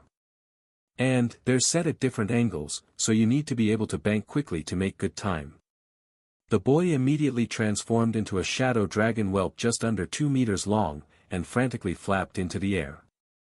Unlike Button, who spent most of her time going back and forth between wings and feet, the dragons here lived in the city and spent most of their time in human form, learning essential skills. Compared to the wild forest dragon, their flight skills were incredibly underdeveloped. As evidenced by the fact that he managed to hit his head on the first ring he tried to fly through. Flight came naturally to the dragons, they could do it from the moment that they hatched, but they were clumsy and awkward until they had enough practice, and the dragons here had forgotten that. They had become too civilized, and didn't spend much time showing their scales or building flight muscles. That would change soon, Carl hoped. Baby dragons should be baby dragons, not human students. The garden quickly devolved into chaos as the dragons spread out between the 3 challenges, and the sitting areas of the garden, where they could relax and sip on juice as they watched their friends compete. The fact that the challenges were actually hard was a real change from their usual competitions. It wasn't just brute strength that determined the victor, and they weren't fighting each other, but competing to see who was the best without interfering with each other. Mostly. The obstacle course participants had quickly realized that they could use mid-air collisions to slow each other's times, and the mages had learned to target each other's skills, if they thought that the phoenix wouldn't be able to intercept the spells. By the time that lunch came around, and the very confused palace maids brought in the meals, everyone was dirty, exhausted, and either laughing or extremely bitter about a recent loss. The kids had gained a new respect for Rue's skills, as she had done well in the ranged targeting skills, and had managed to land a hit on one of the maids. Not even all of the warriors had managed that, so for a mage to have landed a strike without the maids beating her up was a great achievement. It had really helped her reputation among her peers, and even those who weren't here today would soon learn that she wasn't quite the pushover that she had always been. Rue thought that it was a bit unfortunate that none of her bully brothers were here to see her doing well, but she knew that they would have caused problems for everyone else, as they were older and liked to bully anyone who wasn't as strong as them. None of the kids in Rue's age group liked them. But that was also true of nearly everyone else in the palace. They were generally a menace. Too high-ranking as princes for most to do anything to stop them, and too unlikely to have any future influence for those above them actually care about them unless they cause trouble for someone who actually mattered. And that was bad news for the boys. Because after today's showing, and the favor that she was getting from Carl, Princess Rue was beginning to matter. No longer was she the useless dragonkin princess without a class. She had skills, she had shown growth potential, and her bloodline would lead to strong dragons with better affinity to nature magic. Many of the shadow dragons valued the royal connection, but the nature magic affiliated felt even more strongly about it because they could get that connection and not lose out on the nature affinity, thanks to her elven mother. With more than half dragon in their ancestry, most of the children would be born as full dragons, inheriting the dragon genes from both sides of the family. But the ones who became dragonkin would still be powerful. Rue hadn't considered any of that. What she was more concerned about was the fact that she might actually have friends. Real friends. Everyone had a great time hanging out today, and they had talked and laughed for hours. It was better than anything she had dared to hope for. Now, they would all split off after lunch, going about the rest of their day, but it looked like Carl would let her keep playing here in the illusion for the afternoon, as Librarian Barry had been hiding in the corner taking notes all morning. After over 4 hours, he would have quite the list of things to ask Carl, and that meant that the illusionary domain would remain the same for some time. What are you going to do this afternoon with your day off? One of the girls asked Rue as she waited for everyone to finish eating. I think that I will work on my sparring skills. The maids in here are excellent opponents, and I want to practice combining my spells and sword work. Rue decided. The girl frowned. I wonder if my mom will let me. No, we have to see Grandma this week, Mom was busy last week. Rue nodded in understanding. I don't know how much practice I will actually get. Dad is always busy with the older kids or the queen. But we usually do a family dinner on the day off. The other kids nodded in agreement. The royal family dinner was locally legendary, both for the number of guests at a family dinner, and for the drama that inevitably came out of it. Carl smiled as he watched the excited kids chatter about their afternoon plans. He was doing well with Rue, and she was integrating well into the crowd. An excellent sign. So, as they planned for their afternoon, Carl planned ways to get the Dragonkin princess to advance again and pondered whether to get Librarian Barry to help him scheme on how to build her political influence. Then, he realized that there was a better option. If he just told the crown prince that he was grooming her to be married off and become queen in one of the neighboring nations, he should jump at the chance.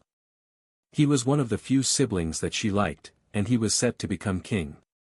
So, a strong bond with her would seem like the perfect opportunity for him to extend his influence. Hopefully, Carl wouldn't have to guide the process all the way to her coronation to be considered successful. Probably not. As soon as he got things on the right track, Misty would likely call him back. After a few minutes, servants came to start collecting the kids, who had all found various reasons to delay their departure, including a few who wanted to work off the extra sugar from lunch with one more sparring round or a lap around the obstacle course. Why are there tiny dragons everywhere? Decarion, the avatar of the black dragon, asked as he stepped into the room. I knocked, but nobody answered. He added. Oh, sorry.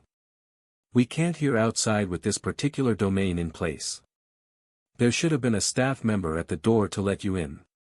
Carl replied. Decarion nodded, and waited for an actual answer. They are having too much fun, and looking for reasons not to leave. I set up a flight agility training course, and it's become incredibly popular. Carl added. The black dragon ducked as a wayward shadow dragon whelp nearly clipped his head, then laughed as the boy managed to clip the hoop with his feet, which sent him careening to the ground. All right, I admit it. They need the training. Librarian Barry smiled at the black dragon's words. That's what I've been saying. Emissary Carl should extend his generosity to the rest of the palace and start training young dragons in essential skills using these most wonderful skills of his. The echo of a divine voice rang through Decarion's mind, and the avatar smiled. I think I understand more clearly now. You really must not be allowed to have a baby dragon. After a month together, it would be riding on your shoulder like a cat, just so it didn't miss anything. He joked. Kara smirked, then climbed up Carl's back to sit on his shoulder, using the large feathered wings of his Tengu form for balance. Like that, but with scales. Decarion agreed. That combo is a bit terrifying, even without considering that the Tengu form is just a disguise. Chaos and pranks together at mythic rank are just overkill. Librarian Barry agreed. Avatar Carl, is there a chance that this can be enchanted as a permanent feature of the castle when you leave? The other children would love a chance to train on such exceptional grounds. Decarion asked. Carl shrugged. I don't see the harm in it. Making an illusionary domain enchantment isn't all that difficult, and I could place the spell on a room with all the essential functions. This one is actually cast on the whole suite and the rooftop outside, so that there is more room for the children to fly. But you can only access it from the door to my suite. You can really do it? Barry asked. Of course. I won't even need an illusion stone for something this simple. I can just carve the runes into the stone of a room and recreate the effect. Carl paused as he remembered that they were not aware of his trade skill. He had forgotten for a moment that he was in the past, and not at home. The blue dragon was almost nose to nose with him again, drawn in by the possibility of Carl escaping without explaining his secret knowledge. Then Kara licked his face. Ah, right. Sorry. Personal space. What skill do you have that allows you to do that? He asked. Runecrafting. Both dragons, and nearly all the staff in the room froze, then turned to stare at him. You're a rune lord. Barry whispered reverently. I should have told them that it was me. I wouldn't mind having dragons worship me. Kara sighed. You'd still make me do the work for you. Carl reminded her. Not if they were going to look at me that way. The last time I saw that look, Lotus was giving it to a slice of cake. Carl's smile confused the older dragons. Was he messing with them? Or was he laughing at their reaction? Just pick a room and I will make a copy of this training space in it for the kids. Carl informed them. He could make it on a statue if he wanted, but that wouldn't be nearly as impressive to most people as altering an actual room in the castle. An artifact could be restricted or hidden away. But a physical room would become a part of castle lore. He agreed too easily. Dicarion noted. Which means that this room isn't the extent of his skills, but something that he threw together on short notice for the kids to come play in. Barry agreed. Kara smirked, and one of the fox-kin maids came over to give the crestfallen blue dragon a commiserating pat on the shoulder. It's not the end of the world, friend. You'll get to see many more wonderful uses of this skill in the future. She consoled him. Barry smiled. Like gargoyles that display empathy. That's a new one. They're usually nearly inanimate unless someone threatens their space. The maid winked at him. Ask the Carl about what he does for real combat trials. We're just guardians of the garden who will play with the kids. Dicarion frowned. There is something wrong with your gargoyle spell. I swear that they're not supposed to encourage people to dig into your secrets. But I've never seen them speak before either. So perhaps they're always like this. Carl shook his head. No, I modified the spell to activate it within the illusionary domain, then used reality warp to make them more lifelike. And you know how foxes are. The librarian sighed dejectedly as he realized there was another spell that he was unlikely to ever be able to learn. Having Carl around seemed determined to frustrate him. Every question he asked only left him with 2 more questions that needed answers. What does reality warp do? He asked, knowing that the answer was only going to annoy him more than it satisfied his curiosity. It's not as extreme as the name sounds. It makes illusions solid at the rank that they were cast. So, if I use a mythic illusion to make an army of winged void badgers, I can turn them into solid void badgers with the spell. They're still illusions, so they will only have skills if they're within an illusionary domain that I control. But they will otherwise be solid creatures. Carl elaborated. Both dragons were silent as they considered the implications of that. It was true that an illusion was greatly limited. Given autonomy, it took exceptional affinity or multiple enchantments on an item for the illusion to simulate a skill effect. But inside the illusionary domain, the skill would become real because the illusion demanded it. The bar was much lower. It just relied on the illusionary domain remaining intact. While they were preparing questions, Kara flew off Carl's shoulder and darted through the obstacle course, passing multiple dragons on the way, and turning one particularly hapless dragon around, causing him to fly back through the same hoops he had just completed. Then he stopped, confused when he realized he was back where he started. I should have put lights on them, so they knew what ones they had done. But that doesn't work with multiple racers. Carl sighed. Just one more reason for everyone to watch.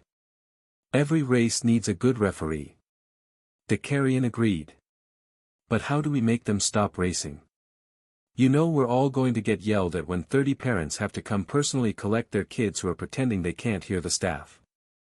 And the annoyed guardians coming to collect the kids was exactly what happened.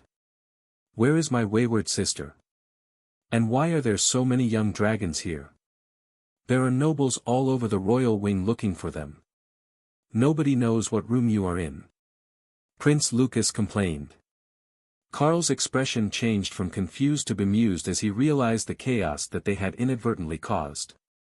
The palace staff had relocated them to an unused section of the palace because the princess room wasn't suitable to be exposed to outsiders, and foreigners weren't traditionally housed in the royal wing, except to place them close to residents of the wing. So, when the other noble children's parents came looking, everyone who knew where they had gone was already at the suite, watching the children.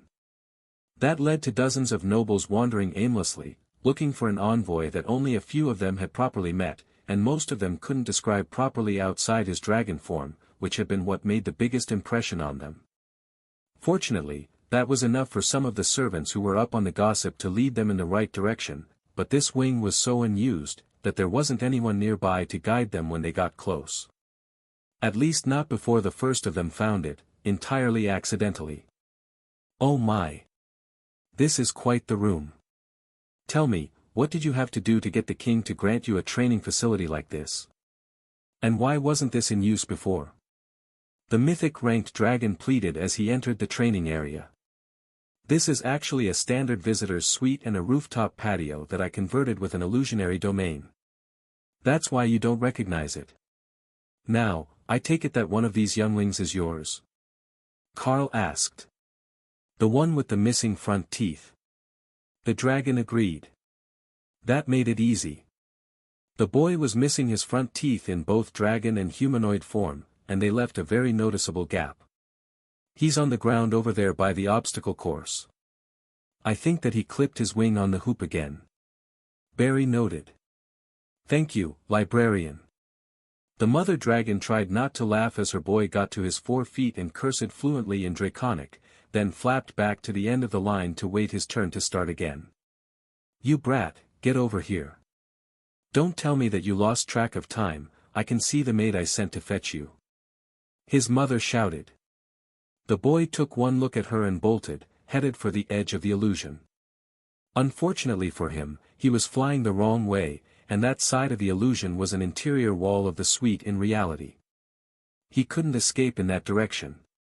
With a resounding thud, he bounced off the barrier at the edge of the spell, put in place by Carl to prevent anyone from wandering into someone's bedroom, or falling out of a castle window. The little dragon rubbed his head as he got back to his feet, and glared at the barrier that didn't let him flee his mother, while the woman stood with her hands on her hips. Nice try. Now, transform back, it's time to head to Grandma's. Sheepishly, the boy transformed back into a humanoid, but his mother's lecture as she led him out of the suite was loud enough that it attracted other parents from 2 floors away. That caused an influx of parents, and a tide of children rushing to find their assigned servant and escape before their own parents found them loitering far longer than they were supposed to have. If Mom didn't catch them before they got back to their own rooms, it didn't count, right? With all the troublemakers gone, the Crown Prince took Rue's hand and turned toward the door. Emissary, I will return Rue to you after dinner. Sisters, this is Emissary Carl, of the Dark Light Host in Sihosesa. Luke announced. Greetings, Emissary. The 2 older princesses responded with a curtsy. Are we going to food now? I'm hungry. Rue asked. Not quite yet. We've got to pick up the suitors for these 2 before we eat.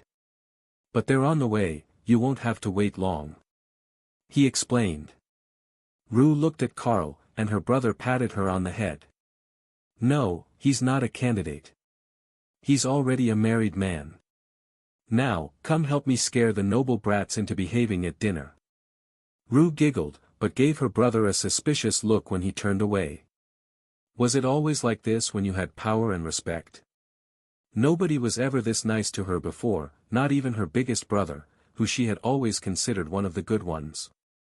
Getting a class really was an overpowered boost to your social status. While Rue was led away by her siblings, Dakarian and Barry were left with Carl and some time to kill. The actual dinner time won't be for another hour and a bit. How much time would it take for you to plan out the design for a duplicate of this room, in permanent form? Librarian Barry asked. If you want it the same as this, I can have it done in half a day. But if you have a room in mind, I can come up with something that suits the space in the next hour, and then I will do the actual upgrading later, when I have time. Carl suggested. Oh, that would be lovely. I was thinking of a room 2 floors beneath this one and just down the hall. It doesn't have roof access, but there is a large patio that you could use to expand the illusionary domain if you need it. The blue dragon offered. Carl nodded. It's the obstacle course for flying that needs the most space. The other training areas are only a quarter that size, so they're not an issue at my rank. Perfect, let's head over there first, and then we will all go to dinner together. Tonight they will have a buffet in the main hall for anyone who wants to eat here. I would suggest going into town to try something fancy, but it's nearly impossible to get a good seat without booking in advance or kicking someone out. Barry offered. Kicking someone out? Carl replied, wondering what sort of system they had in place. Dakarian shrugged and answered for the embarrassed librarian. Pulling rank and simply taking a reservation made by a commoner well below your rank is an option for mythic dragons. It's rude, but what are they going to do about it? The black dragon's words were harsh, but Carl could tell that it wasn't something he routinely did. It did give Kara ideas, though. Not of kicking people out of their reservation. No, that would be no fun. She wanted to randomly crash someone's dinner party, just to see how far they would go to try to make her leave. If she was paying, Kara was pretty sure that she could just sit down at random people's tables whenever she wanted to eat. The look on their face would be priceless. The room that Librarian Barry led them to was coincidentally a large storage room directly across the hall from his own suite beside the library. And he wasn't even going to try to pretend that it wasn't intentional. Somehow, Carl had to respect that level of honesty. But the room that he had picked, while it was likely chosen for proximity to both the library and his own room, was perfect for the job. It was far larger than a standard suite was, and looked like it was intended to hold seasonal furniture for this entire section of the castle. Only, nobody was normally using it, so there were only a few boxes scattered around the walls. I will have the staff clean out the last of what is in here, and move it to another storage room. There isn't much, but the other storage room is nearly full, so it might take them an hour or two. Barry noted. Well, that's all right. We've got time for them to work while we eat. Then, we will come back, I will upgrade the training room by the library, and all the kids will have an excuse to come visit your wing of the palace. Carl joked. Dakarian laughed. Getting them to even come close to the library is hard most of the time. It's like they're allergic to education. Carl shrugged. You just have to make it fun. If you can involve enough entertainment in class, they will actually go home and study for it so that they don't lose tomorrow. Keeping kids in class all day generally requires tying them to their chairs. The black dragon avatar laughed, while Librarian Barry let out a long-suffering sigh. Why do I get the feeling that if we keep talking about this, it will lead to a full revamp of the educational policy? He asked. Carl shook his head. Unlikely. There are far more blue dragons than there are Carls in the world, and convincing the church to change educational policy to introduce more hands-on learning and energy-burning exercises into their classroom time is unlikely to be a fast process. Carl knew that firsthand. The process still hadn't changed by the time that the next resurgence came around, so any changes that they were likely to make here would not spread outside the palace. Or at least they wouldn't affect the whole church. Dakarian smiled fondly at the memory of his training as a youth. You know, I grew up in Zindab, to the south of here, and most of our training was done on our wings. The blue dragons made us fly while we recited the answers to their questions. At the time, we thought that it was just them ruining a perfectly good flight, but now I get your point. Burning off all that young dragon energy is a good thing. Once they get older, it's easier to get them to sit all day. So, it wasn't a new idea.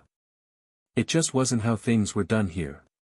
The dining hall was unusually empty today, with only visitors present, and a few who did not have family in the palace, or near enough to fly out and visit for the day. The kingdom only took one day a week off, but the palace took it completely off, with only a small staff left on duty.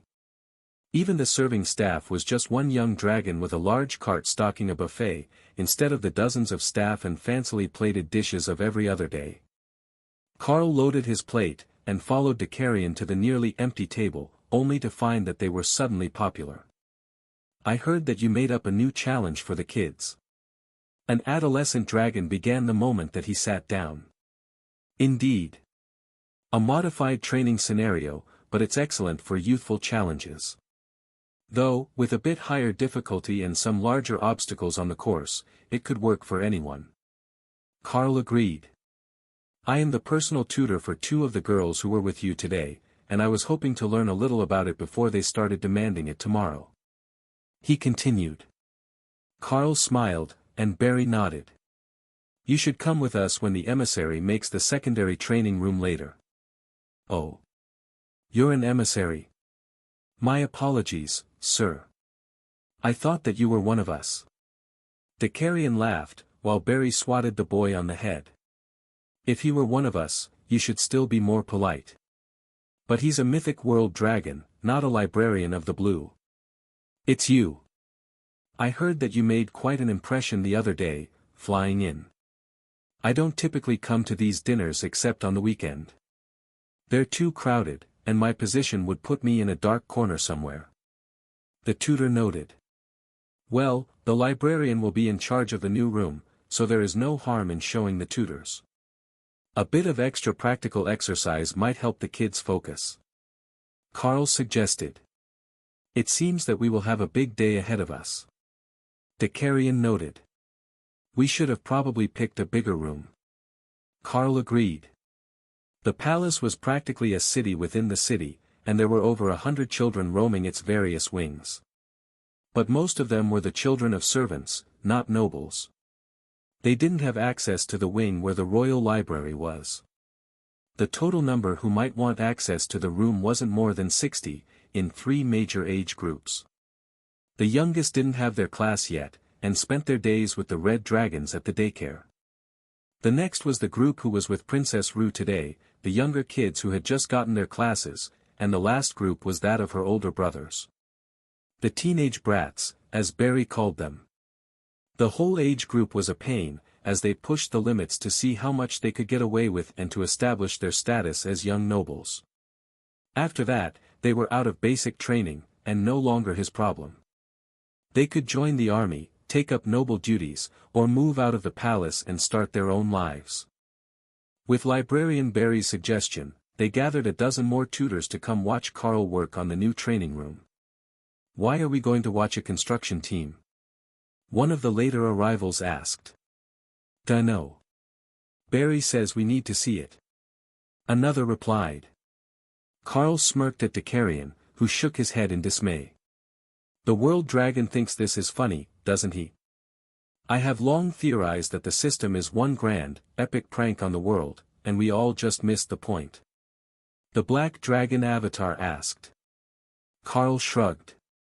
I don't know if I would call the system itself a prank, but it definitely loves playing pranks on people. Have you ever met someone who chose the randomize option when given it? Randomize? Carl nodded. Sometimes, when you activate your system class, and you qualify for more than one option, or when you are being given a class upgrade from a trial ground or other system reward, it will give you the option to randomize. But you must be very sure to read what it is asking to randomize. I have seen it turn a young soldier into the most lustrously furry wargen woman. They chose to randomize at a set of system stones in a trial instance, and it randomized everything from their new class to their hair color, gender, and species. That is, terrifying. Dakarian replied, but Carl could see that he was trying not to laugh. Librarian Barry turned to them with an excited look. Oh, like the story of Queen David. Queen David? Carl asked. The blue dragon nodded eagerly, happy to get to tell the story.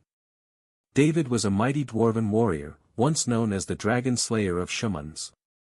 During his adventures, he tracked an evil dragon into a trial ground near Lake Vupchis in Sihosesa.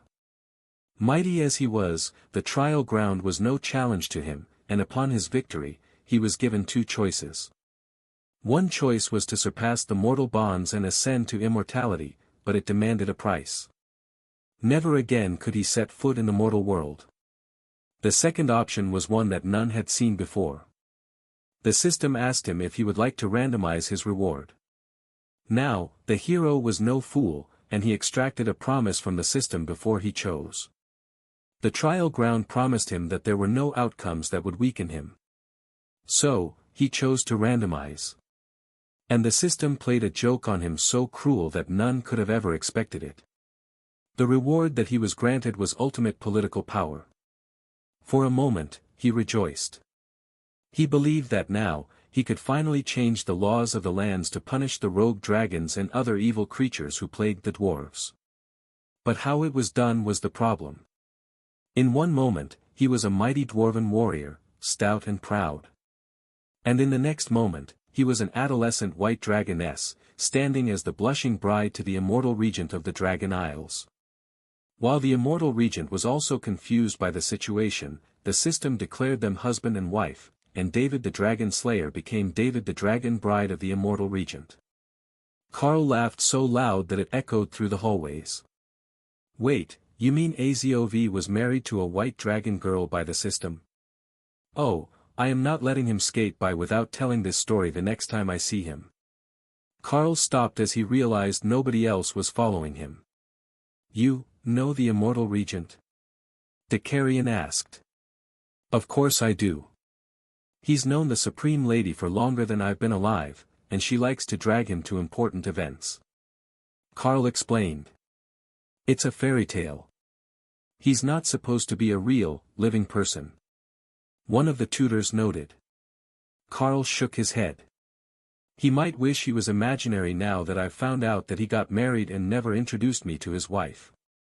This is the sort of fully brewed tea that I need. In his mind, Kara cheered for gossip time.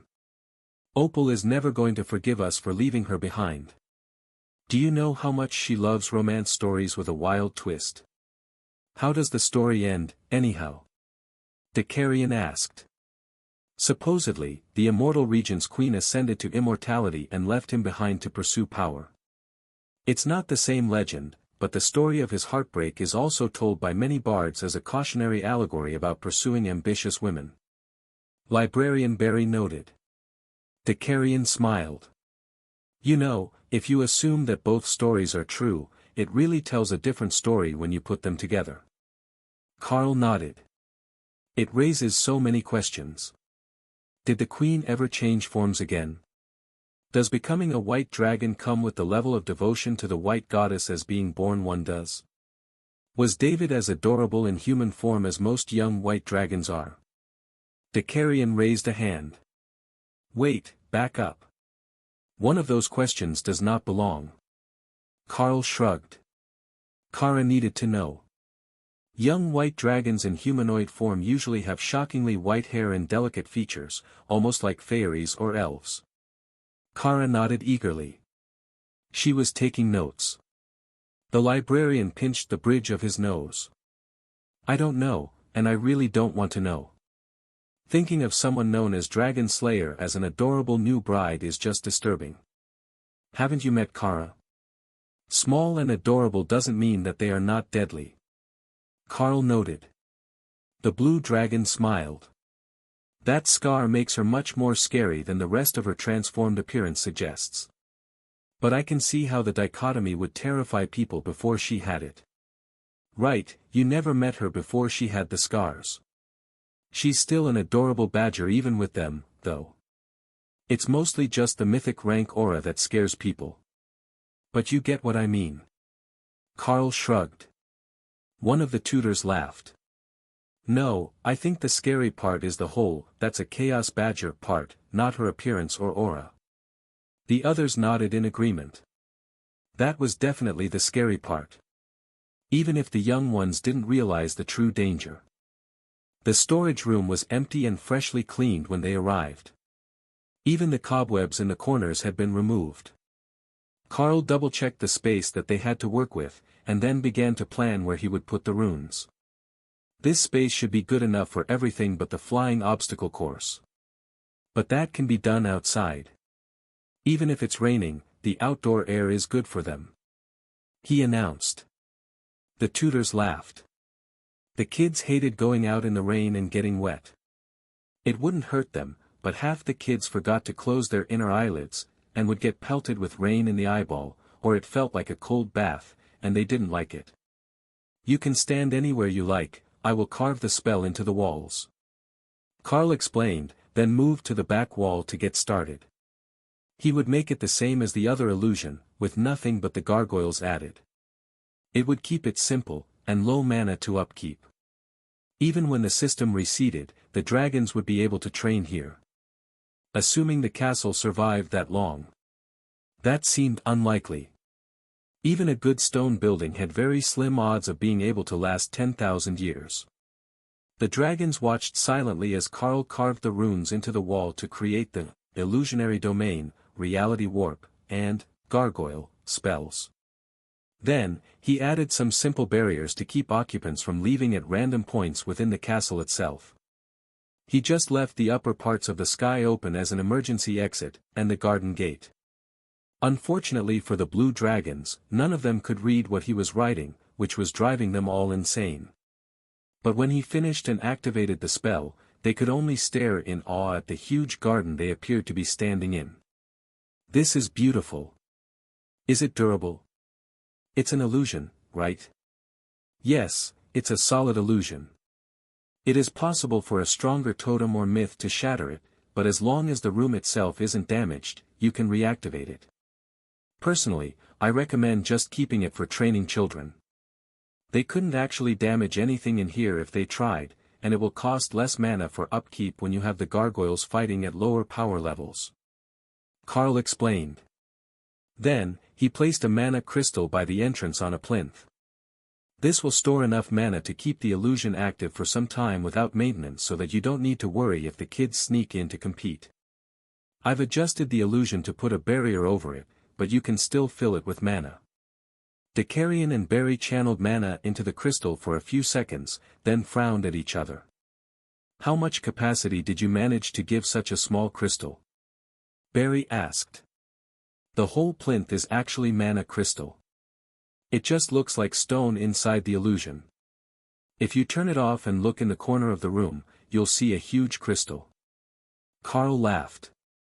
Are you expecting it to take that much damage that you needed such a huge mana storage? Barry asked. Carl shook his head. No, but if you send some of the older kids in here, ones getting close to the totem rank, you'll start burning through a load of mana if they're training on the target range.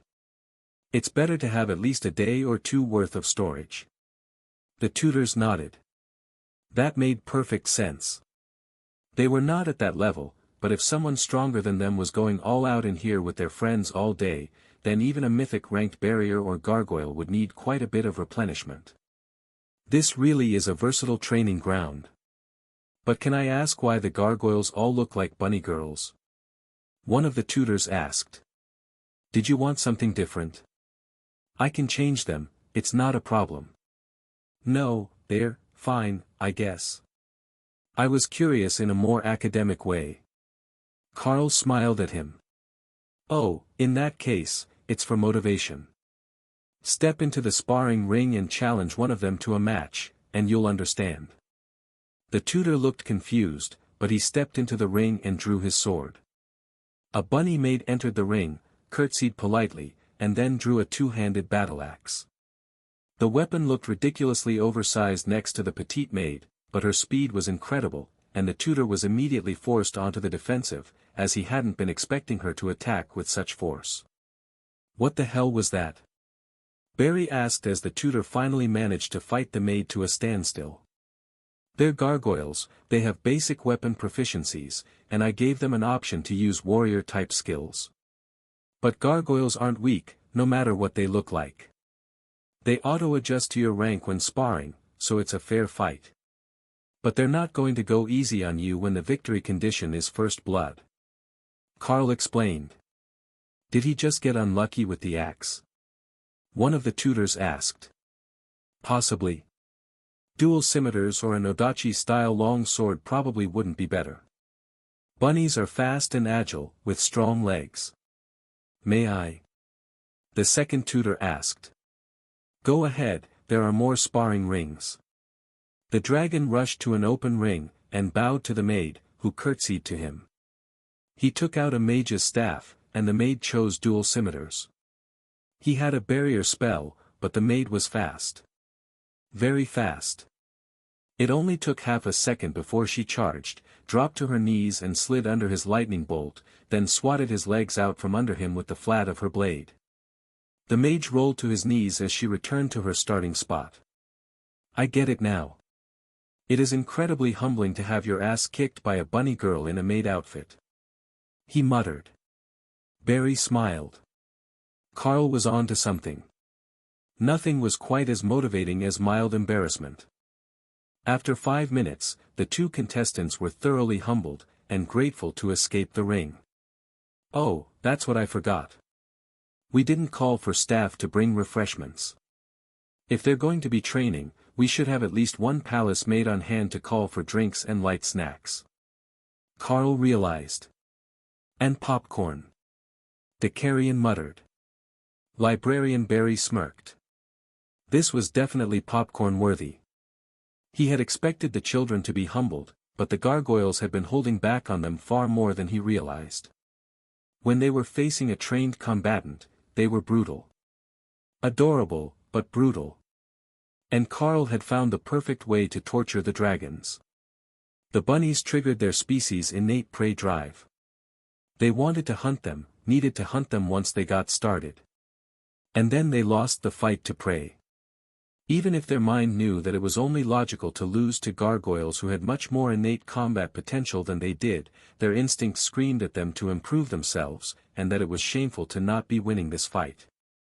Alright, I need to try. We're all tutors, not soldiers, but one of us has to be able to land a hit. One of the older blue dragons insisted. You know we're like the worst possible choice to win this contest, right? None of us are even combat instructors. One of the others noted. Oh, that's an idea. Let's bring a palace guard. We can top up the mana for him to fight. One of the others suggested. The palace guards were mostly overlords, ceremonial in nature, while the soldiers outside were totems and myths. One of the tutors ran outside, then came right back in with a door guard from the library, who looked thoroughly confused. We need you to beat up the bunny. The dragon was explaining. Librarian? The guard asked, hoping for clarification. It's a training exercise. The goal is to land a hit on the bunny maids, and the tutors here have all realized that they cannot. So, they want you to try and prove that it is possible. Barry explained. Do we have a healer? The guard asked. The bunny is a gargoyle. She will regenerate within seconds. They have innate, trollish regeneration, level self-healing. Carl offered. The guard frowned. If that's the case, what am I even doing guarding the library? That thing can likely beat me senseless. Carl shook his head. The enchantment will set their attack power and movement to your level when you're in the sparring ring. This is a training room, not a punishment. The guard nodded and drew his blade before entering the ring. As usual, the maid curtsied as she drew her weapon, a battle staff this time, with metal balls at the ends. The battle was immediate and furious, with two trained combatants going all out with each other. 5 strikes in, the guard grabbed the center of the staff, trying to gain control. But the bunny was more agile, and used his hold on the staff as leverage to give him a double-footed kick that slid him halfway across the arena. I should have seen that coming. He muttered as the gargoyle backed off to let him recover. He should just be glad that I didn't let the badger program their fighting style. Carl quietly joked to Decarian. The black dragon smirked. She would have definitely kicked him in the dick. Kara left her space to join the fun. You get me. That's rare. But if they're going to leave their vitals exposed like that, it's only right that you should attack them. Decarian smiled down at Kara. And what do you consider the vitals? The basics. Eyes, ears, groin, that spot between the shoulder blades, and the Achilles tendon. Kara replied with a shrug. Barry frowned, while Decarian smirked at the badger. None of those are lethal strikes. The librarian noted. Well, the center of the back is, if you go through to the organs.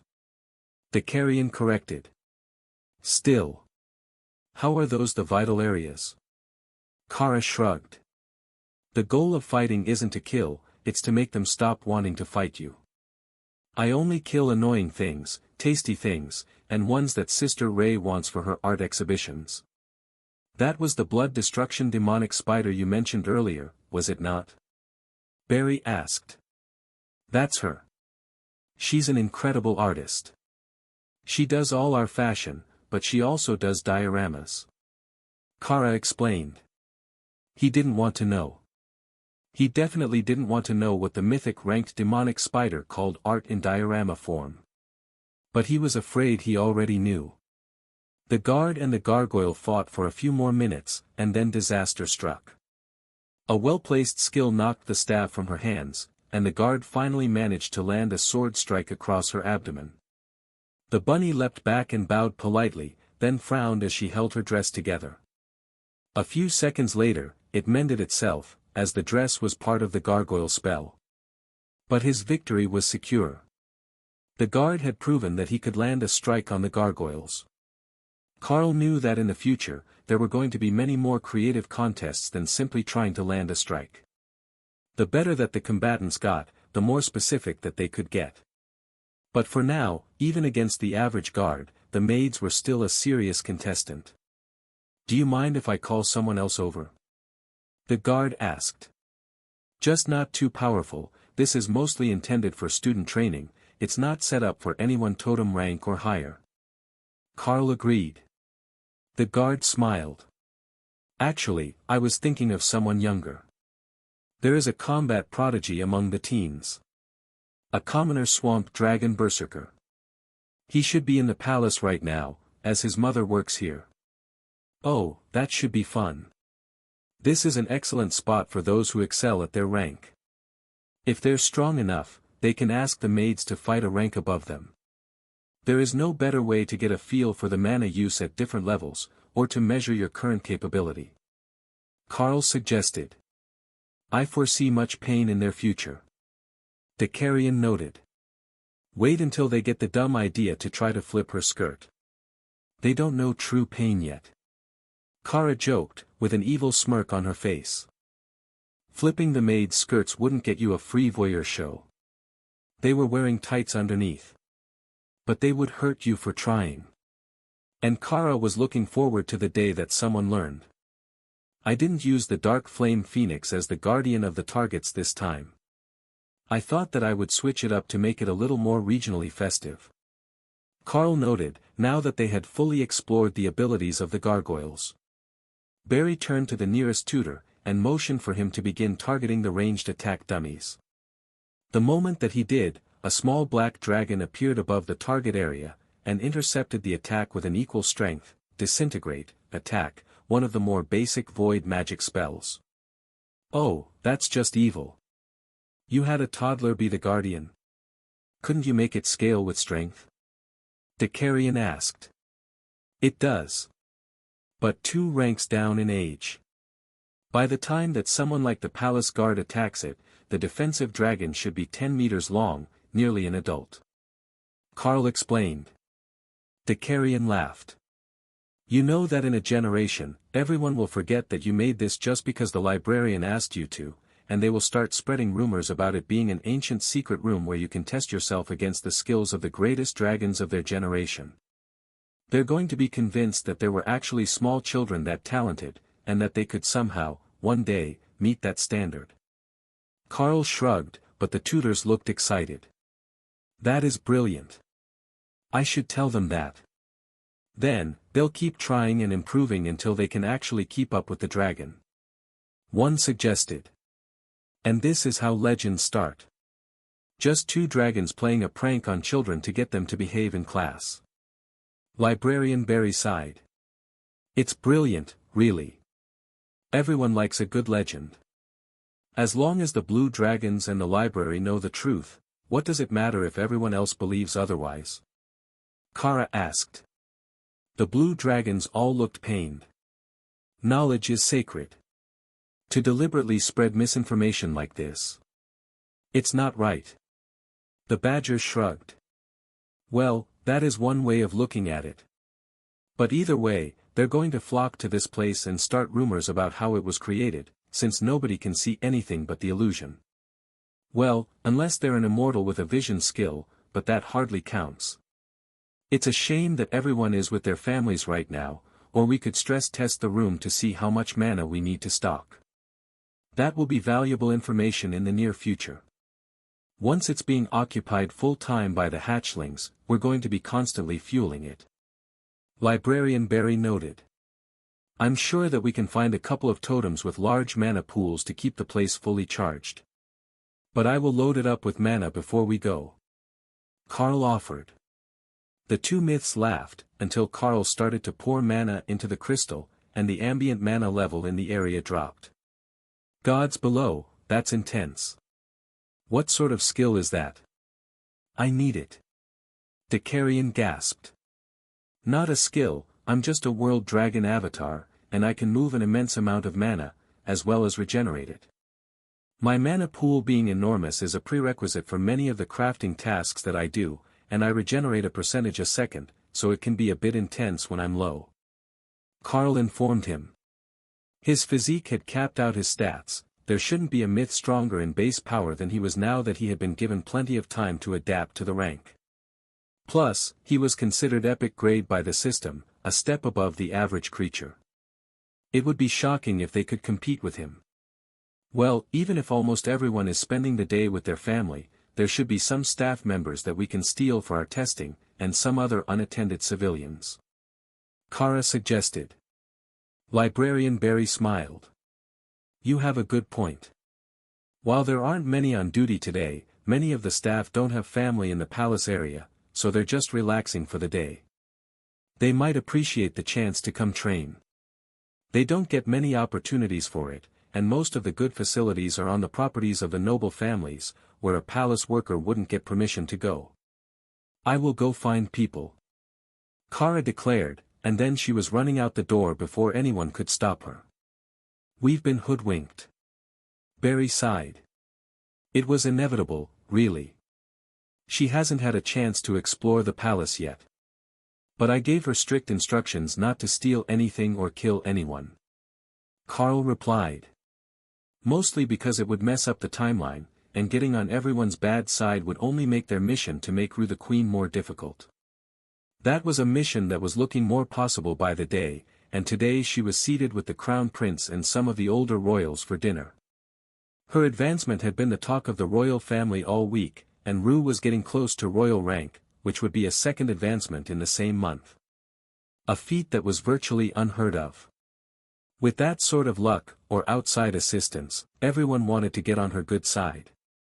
The news of the training area hadn't spread through most of the family yet, but the Crown Prince knew, and he fully intended to keep Rue close until he knew just how far Carl was willing to go to fulfill whatever mission the Chaos Dragon had sent him to complete.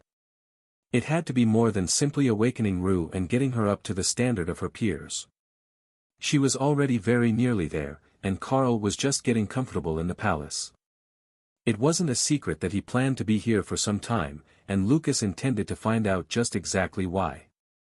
Crown Prince Lucas brought Rue to sit next to him at the family dinner, ostensibly so that they could celebrate her good luck at advancing. But also so that he could taunt the Queen a little with her presence. The Crown Prince wasn't any bigger fan of her than Princess Rue was, though for different reasons. He wasn't her child, either. But that was due to an indiscretion on the king's part when he was still the Crown Prince. His mother didn't have the status to be queen, so to make the king's firstborn a legitimate child, she was made a consort and given a lovely palace in the countryside. The queen had been a political match with the royal family of Unzatherb, the daughter of the royal seer. She checked all the boxes for a good queen.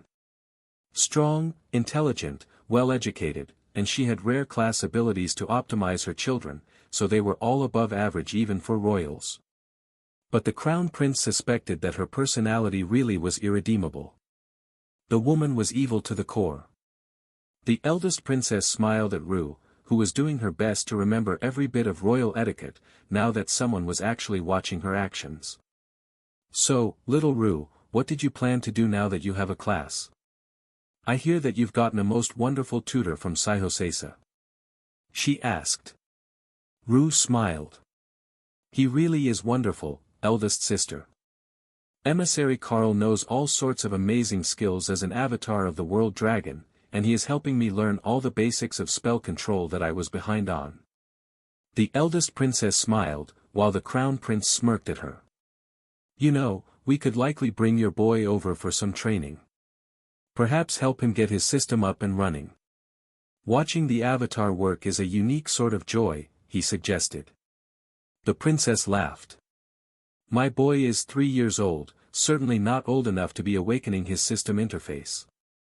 Perhaps the fourth prince and his wife would like to take you up on your offer, though. As I recall, their daughter is 5 now, and it's nearly time for her to awaken. The fourth prince was a portly young man in humanoid form, and most of the other royals looked at him with disdain. He had also married a minor noble's daughter from Copy, and their lone daughter was born at awakened rank, practically a cripple by the standards of the Gathuzan royal family. The two of them made a good couple, but they were not highly respected among their peers. Though, that had less to do with his family than his own lack of ambition. The fourth prince shrugged. She will awaken in due time. No need to rush these things. In his mind, it was better that his child didn't awaken too early.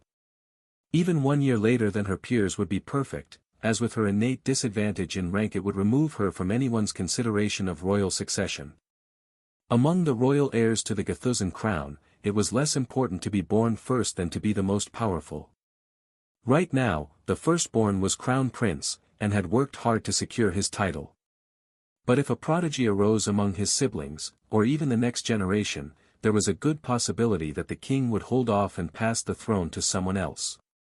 Dragons lived for thousands of years, there was no urgent need to pass along the throne, as the king had barely ruled for 2 centuries. Young Rue really does have a promising future ahead of her. To think that she would get such an incredible class, and then an immediate advancement. Just a little more growth and our late bloomer will start to catch up. It's just a shame that she's not a proper dragon. Perhaps she will grow into it. I hear that the dragonkin clerics often do. One of the king's consorts suggested. The queen scoffed. That doesn't make them proper dragons, even if they can transform. As good as it to know that the royal lineage hasn't produced a total waste, it's still not the same as being born a true shadow dragon. The crown prince smiled at her. That is true, but with her promise, she might be an excellent match for one of our allies. Do you remember my friend Neil from Zararag? He's got quite a fondness for delicate-boned dragonkin ladies. Perhaps our lovely Rue would be a good match for the crown prince of Zararag. Rue tried not to laugh at the expression on the queen's face at the thought of any member of their family marrying a dwarf. But Neil Stonecrusher was a genuinely great person, she had met him many times before when he came to visit her older brother. He was also a mythic-ranked earth shaman of the Zararag Hill Dwarves. There weren't many nations that could compare to Gathuzan in political influence, but Zararag was one of them, and the two nations had always had uneasy relations. However, instead of staying quiet and letting the comment blow over, Prince Lucas decided to double down. You know, the avatar of the world dragon knows the brutality, skill, and that would increase the height of a mythic dwarf by 90%. That's enough to make him taller than I am. With those thick dwarven arms, I bet he would give the best hugs. A few of the ladies in the room blushed, while the king quietly laughed. Enough teasing the princess. If there is to be a marriage alliance with Zararag, you can discuss it in my office, and not at the dinner table. The queen frowned delicately at the comment. How dare he even consider that? His half-breed daughter as queen of Zararag? Unacceptable. But the queen did not miss the looks from the younger generation of dragons at the table. The political benefits of that sort of alliance would be immense, but the union of a dragon and a dwarven family was not an easy one to obtain. There was too much history between dragons and hill dwarves for either family to easily accept the blending of families. On the other hand, dwarves and elves had been at odds for centuries. Not exactly as enemies, the way that the dwarves were with dragons or giants. More as rivals.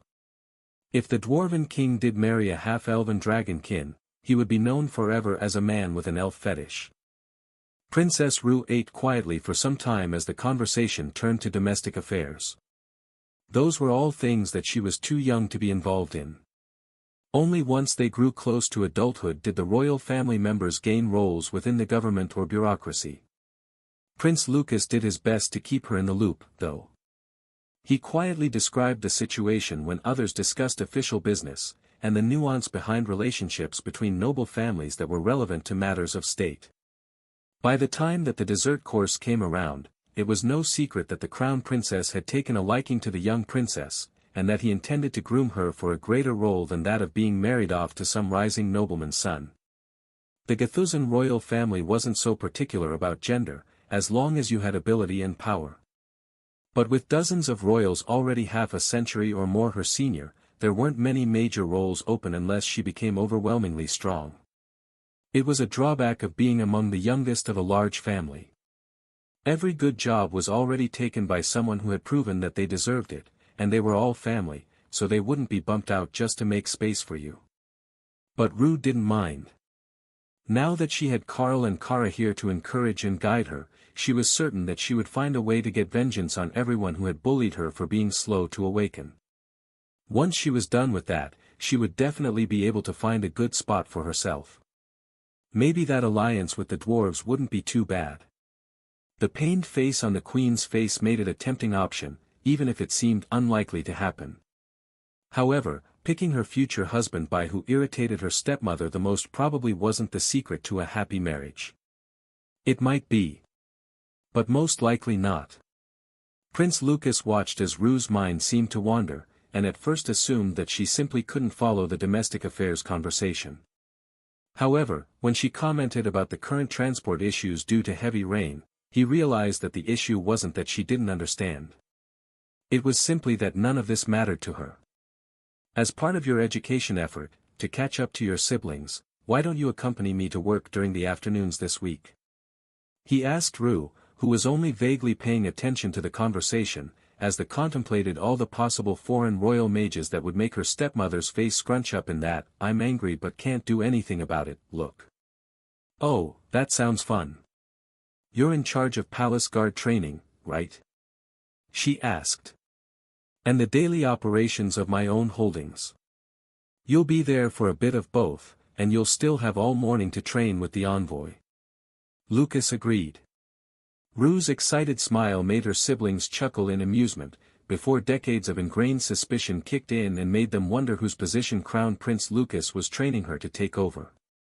She wasn't set to inherit any territories, so it wasn't knowledge that she was in urgent need of, and if she had no lands and wasn't going to be marrying a royal, there was no need for her to know about the training process for a palace guard. None of what he was saying boded well for them. Brother, wouldn't it be better to leave her with her sisters? If we're preparing her for a political wedding, surely she's further behind in the areas we specialize in than in, whatever it is that you do. The eldest princess suggested. A few of the other girls nodded sycophantically, as did the queen. Prince Lucas shook his head. I'm afraid that she's still some years from needing that particular bit of her training. First, it's better that she understands how things work. Did you not all start out with the basic training on how to run a household and budget a holding? That's the basics of the basics for a noble or royal bride, isn't it? The other princesses glared at him. He wasn't wrong.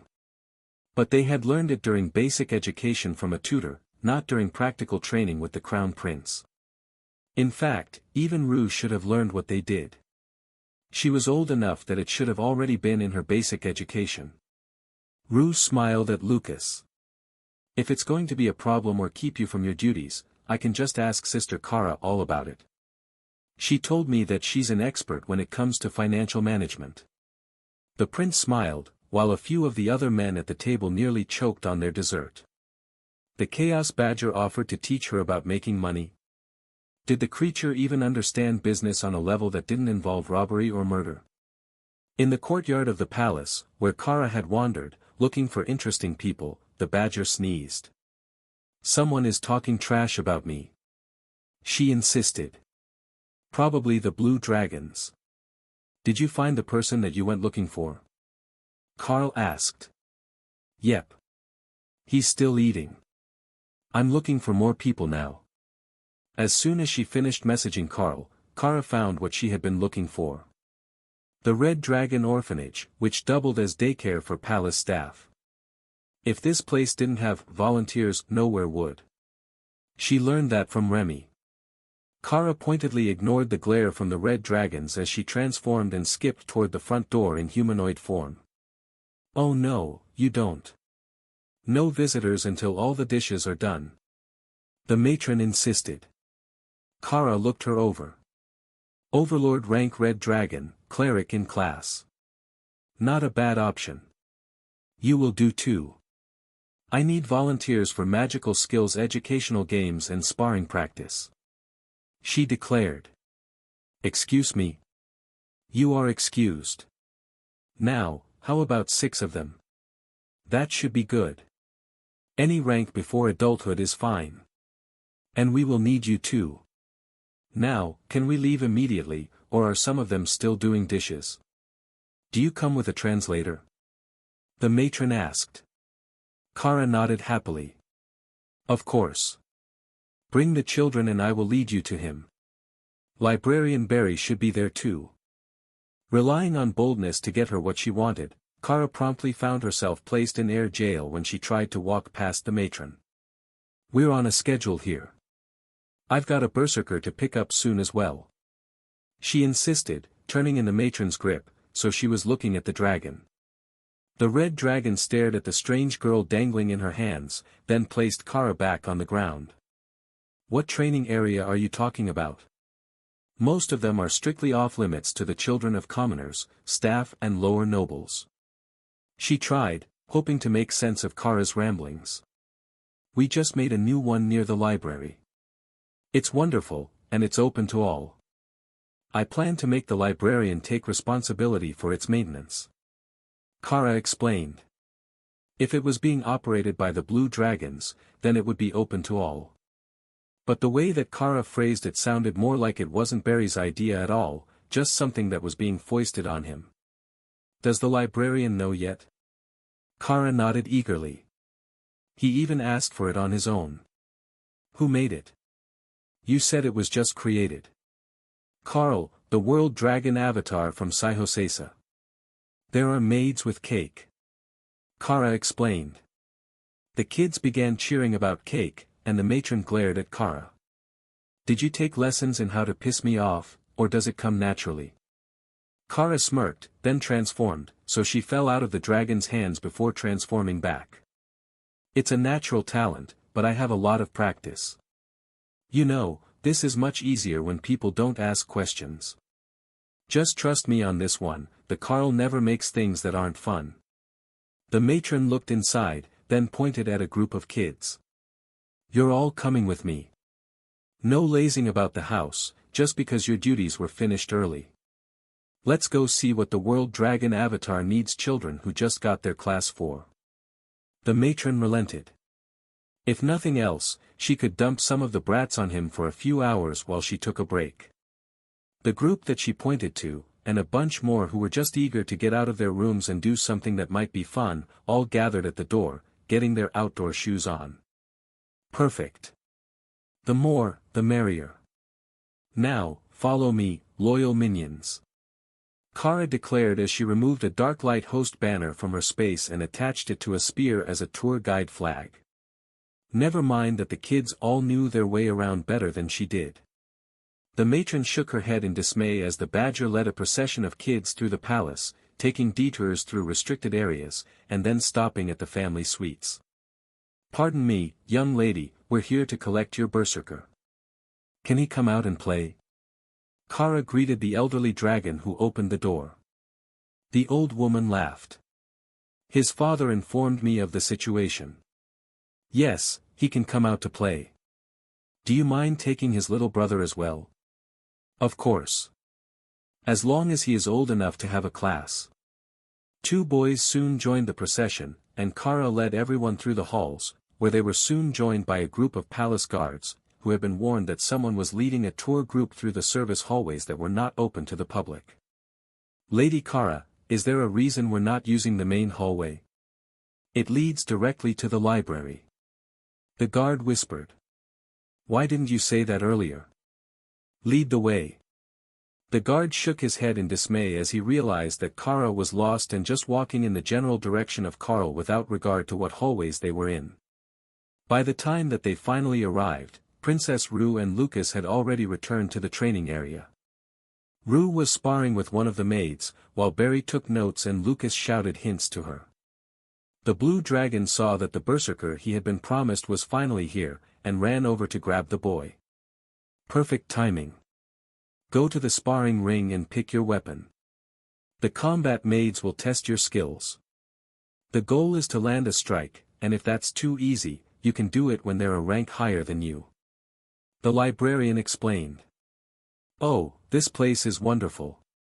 I don't recall there being a garden on this side of the palace. Was this blocked off before? He asked. In a way. It wasn't here before today.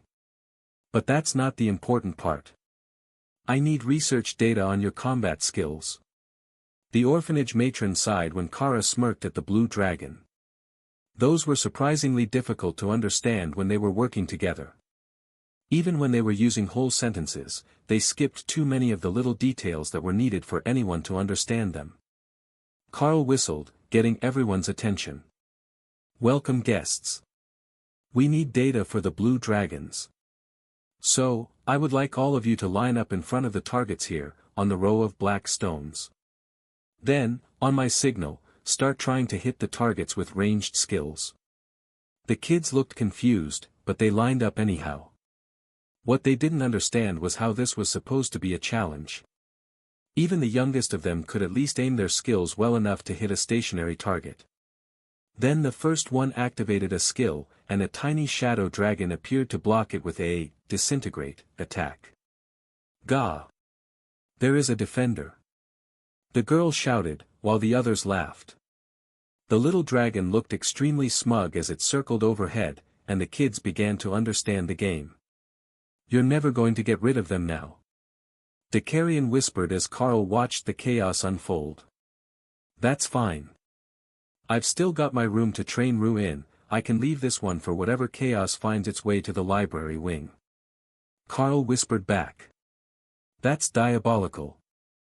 The blue dragon couldn't be in two places at one time, but there was valuable training data to be gathered in both as soon as Carl started training Rue in private again.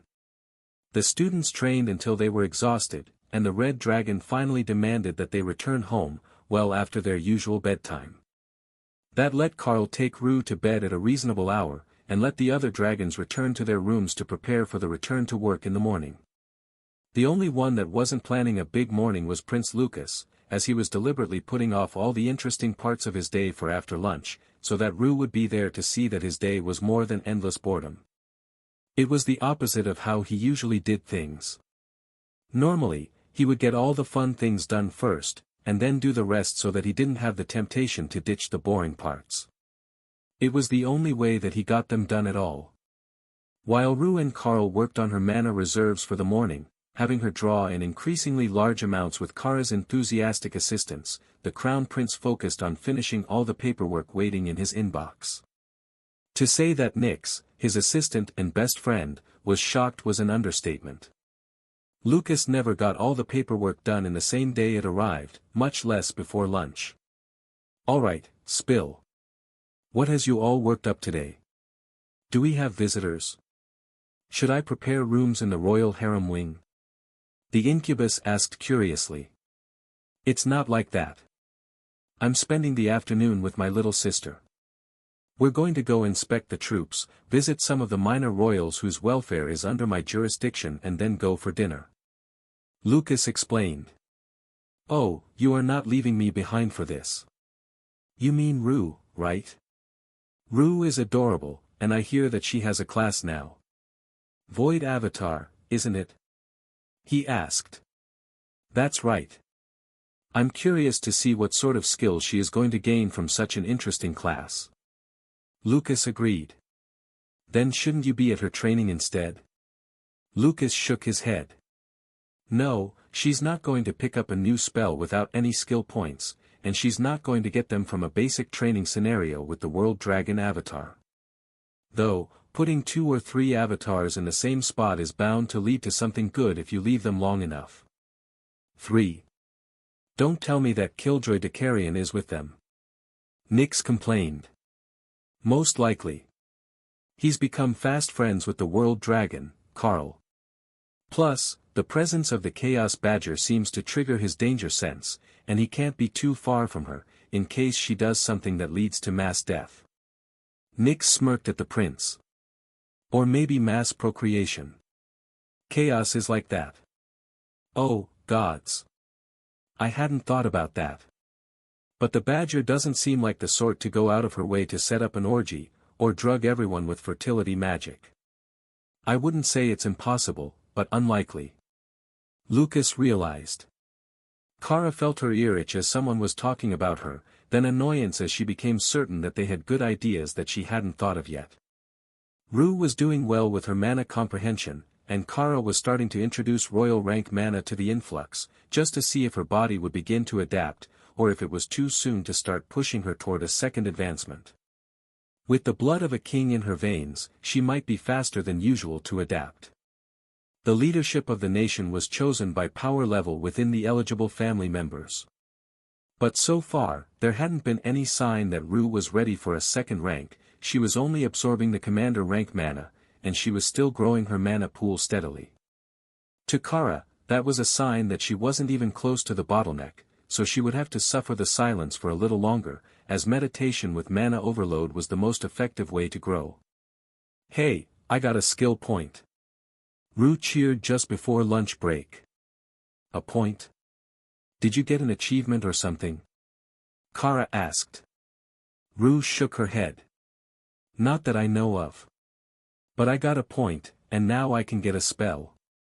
They're only 1 point each, and there are a bunch of them.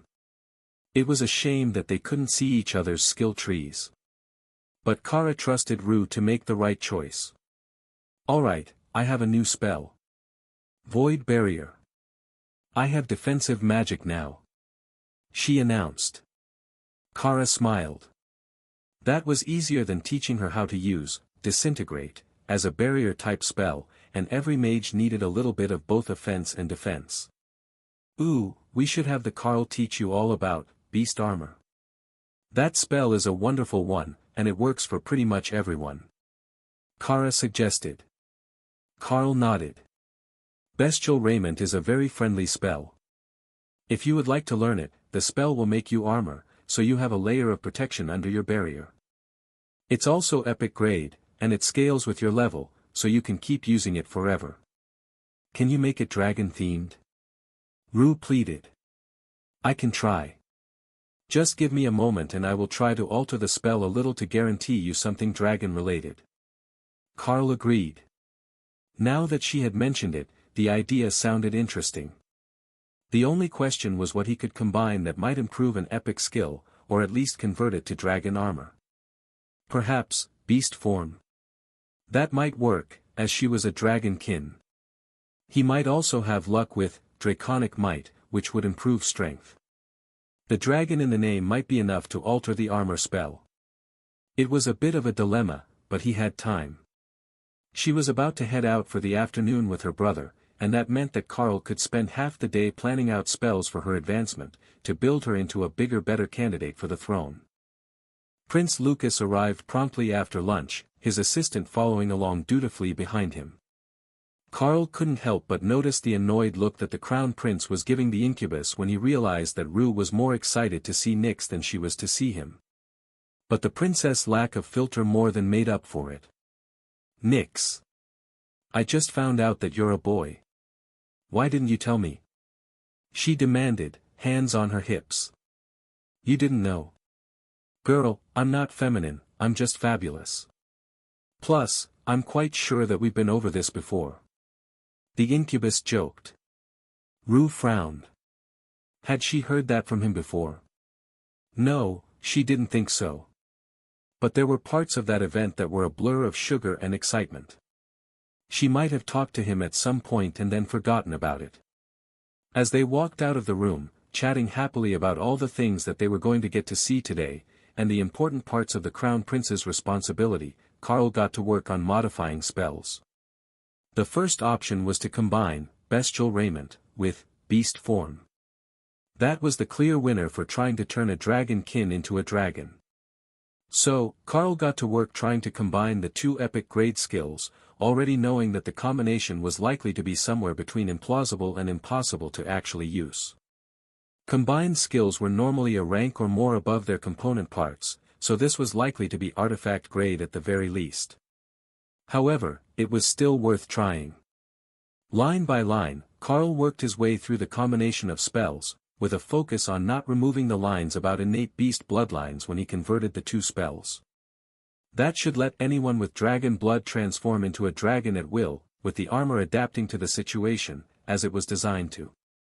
It might not be perfect, and Carl assumed that he would still look like a larger-than-average cat demon in this transformation, but it was quite satisfying to complete the process. Lost in his work, Carl nearly missed the call to dinner, and only came back to reality when Kara gently nudged him to see if he was hungry. 5 more minutes and I'll have the basics ready. Then, we can eat, and I will spend the rest of the evening preparing the spell for use. He instructed, while Kara picked out clothing. Alright, let's go eat. Did the maid say that this is one of the mandatory formal dinners? Or are we just eating in the dining room? He asked. We're at the head table this time, with Rue and the Crown Prince. Formal sort of event. Look, I even put on my best princess dress. Kara declared proudly. Honestly, it looked like a wedding dress with black accents, but Carl wasn't going to argue about it. The palace had sent not just one but 2 maids and a guard to escort them to dinner, which was a new one to Carl. They had been here long enough that they wouldn't get lost on their way to eat, but before it had always just been Rue who led them. Is there some big event today? Carl asked as they got close to their destination. Nothing major. It's just a Monday evening dinner according to the schedule. But as guests at the high table, there are special considerations. You get an extra escort, a guard, and we will need your dinner preferences before we arrive. The maid explained. Yes. My dinner preference is yes. Kara replied quickly. No way was she letting them cheat her out of the good food. The maid smiled gently. What I mean is that we've got different meats and meat-free options, so that every guest at the high table gets exactly what type of meal they would prefer. Oh, then I will take all of them. And cake. The maid nodded. The mixed platter, with cake for dessert. Understood, Lady Kara. Carl shrugged. I will try what she's having. Nothing that the royal kitchens turn out is likely to be inedible. The room was mostly empty when they arrived, but Crown Prince Lucas, Rue, and the king were all gathered at the front of the room, chatting easily while sipping juice. Carl had expected that from Rue, who always picked juice over anything else, but even the king was not drinking liquor today. Not even a glass of wine, which would be the customary pre-meal beverage. Ah, Envoy Carl, Lady Kara, welcome. Please, join us at the head table today, we have most wonderful news. The king declared. Certainly. Thank you for the consideration, Your Majesty. Carl replied, while Rue nearly vibrated with excitement. But they couldn't sit until everyone was present, as it was considered horribly rude to arrive at dinner after the king was seated, and he had arrived quite early today. You look like you're going to burst. Carl joked as Rue came out from behind her older brother. Rue nodded rapidly, but didn't speak. We've got big news, but she promised not to say anything until the king makes the formal announcement. It's killing her inside not to be able to tell you right away, and she even tried to escape earlier, just to share the news. Prince Lucas explained. I see how it is. Keeping secrets is hard. Carl agreed. And you're really bad at it. Kara mentally added. I blame Thor. Kara had to try not to laugh at Carl's response. He wasn't wrong, Thor was nearly incapable of keeping a secret. Every time he found out something good, he wanted to share it with the world so that everyone knew how good it was. The closest that she had ever seen him come to keeping a secret was when he tried to block his thoughts from Opal so that she couldn't use them to narrate private moments that he spent with Tessa.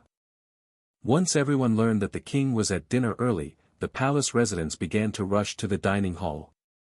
There was talk of an announcement that had brought the king to the dining hall early, and much confusion about just what it could be on a day like this. There were no major international conflicts ongoing, they hadn't gotten any surprise visitors that anyone knew of, and there hadn't even been rumors about a big event that would necessitate an official royal announcement. But the nature of this one was nothing that any of them had expected. The guests rushed to their seats, leaving Carl and the senior royals as the last to be seated. But the king decided not to make the announcement right away, and the tension in the room built to a palpable level as the first round of drinks arrived. Carl smirked at the king's amused expression, then the royal tapped his spoon on his glass, bringing silence to the room so that he could speak. Family, friends, loyal subjects. Today is a most wonderful day. Two important events have been presented to me, and I will share them with you now. First, the youngest of my daughters has advanced far enough in her class progression that she has been granted an official role within the palace. Princess Rue will be under the supervision of Crown Prince Lucas while she studies to take over as the head of palace training after he ascends the throne. The date for his ascension has not yet been set. However, my dearest Rue's position is directly related to the second bit of news I have to share with you today. Under the control of the Blue Dragons, a new training ground has been opened to all in the palace under totem rank. You may book space with the librarian, or you may drop in for a training session at your leisure. I have been informed that the space is currently limited. However, the extra training space is expected to reduce the load on our other training grounds, and to allow opportunities for high-level experience to those looking for advancement within the palace. The king paused to let his words sink in. Everyone had been distracted by the news of the new training area, as rumors of that had already spread through the palace. But the big news was actually that Rue would be taking over training within the palace after she was trained for the role. Currently, that position fell to the Crown Prince, and it would only be held by her in interim until there was a new Crown Prince qualified after the new king took the throne. But to those who were listening, it meant that Princess Rue was now considered to be firmly within the Crown Prince's inner circle, and under his protection. If she was not, then the role would have gone to another highly trusted military officer, or Nix, who was the Crown Prince's personal assistant. The king had essentially dropped a bomb on the dining hall, then turned everyone's face away from the blast. Head of training wasn't a hands-on position. They didn't do the training, they approved the training programs, as well as the members who were promoted to training positions. Anyone hoping to make drill sergeant, maid supervisor, or senior journeyman in the trades would have to go through Rue once she took over. They weren't the top of their field, those positions were chosen by the king. But the one who stood at the top usually had to go through a few years training newbies before they were considered qualified to lead. It was a large part of what made the Crown Prince so influential, and it helped build loyalty to him as king. Everyone who was chosen to lead would have gotten their start as a trainer thanks to him. That favor would not easily be forgotten, and failing at that task would likewise be remembered by the new king when it came time to replace retiring staff. Rue was vibrating in her seat, with excitement, but the king wasn't quite finished yet. After the crowd quieted a little, he decided it was the perfect moment to toss a political hand grenade into the conversation. As young Rue has gained an Avatar tier class, I would like to remind you all that her official status has changed. As an Avatar and a direct descendant of the crown, her status is no less than that of any other royal official born from the royal family. He added. Wood splintered against stone as the queen rose from her chair, and hurled it against the wall. The king didn't even flinch, he had seen this response coming. The queen only had nominal authority over the royal officials. She could discipline them for wrongdoing, but it required a written report and evidence. However, she could not dismiss them from their positions. Only the king could. She also could not appoint them. She could only request them, and the king appointed them for her. However, she didn't always get the one that she wanted. Some of the officials under her supervision as queen were spies planted by the king to ensure that the royal harem was running smoothly. Now, the candidates who were most likely to be picked by the king would not only be going through the crown prince, but also Princess Rue, who had every reason in the world to hate her. This was a complete disaster, from the queen's point of view. The room fell silent as the queen left, and it didn't take a genius to see that the power balance within the royal family was shifting, and she was not on the winning side. Not this time. It was no secret that the king had always favored Rue, though the queen despised her, and the other royals viewed her as a waste for not awakening at the usual time. But now that the queen had put on such a public display of her displeasure, the real challenges for power would start. The potential for retaliation from the queen's faction had Kara so excited that she hardly slept all night, desperately hoping that someone was going to break into their suite to attempt to assassinate the princess. There was only one problem with her plans to torment intruders. That being the simple fact that an excited and bloodthirsty chaos badger inside the room triggered everyone's danger senses so strongly that most of the potential troublemakers couldn't even approach the suite without breaking out in cold sweats, and the royal guards had to be moved 3 doors down the hall. They knew that it wasn't aimed at them, but it was a nightmare for their nerves. Being far less attuned to danger than the guards were, Rue slept like a rock and only climbed out of bed as the sun came up, long after Kara had calmed down and realized that nobody was going to try anything in the middle of the night. She still had hoped that they would eventually, though. "Are you excited to start training with the Crown Prince?" Kara asked as she helped braid Rue's hair into an intricate mass that the palace maids were certain they would never be able to brush out again. In fact, at least 2/3 of that design appeared to violate at least one law of physics. "Alright, I've gotten her as close to another advancement as I can. Now, you can send her off with the Crown Prince for job training, and I will show up at random for surprise combat readiness training," Kara declared. The maid looked horrified. "Please don't randomly attack the Crown Prince. The royal guard will take it the wrong way." Rue giggled. "Saying that only encourages her to do it. Don't worry, sister. I will be back to work on my class skills just after lunch. The training program is only half a day, 5 days a week." Kara sighed. "Alright, go play with the prince. I will be here, making upgrades to the illusion so that we can find new ways to train you this evening." Rue gave her an enthusiastic thumbs up before she was dragged out to start her first day of job training. Then Kara turned to Carl. "Are we planning something fun for this morning, or can I go back to bed?" Carl shook his head. "I'm just working on a new spell that might be able to turn Rue into a dragon. I can probably teach her, Avatar, since she's supposed to be a Void Avatar by class. But I was thinking something more interesting." Kara smirked as she sensed the details in Carl's mind from his experiments the day before, but she also knew that she didn't have to be around for the interim parts, so she headed to her pile of loot for a nap. 2 hours should do it. With that much, the Carl should be nearly finished making his skill, and then she would have time to convince him to alter the training area before Rue was back, and then she could sneak down to the kitchen to see if they had new snacks. Though, this place was challenging to sneak around in. Back home, everyone kind of ignored her going where she pleased, but here in the palace, they sent someone to track her down the moment that she left the room. Even when she flew out the window to explore, they still sent someone after her. So, returning to her space to sleep was the perfect way to pass the time and recharge her energy before it was time to forage for new and interesting things in the palace. Snacks, I definitely meant snacks. Carl laughed as Kara wiggled on the pile of coins, trinkets, various city-branded keepsakes and magical items, then changed her mind and went to sleep in the ornate coffin that had once been a Lich Lord's phylactery. The combination of bestial raiment and beast form was coming along well, and Carl now had a complete skill, ready for merger. It focused on the amplification of one's inner aspects, which was as close as he could manage to getting a specific outcome. But if he was right, it should give you an epic grade form, fully clothed in a way appropriate to the situation. New skill learned, War Beast, Artifact Grade Transformation.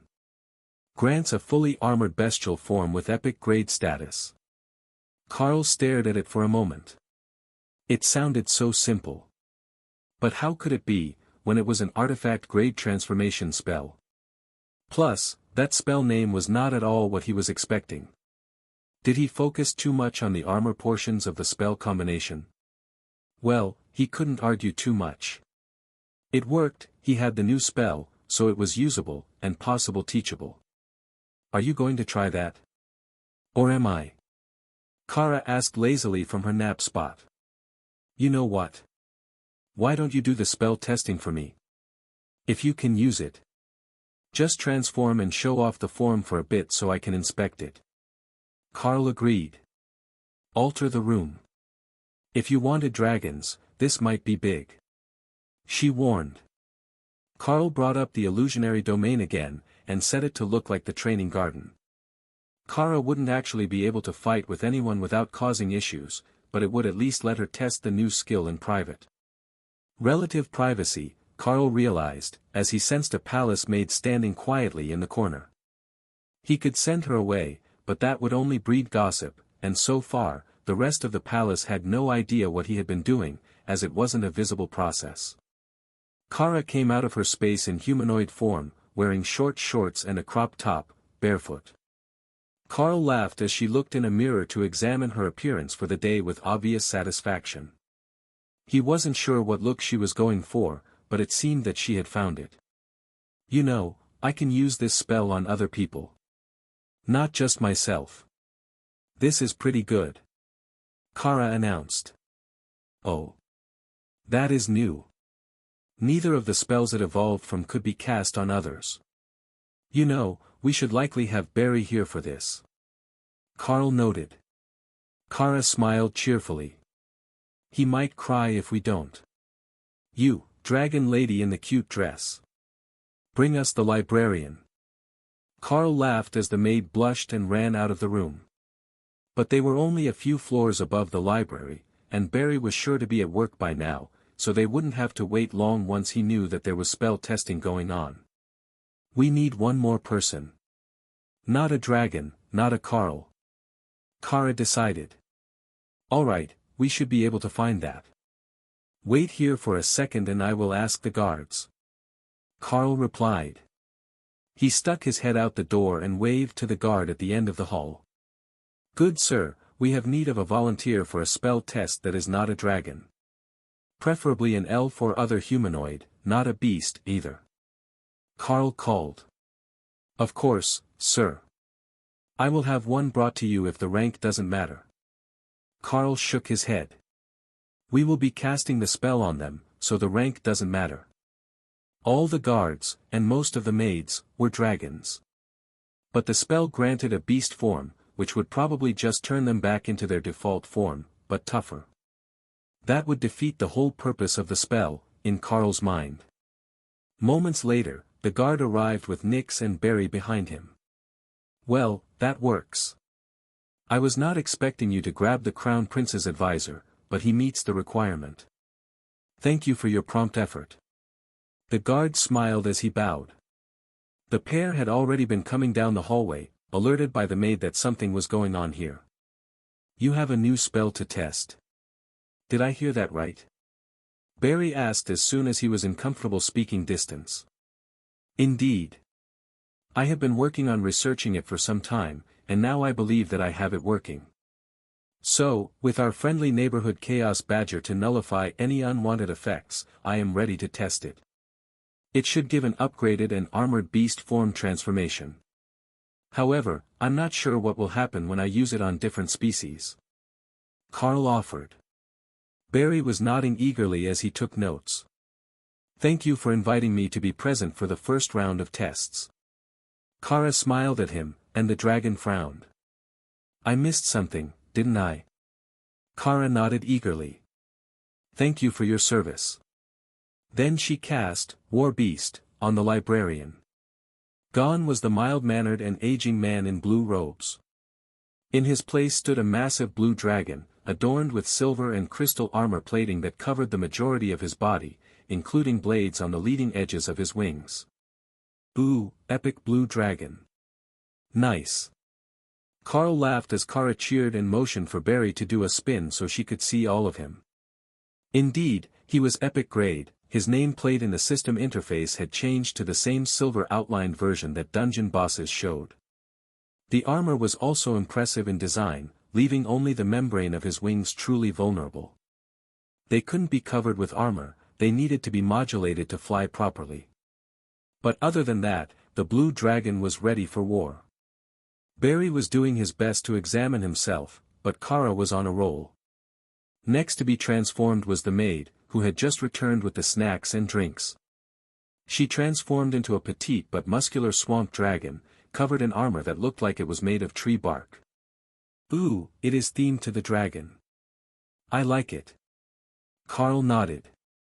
It also doesn't change their rank or age, so it's not turning them into ancient dragons just to get the right power level.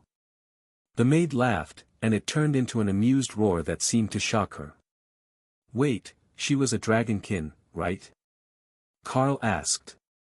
The maid nodded eagerly, then delicately lifted her foot to examine the red nail polish that had transferred from her hands to the transformation. Nice. That is just what we wanted to happen. Were you always part swamp dragon? Or is the form unexpected? Carl asked, as Barry was still in self-research mode and not speaking. I am 1/4 swamp dragon. My mother is a half-dragon. She explained. So, it goes with the highest percentage of beast blood. Now, to see what happens when we cast it on a demon. Kara smirked and Nyx looked panicked. How about you let Carl cast it on me? He suggested. He definitely did not trust the Chaos Badger not to turn him into something weird on purpose. Carl cast the spell, and Nyx began to glow, then shrank. And kept shrinking. When the spell finished, he was a white-furred ferret in shining silver armor. Still mythic rank, but weighing under 2 kilos. But Nyx hadn't noticed the size difference yet. He was admiring the soft white fur, while carefully brushing a few spots that were out of place. Kara laughed. We should have given him, unholy beast form, from the start. He is adorable. Is that what this spell is? Barry asked, drawn out of the inspection of his improved form by the potential for new knowledge. Carl shook his head. No, that is the spell that I use to look like a tengu. It can also make me a demonic crow. But look how happy the demon is in ferret form. Nyx ran up Barry's leg, chittering happily, before he realized that this form wasn't capable of speech. What is the point of an armored ferret? Barry asked, confused as to why the spell would have given the demon that form. Nyx concentrated on one of his skills, and the ferret form was surrounded in energy, floating in the air. Then he flashed out a few, rend-type attacks, before darting across the illusionary domain so fast that Barry's draconic eyes could barely track him. Oh, it's an agility-type transformation. I get it now. It's not about pure strength, but a dungeon boss that size and speed would be insidious. Nyx nodded his tiny head, and then curled up in Kara's arms. Nobody will ever expect the tiny combat ferret. But I would like to mention that even though the body is small, Nyx could still throw a human across the room in this form. Nothing compared to the physical might of an epic dragon, but not weak. She explained as she stroked the soft fur on his head. I wonder if Misty will let me keep him when we go. He's so soft. When Rue came back from her morning training with Prince Lucas, the room was in chaos, with a gigantic blue dragon taking up half the garden, a swamp dragon sparring with the bunny maids, and a tiny white ferret chasing the Chaos Badger around the skies. What is happening? She asked Carl, who was reclining on a chair with a jug of chilled juice. Spell modification experiment. I think that we might have found a way for you to turn into a dragon before you get the Avatar skill, which will let you take on Void Dragon form. He explained. Really? That would be wonderful. I saw the palace guard doing flight training today in dragon form, and I was so jealous. She sighed. Carl cast War Beast on Rue, and a distinctly childish void dragon appeared, covered in smooth onyx armor plates. She was just under 3 meters long, tiny for a juvenile dragon. But Rue was also still very small for her age, thanks to her slow-growing lineage. And now we have a draconic Princess Rue. Rue cheered, and accidentally activated her breath weapon, sending a cloud of black mist into the air that Kara deliberately flew through to disorient Nyx. Kara! Look, I'm a dragon. Kara laughed as she landed, then transformed back into a humanoid to answer. Looking good. You're a genuine void dragon in this form. I thought that you would be a shadow dragon like your dad, but maybe because of your class you got a different one? She asked. Rue shrugged. Does this spell work on you? Kara nodded, then shifted, becoming a larger version of herself. A chaos badger the size of a small bear. No cute armor? Rue asked, confused. Kara laughed. Badgers come pre-equipped with armor. The princess wasn't sure how that worked. She didn't see armor. But Kara wouldn't lie to her. Prince Lucas sighed. So this is what has the palace in an uproar. Who is the swamp dragon? The swamp dragon gave an awkward draconic bow, flaring her wings as she dipped her head. My name is Myrtle, your highness. The maid assigned to refreshments in the envoy's rooms for the day. Lucas sighed. I should have known that not even the staff would be safe. But I see that you even got Barry involved. I've never seen him dressed up so elaborately. Nyx landed on his shoulder, and Lucas waited for an answer. Then the ferret licked up the rim of his ear, and Lucas hurled him across the room. Damn it, Nyx. The demon reluctantly dismissed the spell, and returned to his own form. That spell is fantastic, but you still knew it was me. We all got different forms, but the dragons seemed to just turn into better dragons.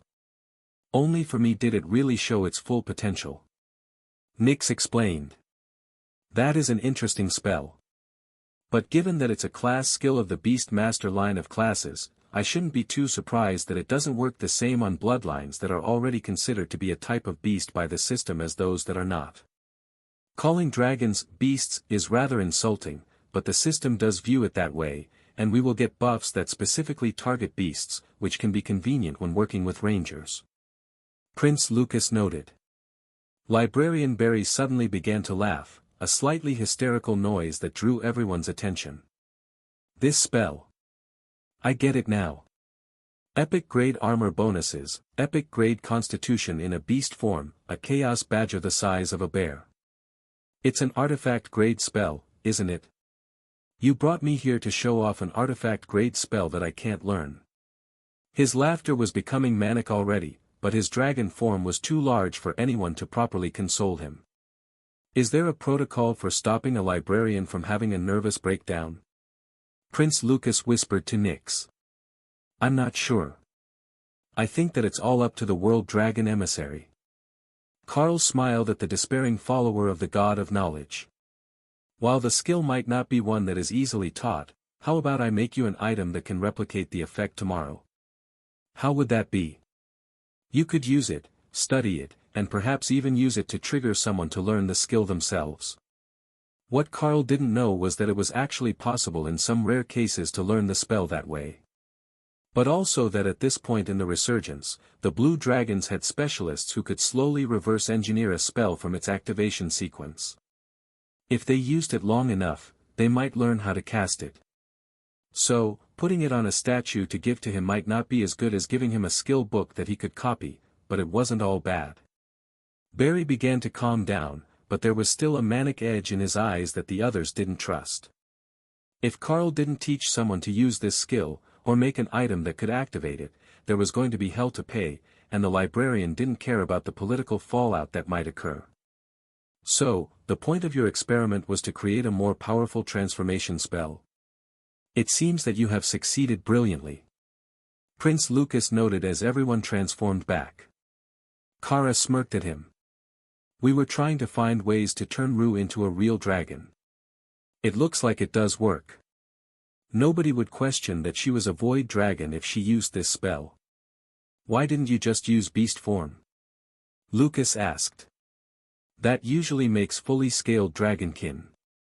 The spell is more attuned to humanoid beastkin. Though, Green dragon clerics can be unpredictable.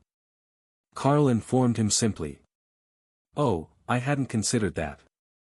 All of us learned to take humanoid form, so I had assumed that the beast form spell was the reverse. Barry smiled. Nothing about the class skills is ever quite as you expect it to be.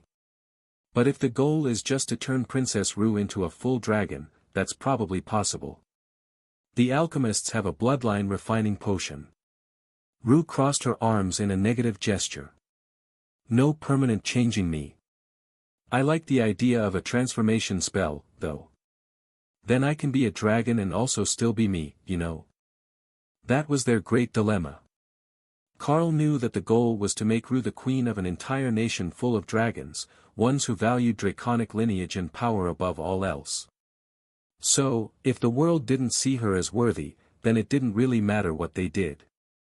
The people would never accept someone who was too weak or not dragon enough as their queen. At best, a concubine or consort of the king. Do you think that we're going to have problems with the queen? She definitely did not look happy with Rue's advancement. Carl asked Prince Lucas quietly as Kara, Nyx, and Rue got into a conversation about their day. 100%, yes. But that is why father put her under my protection. The queen will be limited in the actions that she can take, and that will increase the odds that nothing permanent happens to Rue. After the incident in the dining hall, there is an opening where we might be able to shake some of her support among the elders and advisors. But the chances of anything major being done to stop her are low. The queen has too much power for that.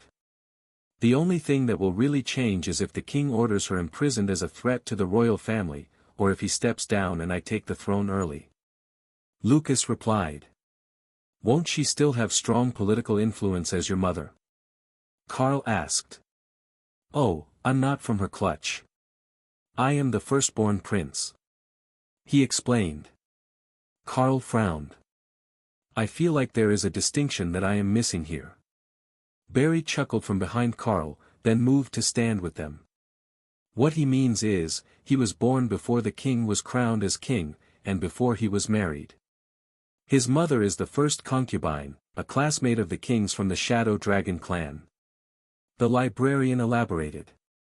Oh, so it's like that. Well, I can't say that I don't understand. The woman who would become my wife often spent evenings in my room while we were at school. So, there would be a very real chance that I might have ended up like the king, had our situations be reversed. Carl replied. How would you have handled it? Lucas asked curiously. I don't think that it would be an issue in my situation. You see, my wife is somewhat possessive. If another woman were a real threat, she would have gone missing. Don't take that the wrong way, she's really a lovely woman. When we went on training missions as students, I let her pick the group, so she would be more comfortable. That led to our traveling group being the two of us, a female berserker and a nature priestess who are now longtime partners, and a war priestess of the Red Dragon. The librarian chuckled. No men to hit on her, and no women who were a threat to her position. Well, maybe the Red Priestess. They are known to be fond of violent men, and your aura really is something else. Carl nodded in understanding. Even when he tried to suppress it, his aura was influenced by the beasts. It wasn't as harsh as it once was, now that he had Tion and Leo, who balanced out the ladies. But it was still intense and predatory. It took me far longer than it should have to realize that the only reason that she agreed to that group was because it worked out well for her. But in the end, it worked out for the others as well. He added. Is the Lady of the Red now an orphanage matron? Or did she stay on the path of battle? Barry asked. The path of battle. She's engaged to a lovely young man, and they were serving as the protectors of a coastal town on the southeast island the last that I talked to them. Carl deliberately left out the details, but it was enough for the others to form their own guesses. Both Lucas and Barry assumed that she had most likely gotten romantically involved with an orc, as they were presently the most common species on the southeast island. They got along well with the Red Dragon clerics, as both factions held similar outlooks on life. So, it wouldn't be a bad partnership for her. But back on topic, the Queen is going to lose almost all her political influence when I take over, unless she can win me into her faction. However, I'm not the candidate that she has been backing for the position of Crown Prince.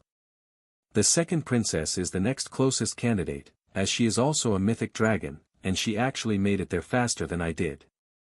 Her potential is extremely high, she is from the Queen's first clutch, and she shares her mother's ambition. Politically, we are rivals. Mostly friendly rivals, but it's not a secret that she wants the position from me. I've been able to hold it well so far, and I'm not too concerned about my foundation. The king supports me, and I've built a strong base within his faction. The real threat is to Rue. Plots, assassination attempts, another curse or poisoning. Any and all of them are likely to happen, and now that she is studying under me, any of them that are too close to successful are a threat to both of us. Lucas explained. Barry nodded. The faster that Rue can gain skill points to fill out her tree, and at least one more advancement, the better. She started late, but if she shows extreme promise, then attacking her becomes less of a removal of political rivals, and more of an attack on the nation's potential. The best security that she could hope for would be a marriage proposal with a delayed timeline. That would let her grow, and would shield her from most of the threats, as she would be removed from political power outside her training to assist the Crown Prince. Nix pointed at his own chest. That's why nobody attacks me. I'm a demon, I'm not in line for anything but my current job. There are no more promotions that I qualify for, and nobody could realistically take my job by disgracing me. Carl considered the options that they had for Rue. Getting her skill points wouldn't be easy, even if she managed to earn one on her own, just training with the combat maids. If the two most effective ways are a marriage alliance, or getting her to grow much more rapidly than her peers, the second option is certainly the one closer to my area of expertise. I don't even pretend to understand politics, much less international politics. So, I will focus on trying to get her a few more useful skills, and then another advancement. With that, she should be on par with the prodigies her age, and I believe that with just a bit of work, I can optimize her potential. Carl decided. Optimize her potential? Prince Lucas asked. Carl nodded. There is a skill that I have for helping my beasts grow. If I use it on someone who is not a bonded beast, the effect will be different, but it should still be a marked improvement. One rank of maximum potential at the very least.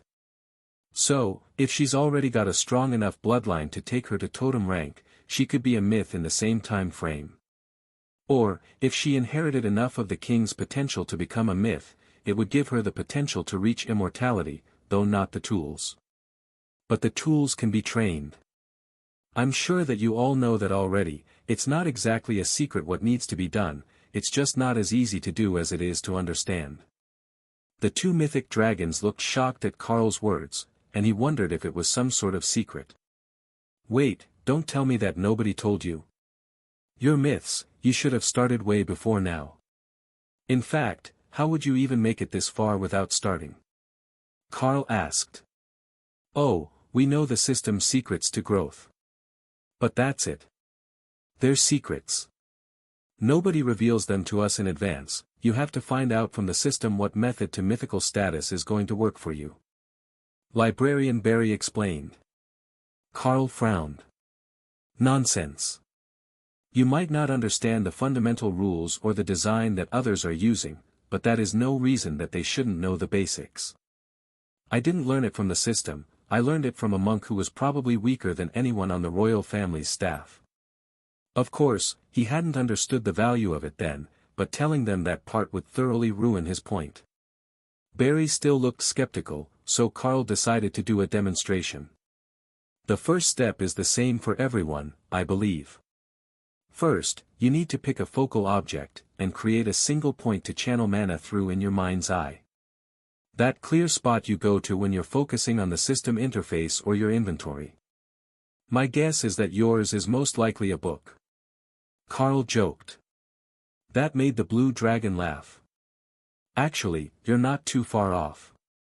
There was a tree in the paper forest near the temple where I grew up. I used to go there to read in the shade on nice days. I used a sapling of the paper trees as my focal point. Carl nodded. And I used a world dragon scale as mine. It's just a simple golden scale, easy to replicate. But that is where the methods diverge. We can easily teach young Princess Rue the first step, to get her on the path to understanding. But how it is done from there on changes. I use a constellation of points, arranged to represent a specific design. I am currently using 72 points in the constellation, and the amount of mana that I can pour through them to refine mana using my understanding of the fundamental rules is immense. You used a sapling, so my guess is that you are growing a tree with an increasing number of branches, and each of them ends in the same branch and bud as the original sapling. It's the same concept, with a very different execution. If we teach it to those who are still far from the totem rank, who haven't begun to comprehend the fundamental rules yet, there is still a chance for them to increase their growth rate, and then realign their power matrix to align with their understanding later. The two older dragons frowned, and Prince Lucas began to speak slowly. How did you even get to 72 points? It took me a decade to go from 9 to 18, and I've been stuck there since, even though my understanding has improved. He asked. Carl nodded. The later steps are brutal. There are no small intermediate jumps with the constellation that I'm using, it's a straight doubling, and it requires an immense amount of power to rearrange them while creating the new points. The dragon nodded. That could be my issue. If I have to go straight to 36 points, I don't have the power to do the rearranging. I would exhaust myself before I finished. Carl shrugged. There are other ways, some with smaller steps, but they don't lead down the same path that I'm on. Some also intensify the existing points until they can be split. Then you get the doubling naturally and just need to rearrange them. Picking the path and method that you want is the hard part. And nobody can tell you what to choose. They can give you advice, but you can't actually do it by mimicking another exactly. Rue cleared her throat. What was that first step again? I don't understand. Kara laughed and sat down on the grass of the illusionary garden. Study session time. Nyx went to sit on one side of her, and Barry immediately moved to the other, while Lucas laughed. The badger knows the magic words. Carl nodded. Indeed she does. It's all good, though. I will lead the class, since I'm a bit further down the path than most. I also have some insights into the process that others might have missed. The immortal Azov explained them to me when he was helping my wife. And that was how the eclectic group found themselves sitting cross-legged and meditating when the maids came with breakfast the next morning. Sirs and madams, your meal is ready. The maid whispered. Please place it on the table in the garden. They will be up in a moment, we've just been working on our power matrix all night. Carl explained, used to keeping a bit of his attention separate while he was deep in meditation. If he didn't, who knew what the beasts would get up to? Kara laughed at his concern. She was far too good for a little attention split to catch her all the time. The smell of food slowly brought the others back to consciousness, and a slow smile spread across Rue's face as she tested her own progress. I think that I'm at the bottleneck of another advancement. This is wonderful. One day. One day is all that it took for me to move through half a rank using this method, and I've only got one point of focus. Her voice was a hushed whisper, afraid to wake the others. But they were already becoming aware, and Prince Lucas was smiling at her. Perhaps we can put off our morning duties today. If you're at the bottleneck, we can help you break through, and then you will face everyone one rank higher than you were. It will be a great way for them to build faith in your abilities. The Crown Prince suggested. Rue nodded eagerly, ready to do whatever it took to start getting the respect that a princess deserved. Being chosen to help the Crown Prince with his duties was already a nice slap in the face to the older princes who certainly wanted such a prestigious position, but it was far from enough to feel satisfying. Carl smiled at her. All right. What we are going to do is to flood your body with mana one rank higher than you are. By common designation, that is royal rank energy, I'm not sure what it is called here.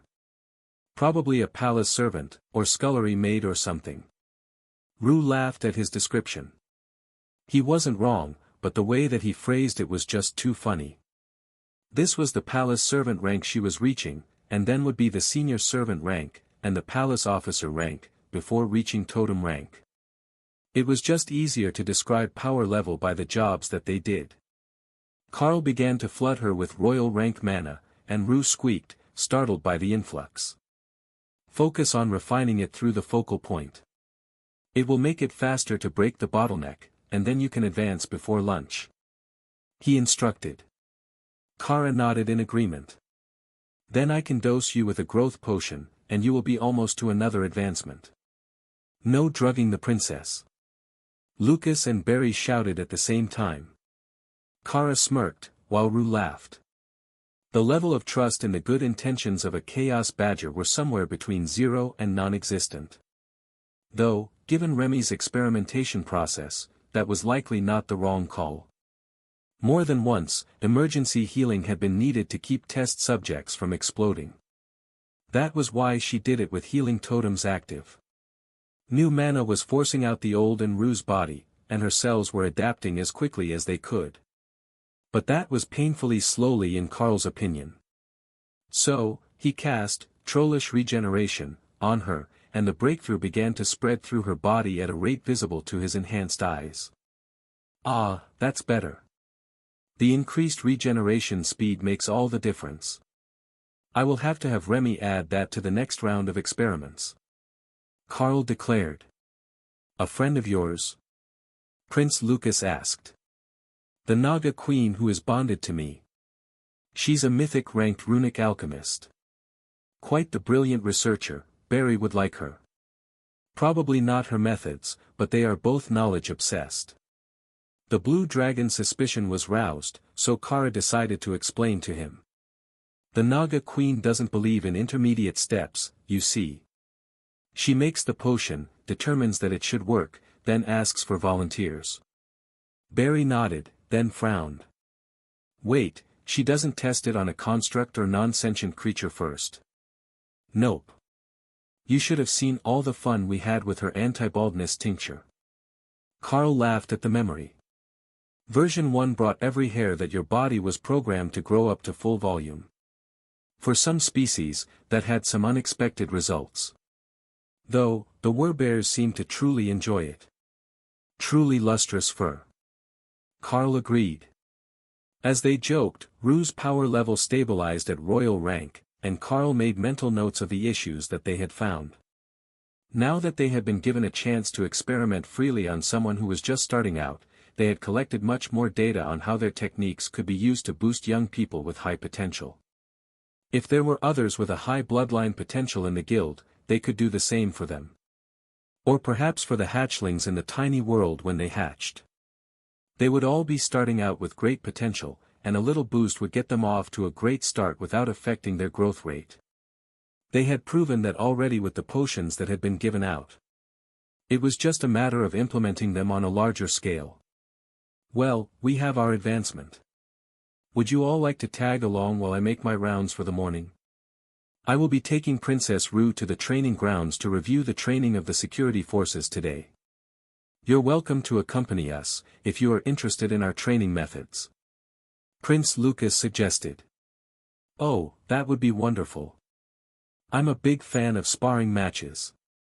Kara cheered, before looping her arm through Rue's. Lucas smiled. It's settled then. As soon as we are all fed and washed, we will go. Appearances matter, but they matter even more when we're trying to make an impression. To Kara, making an impression meant dressing to impress. She couldn't get away with letting Rue wear those simple dresses that were in her closet. They might be suitable for a young dragon, but they weren't up to Kara's standards of flamboyance, and certainly not up to Ray's standards of quality. The big sister would never forgive her if she found out that Kara had let an actual princess wander around wearing clothes that she didn't make. Ray had many princess-suitable dresses in her space, Kara was certain of it. The problem was that the spider was not here to tell her where anything was, and without her permission, Kara needed Carl to grab the stuff for her. Dressing as a princess wasn't something that Kara normally did, and she didn't have blanket permission to access the clothing, as Ray often saved pieces for specific people. They did risk messing up that system when they grabbed stuff for Rue, but Ray should understand when they got back.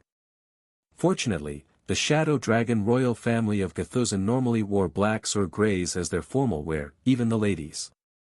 It didn't make for a brightly colored event, but Ray had a lot of it.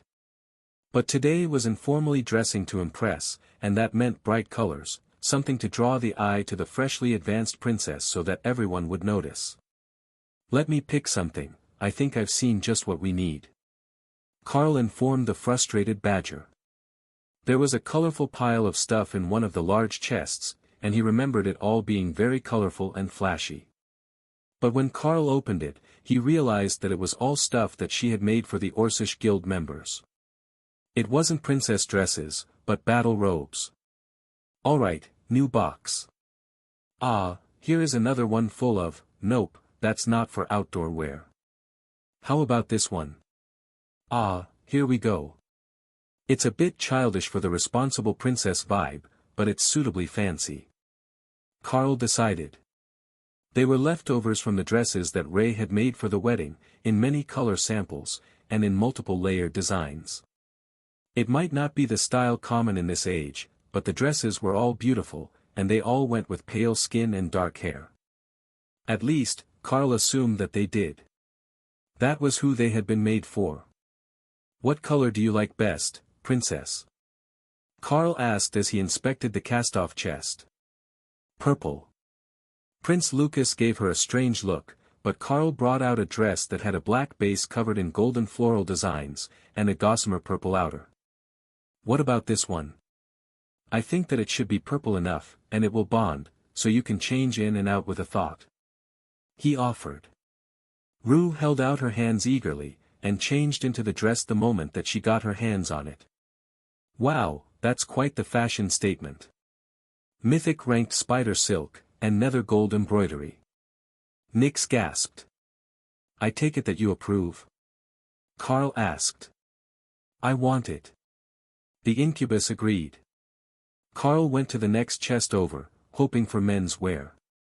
The two were logically side by side, and what Carl found inside the second chest was just as flamboyant as the incubus could have hoped for. "Here, try this," he suggested. Out came an impossibly white double-breasted suit with vibrant violet embroidery weaving up the sleeves and pant legs. "Oh! Now we are talking. I don't even know how she got it that white." Nyx gasped. "I think that she spins it that color, and doesn't dye it later. If you like it, it's yours." Nyx snatched the suit, and then changed to match Rue. He picked the princess up and spun her as she laughed. "We are going to stun them today, darling. Trust me, this is going to be wonderful. And your power level stabilized so far above the bottleneck that anyone who didn't know would think that you advanced months ago. I can't wait to see the look on the queen's face when she finds out." The incubus joked. Rue rolled her eyes. "Please don't cause trouble with her. She already hates me." Prince Lucas patted Rue on her head, still in those impossible braids Kara had created. "She will calm down soon. She should have gotten over it years ago, but I suspect that her seer-class family members told her something that made her bitter," he offered. Carl frowned. He had forgotten that the queen was related to seers. That would explain the hatred. The whole reason that Carl had been sent here was because of a vision, or perhaps an alternate future. If the seer had been focused on the queen, they had likely seen Rue killing her. The queen didn't dare to actually kill the princess outright, but she had cursed her to nullify the threat, and then held a grudge. However, now that Carl was here and helping her grow, that hatred and sense of danger was growing. She really might do something dumb. Carl changed into a black suit, then waited for Kara to change. A crop top and shorty shorts are not suitable for this event, he reminded her. "But I like the breeze." So that was the reason. "We're making Rue look good, remember. Why not just activate the armor spell and wear what it gives you?" You can be her bodyguard for the day. Carl suggested.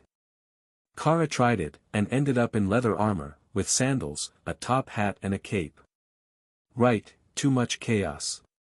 I forgot that spell had an odd interaction with you. No, I kind of like it. The top hat is a nice touch. Try it again. You're guarding a princess. Carl insisted. The second try gave her tattered black jeans, black leather boots, a white tank top and a bunch of gold chains with a flat cap. Ooh. I'm a debt collector. I'm totally keeping this one. Barry laughed at the tiny hooligan. You know, I think that the spell actually understands you better than you think. It might not get your sense of fashion, but it understands your personality. Kara nodded and brought out a smooth club to sling over her shoulder. Now, I'm good.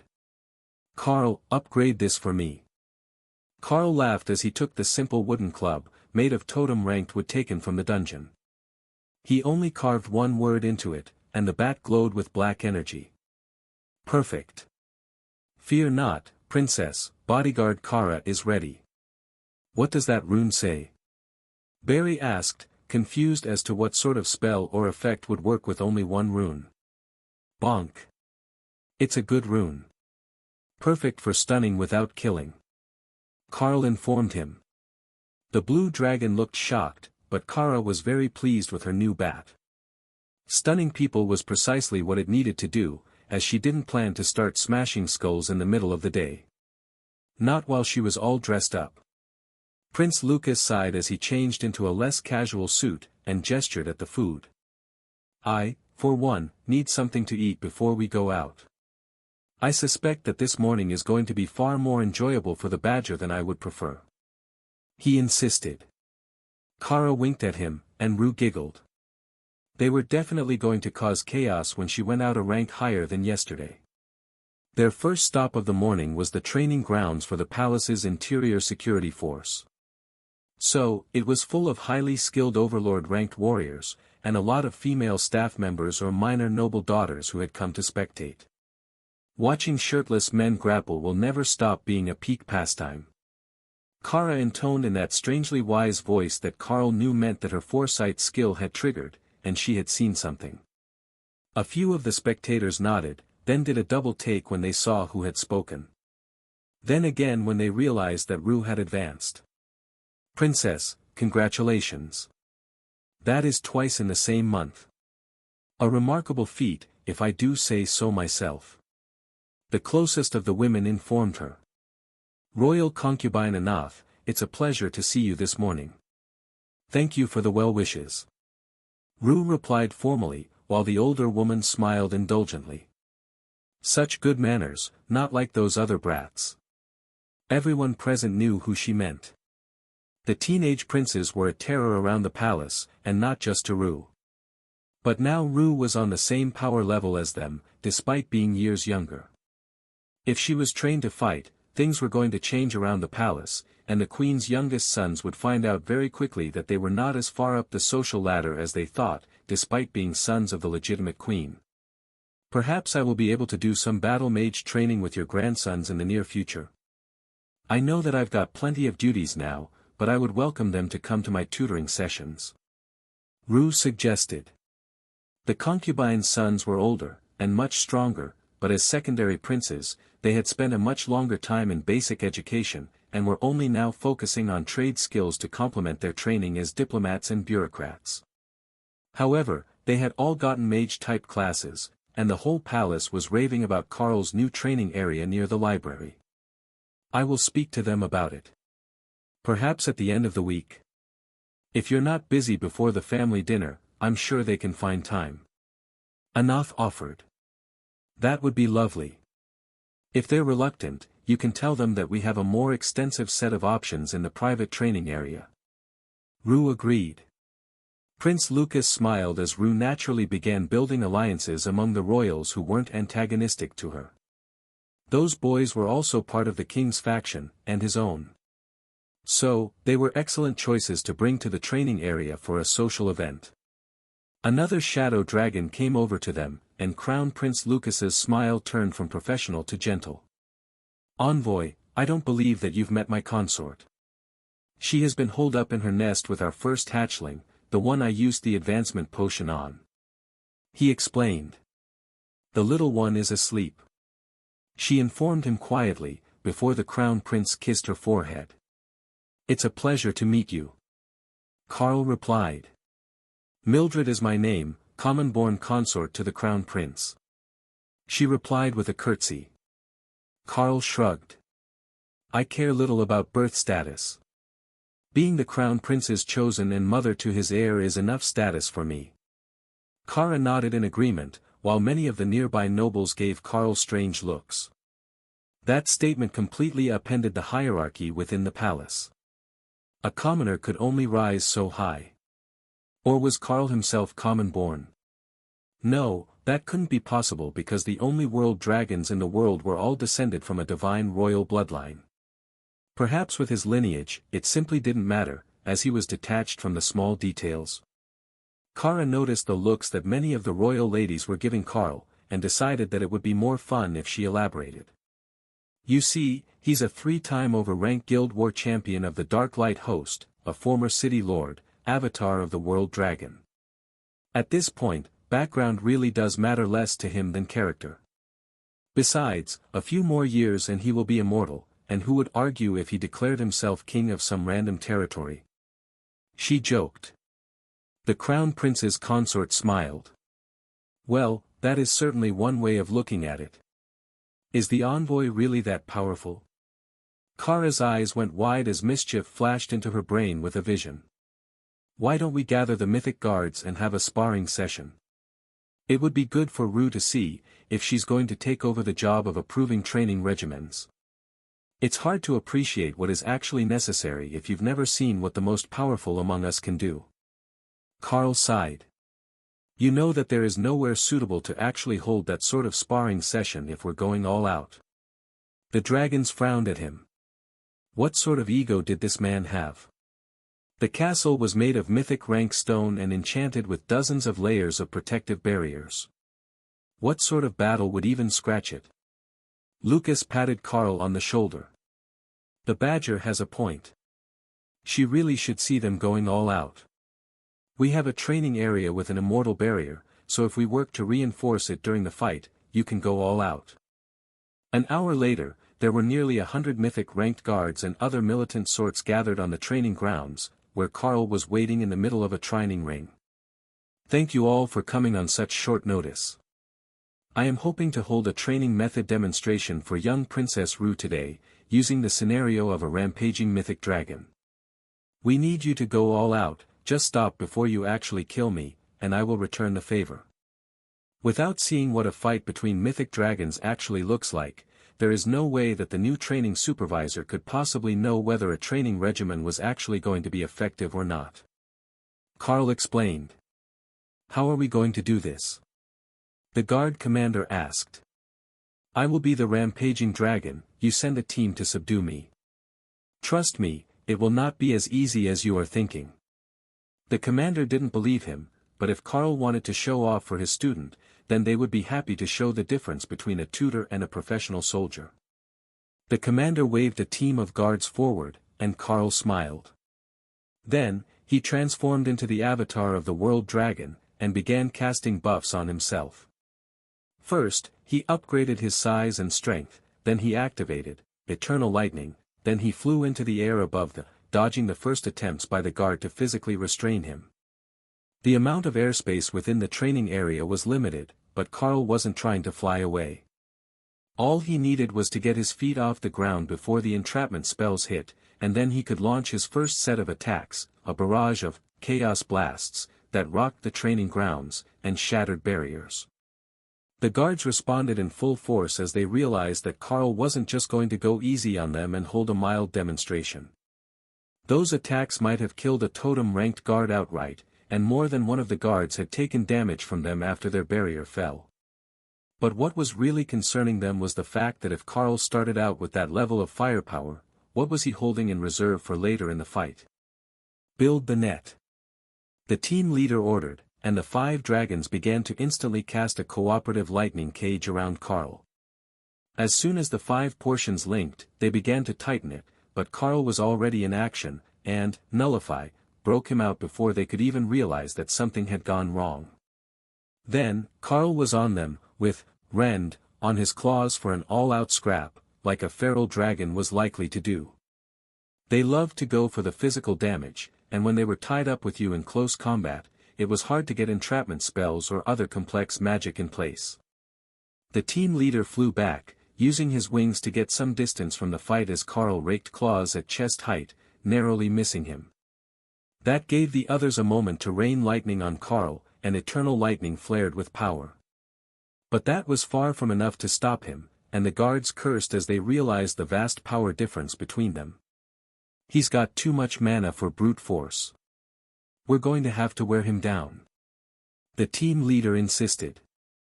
But even Rue could see that was not going to be easy. Carl bombarded them with chaos blasts, forcing them to burn energy to keep their defenses up. Then, he used Earth Spike to cause the ground to erupt, sending everyone flying into the air, desperate to avoid impalement. Damn it, this guy's skills make no sense at all. Escalate the threat response. The team leader insisted. That meant calling in 5 more guards to help subdue Carl, and the guard commander laughed as 10 shadow dragons got into a magical slugfest with the world dragon avatar. They hurled spells at him, he sent waves of 30 and 40 spells out in return to block them. That wasn't going to work at all. But if they attacked while they built the net, and had someone close in on him, so they could grapple the magically enhanced dragon, there was a chance. The largest of the guards grabbed Carl, grappling him as they clashed defensive barriers, trying to overcome each other without Carl being able to let up on his defense against the others' attacks. Then, the net formed, and Carl was left with 2 options. Show off a massive nullification effect that would confound all conventional logic, or let himself be captured. At first, he tried a third way, a chaos blast, that tossed the close combatant away and shook the net as it wiped out a whole wave of attacks. But the attackers burned enough of the spell off that the net held with ease, and Carl was pinned to the ground, with his wings tight against his body. Just to prank them, Carl transformed back into a Tengu, and stuck his hand through a hole in the net, so he could teleport away. The guards laughed at the move, and then cursed as Carl brought up a disintegration wall to block their attacks. Carl bowed to them, showing that the fight would normally be over once the dragon was captured, and Rue clapped enthusiastically. That was wonderful. Is that the difference between a regular constitution and an epic grade 1? She asked. Partially, yes. I also have other advantages. But the amount of mana and power that I have are considered abnormal for even a mythic dragon. Carl agreed. That's why nobody messes with the avatars. We all have something up our sleeves. Decarian agreed. Then he winked at Rue. Normally the answer isn't simply overwhelming magical power. But I can assure you that we are at least somewhat impressive. Rue giggled. I believe you. But I recognize some of those tricks as Kara's. The multiple chaos blasts for sure come from her. I suspect that this version of going all out is still very restrained, but I think that Rue gets the idea. The guard commander joked. The princess was staring at the training area with a look that was very close to adoration on her face. The barriers around the training space for myths blocked the vast majority of their auras, and the overflowing energy, but the fight still shook the ground, made the air crackle with static, and warped the mana in the air so strongly that it felt like the world was going to end. That was awesome. Working together to take down a target without serious injury is a huge task. Like, just attacking them looked easy enough, but trying to capture someone alive is totally not. Rue gushed. The guards smiled as they realized that she had misunderstood the situation. It wasn't that they were only trying to subdue Carl with a trap.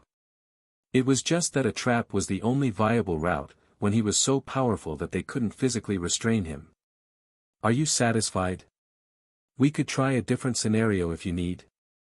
The guard commander suggested, amused by the difficulty that his team had trying to stop Carl from escaping them. With this new knowledge of their tactics, it would be even harder the second time. And that was good for their skills.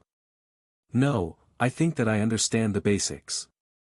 The power level makes things much different, but the basic tactics don't change all that much, other than the need to adapt for many more types of skills that the target might use.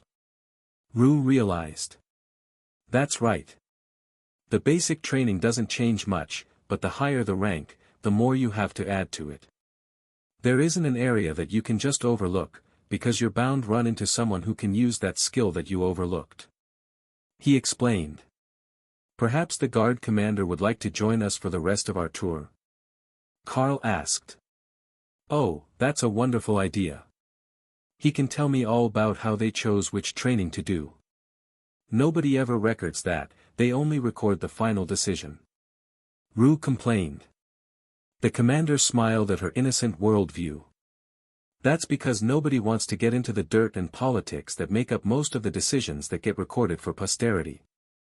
So, they only ever record the outcome, and then they don't have to look bad for how they got to it. Rue nodded as if this was one of the great wisdoms of the world. I see now. Nobody wants to look bad in the records, so they only record the good parts. But isn't that a pain when you need real answers, or assistance with a problem?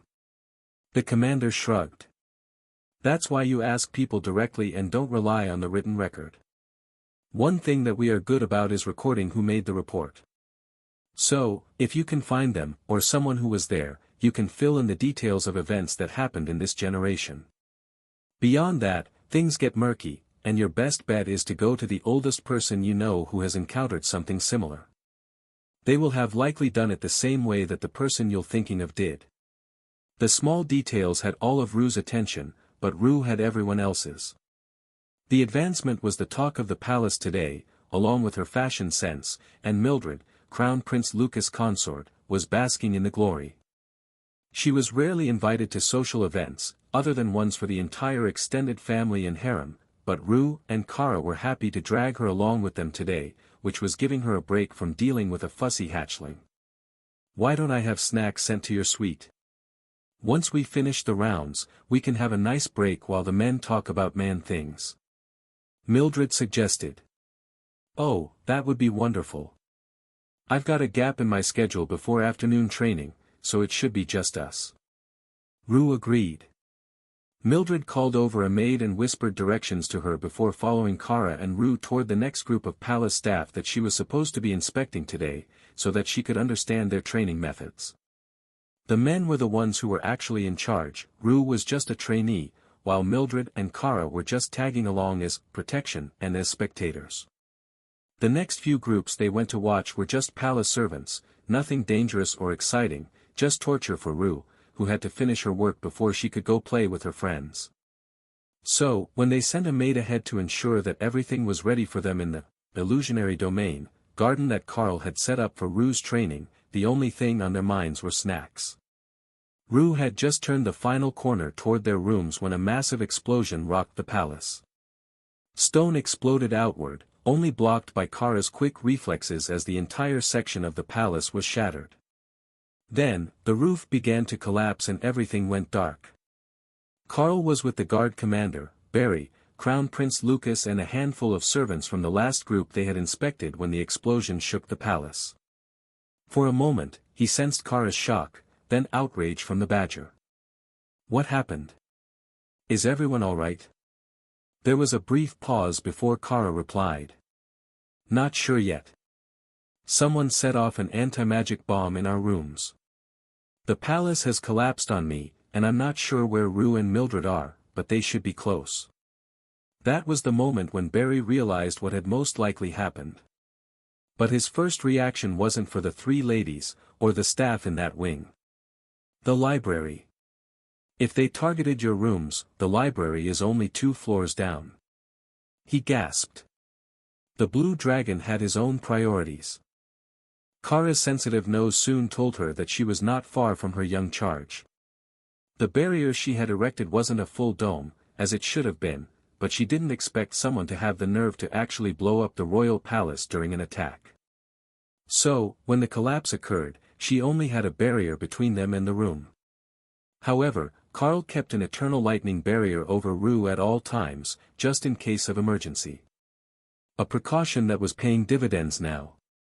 Kara put disintegrate on her claws as she transformed, and began digging through the rubble in the direction that her senses said that she would find Rue.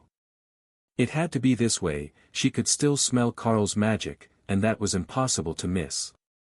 Rue was only a few meters away from her, Kara realized.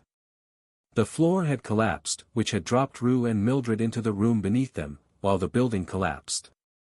The destruction had caused most of the room to be left intact, with only a portion collapsed under the strain. So, when Kara cut her way through the floor, she found the other two huddled in a corner, intact, but highly stressed. Kara nudged Rue with her nose, as she couldn't speak in badger form, and the panicked dragonkin screamed. Right, she couldn't see in the dark. Kara's laughter told Rue who his was immediately, and she wrapped her arms around the furry miscreant. We thought that you were dead. The whole hallway collapsed, and you were gone under the rubble. She cried. Kara transformed back and gave the princess a hug. I'm fine. Not much gets through that barrier. How is Mildred? Kara asked. The consort smiled into the dark. Just a little beat up. I might not have had a barrier on me, but I do have defensive items. The question is how long it will take for someone to find us. The door is blocked with rubble, there is no light, which means little air circulation. So, if we remain in here too long, we will suffocate. Kara shrugged. I can dig us out, no problem, someone made this place out of mythic rank stone, and it's a real pain to cut through, but I can do it. But I suspect that if we just wait here with a barrier over us, Carl will come and find us in a few minutes. He has the good earth magic, so he can move stones. Or, they can just go all dragon and hurl them away like in a drama. Mildred's panic began to fade at the assured tone of the badger's voice. Kara was so confident that they weren't in any actual danger, only inconvenienced by the fact that the door was blocked, that it was impossible not to follow her lead. All right, we wait here for your Carl. Why didn't you end up with us? Mildred asked. I was 2 steps forward, I fell into the next room, and that one is full of stone. The wall behind you stopped most of the direct blast from destroying this room. The secondary collapse sounded really bad, but I didn't have to cut a hole to start digging, so it's likely only a floor or two. Badger logic was a wild thing, Rue realized. 2 floors of a stone palace landed on her, and she still viewed it as an acceptable level of damage. If we're waiting here, I think that we should use the time to try to understand who would want to blow up the envoy's suite. If someone in the palace is trying to start a war with Saiho, we really need to know. An attack like this could cause the Supreme Lady to launch an all-out attack on us, and that would not be good for anyone. Best case scenario, she only sends her armies. Worst case scenario, she calls an army from the immortal realm to come and cleanse the area. Mildred whispered. Rue sounded panicked, but Kara didn't think it was that serious. I don't think that it was intended for Carl at all. More likely it was for the 3 of us specifically, and whoever said it didn't think that we would send one more maid ahead of us, when there were already 2 inside with snacks and refreshments. I am certain that they intended that bomb to go off when we were standing in the doorway, so it should be one of the 3 of us, and I would like to point out that even if I had been standing at the door, I wouldn't die. Well, probably not. But you get my point. Nobody would target a maid I haven't even met enough times to ask her name. And trying to assassinate Carl would most likely get everyone they've ever met brutally dismembered alive, then resurrected so that they could be dismembered again. So, one of us was definitely the target, and as Mildred already has a stable status in the palace, I am guessing that it's Princess Rue. Kara elaborated. Mildred nodded, while Rue looked horrified. Then, her expression faded to confusion. Wait, you said that you would not die from that explosion. But it shattered mythic rank stone, broke barriers, and the illusionary domain that Carl set. How could you live through that? Rue asked desperately. Whether it was for future reference, or pure curiosity, Kara didn't care. It was keeping Rue focused on something that was not her imminent demise, so she could continue to stay focused. I am a Chaos Badger. First, I can transport myself to the Chaos Plane at will, so it's hard to fatally wound me. But more importantly, my level of regeneration allows me to have most of my body turn to ashes, and still regenerate to full health in only a few minutes, unless it has a fundamental law imbued into it to stop my healing. That's how I got these scars. A demigod was feeling cranky, and had an order-related natural law understanding, plus, holy claws. Mildred smiled. This was not the time for that story. But she definitely wanted to hear it. While Kara told stories to the girls, Carl and the majority of the palace guard were searching through the rubble of the palace, looking for survivors. Fortunately, most of the wing was unoccupied.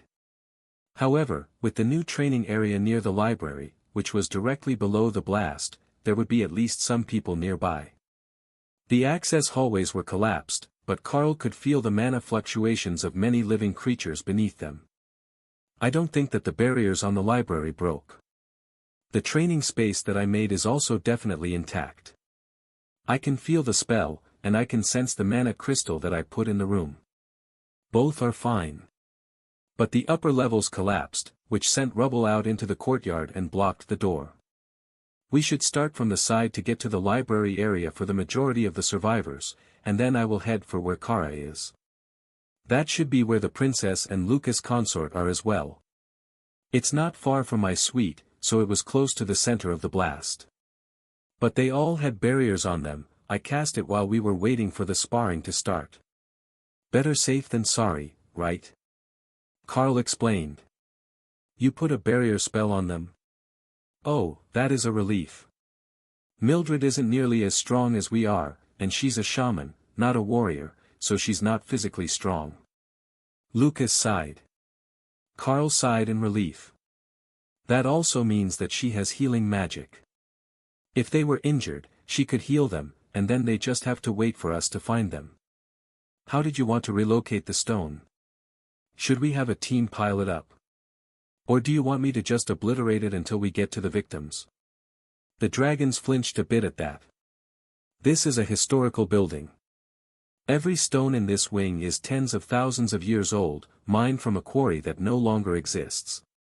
The loss of so much of it is already a tragedy, but deliberately destroying it is a crime that could land someone in prison for the rest of their days. I don't know what would have possessed someone to use a bomb, even if they were targeting you. Just knowing where they were and the consequences of that sort of decision should have been enough to stop them from doing something so monumentally stupid. Barry elaborated. You make a good point. If they thought that this might be the only way, or their only choice, I can see them not caring about consequences. But they didn't target me. In fact, they didn't even bomb a room that I was supposed to be in. If I had pretended to be in the room but had actually teleported out, or left with a portal, that could make sense. But we're in public. 100 people could see us at the time of the explosion. I think that they were targeting your bride, or possibly Rue. Carl replied, agreeing with Kara's deduction. The crown prince looked horrified. Who would target Mildred?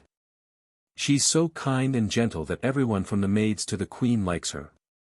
And the queen only barely tolerates most of the king's faction. The fact that she likes my Mildred is already a miracle. No, I think that someone is targeting Rue, to stop her from rising to prominence, and they either didn't know, or didn't care that there were others with her. Not to mention the staff. How many of them were lost today? Carl frowned. At least 3 is my guess. There were 2 sent to the room, and then 1 accompanying the ladies. That one might be fine, depending on where they all were when the explosion occurred. But the 2 inside the room are almost certainly not. The illusionary domain collapsed, which means that the damage had to have been severe. I built it with reality warp, so everything in there was a solid object. To destroy the illusion was not an easy feat. As Carl listened in on the conversation that Kara was having with herself, planning ways to torture whoever tried to ruin her plans for the day, he also realized that they hadn't just blown up the illusion, they had used anti-magic to remove it before the bomb went off. Removing the illusionary domain would have been a secondary effect. The intended purpose was to remove any protective magic or barriers on the targets before the attack. Insidious. However, the ladies weren't close enough to be hit with that part of the attack. It had been mostly contained within the illusionary domain, and what escaped was only enough to take out the wards on the room itself. Your domain, is it a spatial warp effect? It occupies much more room than it should, but I don't understand just how it works. The prince asked as they rushed to the scene. Sort of. It's not space element, more like it partially removes the area from reality. If you walk out an unprotected edge, you'll end up wherever you should have been in reality. That's why I put a barrier around the outside. If I didn't, then there was a chance people could leave and find themselves in someone else's room. That wouldn't make you a whole lot of new friends, and certainly not in a good way. But in this case, it might be the key to survival. You see, if the timing is off, and they collapse the illusion before the detonation, then there is a chance that the people who were present at the time of the explosion are actually multiple rooms away. If they were flying, they might have appeared outdoors, but more likely they were in one of the nearby suites on this level, or the one below it, as the garden has a lower level. Carl elaborated. The rescuers breathed a sigh of relief. There was a chance, however slim, that there were survivors, and that they hadn't just lost a member of the royal family, plus an unknown number of other nobles, staff and guests, to a terrorist attack. Rescuers swarmed toward the site of the blast, everyone eager to help, and that meant someone needed to organize them. The palace guards were not in any position to organize a rescue effort at that moment, with their minds focused on the location of their members assigned to this wing. So, the duty fell to the crown prince, as the ranking royal in the area. Everyone, take the far stairs down 2 levels and start near the library. Check for damage and work your way up. We have reason to believe that the library itself, as well as the new training ground near it, are intact. If you find anyone wounded, please take them to a safe location. We will have healers stationed on top of the rubble, as well as on the outer perimeter of the damaged area. If you have secondary healing skills and are not assigned to the perimeter, please join a rescue team to perform emergency medical assistance.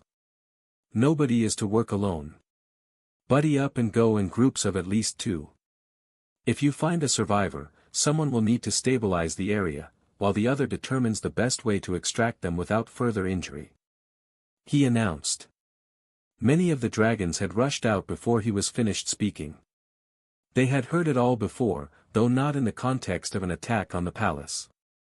However, the nation did suffer from occasional natural disasters, and any of the older dragons had seen at least a few earthquakes and likely a tsunami or volcanic eruption as well. Carl gestured to a spot on the pile of stone. If we start there, we should be closest to where the ladies are. I can still sense Kara's position, and while the palace did collapse, she appears to be fine. If we find her, we should find the others quickly enough, and then we might get some answers about what happened. The others took him at his word, as a link through the system was bound to be more accurate than their guess about where everyone might have been at the time of the blast, or where they had ended up if they were displaced by the breaking of the illusionary domain.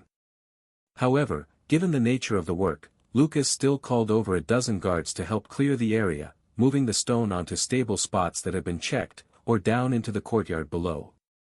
Everything would need to be rebuilt and renovated anyhow, so there was no real harm in piling stones on the hedge gardens, as long as they didn't shatter the fountains. Those were antiques from the time of the palace's building, and it would be a tragedy to lose them to careless construction work. How many floors were above us? Carl asked, unfamiliar with the palace layout. Just 2. You were near the top, and that portion of the rubble used to be your patio.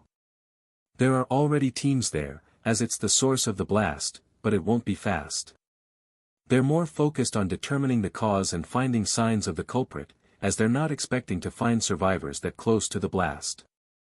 Lucas explained. He had a point. Most of the massive stone blocks that made up the palace walls had been reduced to gravel and dust. The blast hadn't spared anything. The workers quickly moved the stone to the side, digging toward the location that Carl had informed them should find the princess. It was an organized team effort that had him highly impressed with their professionalism. At least until he heard them talking. "We had better find Rue alive, man. I mean, she's a bit of a dork, but if the king finds out that someone managed to assassinate her, nobody who was on shift today will be spared." One of them whispered. "Not just the ones on duty today. Anyone who had interacted with them will be under investigation. How the hell would someone manage to pull this off without alerting the guards?" His co-worker replied. The two dragons sighed as they carefully relocated the stone, and then froze as they heard a cry for help. "Your Highness, I hear a voice. Off to the north, it sounds like it is some distance away, and on this level." A guard called from the bottom of the hole. "Go find them. Just be careful with the unstable stone." Prince Lucas agreed. Then, the ground rumbled under their feet, as if confirming his warning. But it was not a collapse. They had stopped one stone away from the collapsed floor above the room that Kara and the others were in, and the badger had run out of patience. "I hear them too. I think it's one of the maids we had on duty. Help me get these two out of the rubble and I will dig." She insisted. "Madam, the stone is a relic. Please don't dig holes in it if at all possible." The guard replied. "You're worried about the stone. I can get to the survivor in like 10 seconds, we were just waiting for you, so we could leave without causing a collapse." Kara complained. "We will ensure that the survivors are rescued in a timely manner without causing additional damage to the structure. This wing of the palace is already unstable, and we are concerned that any more damage will cause lower levels to collapse as the stone shifts, and that could damage the library's contents, or trap the people who are currently evacuating from the new training area." Kara sighed as she helped Mildred up, and then grabbed Rue in her arms and flew out of the destroyed room. "Fine, do it your way. But if she starts sounding like she's desperate, I will come and take her anyhow," Kara warned. "Understood, Mississippi." Rue made a mental note of Kara's tone. It might be that she was strong, but when she spoke, people listened and obeyed. That was something that she needed to learn as well. The sooner she could master it, the sooner she could start getting revenge. Not just for her childhood, but for the people lost in the attack today. "Where are we going to stay now?" Both of our rooms were in that wing. Rue realized as Kara landed next to Carl and her older brother. "That's what you're worried about?" Prince Lucas laughed as he saw her pouting expression. "It's not the only thing, but it's on the list. I'm more worried about the maids, but I'm trying not to think about that." Rue replied stiffly. "Sorry, that was indelicate of me. Let's get you relocated to the royal wing. I am certain that the king would not object to having you with the rest of the family, and he can make an exception to allow the envoy and Miss Kara to join you." The crown prince decided. Just as he finished speaking, he felt someone staring at his back, and turned to see the king striding in their direction, unbothered by the unsure footing provided by the rubble. "Situation report," he demanded. 3 rescued, 1 more underway. 2 staff members and 3 palace guards currently unaccounted for. The library has been confirmed to be intact, though the barriers and stone took significant damage. The lower levels are undamaged, the blast appears to have been focused outward on this level, which collapsed the upper levels onto it. Lucas summarized. "Find the rest of our people. Is there any indication of what sort of attack we suffered?" the king asked. The crown prince was about to say no, but turned to the ladies for assistance. Kara shrugged.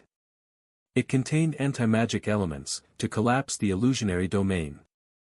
Then a high-powered explosive that took out multiple rooms directly, and managed to destroy my barrier from the other end of the hallway. The floor collapsed under us when the roof caved in, which dropped us into an intact room. The king nodded. "I believe that it might be wise to relocate you entirely out of the palace. There is a secure location in the mountains that we use as a family retreat. With a proper guard placed, it should be safe for you to remain there while the investigation is ongoing. Lucas, that will include your family as well. Until the target is determined, and the motive, it is not safe to leave you all in the royal wing. That alone was enough to tell them that the king had a strong suspicion who was behind this attack.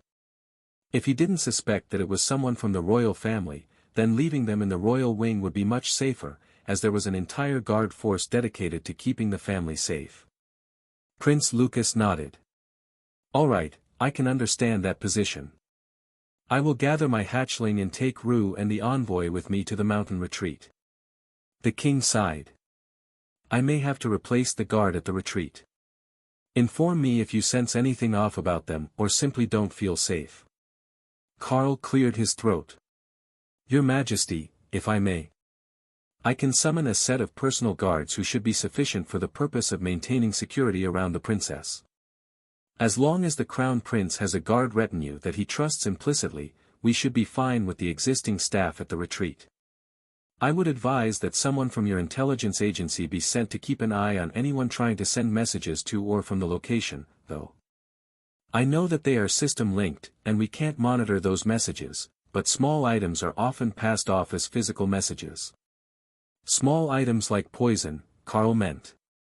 But the messengers themselves were often used to ferry items within their inventory. He should know, he kept a massive stock of items on him at all times. The king nodded. That is a valid concern. I can order that nobody enters or leaves the area until the situation is resolved. However, it could be some time, and food deliveries would be necessary, as well as any shopping that needs to be done in the town. Carl smiled. I can offer to do that. Shopping isn't beneath my dignity, and I can assure you that I will do my best to protect those in my care. The king nodded. Fine, I won't object. Lucas, lead them away. I will have guards accompany you until you are outside of the palace. After that, you will be traveling alone with your assigned guards, so that word of your destination does not reach outsiders. I will keep in touch as we investigate, but I don't expect the resolution to be fast or easy. The tone of the king's voice changed at the end, and Carl saw that an understanding was being reached between father and son. They both had a very good idea who was behind this, but they had to be 100% sure that it wasn't a situation where someone was being used as a scapegoat, while the real perpetrators managed to get away for lack of solid evidence. At the upper levels of the royal family, only the strongest of proof would do, and that was not going to be easy for the king to obtain, unless someone turned on their employer. While that could and did happen, the odds of the person being a member of someone's personal guard were extremely low. They were chosen for loyalty, and often bound with spells that would alert their employer if they even seriously considered betrayal. But more than that, if they were system-linked as guards or guild members, they would be flagged for attacking their own if they did betray. And no guild would accept someone with that flag. In fact, many would attack on sight, assuming them to be a wanted criminal. The Dark Light host had never suffered such an incident in Carl's time, but he had heard about it from many of the alliance members. Usually as slander of another guild. You had to do something pretty objectionable for a member to risk that, unless they were flat out insane. Before anyone in the palace could figure out what had happened, Crown Prince Lucas and Carl were already leading a small procession out of the palace. They were accompanied by a dozen guards, 4 maids from the Crown Prince's suite, and 1 grizzled carriage driver, who looked more than a little annoyed to be sent away from the palace just when things were starting to get interesting. But he wasn't told the whole story, only that the Crown Prince's hatchling needed a calm environment for her early development, and that would not be available in the palace during renovations. He didn't know that they were the target of the attack, or even that it was an attack at all, and not a tragic accident during training. Everyone knew that there was a new training area in that wing, but none of them knew yet that the training area was intact and functional, not the source of the problem. Why didn't we just fly? It would have been so much faster. Kara asked once they were out of the capital. Because we have a hatchling with us. They don't do well with cold temperatures and high altitudes during their first few months. Lucas informed her. Really? I didn't know that. We could keep her warm, and Carl is big enough to carry the carriage in his claws. Kara suggested. The thought of a world dragon carrying a carriage for a hatchling minor princess was enough to put a smile on the driver's face. I don't think that the raptors would handle that well. They're not big fans of flying. He joked, with a gesture to the reptilian carriage beasts. Good point. Well, at the very least we can have Carl buff them up so this isn't so slow. Kara decided. Are you in a hurry? The driver asked, wondering why the strange girl was so impatient. No, she's just easily bored, and traveling at a walking pace frustrates her at all times. Carl joked. Ah, to be young again. Well, you can always fly along with the carriage if you would like. But you'll be doing a lot of circling. The driver suggested. Kara shook her head. No, a chaos badger is pretty recognizable, and the whole point is to go on vacation and not be bothered for a little while. If everyone sees where we're going, they'll just come bother us in a new spot. I see. Well, I can assure you that nobody cares where I'm going, so if you can wait long enough, we can get to your destination without a single problem. The driver agreed. We can play games. I have cards. Rue suggested. Kara smiled at the princess. Why didn't you say that earlier? I have a rather extensive knowledge of popular card games. Now, what are we going to play first? I am thinking baccarat, or perhaps poker. Rue frowned. I don't know those ones. What about Go Fish? Do you know that one? The Crown Prince was doing his very best not to laugh at the Chaos Badger, who was more likely to be a card shark than a casual children's game type of person. But Kara brought out a small folding table, and set it between her and Rue. Go Fish it is. Who else wants in on this action? Mildred shifted to sit in on the game, while Carl moved to give them space. I will keep watch in case we are followed.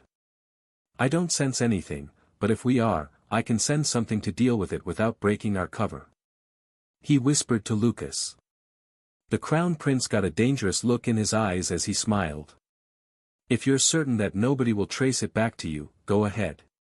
Other than the Supreme Lady, I doubt that anyone on this continent even knows that I have the skill. But if we don't use it, I will call them once we arrive at our destination, and I can have the summoned creatures work as guards.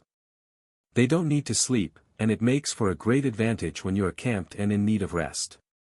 The carriage was making good time down the roads, as the raptors were much faster than horses were. But with 100 kilometers to go, it was going to take them all day to get there, instead of a few hours at the very most while flying. In fact, if Carl had flown them all directly, they would have been at the retreat faster than it had taken them to get out of the city. It would not have been subtle, though. With the size of his dragon form, especially when enhanced to carry passengers, he would create a spectacle that nobody who saw him would soon forget. The girls' card game managed to pass a few hours before they got bored, and then an afternoon nap, with Kara, Rue, and Lucas hatchling all piled up on the floor, took another few hours. That got them into the mountains, and the retreat was finally in sight. It was no mere villa. No, this was a full-fledged mountain castle for the royal family. It wasn't large, but Carl was certain that it could hold 50 guests with ease, and it had its own guard detachment. That was not optimal, from a security standpoint. None of them knew who the guards might be loyal to, or their political affiliation in the never-ending drama that was the life of the royals. But they should be loyal to the king, and with the Crown Prince present, Carl had some hope that they wouldn't cause any issues, even if they were from families that were loyal to the Queen's faction. Alright, this looks like a good spot to teach a hatchling to fly. Not too high, but thin enough air to give those wing muscles a workout. We will add the little one's physical conditioning to the mix, since she's born a commander. Carl decided as they wound their way up the gravel road. That's not necessary, envoy. We will get to her training soon. Matilda whispered, while protectively cuddling her little one. Nonsense. Everyone loves to fly. Plus, it will do her a lot of good to start early in thin air, so she will have an advantage over the others her age when we finally get back to the capital. Plus, it would keep Kara from getting bored. Keeping Kara from getting bored was always a priority, and while they were up here in the mountains, there wouldn't be much else for her to do outside of training Rue. So, having the hatchling to play with would satisfy her need to cause chaos, as well as serving a productive purpose. His Royal Highness, the Crown Prince, has arrived. The driver declared as they reached the gates. The guards blocking the way saluted as they saw the royal emblem that the driver had been given, and then opened the gates for them to enter.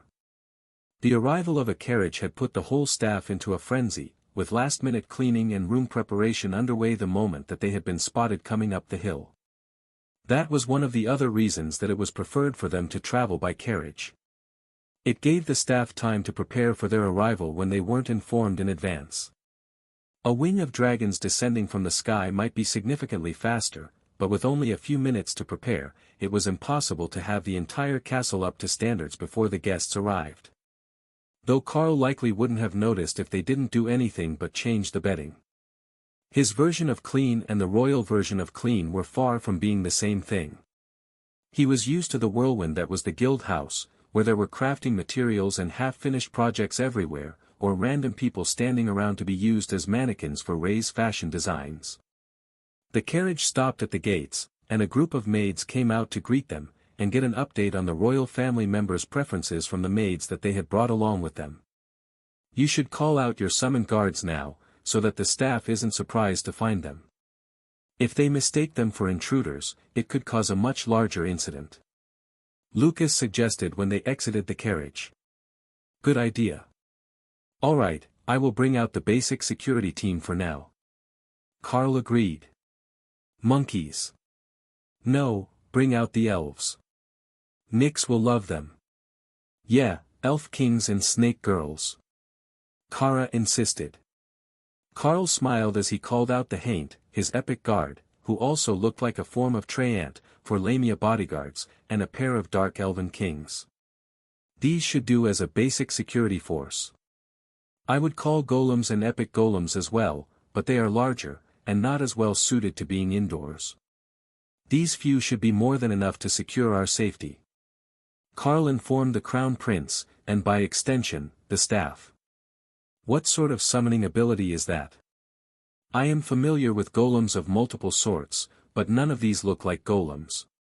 Definitely not those two dark elves. The look they are giving the maids is concerning. Lucas noted. They won't harm them. They're quite good about keeping to their duties. But they are dark elven kings. Epic golems cloned from a dungeon boss. They are intelligent, capable of independent thought, and they can create their own strategies. It makes fighting a lot easier. The Lamia are a bodyguard, spell, and also intelligent, as is the epic guard.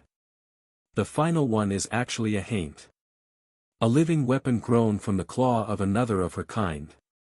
She's the strong silent type, but she's wickedly fast, and her skills are incredible to see in action. Lucas nodded slowly as Rue ran over to greet the Lamia. That's an awesome spell. I like that they're not all big strong guys.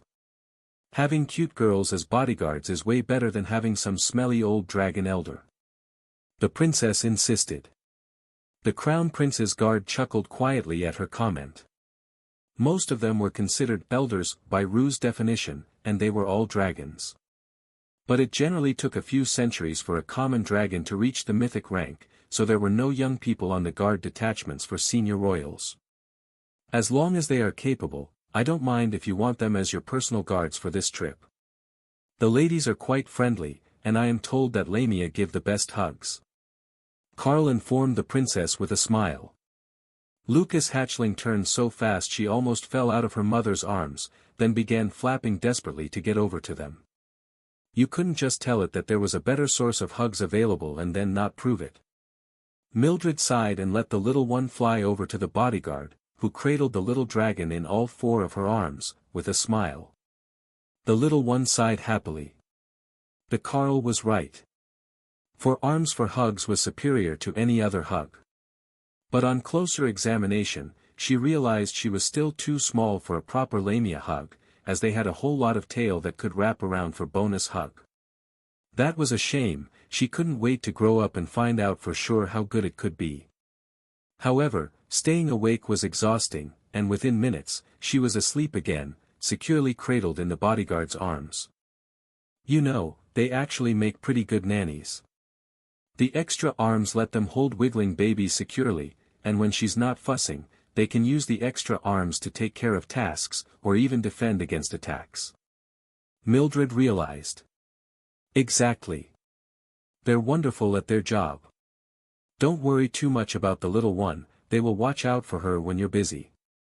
Now, should we let the staff here do their jobs and lead us to a suite? I'm sure that they're dying to prove that they managed to complete their tasks before we arrived. Carl teased the flustered new mother.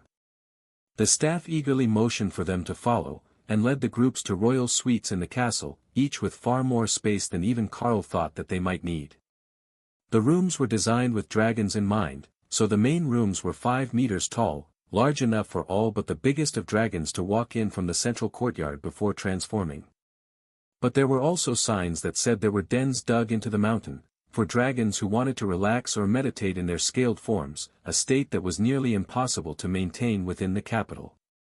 There simply wasn't enough space for everyone to be in dragon form in a big city.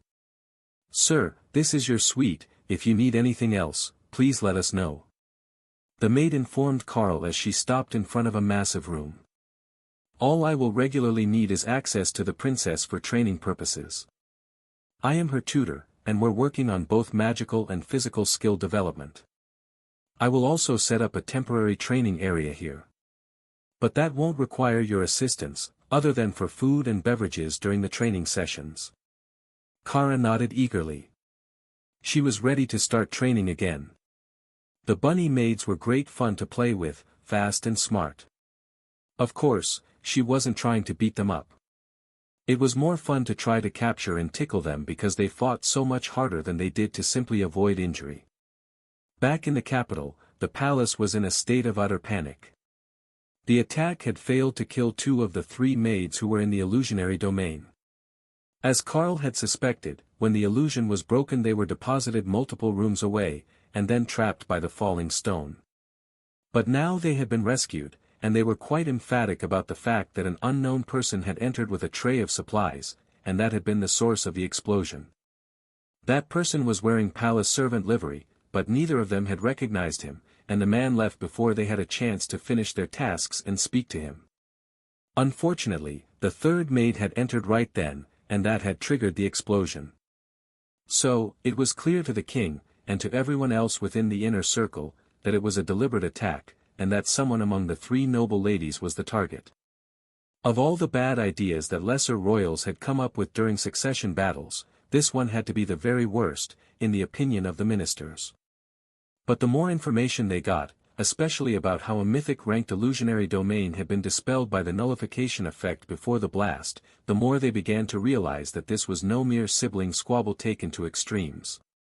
But if it wasn't, then it was something much worse. What are we going to train first? Rue asked as Carl began setting up a new training area within an illusionary domain, in the suite next to his own. The castle staff were as enthralled as the palace staff had been by the new facility, and just as horrified by the thought of having to clean it when the training was finished. The basic setup was the same, but this time, it was themed to match the mountains that they were located in. It was also larger than either of the ones that came before it, with a larger flight obstacle course, and more training scenarios. In addition to spell targeting, Carl had added combat strategy to lead troops, a financial planning course, and a large open-air office area for Prince Lucas to continue her training. Just because they were considered to be in hiding didn't mean that she could slack off on her new duties, and the Crown Prince had every intention of ensuring that she was the best trained assistant that anyone had ever seen by the time that they returned. But Carl had more plans than that. I will let Kara lead you through the training today, while I work on some new material for you. I suspect that there is a way for me to either get you some skill points, or to teach you some new spells and skills that will help your growth. You're doing very well, but we need to shock the world with your progress when we get back to the palace. He informed Rue when she arrived for her training. Got it, boss. Don't worry, Kara knows how to do all the things. Carl smiled at the princess. Knowing how to do the things was not the problem with letting Kara lead the training. The problem was that Kara knew too many things. And she was terrible about keeping them to herself, instead of teaching them to children much too young to be learning such things. Kara mentally laughed at Carl's thoughts. She was younger than Rue was, so what was the harm in teaching the little princess a few more interesting things?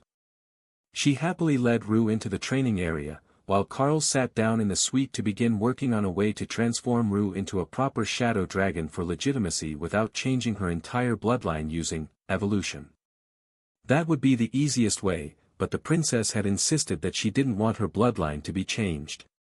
She was capable of attaining a void dragon form if he applied the right skills, but the royal family were not void dragons. Life would have been so much easier if the first skill he made would have turned her into an epic-grade shadow dragon. It would have given her all the status that she needed in the royal court, as there was no real way to differentiate between a skill that transformed her into the draconic side of her lineage, and an actual evolution. At least, there was no easy way, and certainly not one that the public would have access to, when it came to testing a royal family member's claims. As he settled into work, Prince Lucas came to join him, sitting on the sofa across from Carl. What is it that you're planning for Rue? Do you have a hidden skill that she can learn, like how you taught her one that awakened her class? He asked. Carl nodded. I do. But I'm trying to find a way to get her to shift into a shadow dragon, so that she will feel more legitimate to the royal family. I could forcefully evolve her, but she didn't want that. So, I'm trying to find a way to do it with a skill, since the first one I came up with turned her into a void dragon, following her class, not her bloodline. Lucas sighed. I can talk to her later. There is a lot of prejudice against half-dragons, or dragonkin in the royal family. But Rue deserves better than that. Carl shrugged. It might also make the attacks worse if she was suddenly a dragon who could properly transform on her own. Even if I taught her the transformation that we used earlier and allowed her to be an epic void dragon, it would alarm many of the nobles in the palace. You're not wrong about that. It might calm some of them down, but the ones who want to keep her as far from power as possible would only be encouraged to take more drastic measures. The part one don't get is why they're so threatened by her. It's not logical. The queen cursed her, and she hadn't awakened at all. So, she shouldn't have been a threat, but they still targeted her.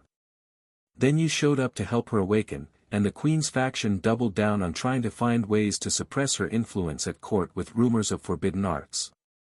Then, when that didn't work, they suggested that she should be married off and out of the country entirely. That would make her no threat at all, as once she enters another royal family or even a foreign noble family, she would lose her right to succession.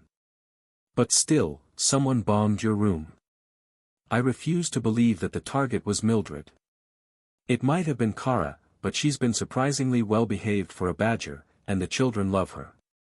Their parents might not, but not to the point of attacking two royals to get at her. Carl laughed at the man's sour expression. She has that effect on people. Especially when she starts to entertain their children. But you're right. There is something that we are missing. Could it be a prophecy? Something that a seer foretold and the recipient kept secret? That was almost certain to be the case, given that Misty had sent him through time to change destiny. But Prince Lucas wouldn't know that. That could be the case. It would explain why the queen went as far as to curse her the year that she was born. I know that there was a level of enmity between her and Rue's mother. However, the elf is dead, and there was no reason to continue the vendetta. That nearly got her dethroned, by the way. It seems that every time the queen interacts with Rue, it ends badly for her, and her schemes are simply too transparent when it comes to the princess. Now, is there anything that I can do to help you with your work? Lucas asked. Carl shook his head. All the knowledge is in my mind, it's just a matter of skill that will determine if I am actually capable of doing what I want. Advancing her is simple enough. Teaching her skills that I know is also relatively easy. But trying to convince a transformation spell that she should be a specific sort of dragon is not going to be nearly as easy. Perhaps I will try the basic beast form spell with a few tweaks. That might guarantee a dragon form, and hopefully a shadow dragon this time. The Crown Prince frowned. Well, that is definitely not a skill that I possess. I will leave you to it, but I will go speak with the princess, to see if she's open to having you assist her in an evolution that will enhance her draconic side. Carl started his plan for the day with a combination of evolution and beast form. The idea was that it should trigger beast form to give an appearance that would mimic their natural bloodline, in a form the same or higher than the bloodline that they currently possessed, while favoring the beast. For Rue, that would be a shadow dragon. If it worked, it would be perfect, and both of the skills were common enough that it wouldn't be horrifically restrictive to cast. The combination created greater beast form, but as he finished it, Carl realized that he might just be able to use unholy beast transformation on Rue. Shadow dragons seemed like the sort of unholy magic attuned sort of creatures it would like. So, Carl made plans to try both on her to see which one worked. But he couldn't in good conscience try out new spells on the princess without knowing what they would do. He obviously had to try them on himself first. First, Carl double-checked that there was nobody else in the suite with him, then blocked all the entrances and windows with an opaque barrier. Now, he could try greater beast form. The spell shimmered over his body, and Carl found himself back in a familiar furry state, as a cat demon. Only, this time, his claws radiated power, and his body seemed to pulse with mana, moving it through his lungs with every breath. It was an incredibly efficient meditation form, and the amount of mana that he could use at one time would be even more impressive than it was before. Totally worth the effort to combine the skills. He wasn't sure how effective it would be on Rue, as he didn't know what beast form turned her into. But there was a chance it would work, so he would try it as soon as they were finished training for the day.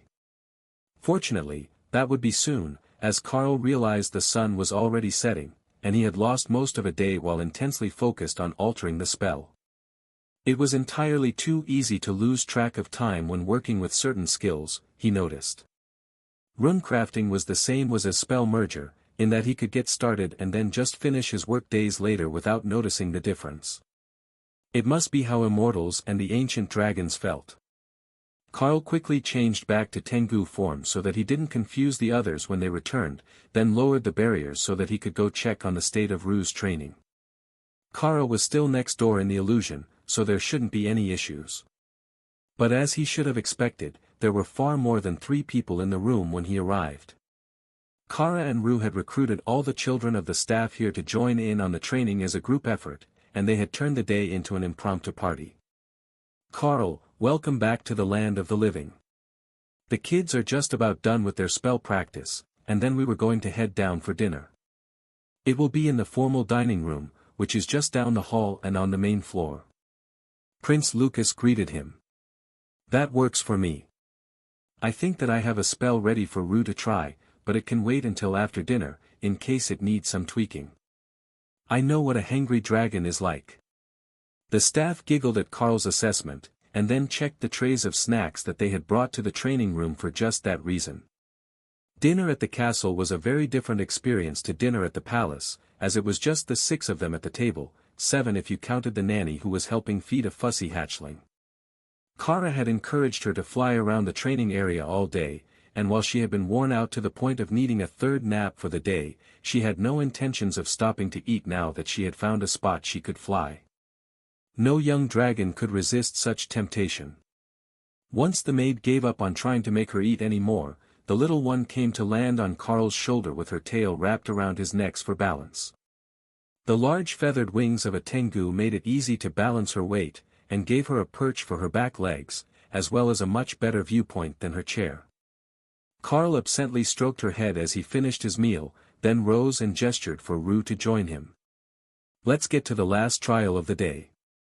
I want to try 2 different transformation spells on you tonight, with the hope that one of them will make you a shadow dragon.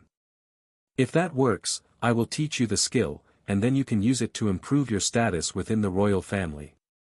Being half-dragon might make them look down on you now, but if you can transform, then they will start to see you differently. I know that the bias is unfair, but such is life, and if you want to fulfill that goal you stated, it's necessary to play along with their rules for a while. Rue smiled as Carl tried to ease her into the idea of being a dragon. Her eldest half-brother had already given her the speech, and he had been quite convincing with his explanation of how and why it was important for her to be seen as equal to the other princes and princesses. Even if Carl had to evolve her into something more dragon than she was now, she would accept it for the sake of revenge. She followed him back to the training room, and Carl motioned for her to stand in the open. "All right, first up, I will try greater beast form on you, and hope that it turns you into a shadow dragon. If it does, we're good to go. If it doesn't, then I have another option, that may or may not work." Before she could answer, Carl cast the spell, and Rue found herself expanding. Her dragon form wasn't large, but it was a dragon. Her keen eyes spotted Carl nodding in satisfaction, then a system message appeared in her vision. Champion Carl offers knowledge. Greater beast form will be transferred to the vengeful Princess Rue. Accept? Yes, no. Rue cheered as she accepted the spell, and laughed as Lucas picked her up under the wings to spin her in happy circles. Good work, Rue. You're a true shadow dragon now. At least in appearance. Rue nodded in agreement. And I will show them that I'm worthy of being one by birthright as well. What do I look like? Am I cute as a dragon? Do I look mighty? Imposing? Prince Lucas laughed. Calling her dragon form anything other than adorable, with the hint of baby fat left in her cheeks, would just be wrong. Adorable for sure. You'll grow into a mighty and imposing dragon later, there is plenty of time for that. Mildred smiled as she saw Rue's new form. You know, with that appearance, nobody would ever know that you were not born a pure-blooded dragon. If anything, they'll think your pointy ears are a quirk of your transformation. I don't sense any sort of non-draconic lineage in you at all while you're transformed. She informed the young princess. Now, we just need to update your skills so that you can properly show off your potential, and you'll be fit to take over the world. Or at least your own hometown or something. Kara joked. Rue giggled at her. Well, if we work on that meditation thingy, it should help, right? All I have to do is make it to totem ranked before adulthood, and I'll be considered a prodigy. That sounds easy enough. I've already come this far so fast. Just a little bit more, and I'll be a totem ranked juvenile, and everyone will have to fear my potential. Lucas sighed. I think that they already do. That's why we're here, remember? But if you can advance even one more time, you'll start getting attention from our father, who will start wanting to arrange a good marriage for you. All of our sisters have married into strong alliances, even the ones with mediocre potential. It's not a secret that the king has always been fond of you, so he will definitely try to find you something good. Rue nodded. That's probably inevitable. But if he sends me away, how am I supposed to finish my life goals? You have life goals already. I'm impressed. Mildred joked. Rue nodded. I want to be powerful enough to make everyone who bullied me when I was weak apologize. Not just the fake apologies that they do when they get caught breaking laws and want to get out of trouble, either. The consort smiled. I can understand that one. When we first got together, everyone was afraid that my Lucas was going to name me his wife, and that would make me the crown princess. That would have been a disaster for me, and for most of the ones who were still hoping to get the position. So, they were horrible to me for months. But after a while it became clear that my position was settled and that I didn't want the position of the main wife. I'm happy where I'm at, and I fully understand that the position of crown princess will go to a political wife, a marriage to make the kingdom stronger. That's surprisingly realistic of you. Carl noted. Mildred giggled. You just haven't realized how much an official wife can hate the consort that her husband actually cares about. 9 times out of 10, they hate each other, but only a madwoman would actually try to harm her and risk her position as queen. Oddly, that doesn't seem to apply to king candidates. If they marry into a ruling queen's family, they all tend to go power-hungry and forget that they're the live-in in-laws, not the real ruler. Kara winked at her. You need to keep them in their place, or they get uppity. It's a guy thing. I wish we brought Sister Ray with us. She's a master of making people behave. Carl didn't miss that Mildred was clearly talking about the current queen, who had most likely killed Rue's mother. She might be politically strong, but from what he had learned so far, it was more like the grudging respect for a tyrant, than loyalty to a leader. I think that we should work on having Rue build up friendships among other royals as well. Not just local ones, but some from neighboring countries. If people respect her as a leader, then, no matter where she ends up, she will have some solid backing when she arrives. He suggested. They were aiming to have her be the Queen of Gthuzan, but he wasn't going to say that outright. Prince Lucas nodded. That is a wonderful idea. If she has allies among the other nations' royals, she will be able to more easily advance. Now, you've taught her the basics of the methods needed already, and I'm sure that you have some more resources for her, but there is always something that a dragon will need to help them grow, and it's often in another country. For a royal to travel is a complicated issue. We might have better access to resources, but a lot of that relies upon our ability to convince another nation's leader to let us go get it. Like when I advanced to mythic rank. I needed a particular potion to help cleanse some lingering damage that regular healing wouldn't touch. So, I had to ask the hill dwarves to help me meet with the alchemist that could make it. That sort of connection is everything for a royal. Carl nodded, and Rue smiled as she began to understand. And, if the guests like me, then it's impossible to bully me in public. You're not wrong. But it's so much more than that.